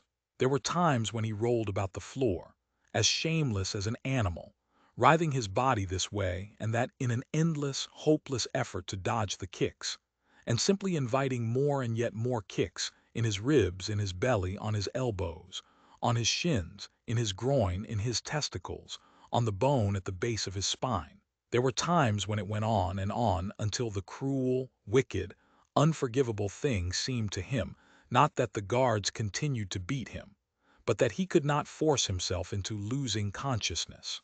There were times when his nerves so forsook him that he began shouting for mercy even before the beating began, when the mere sight of a fist drawn back for a blow was enough to make him pour forth a confession of real and imaginary crimes.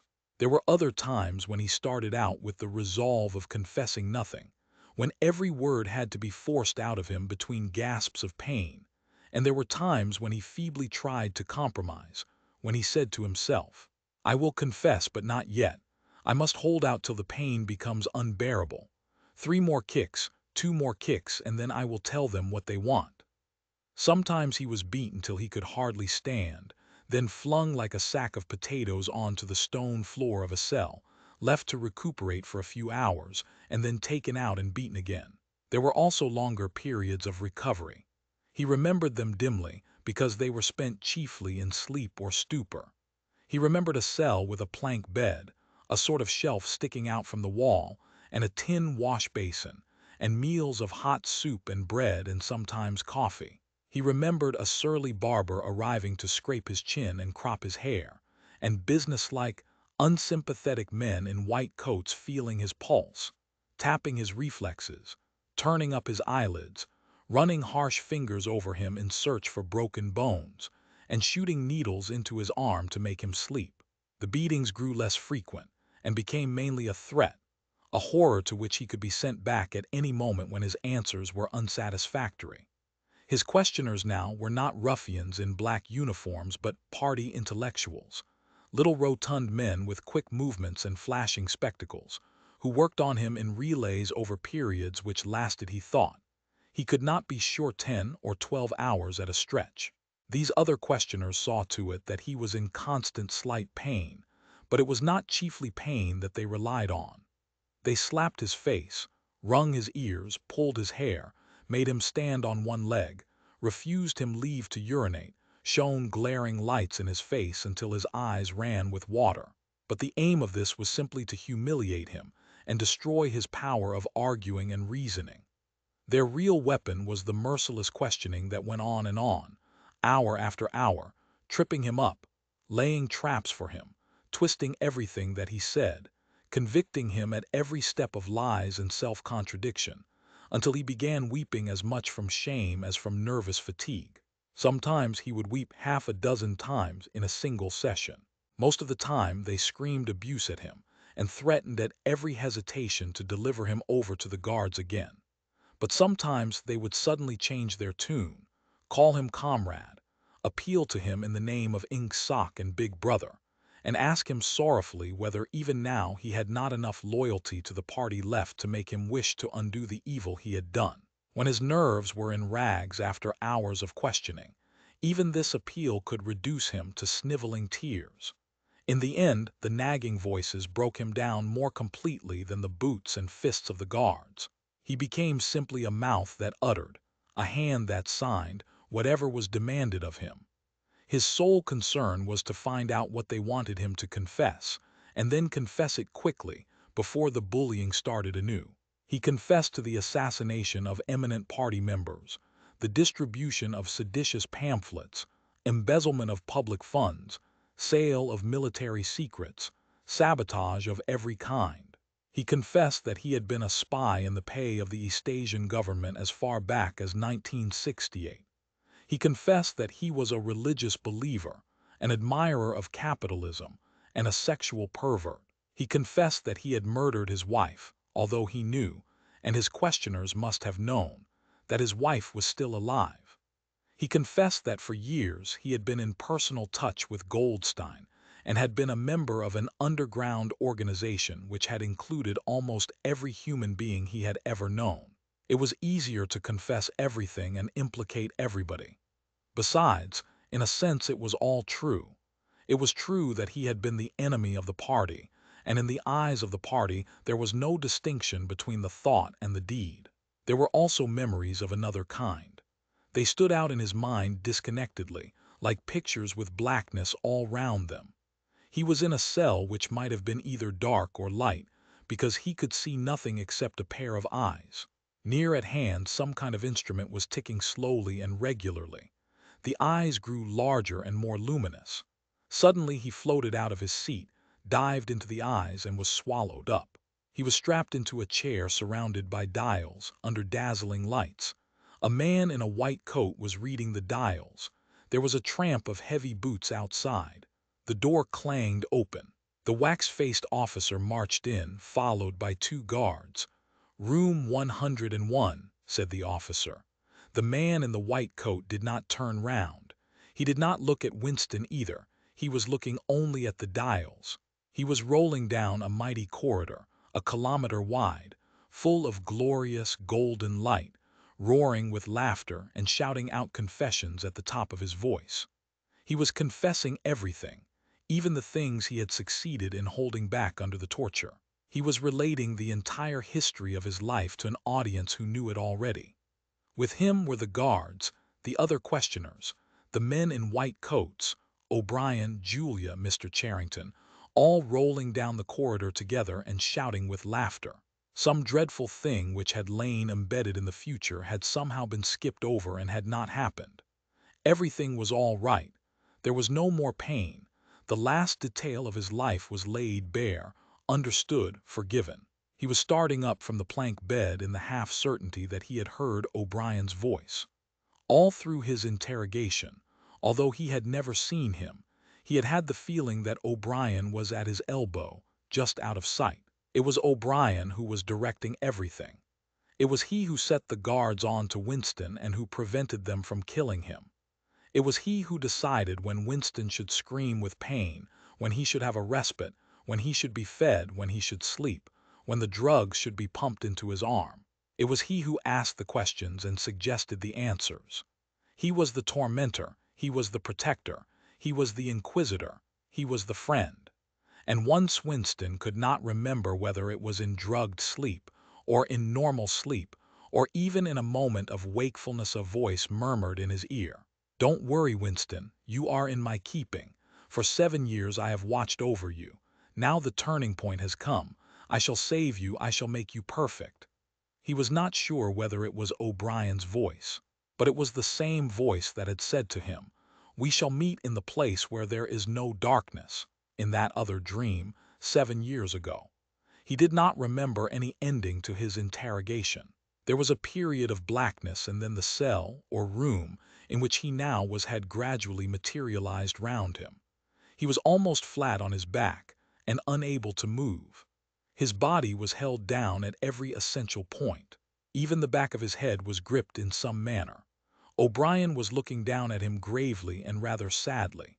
His face, seen from below, looked coarse and worn, with pouches under the eyes and tired lines from nose to chin. He was older than Winston had thought him. He was perhaps 48 or 50. Under his hand there was a dial with a lever on top and figures running round the face. "I told you," said O'Brien, "that if we met again it would be here." "Yes," said Winston. Without any warning except a slight movement of O'Brien's hand, a wave of pain flooded his body. It was a frightening pain, because he could not see what was happening, and he had the feeling that some mortal injury was being done to him. He did not know whether the thing was really happening, or whether the effect was electrically produced. But his body was being wrenched out of shape. The joints were being slowly torn apart. Although the pain had brought the sweat out on his forehead, the worst of all was the fear that his backbone was about to snap. He set his teeth and breathed hard through his nose, trying to keep silent as long as possible. "You are afraid," said O'Brien, watching his face, "that in another moment something is going to break. Your especial fear is that it will be your backbone. You have a vivid mental picture of the vertebrae snapping apart and the spinal fluid dripping out of them. That is what you are thinking, is it not, Winston?" Winston did not answer. O'Brien drew back the lever on the dial. The wave of pain receded almost as quickly as it had come. "That was 40, said O'Brien. "You can see that the numbers on this dial run up to 100. Will you please remember, throughout our conversation, that I have it in my power to inflict pain on you at any moment and to whatever degree I choose. If you tell me any lies or attempt to prevaricate in any way or even fall below your usual level of intelligence, you will cry out with pain instantly. Do you understand that?" "Yes," said Winston. O'Brien's manner became less severe. He resettled his spectacles thoughtfully and took a pace or two up and down. When he spoke, his voice was gentle and patient. He had the air of a doctor, a teacher, even a priest, anxious to explain and persuade rather than to punish. "I am taking trouble with you, Winston," he said, "because you are worth trouble. You know perfectly well what is the matter with you. You have known it for years, though you have fought against the knowledge. You are mentally deranged. You suffer from a defective memory. You are unable to remember real events, and you persuade yourself that you remember other events which never happened. Fortunately, it is curable. You have never cured yourself of it because you did not choose to. There was a small effort of the will that you were not ready to make. Even now, I am well aware, you are clinging to your disease under the impression that it is a virtue. Now we will take an example. At this moment, which power is Oceania at war with? When I was arrested, Oceania was at war with Eastasia. With Eastasia. Good. And Oceania has always been at war with Eastasia, has it not? Winston drew in his breath. He opened his mouth to speak and then did not speak. He could not take his eyes away from the dial. "The truth, please, Winston. Your truth. Tell me what you think you remember." "I remember that until only a week before I was arrested, we were not at war with Eastasia at all. We were in alliance with them. The war was against Eurasia. That had lasted for 4 years. Before that, O'Brien stopped him with a movement of the hand. "Another example," he said. "Some years ago you had a very serious delusion indeed.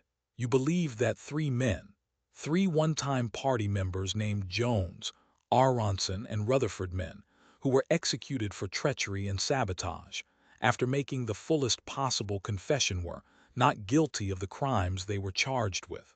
You believed that you had seen unmistakable documentary evidence proving that their confessions were false. There was a certain photograph about which you had a hallucination. You believed that you had actually held it in your hands. It was a photograph something like this. An oblong slip of newspaper had appeared between O'Brien's fingers. For perhaps 5 seconds it was within the angle of Winston's vision. It was a photograph, and there was no question of its identity. It was the photograph. It was another copy of the photograph of Jones, Aronson, and Rutherford at the party function in New York, which he had chanced upon 11 years ago and promptly destroyed. For only an instant it was before his eyes, then it was out of sight again. But he had seen it. Unquestionably, he had seen it. He made a desperate, agonizing effort to wrench the top half of his body free. It was impossible to move so much as a centimeter in any direction. For the moment he had even forgotten the dial. All he wanted was to hold the photograph in his fingers again, or at least to see it. "It exists," he cried. "No," said O'Brien. He stepped across the room. There was a memory hole in the opposite wall. O'Brien lifted the grating.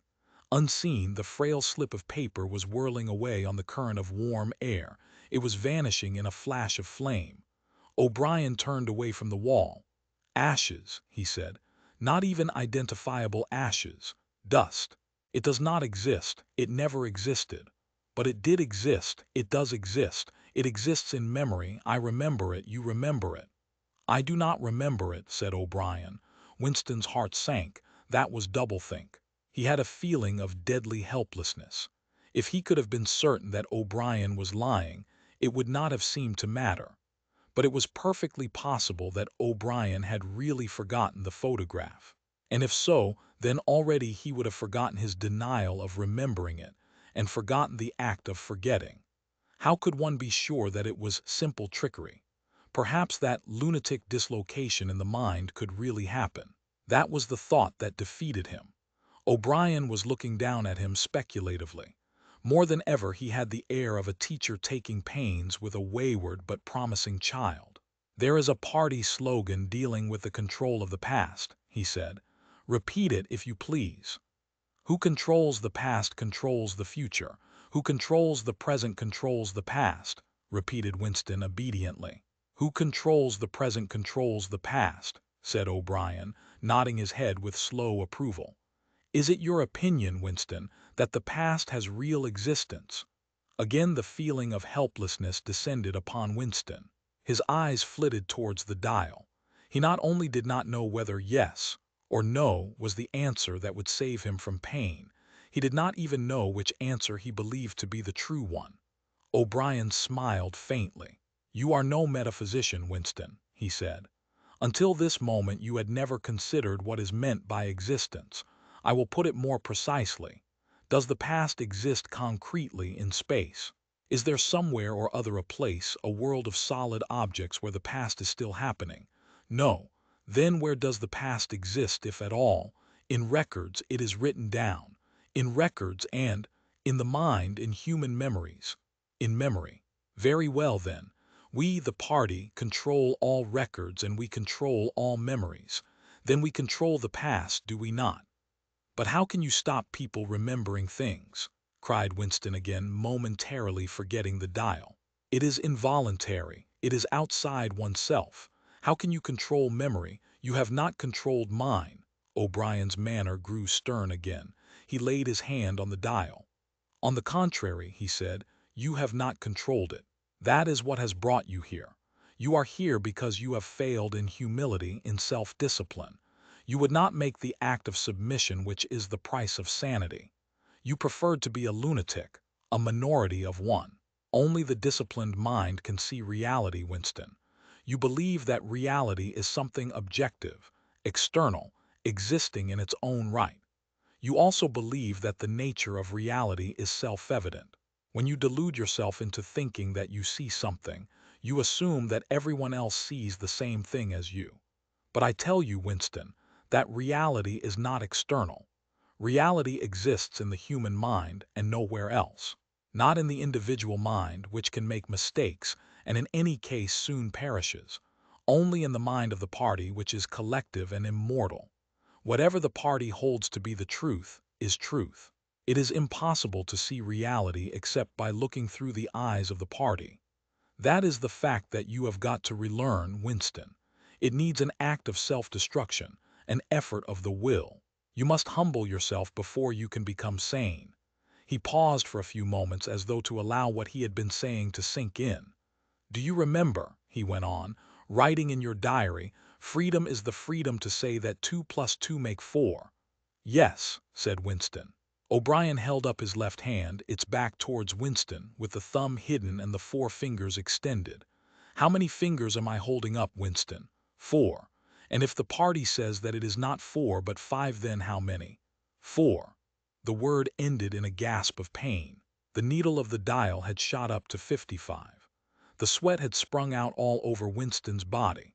The air tore into his lungs and issued again in deep groans, which even by clenching his teeth he could not stop. O'Brien watched him, the 4 fingers still extended. He drew back the lever. This time the pain was only slightly eased. "How many fingers, Winston?"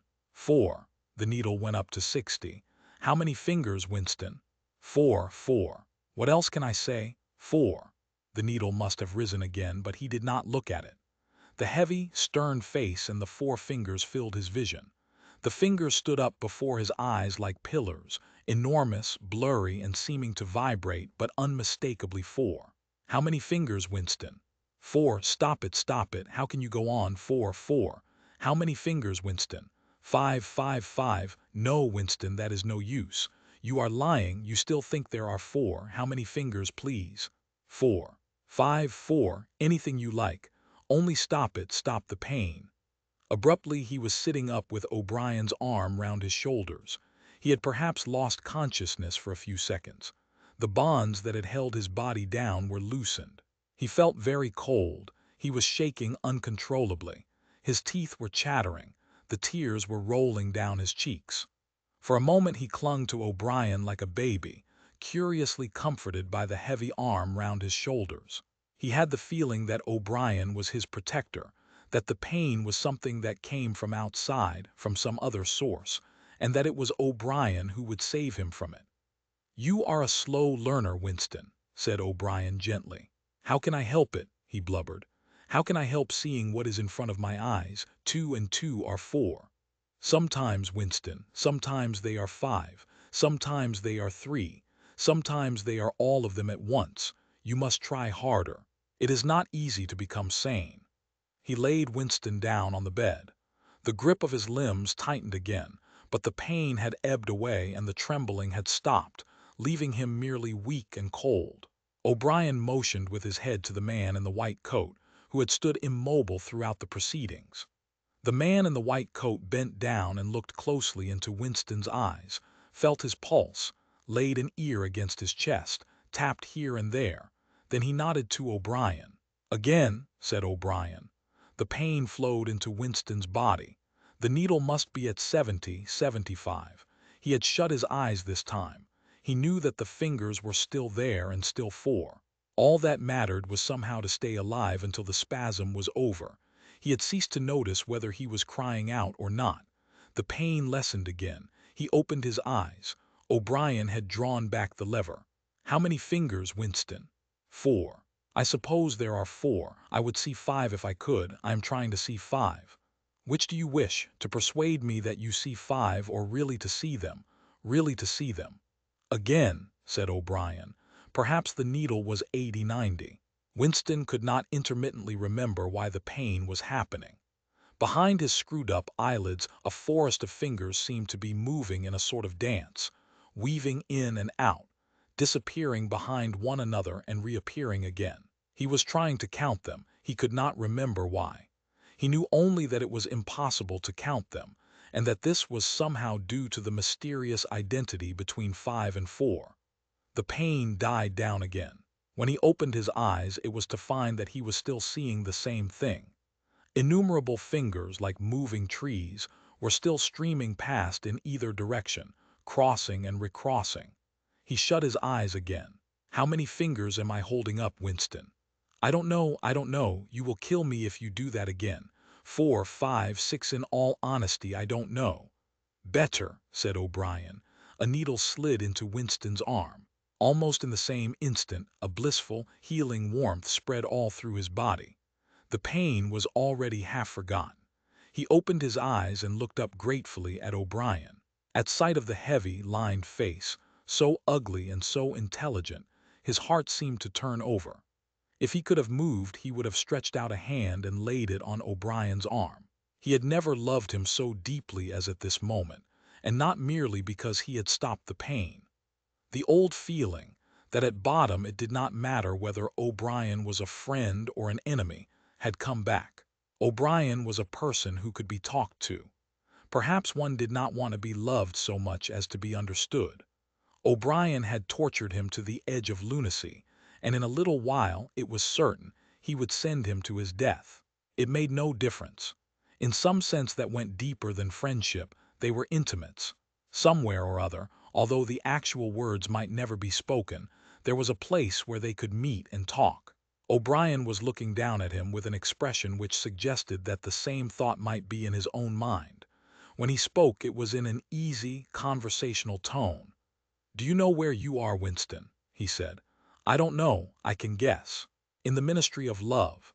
Do you know how long you have been here? I don't know. Days, weeks, months, I think it is months. And why do you imagine that we bring people to this place? To make them confess? No, that is not the reason. Try again. To punish them? No," exclaimed O'Brien. His voice had changed extraordinarily, and his face had suddenly become both stern and animated. "No, not merely to extract your confession, not to punish you. Shall I tell you why we have brought you here? To cure you. To make you sane. Will you understand, Winston, that no one whom we bring to this place ever leaves our hands uncured? We are not interested in those stupid crimes that you have committed. The party is not interested in the overt act. The thought is all we care about. We do not merely destroy our enemies, we change them. Do you understand what I mean by that?" He was bending over Winston. His face looked enormous because of its nearness, and hideously ugly because it was seen from below. Moreover, it was filled with a sort of exaltation, a lunatic intensity. Again, Winston's heart shrank. If it had been possible, he would have cowered deeper into the bed. He felt certain that O'Brien was about to twist the dial out of sheer wantonness. At this moment, however, O'Brien turned away. He took a pace or two up and down. Then he continued less vehemently. The first thing for you to understand is that in this place there are no martyrdoms. You have read of the religious persecutions of the past. In the Middle Ages there was the Inquisition. It was a failure. It set out to eradicate heresy and ended by perpetuating it. For every heretic it burned at the stake, thousands of others rose up. Why was that? Because the Inquisition killed its enemies in the open, and killed them while they were still unrepentant. In fact, it killed them because they were unrepentant. Men were dying because they would not abandon their true beliefs. Naturally, all the glory belonged to the victim and all the shame to the inquisitor who burned him. Later, in the 20th century, there were the totalitarians, as they were called. There were the German Nazis and the Russian communists. The Russians persecuted heresy more cruelly than the Inquisition had done, and they imagined that they had learned from the mistakes of the past. They knew, at any rate, that one must not make martyrs. Before they exposed their victims to public trial, they deliberately set themselves to destroy their dignity. They wore them down by torture and solitude until they were despicable, cringing wretches, confessing whatever was put into their mouths, covering themselves with abuse, accusing and sheltering behind one another, whimpering for mercy. And yet after only a few years the same thing had happened over again. The dead men had become martyrs and their degradation was forgotten. Once again, why was it? In the first place, because the confessions that they had made were obviously extorted and untrue. We do not make mistakes of that kind. All the confessions that are uttered here are true. We make them true. And above all, we do not allow the dead to rise up against us. You must stop imagining that posterity will vindicate you, Winston. Posterity will never hear of you. You will be lifted clean out from the stream of history.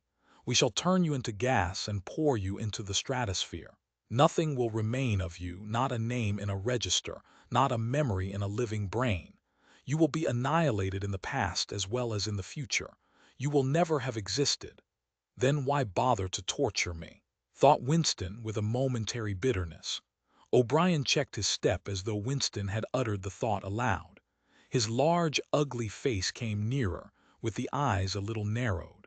You are thinking, he said, that since we intend to destroy you utterly, so that nothing that you say or do can make the smallest difference in that case, why do we go to the trouble of interrogating you first?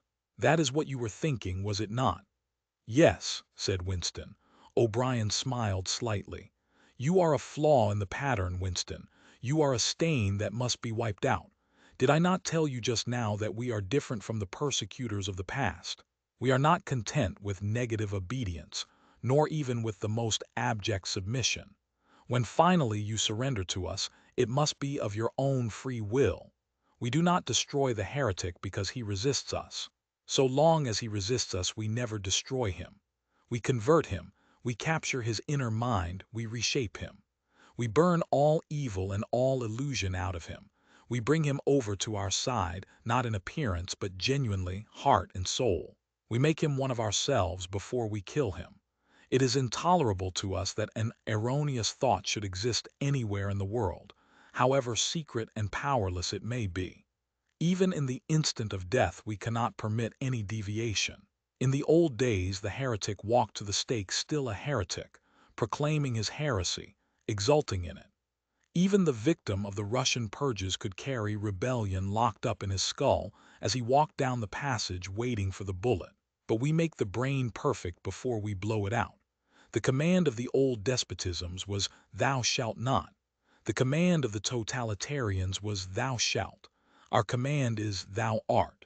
No one whom we bring to this place ever stands out against us. Everyone is washed clean.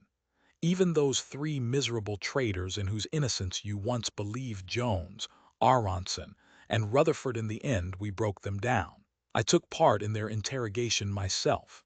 I saw them gradually worn down, whimpering, groveling, weeping, and in the end it was not with pain or fear, only with penitence.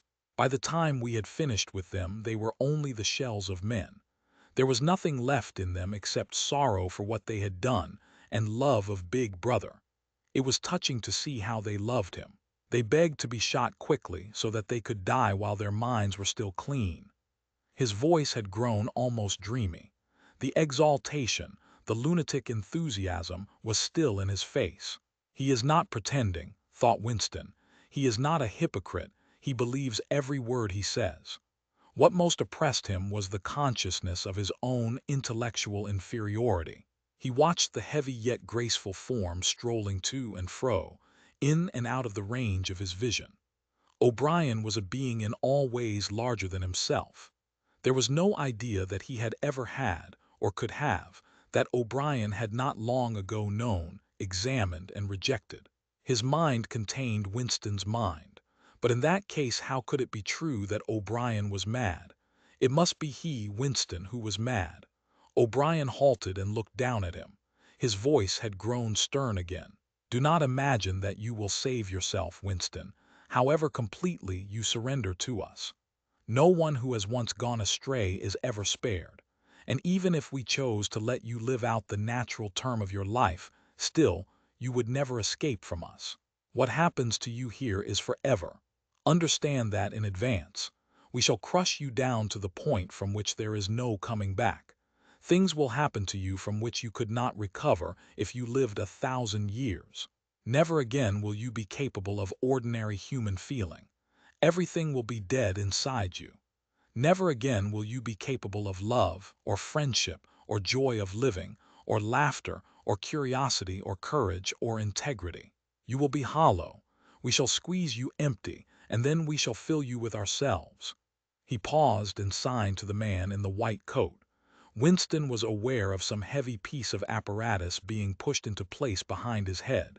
O'Brien had sat down beside the bed, so that his face was almost on a level with Winston's. 3,000, he said, speaking over Winston's head to the man in the white coat.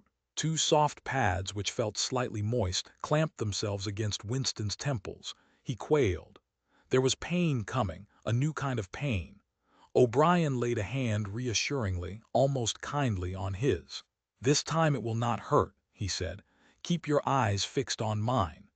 At this moment there was a devastating explosion, or what seemed like an explosion, though it was not certain whether there was any noise. There was undoubtedly a blinding flash of light. Winston was not hurt, only prostrated.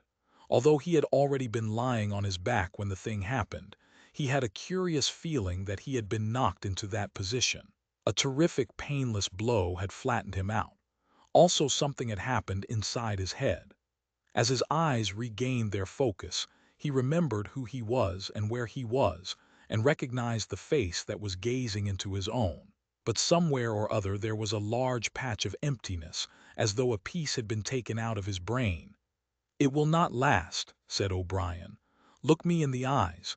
What country is Oceania at war with?" Winston thought. He knew what was meant by Oceania, and that he himself was a citizen of Oceania. He also remembered Eurasia and Eastasia, but who was at war with whom he did not know. In fact, he had not been aware that there was any war. "I don't remember. Oceania is at war with Eastasia. Do you remember that now?" "Yes. Oceania has always been at war with Eastasia. Since the beginning of your life, since the beginning of the party, since the beginning of history, the war has continued without a break, always the same war. Do you remember that?"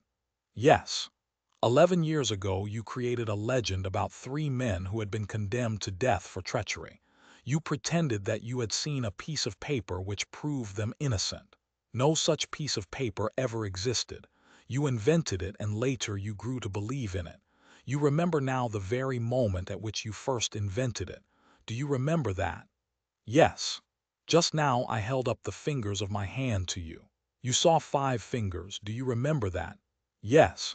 O'Brien held up the fingers of his left hand with the thumb concealed. "There are 5 fingers there. Do you see 5 fingers?" "Yes." And he did see them for a fleeting instant before the scenery of his mind changed. He saw 5 fingers, and there was no deformity. Then everything was normal again, and the old fear, the hatred, and the bewilderment came crowding back again. But there had been a moment, he did not know how long, 30 seconds, perhaps of luminous certainty, when each new suggestion of O'Brien's had filled up a patch of emptiness and become absolute truth, and when 2 and 2 could have been 3 as easily as 5, if that were what was needed. It had faded but before O'Brien had dropped his hand. But though he could not recapture it, he could remember it, as one remembers a vivid experience at some period of one's life when one was in effect a different person. "You see now," said O'Brien, "that it is at any rate possible." "Yes," said Winston. O'Brien stood up with a satisfied air. Over to his left, Winston saw the man in the white coat break an ampule and draw back the plunger of a syringe. O'Brien turned to Winston with a smile. In almost the old manner, he resettled his spectacles on his nose. "Do you remember writing in your diary," he said, "that it did not matter whether I was a friend or an enemy, since I was at least a person who understood you and could be talked to? You were right. I enjoy talking to you. Your mind appeals to me. It resembles my own mind, except that you happen to be insane. Before we bring the session to an end, you can ask me a few questions if you choose." "Any question I like. Anything." He saw that Winston's eyes were upon the dial. "It is switched off. What is your first question?" "What have you done with Julia?" said Winston. O'Brien smiled again. "She betrayed you, Winston, immediately, unreservedly. I have seldom seen anyone come over to us so promptly. You would hardly recognize her if you saw her. All her rebelliousness, her deceit, her folly, her dirty-mindedness, everything has been burned out of her. It was a perfect conversion, a textbook case." "You tortured her." O'Brien left this unanswered. "Next question," he said. "Does Big Brother exist?" "Of course he exists. The party exists. Big Brother is the embodiment of the party." "Does he exist in the same way as I exist?" "You do not exist," said O'Brien. Once again the sense of helplessness assailed him. He knew, or he could imagine, the arguments which proved his own non-existence. But they were nonsense. They were only a play on words.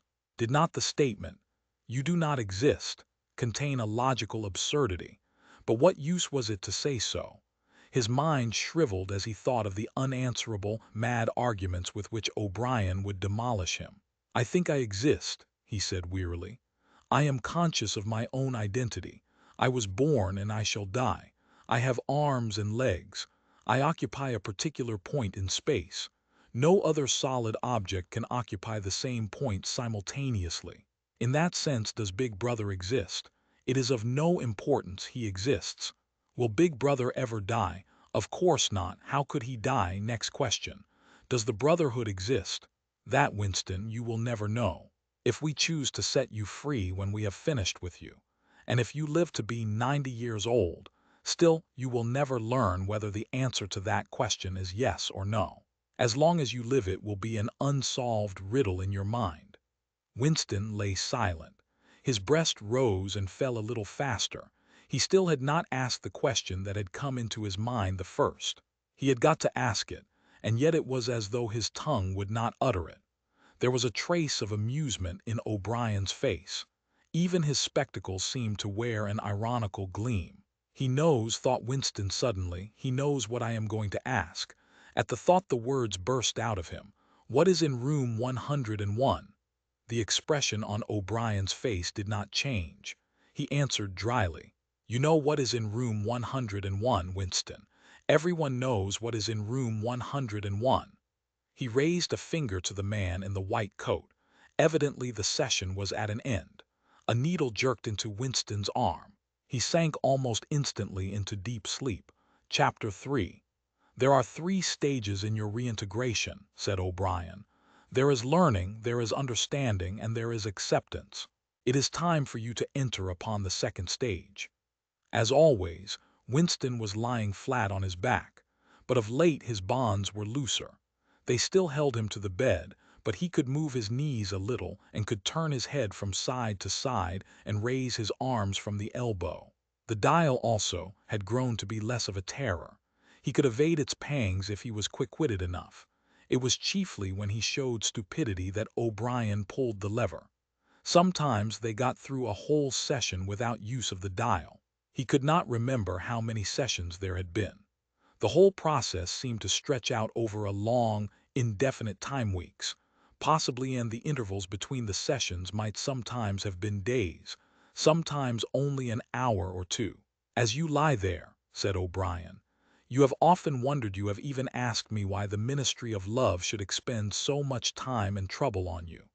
And when you were free, you were puzzled by what was essentially the same question. You could grasp the mechanics of the society you lived in, but not its underlying motives. Do you remember writing in your diary, 'I understand how, I do not understand why'? It was when you thought about why that you doubted your own sanity. You have read the book, Goldstein's book, or parts of it at least. Did it tell you anything that you did not know already?" "You have read it," said Winston. "I wrote it. That is to say, I collaborated in writing it. No book is produced individually, as you know." "Is it true what it says?" "As description, yes. The program it sets forth is nonsense. The secret accumulation of knowledge, a gradual spread of enlightenment, ultimately a proletarian rebellion, the overthrow of the party. You foresaw yourself that that was what it would say. It is all nonsense. The proletarians will never revolt, not in 1,000 years or 1,000,000. They cannot. I do not have to tell you the reason. You know it already. If you have ever cherished any dreams of violent insurrection, you must abandon them. There is no way in which the party can be overthrown. The rule of the party is forever. Make that the starting point of your thoughts." He came closer to the bed. "Forever," he repeated. "And now let us get back to the question of how and why. You understand well enough how the party maintains itself in power. Now tell me why we cling to power. What is our motive? Why should we want power? Go on, speak," he added as Winston remained silent. Nevertheless, Winston did not speak for another moment or two. A feeling of weariness had overwhelmed him. The faint, mad gleam of enthusiasm had come back into O'Brien's face. He knew in advance what O'Brien would say, that the party did not seek power for its own ends, but only for the good of the majority. That it sought power because men in the mass were frail, cowardly creatures who could not endure liberty or face the truth, and must be ruled over and systematically deceived by others who were stronger than themselves. That the choice for mankind lay between freedom and happiness, and that, for the great bulk of mankind, happiness was better. That the party was the eternal guardian of the weak, a dedicated sect doing evil that good might come, sacrificing its own happiness to that of others. The terrible thing, thought Winston, the terrible thing was that when O'Brien said this he would believe it. You could see it in his face. O'Brien knew everything. 1,000 times better than Winston, he knew what the world was really like, in what degradation the mass of human beings lived, and by what lies and barbarities the party kept them there. He had understood it all, weighed it all, and it made no difference. All was justified by the ultimate purpose. "What can you do," thought Winston, "against the lunatic who is more intelligent than yourself, who gives your arguments a fair hearing, and then simply persists in his lunacy? You are ruling over us for our own good," he said feebly. "You believe that human beings are not fit to govern themselves, and therefore," he started and almost cried out. A pang of pain had shot through his body. O'Brien had pushed the lever of the dial up to 35. "That was stupid, Winston, stupid," he said. "You should know better than to say a thing like that." He pulled the lever back and continued, "Now I will tell you the answer to my question. It is this: the party seeks power entirely for its own sake. We are not interested in the good of others. We are interested solely in power. Not wealth or luxury or long life or happiness, only power, pure power. What pure power means you will understand presently. We are different from all the oligarchies of the past, in that we know what we are doing. All the others, even those who resembled ourselves, were cowards and hypocrites. The German Nazis and the Russian communists came very close to us in their methods, but they never had the courage to recognize their own motives. They pretended, perhaps they even believed, that they had seized power unwillingly and for a limited time, and that just round the corner there lay a paradise where human beings would be free and equal. We are not like that. We know that no one ever seizes power with the intention of relinquishing it. Power is not a means, it is an end. One does not establish a dictatorship in order to safeguard a revolution. One makes the revolution in order to establish the dictatorship. The object of persecution is persecution. The object of torture is torture. The object of power is power. Now do you begin to understand me? Winston was struck, as he had been struck before, by the tiredness of O'Brien's face. It was strong and fleshy and brutal. It was full of intelligence and a sort of controlled passion before which he felt himself helpless. But it was tired. There were pouches under the eyes, the skin sagged from the cheekbones. O'Brien leaned over him, deliberately bringing the worn face nearer. "You are thinking," he said, "that my face is old and tired. You are thinking that I talk of power, and yet I am not even able to prevent the decay of my own body. Can you not understand, Winston, that the individual is only a cell? The weariness of the cell is the vigor of the organism. Do you die when you cut your fingernails?" He turned away from the bed and began strolling up and down again, one hand in his pocket. "We are the priests of power," he said. "God is power. But at present power is only a word so far as you are concerned. It is time for you to gather some idea of what power means. The first thing you must realize is that power is collective. The individual only has power insofar as he ceases to be an individual. You know the party slogan, "Freedom is slavery." Has it ever occurred to you that it is reversible? Slavery is freedom. Alone free the human being is always defeated. It must be so, because every human being is doomed to die, which is the greatest of all failures. But if he can make complete, utter submission, if he can escape from his identity, if he can merge himself in the party so that he is the party, then he is all-powerful and immortal. The second thing for you to realize is that power is power over human beings, over the body but, above all, over the mind. Power over matter external reality, as you would call it, is not important. Already our control over matter is absolute. For a moment Winston ignored the dial. He made a violent effort to raise himself into a sitting position, and merely succeeded in wrenching his body painfully. "But how can you control matter?" he burst out. "You don't even control the climate or the law of gravity. And there are disease, pain, death." O'Brien silenced him by a movement of his hand. "We control matter because we control the mind. Reality is inside the skull. You will learn by degrees, Winston. There is nothing that we could not do. Invisibility, levitation, anything. I could float off this floor like a soap bubble if I wished to. I do not wish to, because the party does not wish it. You must get rid of those 19th century ideas about the laws of nature. We make the laws of nature. But you do not, you are not even masters of this planet. What about Eurasia and Eastasia? You have not conquered them yet. Unimportant. We shall conquer them when it suits us. And if we did not, what difference would it make? We can shut them out of existence. Oceania is the world. But the world itself is only a speck of dust, and man is tiny, helpless. How long has he been in existence? For millions of years the earth was uninhabited. Nonsense. The earth is as old as we are, no older. How could it be older? Nothing exists except through human consciousness. But the rocks are full of the bones of extinct animals, mammoths and mastodons and enormous reptiles which lived here long before man was ever heard of. Have you ever seen those bones, Winston? Of course not. 19th century biologists invented them. Before man there was nothing. After man, if he could come to an end, there would be nothing.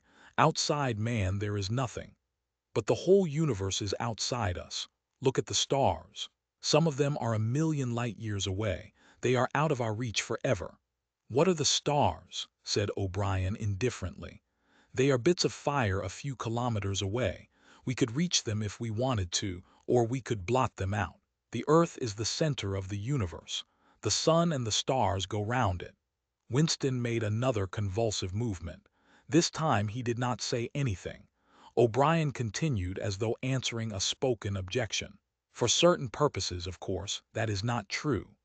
When we navigate the ocean, or when we predict an eclipse, we often find it convenient to assume that the Earth goes round the sun and that the stars are millions upon millions of kilometers away. But what of it?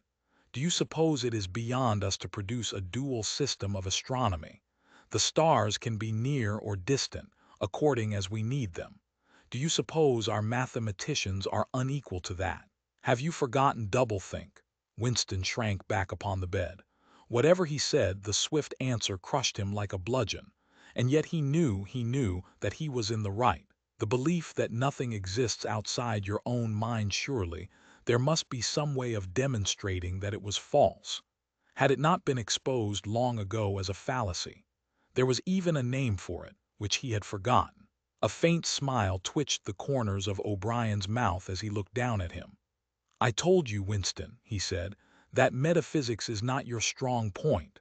The word you are trying to think of is solipsism, but you are mistaken. This is not solipsism. Collective solipsism, if you like. But that is a different thing, in fact, the opposite thing. All this is a digression," he added in a different tone.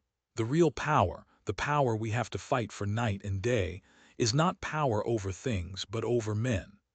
He paused, and for a moment assumed again his air of a schoolmaster questioning a promising pupil. How does one man assert his power over another, Winston thought. By making him suffer, he said. Exactly, by making him suffer. Obedience is not enough. Unless he is suffering, how can you be sure that he is obeying your will and not his own? Power is in inflicting pain and humiliation. Power is in tearing human minds to pieces and putting them together again in new shapes of your own choosing. Do you begin to see, then, what kind of world we are creating? It is the exact opposite of the stupid hedonistic utopias that the old reformers imagined. A world of fear and treachery and torment. A world of trampling and being trampled upon. A world which will grow not less but more merciless as it refines itself. Progress in our world will be progress towards more pain. The old civilizations claimed that they were founded on love or justice. Ours is founded upon hatred. In our world there will be no emotions except fear, rage, triumph, and self-abasement. Everything else we shall destroy everything. Already we are breaking down the habits of thought which have survived from before the revolution. We have cut the links between child and parent, and between man, and between man and woman. No one dares trust a wife or a child or a friend any longer.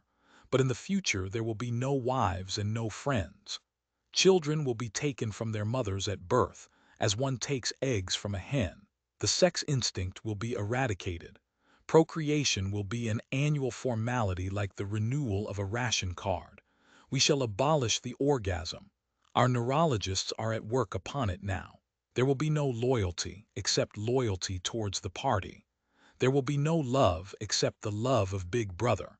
There will be no laughter except the laugh of triumph over a defeated enemy. There will be no art, no literature, no science.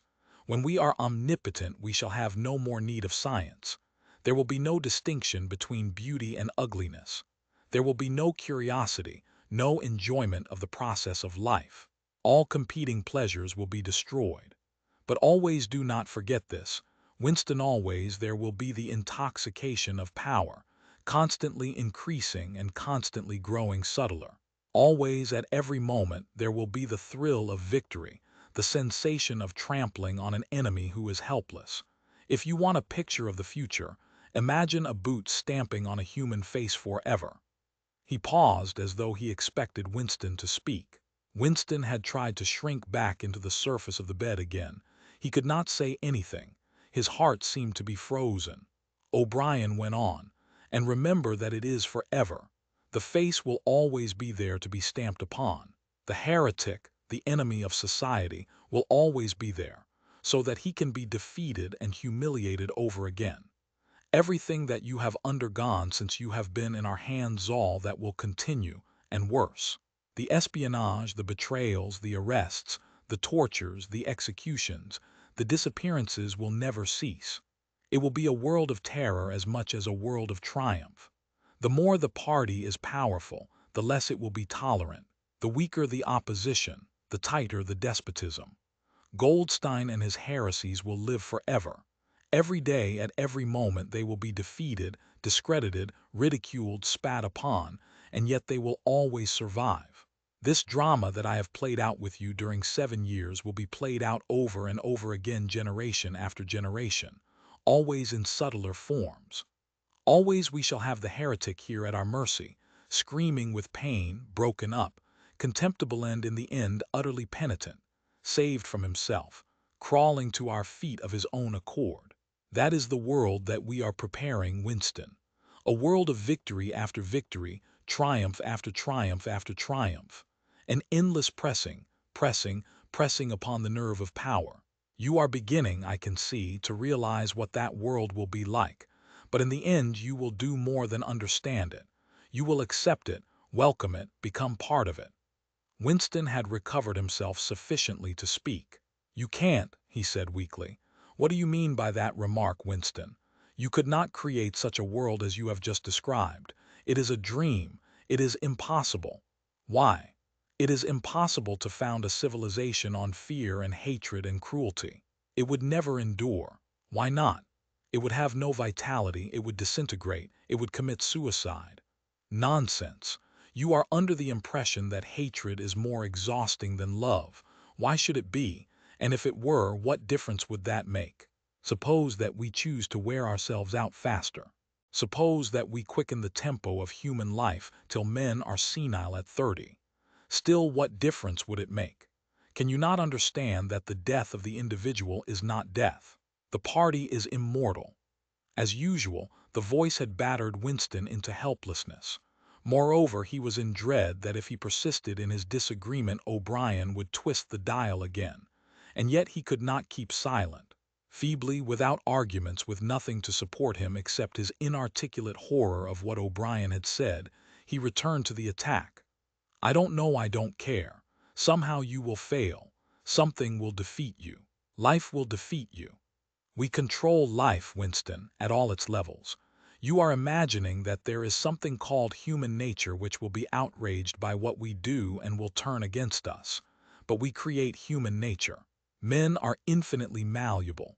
Or perhaps you have returned to your old idea that the proletarians or the slaves will arise and overthrow us. Put it out of your mind. They are helpless, like the animals. Humanity is the party. The others are outside, irrelevant. I don't care. In the end they will beat you. Sooner or later they will see you for what you are, and then they will tear you to pieces.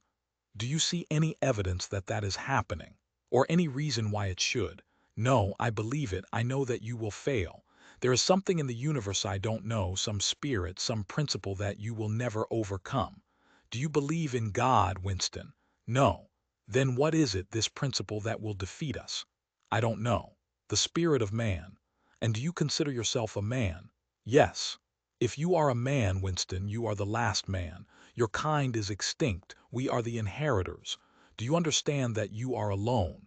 You are outside history. You are non-existent. His manner changed, and he said more harshly, "And you consider yourself morally superior to us with our lies and our cruelty?" "Yes, I consider myself superior." O'Brien did not speak. 2 other voices were speaking. After a moment, Winston recognized one of them as his own. It was a soundtrack of the conversation he had had with O'Brien on the night when he had enrolled himself in the Brotherhood. He heard himself promising to lie, to steal, to forge, to murder, to encourage drug-taking and prostitution, to disseminate venereal diseases, to throw vitriol in a child's face. O'Brien made a small, impatient gesture, as though to say that the demonstration was hardly worth making. Then he turned a switch and the voices stopped. "Get up from that bed," he said. The bonds had loosened themselves. Winston lowered himself to the floor and stood up unsteadily. "You are the last man," said O'Brien. "You are the guardian of the human spirit. You shall see yourself as you are. Take off your clothes." Winston undid the bit of string that held his overalls together. The zip fastener had long since been wrenched out of them. He could not remember whether at any time since his arrest he had taken off all his clothes at one time. Beneath the overalls, his body was looped with filthy yellowish rags, just recognizable as the remnants of underclothes. As he slid them to the ground, he saw that there was a three-sided mirror at the far end of the room. He approached it, then stopped short. An involuntary cry had broken out of him. "Go on," said O'Brien. "Stand between the wings of the mirror. You shall see the side view as well." He had stopped because he was frightened. A bowed, gray-colored, skeleton-like thing was coming towards him. Its actual appearance was frightening, and not merely the fact that he knew it to be himself. He moved closer to the glass. The creature's face seemed to be protruded, because of its bent carriage. A forlorn, jailbird's face with a knobby forehead running back into a bald scalp, a crooked nose, and battered-looking cheekbones above which his eyes were fierce and watchful. The cheeks were seamed. The mouth had a drawn-in look. Certainly it was his own face, but it seemed to him that it had changed more than he had changed inside. The emotions it registered would be different from the ones he felt. He had gone partially bald. For the first moment he had thought that he had gone gray as well, but it was only the scalp that was gray. Except for his hands and a circle of his face, his body was gray all over with ancient, ingrained dirt. Here and there under the dirt there were the red scars of wounds, and near the ankle the varicose ulcer was an inflamed mass with flakes of skin peeling off it. But the truly frightening thing was the emaciation of his body. The barrel of the ribs was as narrow as that of a skeleton. The legs had shrunk so that the knees were thicker than the thighs. He saw now what O'Brien had meant about seeing the side view. The curvature of the spine was astonishing. The thin shoulders were hunched forward so as to make a cavity of the chest. The scraggy neck seemed to be bending double under the weight of the skull. At a guess, he would have said that it was the body of a man of 60, suffering from some malignant disease. "You have thought sometimes," said O'Brien, "that my face the face of a member of the inner party looks old and worn. What do you think of your own face?"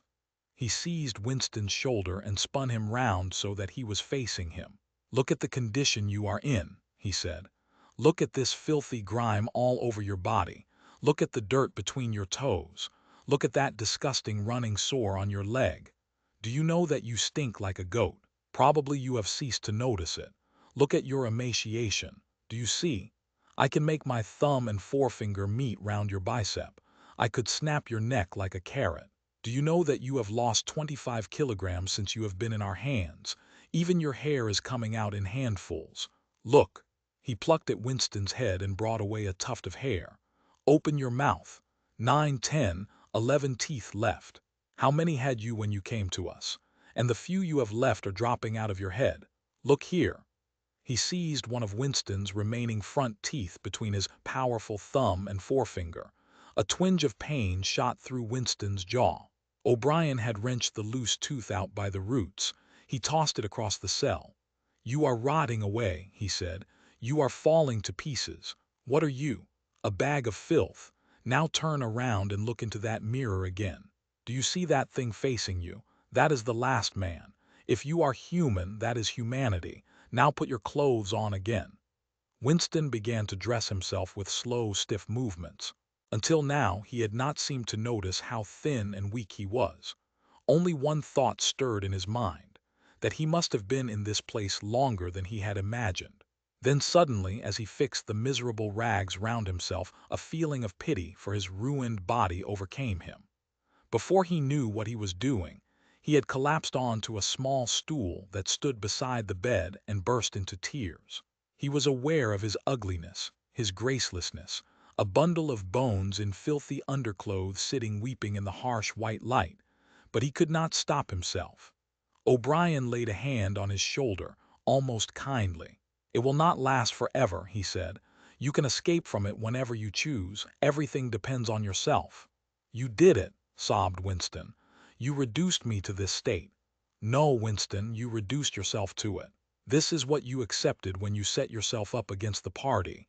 It was all contained in that first act. Nothing has happened that you did not foresee." He paused and then went on. "We have beaten you, Winston. We have broken you up. You have seen what your body is like. Your mind is in the same state. I do not think there can be much pride left in you. You have been kicked and flogged and insulted. You have screamed with pain. You have rolled on the floor in your own blood and vomit. You have whimpered for mercy. You have betrayed everybody and everything. Can you think of a single degradation that has not happened to you?" Winston had stopped weeping, though the tears were still oozing out of his eyes. He looked up at O'Brien. "I have not betrayed Julia," he said. O'Brien looked down at him thoughtfully. "No," he said. "No, that is perfectly true. You have not betrayed Julia." The peculiar reverence for O'Brien, which nothing seemed able to destroy, flooded Winston's heart again. How intelligent, he thought, how intelligent. Never did O'Brien fail to understand what was said to him. Anyone else on earth would have answered promptly that he had betrayed Julia. For what was there that they had not screwed out of him under the torture? He had told them everything he knew about her habits, her character, her past life. He had confessed in the most trivial detail everything that had happened at their meetings, all that he had said to her and she to him, their black market meals, their adulteries, their vague plottings against the party everything. And yet, in the sense in which he intended the word, he had not betrayed her. He had not stopped loving her. His feelings towards her had remained the same. O'Brien had seen what he meant without the need for explanation. "Tell me," he said, "how soon will they shoot me?" "It might be a long time," said O'Brien. "You are a difficult case, but don't give up hope. Everyone is cured sooner or later. In the end we shall shoot you." Chapter 4. He was much better. He was growing fatter and stronger every day, if it was proper to speak of days. The white light and the humming sound were the same as ever, but the cell was a little more comfortable than the others he had been in. There was a pillow and a mattress on the plank bed, and a stool to sit on. They had given him a bath, and they allowed him to wash himself fairly frequently in a tin basin. They even gave him warm water to wash with. They had given him new underclothes and a clean suit of overalls. They had dressed his varicose ulcer with soothing ointment. They had pulled out the remnants of his teeth and given him a new set of dentures. Weeks or months must have passed. It would have been possible now to keep count of the passage of time, if he had felt any interest in doing so, since he was being fed at what appeared to be regular intervals. He was getting, he judged, 3 meals in the 24 hours. Sometimes he wondered dimly whether he was getting them by night or by day. The food was surprisingly good, with meat at every third meal. Once there was even a packet of cigarettes. He had no matches, but the never-speaking guard who brought his food would give him a light. The first time he tried to smoke it made him sick, but he persevered and spun the packet out for a long time, smoking half a cigarette after each meal. They had given him a white slate with a stump of pencil tied to the corner. At first he made no use of it. Even when he was awake he was completely torpid. Often he would lie from one meal to the next almost without stirring, sometimes asleep, sometimes waking into vague reveries in which it was too much trouble to open his eyes. He had long grown used to sleeping with a strong light on his face. It seemed to make no difference, except that one's dreams were more coherent. He dreamed a great deal all through this time, and they were always happy dreams. He was in the Golden Country, or he was sitting among enormous, glorious, sunlit ruins with his mother, with Julia, with O'Brien not doing anything, merely sitting in the sun, talking of peaceful things. Such thoughts as he had when he was awake were mostly about his dreams. He seemed to have lost the power of intellectual effort, now that the stimulus of pain had been removed. He was not bored. He had no desire for conversation or distraction. Merely to be alone, not to be beaten or questioned, to have enough to eat, and to be clean all over, was completely satisfying. By degrees he came to spend less time in sleep, but he still felt no impulse to get off the bed. All he cared for was to lie quiet and feel the strength gathering in his body. He would finger himself here and there, trying to make sure that it was not an illusion that his muscles were growing rounder and his skin tauter. Finally, it was established beyond a doubt that he was growing fatter. His thighs were now definitely thicker than his knees. After that, reluctantly at first, he began exercising himself regularly. In a little while he could walk 3 kilometers, measured by pacing the cell, and his bowed shoulders were growing straighter. He attempted more elaborate exercises, and was astonished and humiliated to find what things he could not do. He could not move out of a walk. He could not hold his stool out at arm's length. He could not stand on one leg without falling over. He squatted down on his heels, and found that with agonizing pains in thigh and calf, he could just lift himself to a standing position. He lay flat on his belly and tried to lift his weight by his hands. It was hopeless. He could not raise himself a centimeter. But after a few more days, a few more mealtimes even, that feat was accomplished. A time came when he could do it 6 times running. He began to grow actually proud of his body, and to cherish an intermittent belief that his face also was growing back to normal. Only when he chanced to put his hand on his bald scalp did he remember the seamed, ruined face that had looked back at him out of the mirror. His mind grew more active. He sat down on the plank bed, his back against the wall and the slate on his knees, and set to work deliberately at the task of re-educating himself. He had capitulated, that was agreed. In reality, as he saw now, he had been ready to capitulate long before he had taken the decision.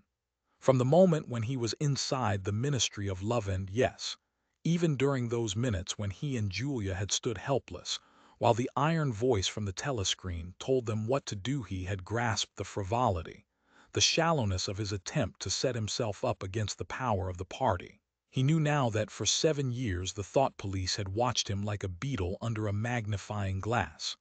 There was no physical act, no word spoken aloud, that they had not noticed, no train of thought that they had not been able to infer. Even the speck of whitish dust on the cover of his diary they had carefully replaced. They had played soundtracks to him, shown him photographs. Some of them were photographs of Julia and himself. Yes, even. He could not fight against the party any longer. Besides, the party was in the right. It must be so. How could the immortal, collective brain be mistaken? By what external standard could you check its judgments? Sanity was statistical. It was merely a question of learning to think as they thought. Only. The pencil felt thick and awkward in his fingers.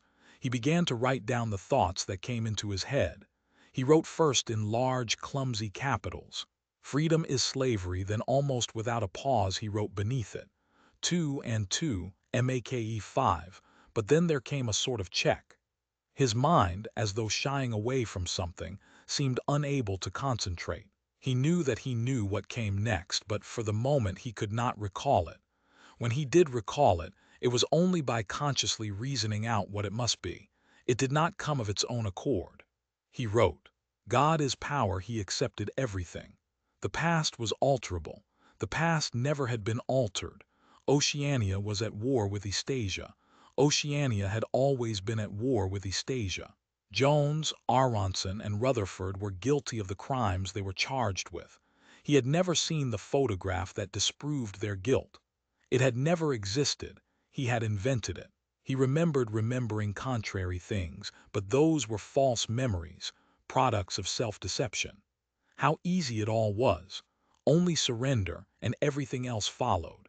It was like swimming against a current that swept you backwards however hard you struggled, and then suddenly deciding to turn round and go with the current instead of opposing it. Nothing had changed except your own attitude. The predestined thing happened in any case. He hardly knew why he had ever rebelled. Everything was easy except anything could be true. The so-called laws of nature were nonsense. The law of gravity was nonsense. If I wished, O'Brien had said, I could float off this floor like a soap bubble. Winston worked it out. If he thinks he floats off the floor, and if I simultaneously think I see him do it, then the thing happens. Suddenly, like a lump of submerged wreckage breaking the surface of water, the thought burst into his mind. It doesn't really happen. We imagine it. It is hallucination. He pushed the thought under instantly. The fallacy was obvious. It presupposed that somewhere or other outside oneself there was a real world where real things happened. But how could there be such a world? What knowledge have we of anything save through our own minds? All happenings are in the mind. Whatever happens in all minds truly happens. He had no difficulty in disposing of the fallacy, and he was in no danger of succumbing to it. He realized, nevertheless, that it ought never to have occurred to him. The mind should develop a blind spot whenever a dangerous thought presented itself. The process should be automatic, instinctive. CRIMESTOP, they called it in Newspeak. He set to work to exercise himself in Crime Stop. He presented himself with propositions. The party says the earth is flat. The party says that ice is heavier than water, and trained himself in not seeing or not understanding the arguments that contradicted them. It was not easy.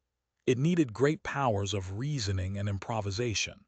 The arithmetical problems raised, for instance, by such a statement as 2 and 2 make 5, were beyond his intellectual grasp.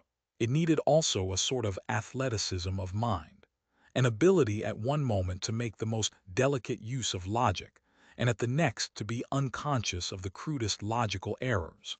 Stupidity was as necessary as intelligence, and as difficult to attain. All the while, with one part of his mind, he wondered how soon they would shoot him. Everything depends on yourself, O'Brien had said, but he knew that there was no conscious act by which he could bring it nearer. It might be 10 minutes hence or 10 years. They might keep him for years in solitary confinement. They might send him to a labor camp. They might release him for a while, as they sometimes did. It was perfectly possible that before he was shot the whole drama of his arrest and interrogation would be enacted all over again. The one certain thing was that death never came at an expected moment.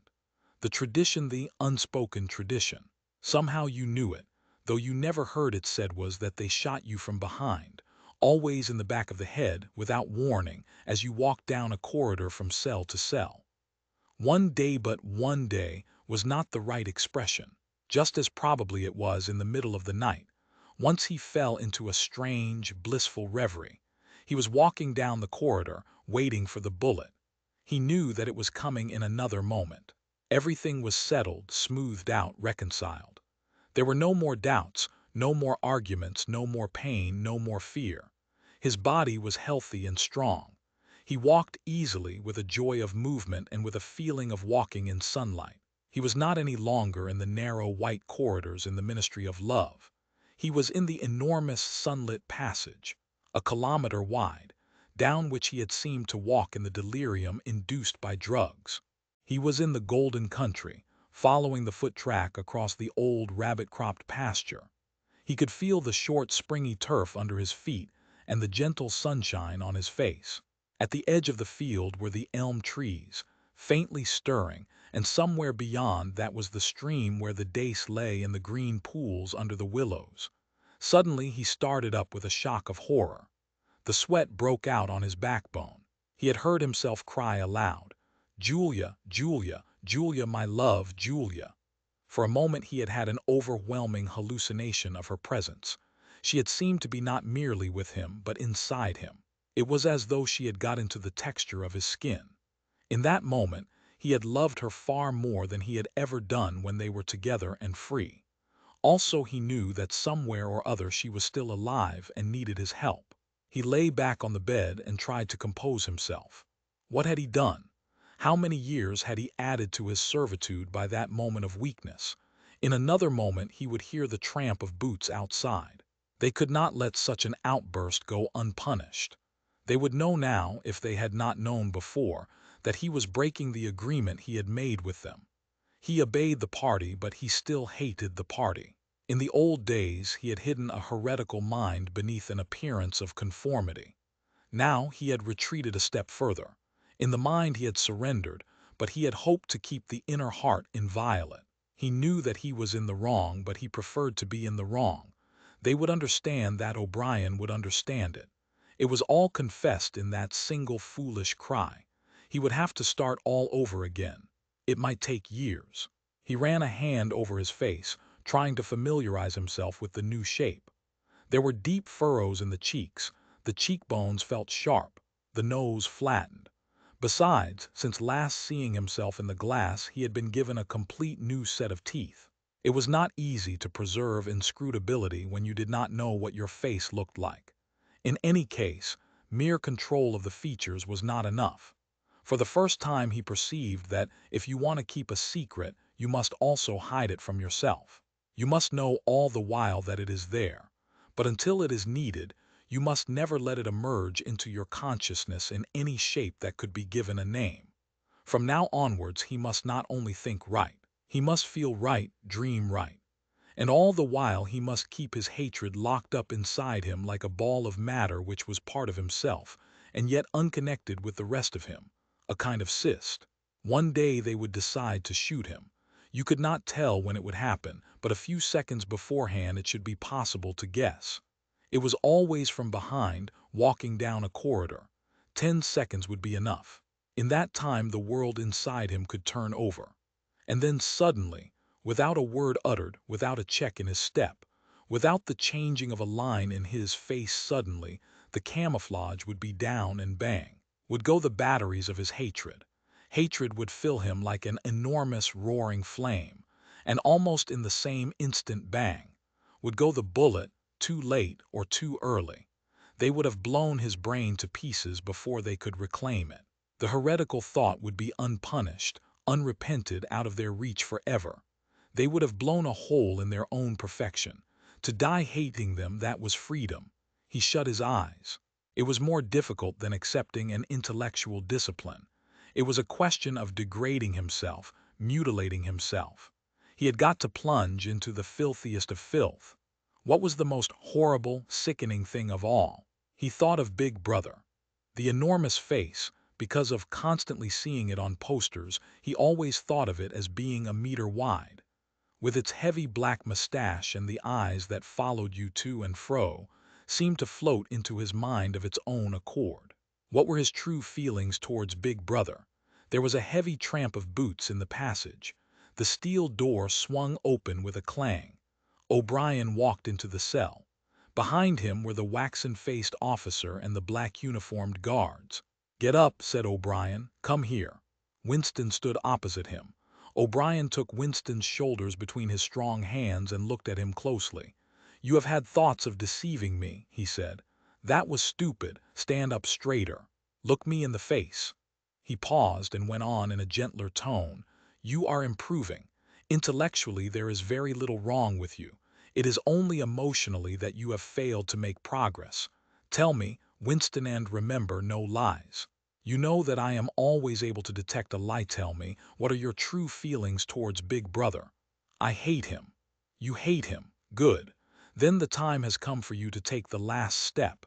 You must love Big Brother. It is not enough to obey him. You must love him."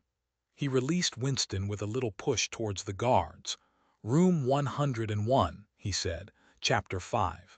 At each stage of his imprisonment he had known, or seemed to know, whereabouts he was in the windowless building. Possibly there were slight differences in the air pressure. The cells where the guards had beaten him were below ground level. The room where he had been interrogated by O'Brien was high up near the roof. This place was many meters underground, as deep down as it was possible to go. It was bigger than most of the cells he had been in, but he hardly noticed his surroundings. All he noticed was that there were 2 small tables straight in front of him, each covered with green baize. One was only a meter or 2 from him. The other was further away, near the door. He was strapped upright in a chair, so tightly that he could move nothing, not even his head. A sort of pad gripped his head from behind, forcing him to look straight in front of him. For a moment he was alone, then the door opened and O'Brien came in. "You asked me once," said O'Brien, "what was in room 101. I told you that you knew the answer already. Everyone knows it. The thing that is in room 101 is the worst thing in the world." The door opened again. A guard came in, carrying something made of wire, a box or basket of some kind. He set it down on the further table. Because of the position in which O'Brien was standing, Winston could not see what the thing was. "The worst thing in the world," said O'Brien, "varies from individual to individual. It may be burial alive, or death by fire, or by drowning, or by impalement, or 50 other deaths. There are cases where it is some quite trivial thing, not even fatal." He had moved a little to one side, so that Winston had a better view of the thing on the table. It was an oblong wire cage with a handle on top for carrying it by. Fixed to the front of it was something that looked like a fencing mask, with the concave side outwards. Although it was 3 or 4 meters away from him, he could see that the cage was divided lengthways into 2 compartments, and that there was some kind of creature in each. They were rats. "In your case," said O'Brien, "the worst thing in the world happens to be rats." A sort of premonitory tremor, a fear of he was not certain what, had passed through Winston as soon as he caught his first glimpse of the cage. But at this moment the meaning of the mask-like attachment in front of it suddenly sank into him. His bowels seemed to turn to water. "You can't do that," he cried out in a high, cracked voice. You couldn't. It's impossible." "Do you remember," said O'Brien, "the moment of panic that used to occur in your dreams? There was a wall of blackness in front of you and a roaring sound in your ears. There was something terrible on the other side of the wall. You knew that you knew what it was, but you dared not drag it into the open. It was the rats that were on the other side of the wall." "O'Brien," said Winston, making an effort to control his voice, "you know this is not necessary. What is it that you want me to do?" O'Brien made no direct answer. When he spoke, it was in the schoolmasterish manner that he sometimes affected. He looked thoughtfully into the distance, as though he were addressing an audience somewhere behind Winston's back. "By itself," he said, "pain is not always enough. There are occasions when a human being will stand out against pain, even to the point of death. But for everyone there is something unendurable, something that cannot be contemplated. Courage and cowardice are not involved. If you are falling from a height, it is not cowardly to clutch at a rope. If you have come up from deep water, it is not cowardly to fill your lungs with air. It is merely an instinct which cannot be destroyed. It is the same with the rats. For you, they are unendurable. They are a form of pressure that you cannot withstand, even if you wished to. You will do what is required of you. But what is it? What is it? How can I do it if I don't know what it is?" O'Brien picked up the cage and brought it across to the nearer table. He set it down carefully on the baize cloth. Winston could hear the blood singing in his ears. He had the feeling of sitting in utter loneliness. He was in the middle of a great empty plain, a flat desert drenched with sunlight, across which all sounds came to him out of immense distances. Yet the cage with the rats was not 2 meters away from him. They were enormous rats. They were at the age when a rat's muzzle grows blunt and fierce and his fur brown instead of gray. "The rat," said O'Brien, still addressing his invisible audience, "although a rodent, is carnivorous. You are aware of that. You will have heard of the things that happen in the poor quarters of this town. In some streets, a woman dare not leave her baby alone in the house, even for 5 minutes. The rats are certain to attack it. Within quite a small time they will strip it to the bones. They also attack sick or dying people. They show astonishing intelligence in knowing when a human being is helpless." There was an outburst of squeals from the cage. It seemed to reach Winston from far away. The rats were fighting. They were trying to get at each other through the partition. He heard also a deep groan of despair. That, too, seemed to come from outside himself. O'Brien picked up the cage and, as he did so, pressed something in it. There was a sharp click. Winston made a frantic effort to tear himself loose from the chair. It was hopeless. Every part of him, even his head, was held immovably. O'Brien moved the cage nearer. It was less than a meter from Winston's face. "I have pressed the first lever," said O'Brien. "You understand the construction of this cage. The mask will fit over your head, leaving no exit. When I press this other lever, the door of the cage will slide up. These starving brutes will shoot out of it like bullets. Have you ever seen a rat leap through the air? They will leap onto your face and bore straight into it. Sometimes they attack the eyes first. Sometimes they burrow through the cheeks and devour the tongue." The cage was nearer. It was closing in. Winston heard a succession of shrill cries which appeared to be occurring in the air above his head. But he fought furiously against his panic. To think, even with a split second left to think, was the only hope. Suddenly, the foul, musty odor of the brute struck his nostrils. There was a violent convulsion of nausea inside him, and he almost lost consciousness. Everything had gone black. For an instant he was insane, a screaming animal. Yet he came out of the blackness clutching an idea. There was one and only one way to save himself. He must interpose another human being, the body of another human being, between himself and the rats. The circle of the mask was large enough now to shut out the vision of anything else. The wire door was a couple of handspans from his face. The rats knew what was coming now. One of them was leaping up and down. The other, an old scaly grandfather of the sewers, stood up with his pink hands against the bars and fiercely sniffed the air. Winston could see the whiskers and the yellow teeth. Again the black panic took hold of him. He was blind, helpless, mindless. It was a common punishment in Imperial China, said O'Brien as didactically as ever. The mask was closing on his face. The wire brushed his cheek. And then no, it was not relief, only hope, a tiny fragment of hope. Too late, perhaps too late. But he had suddenly understood that in the whole world there was just one person to whom he could transfer his punishment, one body that he could thrust between himself and the rats. And he was shouting frantically over and over. Do it to Julia, do it to Julia, not me, Julia, I don't care what you do to her. Tear her face off, strip her to the bones, not me, Julia, not me. He was falling backwards into enormous depths away from the rats. He was still strapped in the chair, but he had fallen through the floor, through the walls of the building, through the earth, through the oceans, through the atmosphere, into outer space, into the gulfs between the stars, always away, away, away from the rats. He was light years distant, but O'Brien was still standing at his side. There was still the cold touch of wire against his cheek, but through the darkness that enveloped him he heard another metallic click, and knew that the cage door had clicked shut and not open. Chapter 6. The chestnut tree was almost empty. A ray of sunlight slanting through a window fell on dusty tabletops. It was the lonely hour of 15. A tinny music trickled from the telescreens. Winston sat in his usual corner, gazing into an empty glass. Now and again he glanced up at a vast face which eyed him from the opposite wall. "Big Brother is watching you," the caption said. Unbidden, a waiter came and filled his glass up with Victory gin, shaking into it a few drops from another bottle with a quill through the cork. It was saccharine flavored with cloves, the speciality of the cafe. Winston was listening to the telescreen.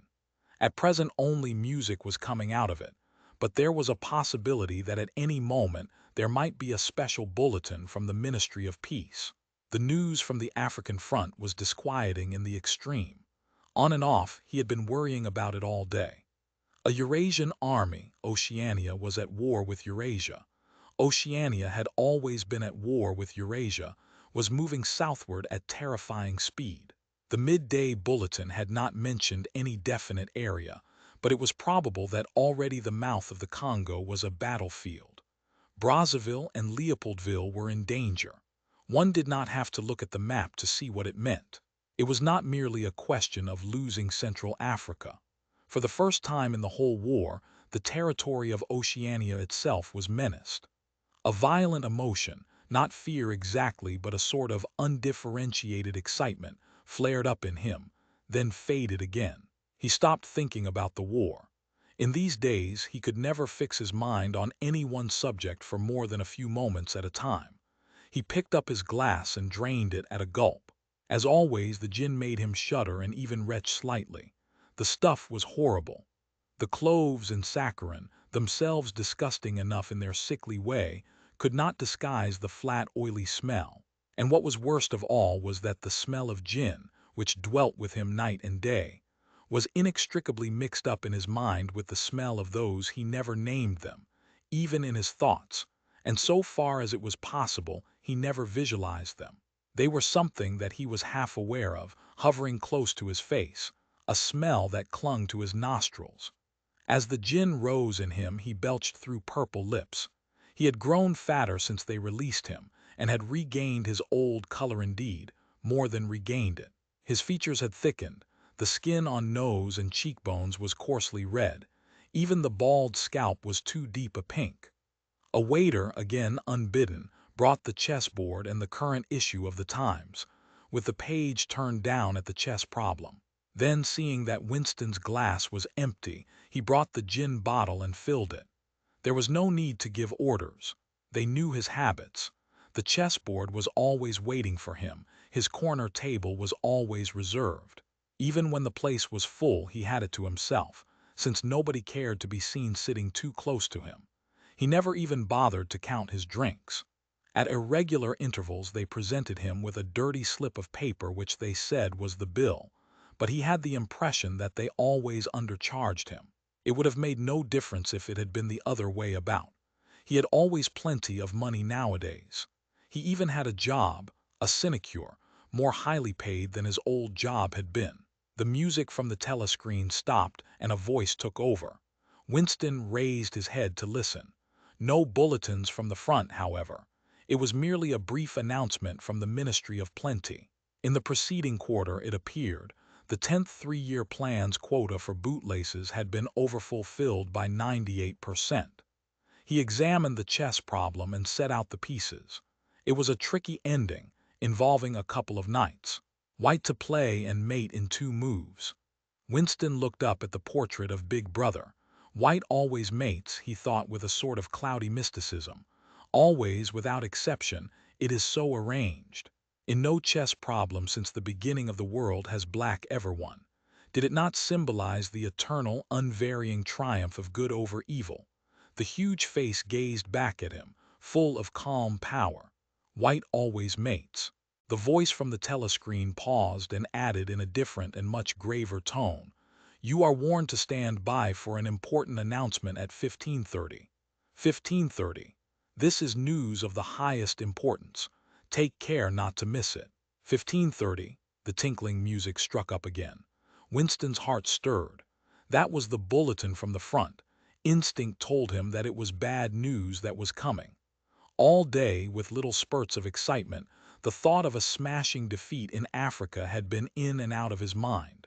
He seemed actually to see the Eurasian army swarming across the never-broken frontier and pouring down into the tip of Africa like a column of ants. Why had it not been possible to outflank them in some way? The outline of the West African coast stood out vividly in his mind. He picked up the white knight and moved it across the board. There was the proper spot. Even while he saw the black horde racing southward, he saw another force, mysteriously assembled, suddenly planted in their rear, cutting their communications by land and sea. He felt that by willing it, he was bringing that other force into existence. But it was necessary to act quickly. If they could get control of the whole of Africa, if they had airfields and submarine bases at the Cape, it would cut Oceania in 2. It might mean anything. Defeat, breakdown, the redivision of the world, the destruction of the party. He drew a deep breath. An extraordinary medley of feeling, but it was not a medley, exactly. Rather, it was successive layers of feeling, in which one could not say which layer was undermost struggled inside him. The spasm passed. He put the white knight back in its place, but for the moment he could not settle down to serious study of the chess problem. His thoughts wandered again. Almost unconsciously he traced with his finger in the dust on the table. 2 + 2 = 5. They can't get inside you, she had said. But they could get inside you. What happens to you here is forever, O'Brien had said. That was a true word. There were things, your own acts, from which you could never recover. Something was killed in your breast, burnt out, cauterized out. He had seen her, he had even spoken to her. There was no danger in it. He knew as though instinctively that they now took almost no interest in his doings. He could have arranged to meet her a second time if either of them had wanted to. Actually, it was by chance that they had met.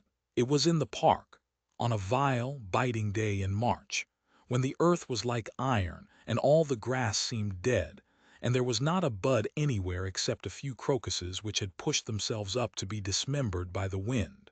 He was hurrying along with frozen hands and watering eyes when he saw her not 10 meters away from him. It struck him at once that she had changed in some ill-defined way.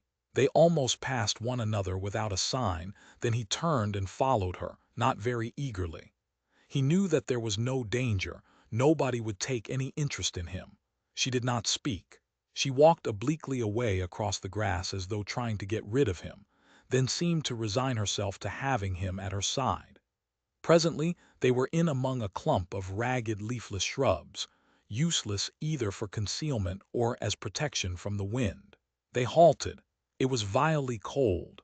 The wind whistled through the twigs and fretted the occasional, dirty-looking crocuses. He put his arm round her waist. There was no telescreen, but there must be hidden microphones. Besides, they could be seen. It did not matter. Nothing mattered.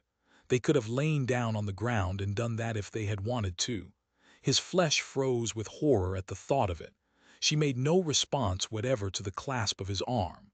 She did not even try to disengage herself. He knew now what had changed in her. Her face was sallower, and there was a long scar, partly hidden by the hair, across her forehead and temple, but that was not the change. It was that her waist had grown thicker, and, in a surprising way, had stiffened. He remembered how once, after the explosion of a rocket bomb, he had helped to drag a corpse out of some ruins, and had been astonished not only by the incredible weight of the thing, but by its rigidity and awkwardness to handle, which made it seem more like stone than flesh. Her body felt like that. It occurred to him that the texture of her skin would be quite different from what it had once been. He did not attempt to kiss her, nor did they speak. As they walked back across the grass, she looked directly at him for the first time. It was only a momentary glance, full of contempt and dislike. He wondered whether it was a dislike that came purely out of the past, or whether it was inspired also by his bloated face and the water that the wind kept squeezing from his eyes. They sat down on two iron chairs, side by side but not too close together. He saw that she was about to speak. She moved her clumsy shoe a few centimeters and deliberately crushed a twig.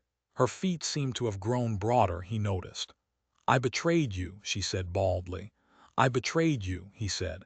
She gave him another quick look of dislike.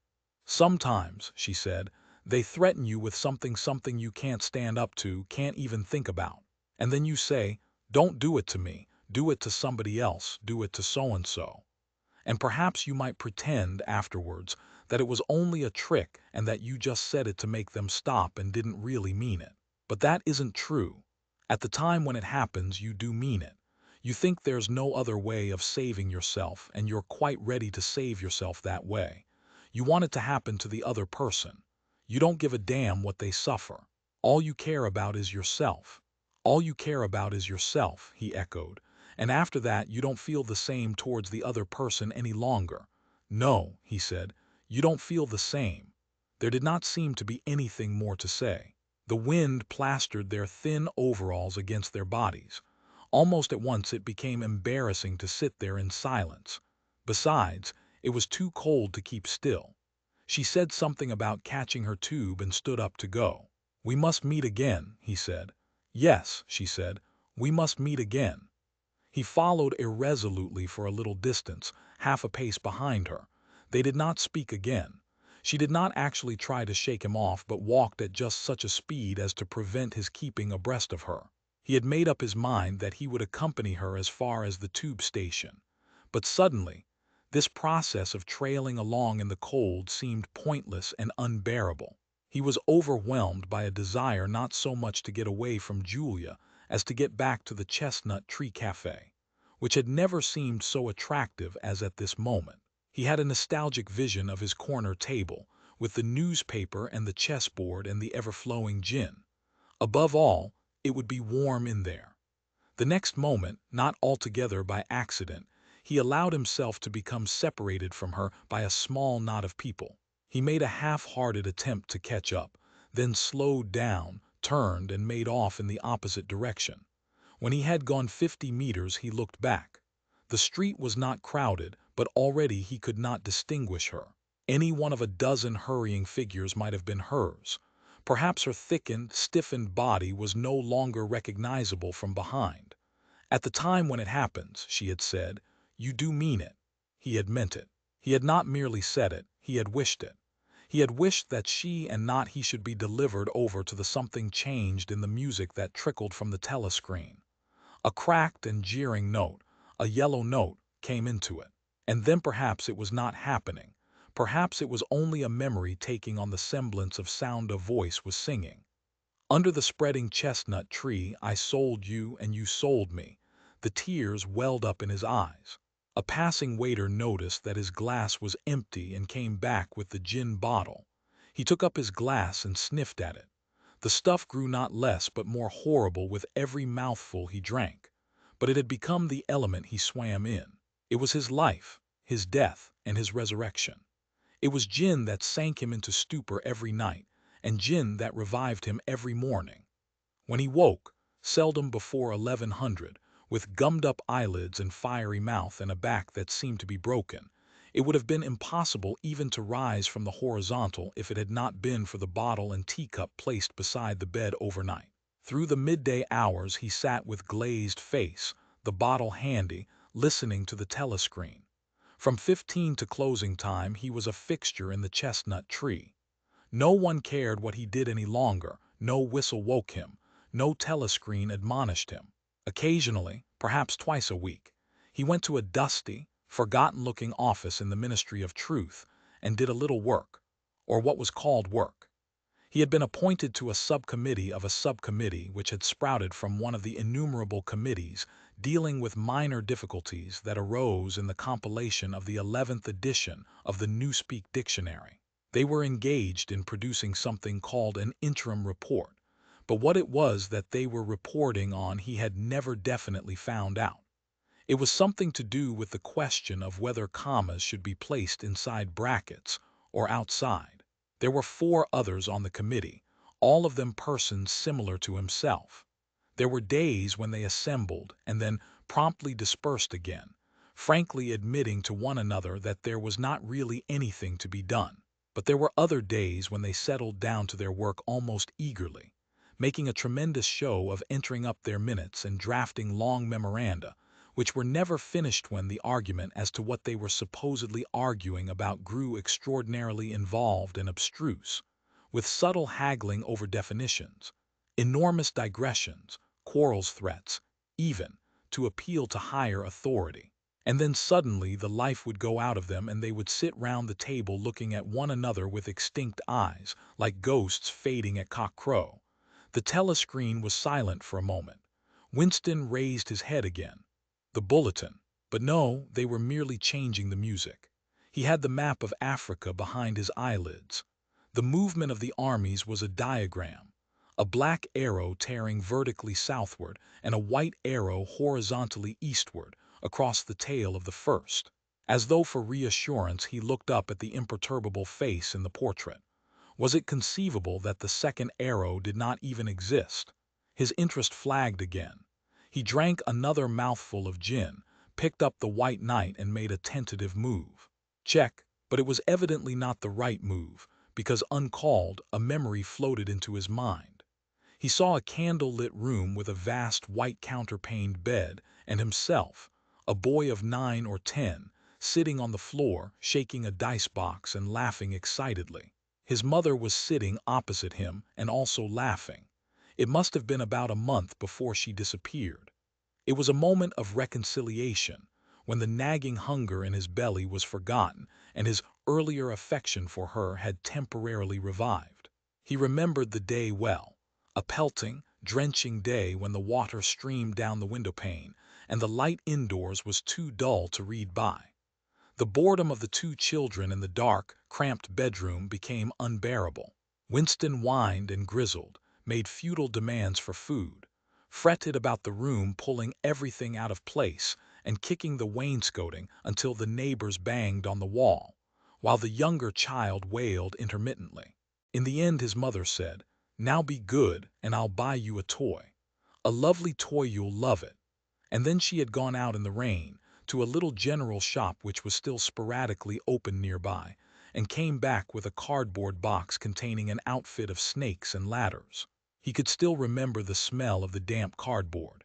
It was a miserable outfit. The board was cracked and the tiny wooden dice were so ill-cut that they would hardly lie on their sides. Winston looked at the thing sulkily and without interest. But then his mother lit a piece of candle, and they sat down on the floor to play. Soon he was wildly excited and shouting with laughter as the tiddlywinks climbed hopefully up the ladders and then came slithering down the snakes again, almost to the starting point. They played 8 games, winning 4 each. His tiny sister, too young to understand what the game was about, had sat propped up against a bolster, laughing because the others were laughing. For a whole afternoon they had all been happy together, as in his earlier childhood. He pushed the picture out of his mind. It was a false memory. He was troubled by false memories occasionally. They did not matter so long as one knew them for what they were. Some things had happened, others had not happened. He turned back to the chessboard and picked up the white knight again. Almost in the same instant it dropped onto the board with a clatter. He had started as though a pin had run into him. A shrill trumpet call had pierced the air. It was the bulletin. Victory. It always meant victory when a trumpet call preceded the news. A sort of electric drill ran through the cafe. Even the waiters had started and pricked up their ears. The trumpet call had let loose an enormous volume of noise. Already an excited voice was gabbling from the telescreen, but even as it started, it was almost drowned by a roar of cheering from outside. The news had run round the streets like magic. He could hear just enough of what was issuing from the telescreen to realize that it had all happened, as he had foreseen. A vast seaborne armada had secretly assembled a sudden blow in the enemy's rear, the white arrow tearing across the tail of the black. Fragments of triumphant phrases pushed themselves through the din. Vast strategic maneuver, perfect coordination, utter rout half. 1,000,000 prisoners, complete demoralization, control of the whole of Africa, bring the war within measurable distance of its end, victory, greatest victory in human history, victory, victory, victory. Under the table Winston's feet made convulsive movements. He had not stirred from his seat, but in his mind he was running, swiftly running. He was with the crowds outside, cheering himself deaf. He looked up again at the portrait of Big Brother, the colossus that bestrode the world, the rock against which the hordes of Asia dashed themselves in vain. He thought how 10 minutes ago, yes, only 10 minutes there, had still been equivocation in his heart, as he wondered whether the news from the front would be of victory or defeat. Ah, it was more than a Eurasian army that had perished. Much had changed in him since that first day in the Ministry of Love, but the final, indispensable healing change had never happened until this moment. The voice from the telescreen was still pouring forth its tale of prisoners and booty and slaughter, but the shouting outside had died down a little. The waiters were turning back to their work. One of them approached with the gin bottle. Winston, sitting in a blissful dream, paid no attention as his glass was filled up. He was not running or cheering any longer. He was back in the Ministry of Love with everything forgiven, his soul white as snow. He was in the public dock, confessing everything, implicating everybody. He was walking down the white-tiled corridor with the feeling of walking in sunlight and an armed guard at his back. The long-hoped-for bullet was entering his brain. He gazed up at the enormous face. 40 years it had taken him to learn what kind of smile was hidden beneath the dark mustache. Oh, cruel, needless misunderstanding. Oh, stubborn, self-willed exile from the loving breast. 2 gin-scented tears trickled down the sides of his nose. But it was all right, everything was all right, the struggle was finished. He had won the victory over himself. He loved Big Brother. The end. Thank you for listening. If you enjoyed this story, don't forget to follow the reading lantern and let its light guide you to your next great tale.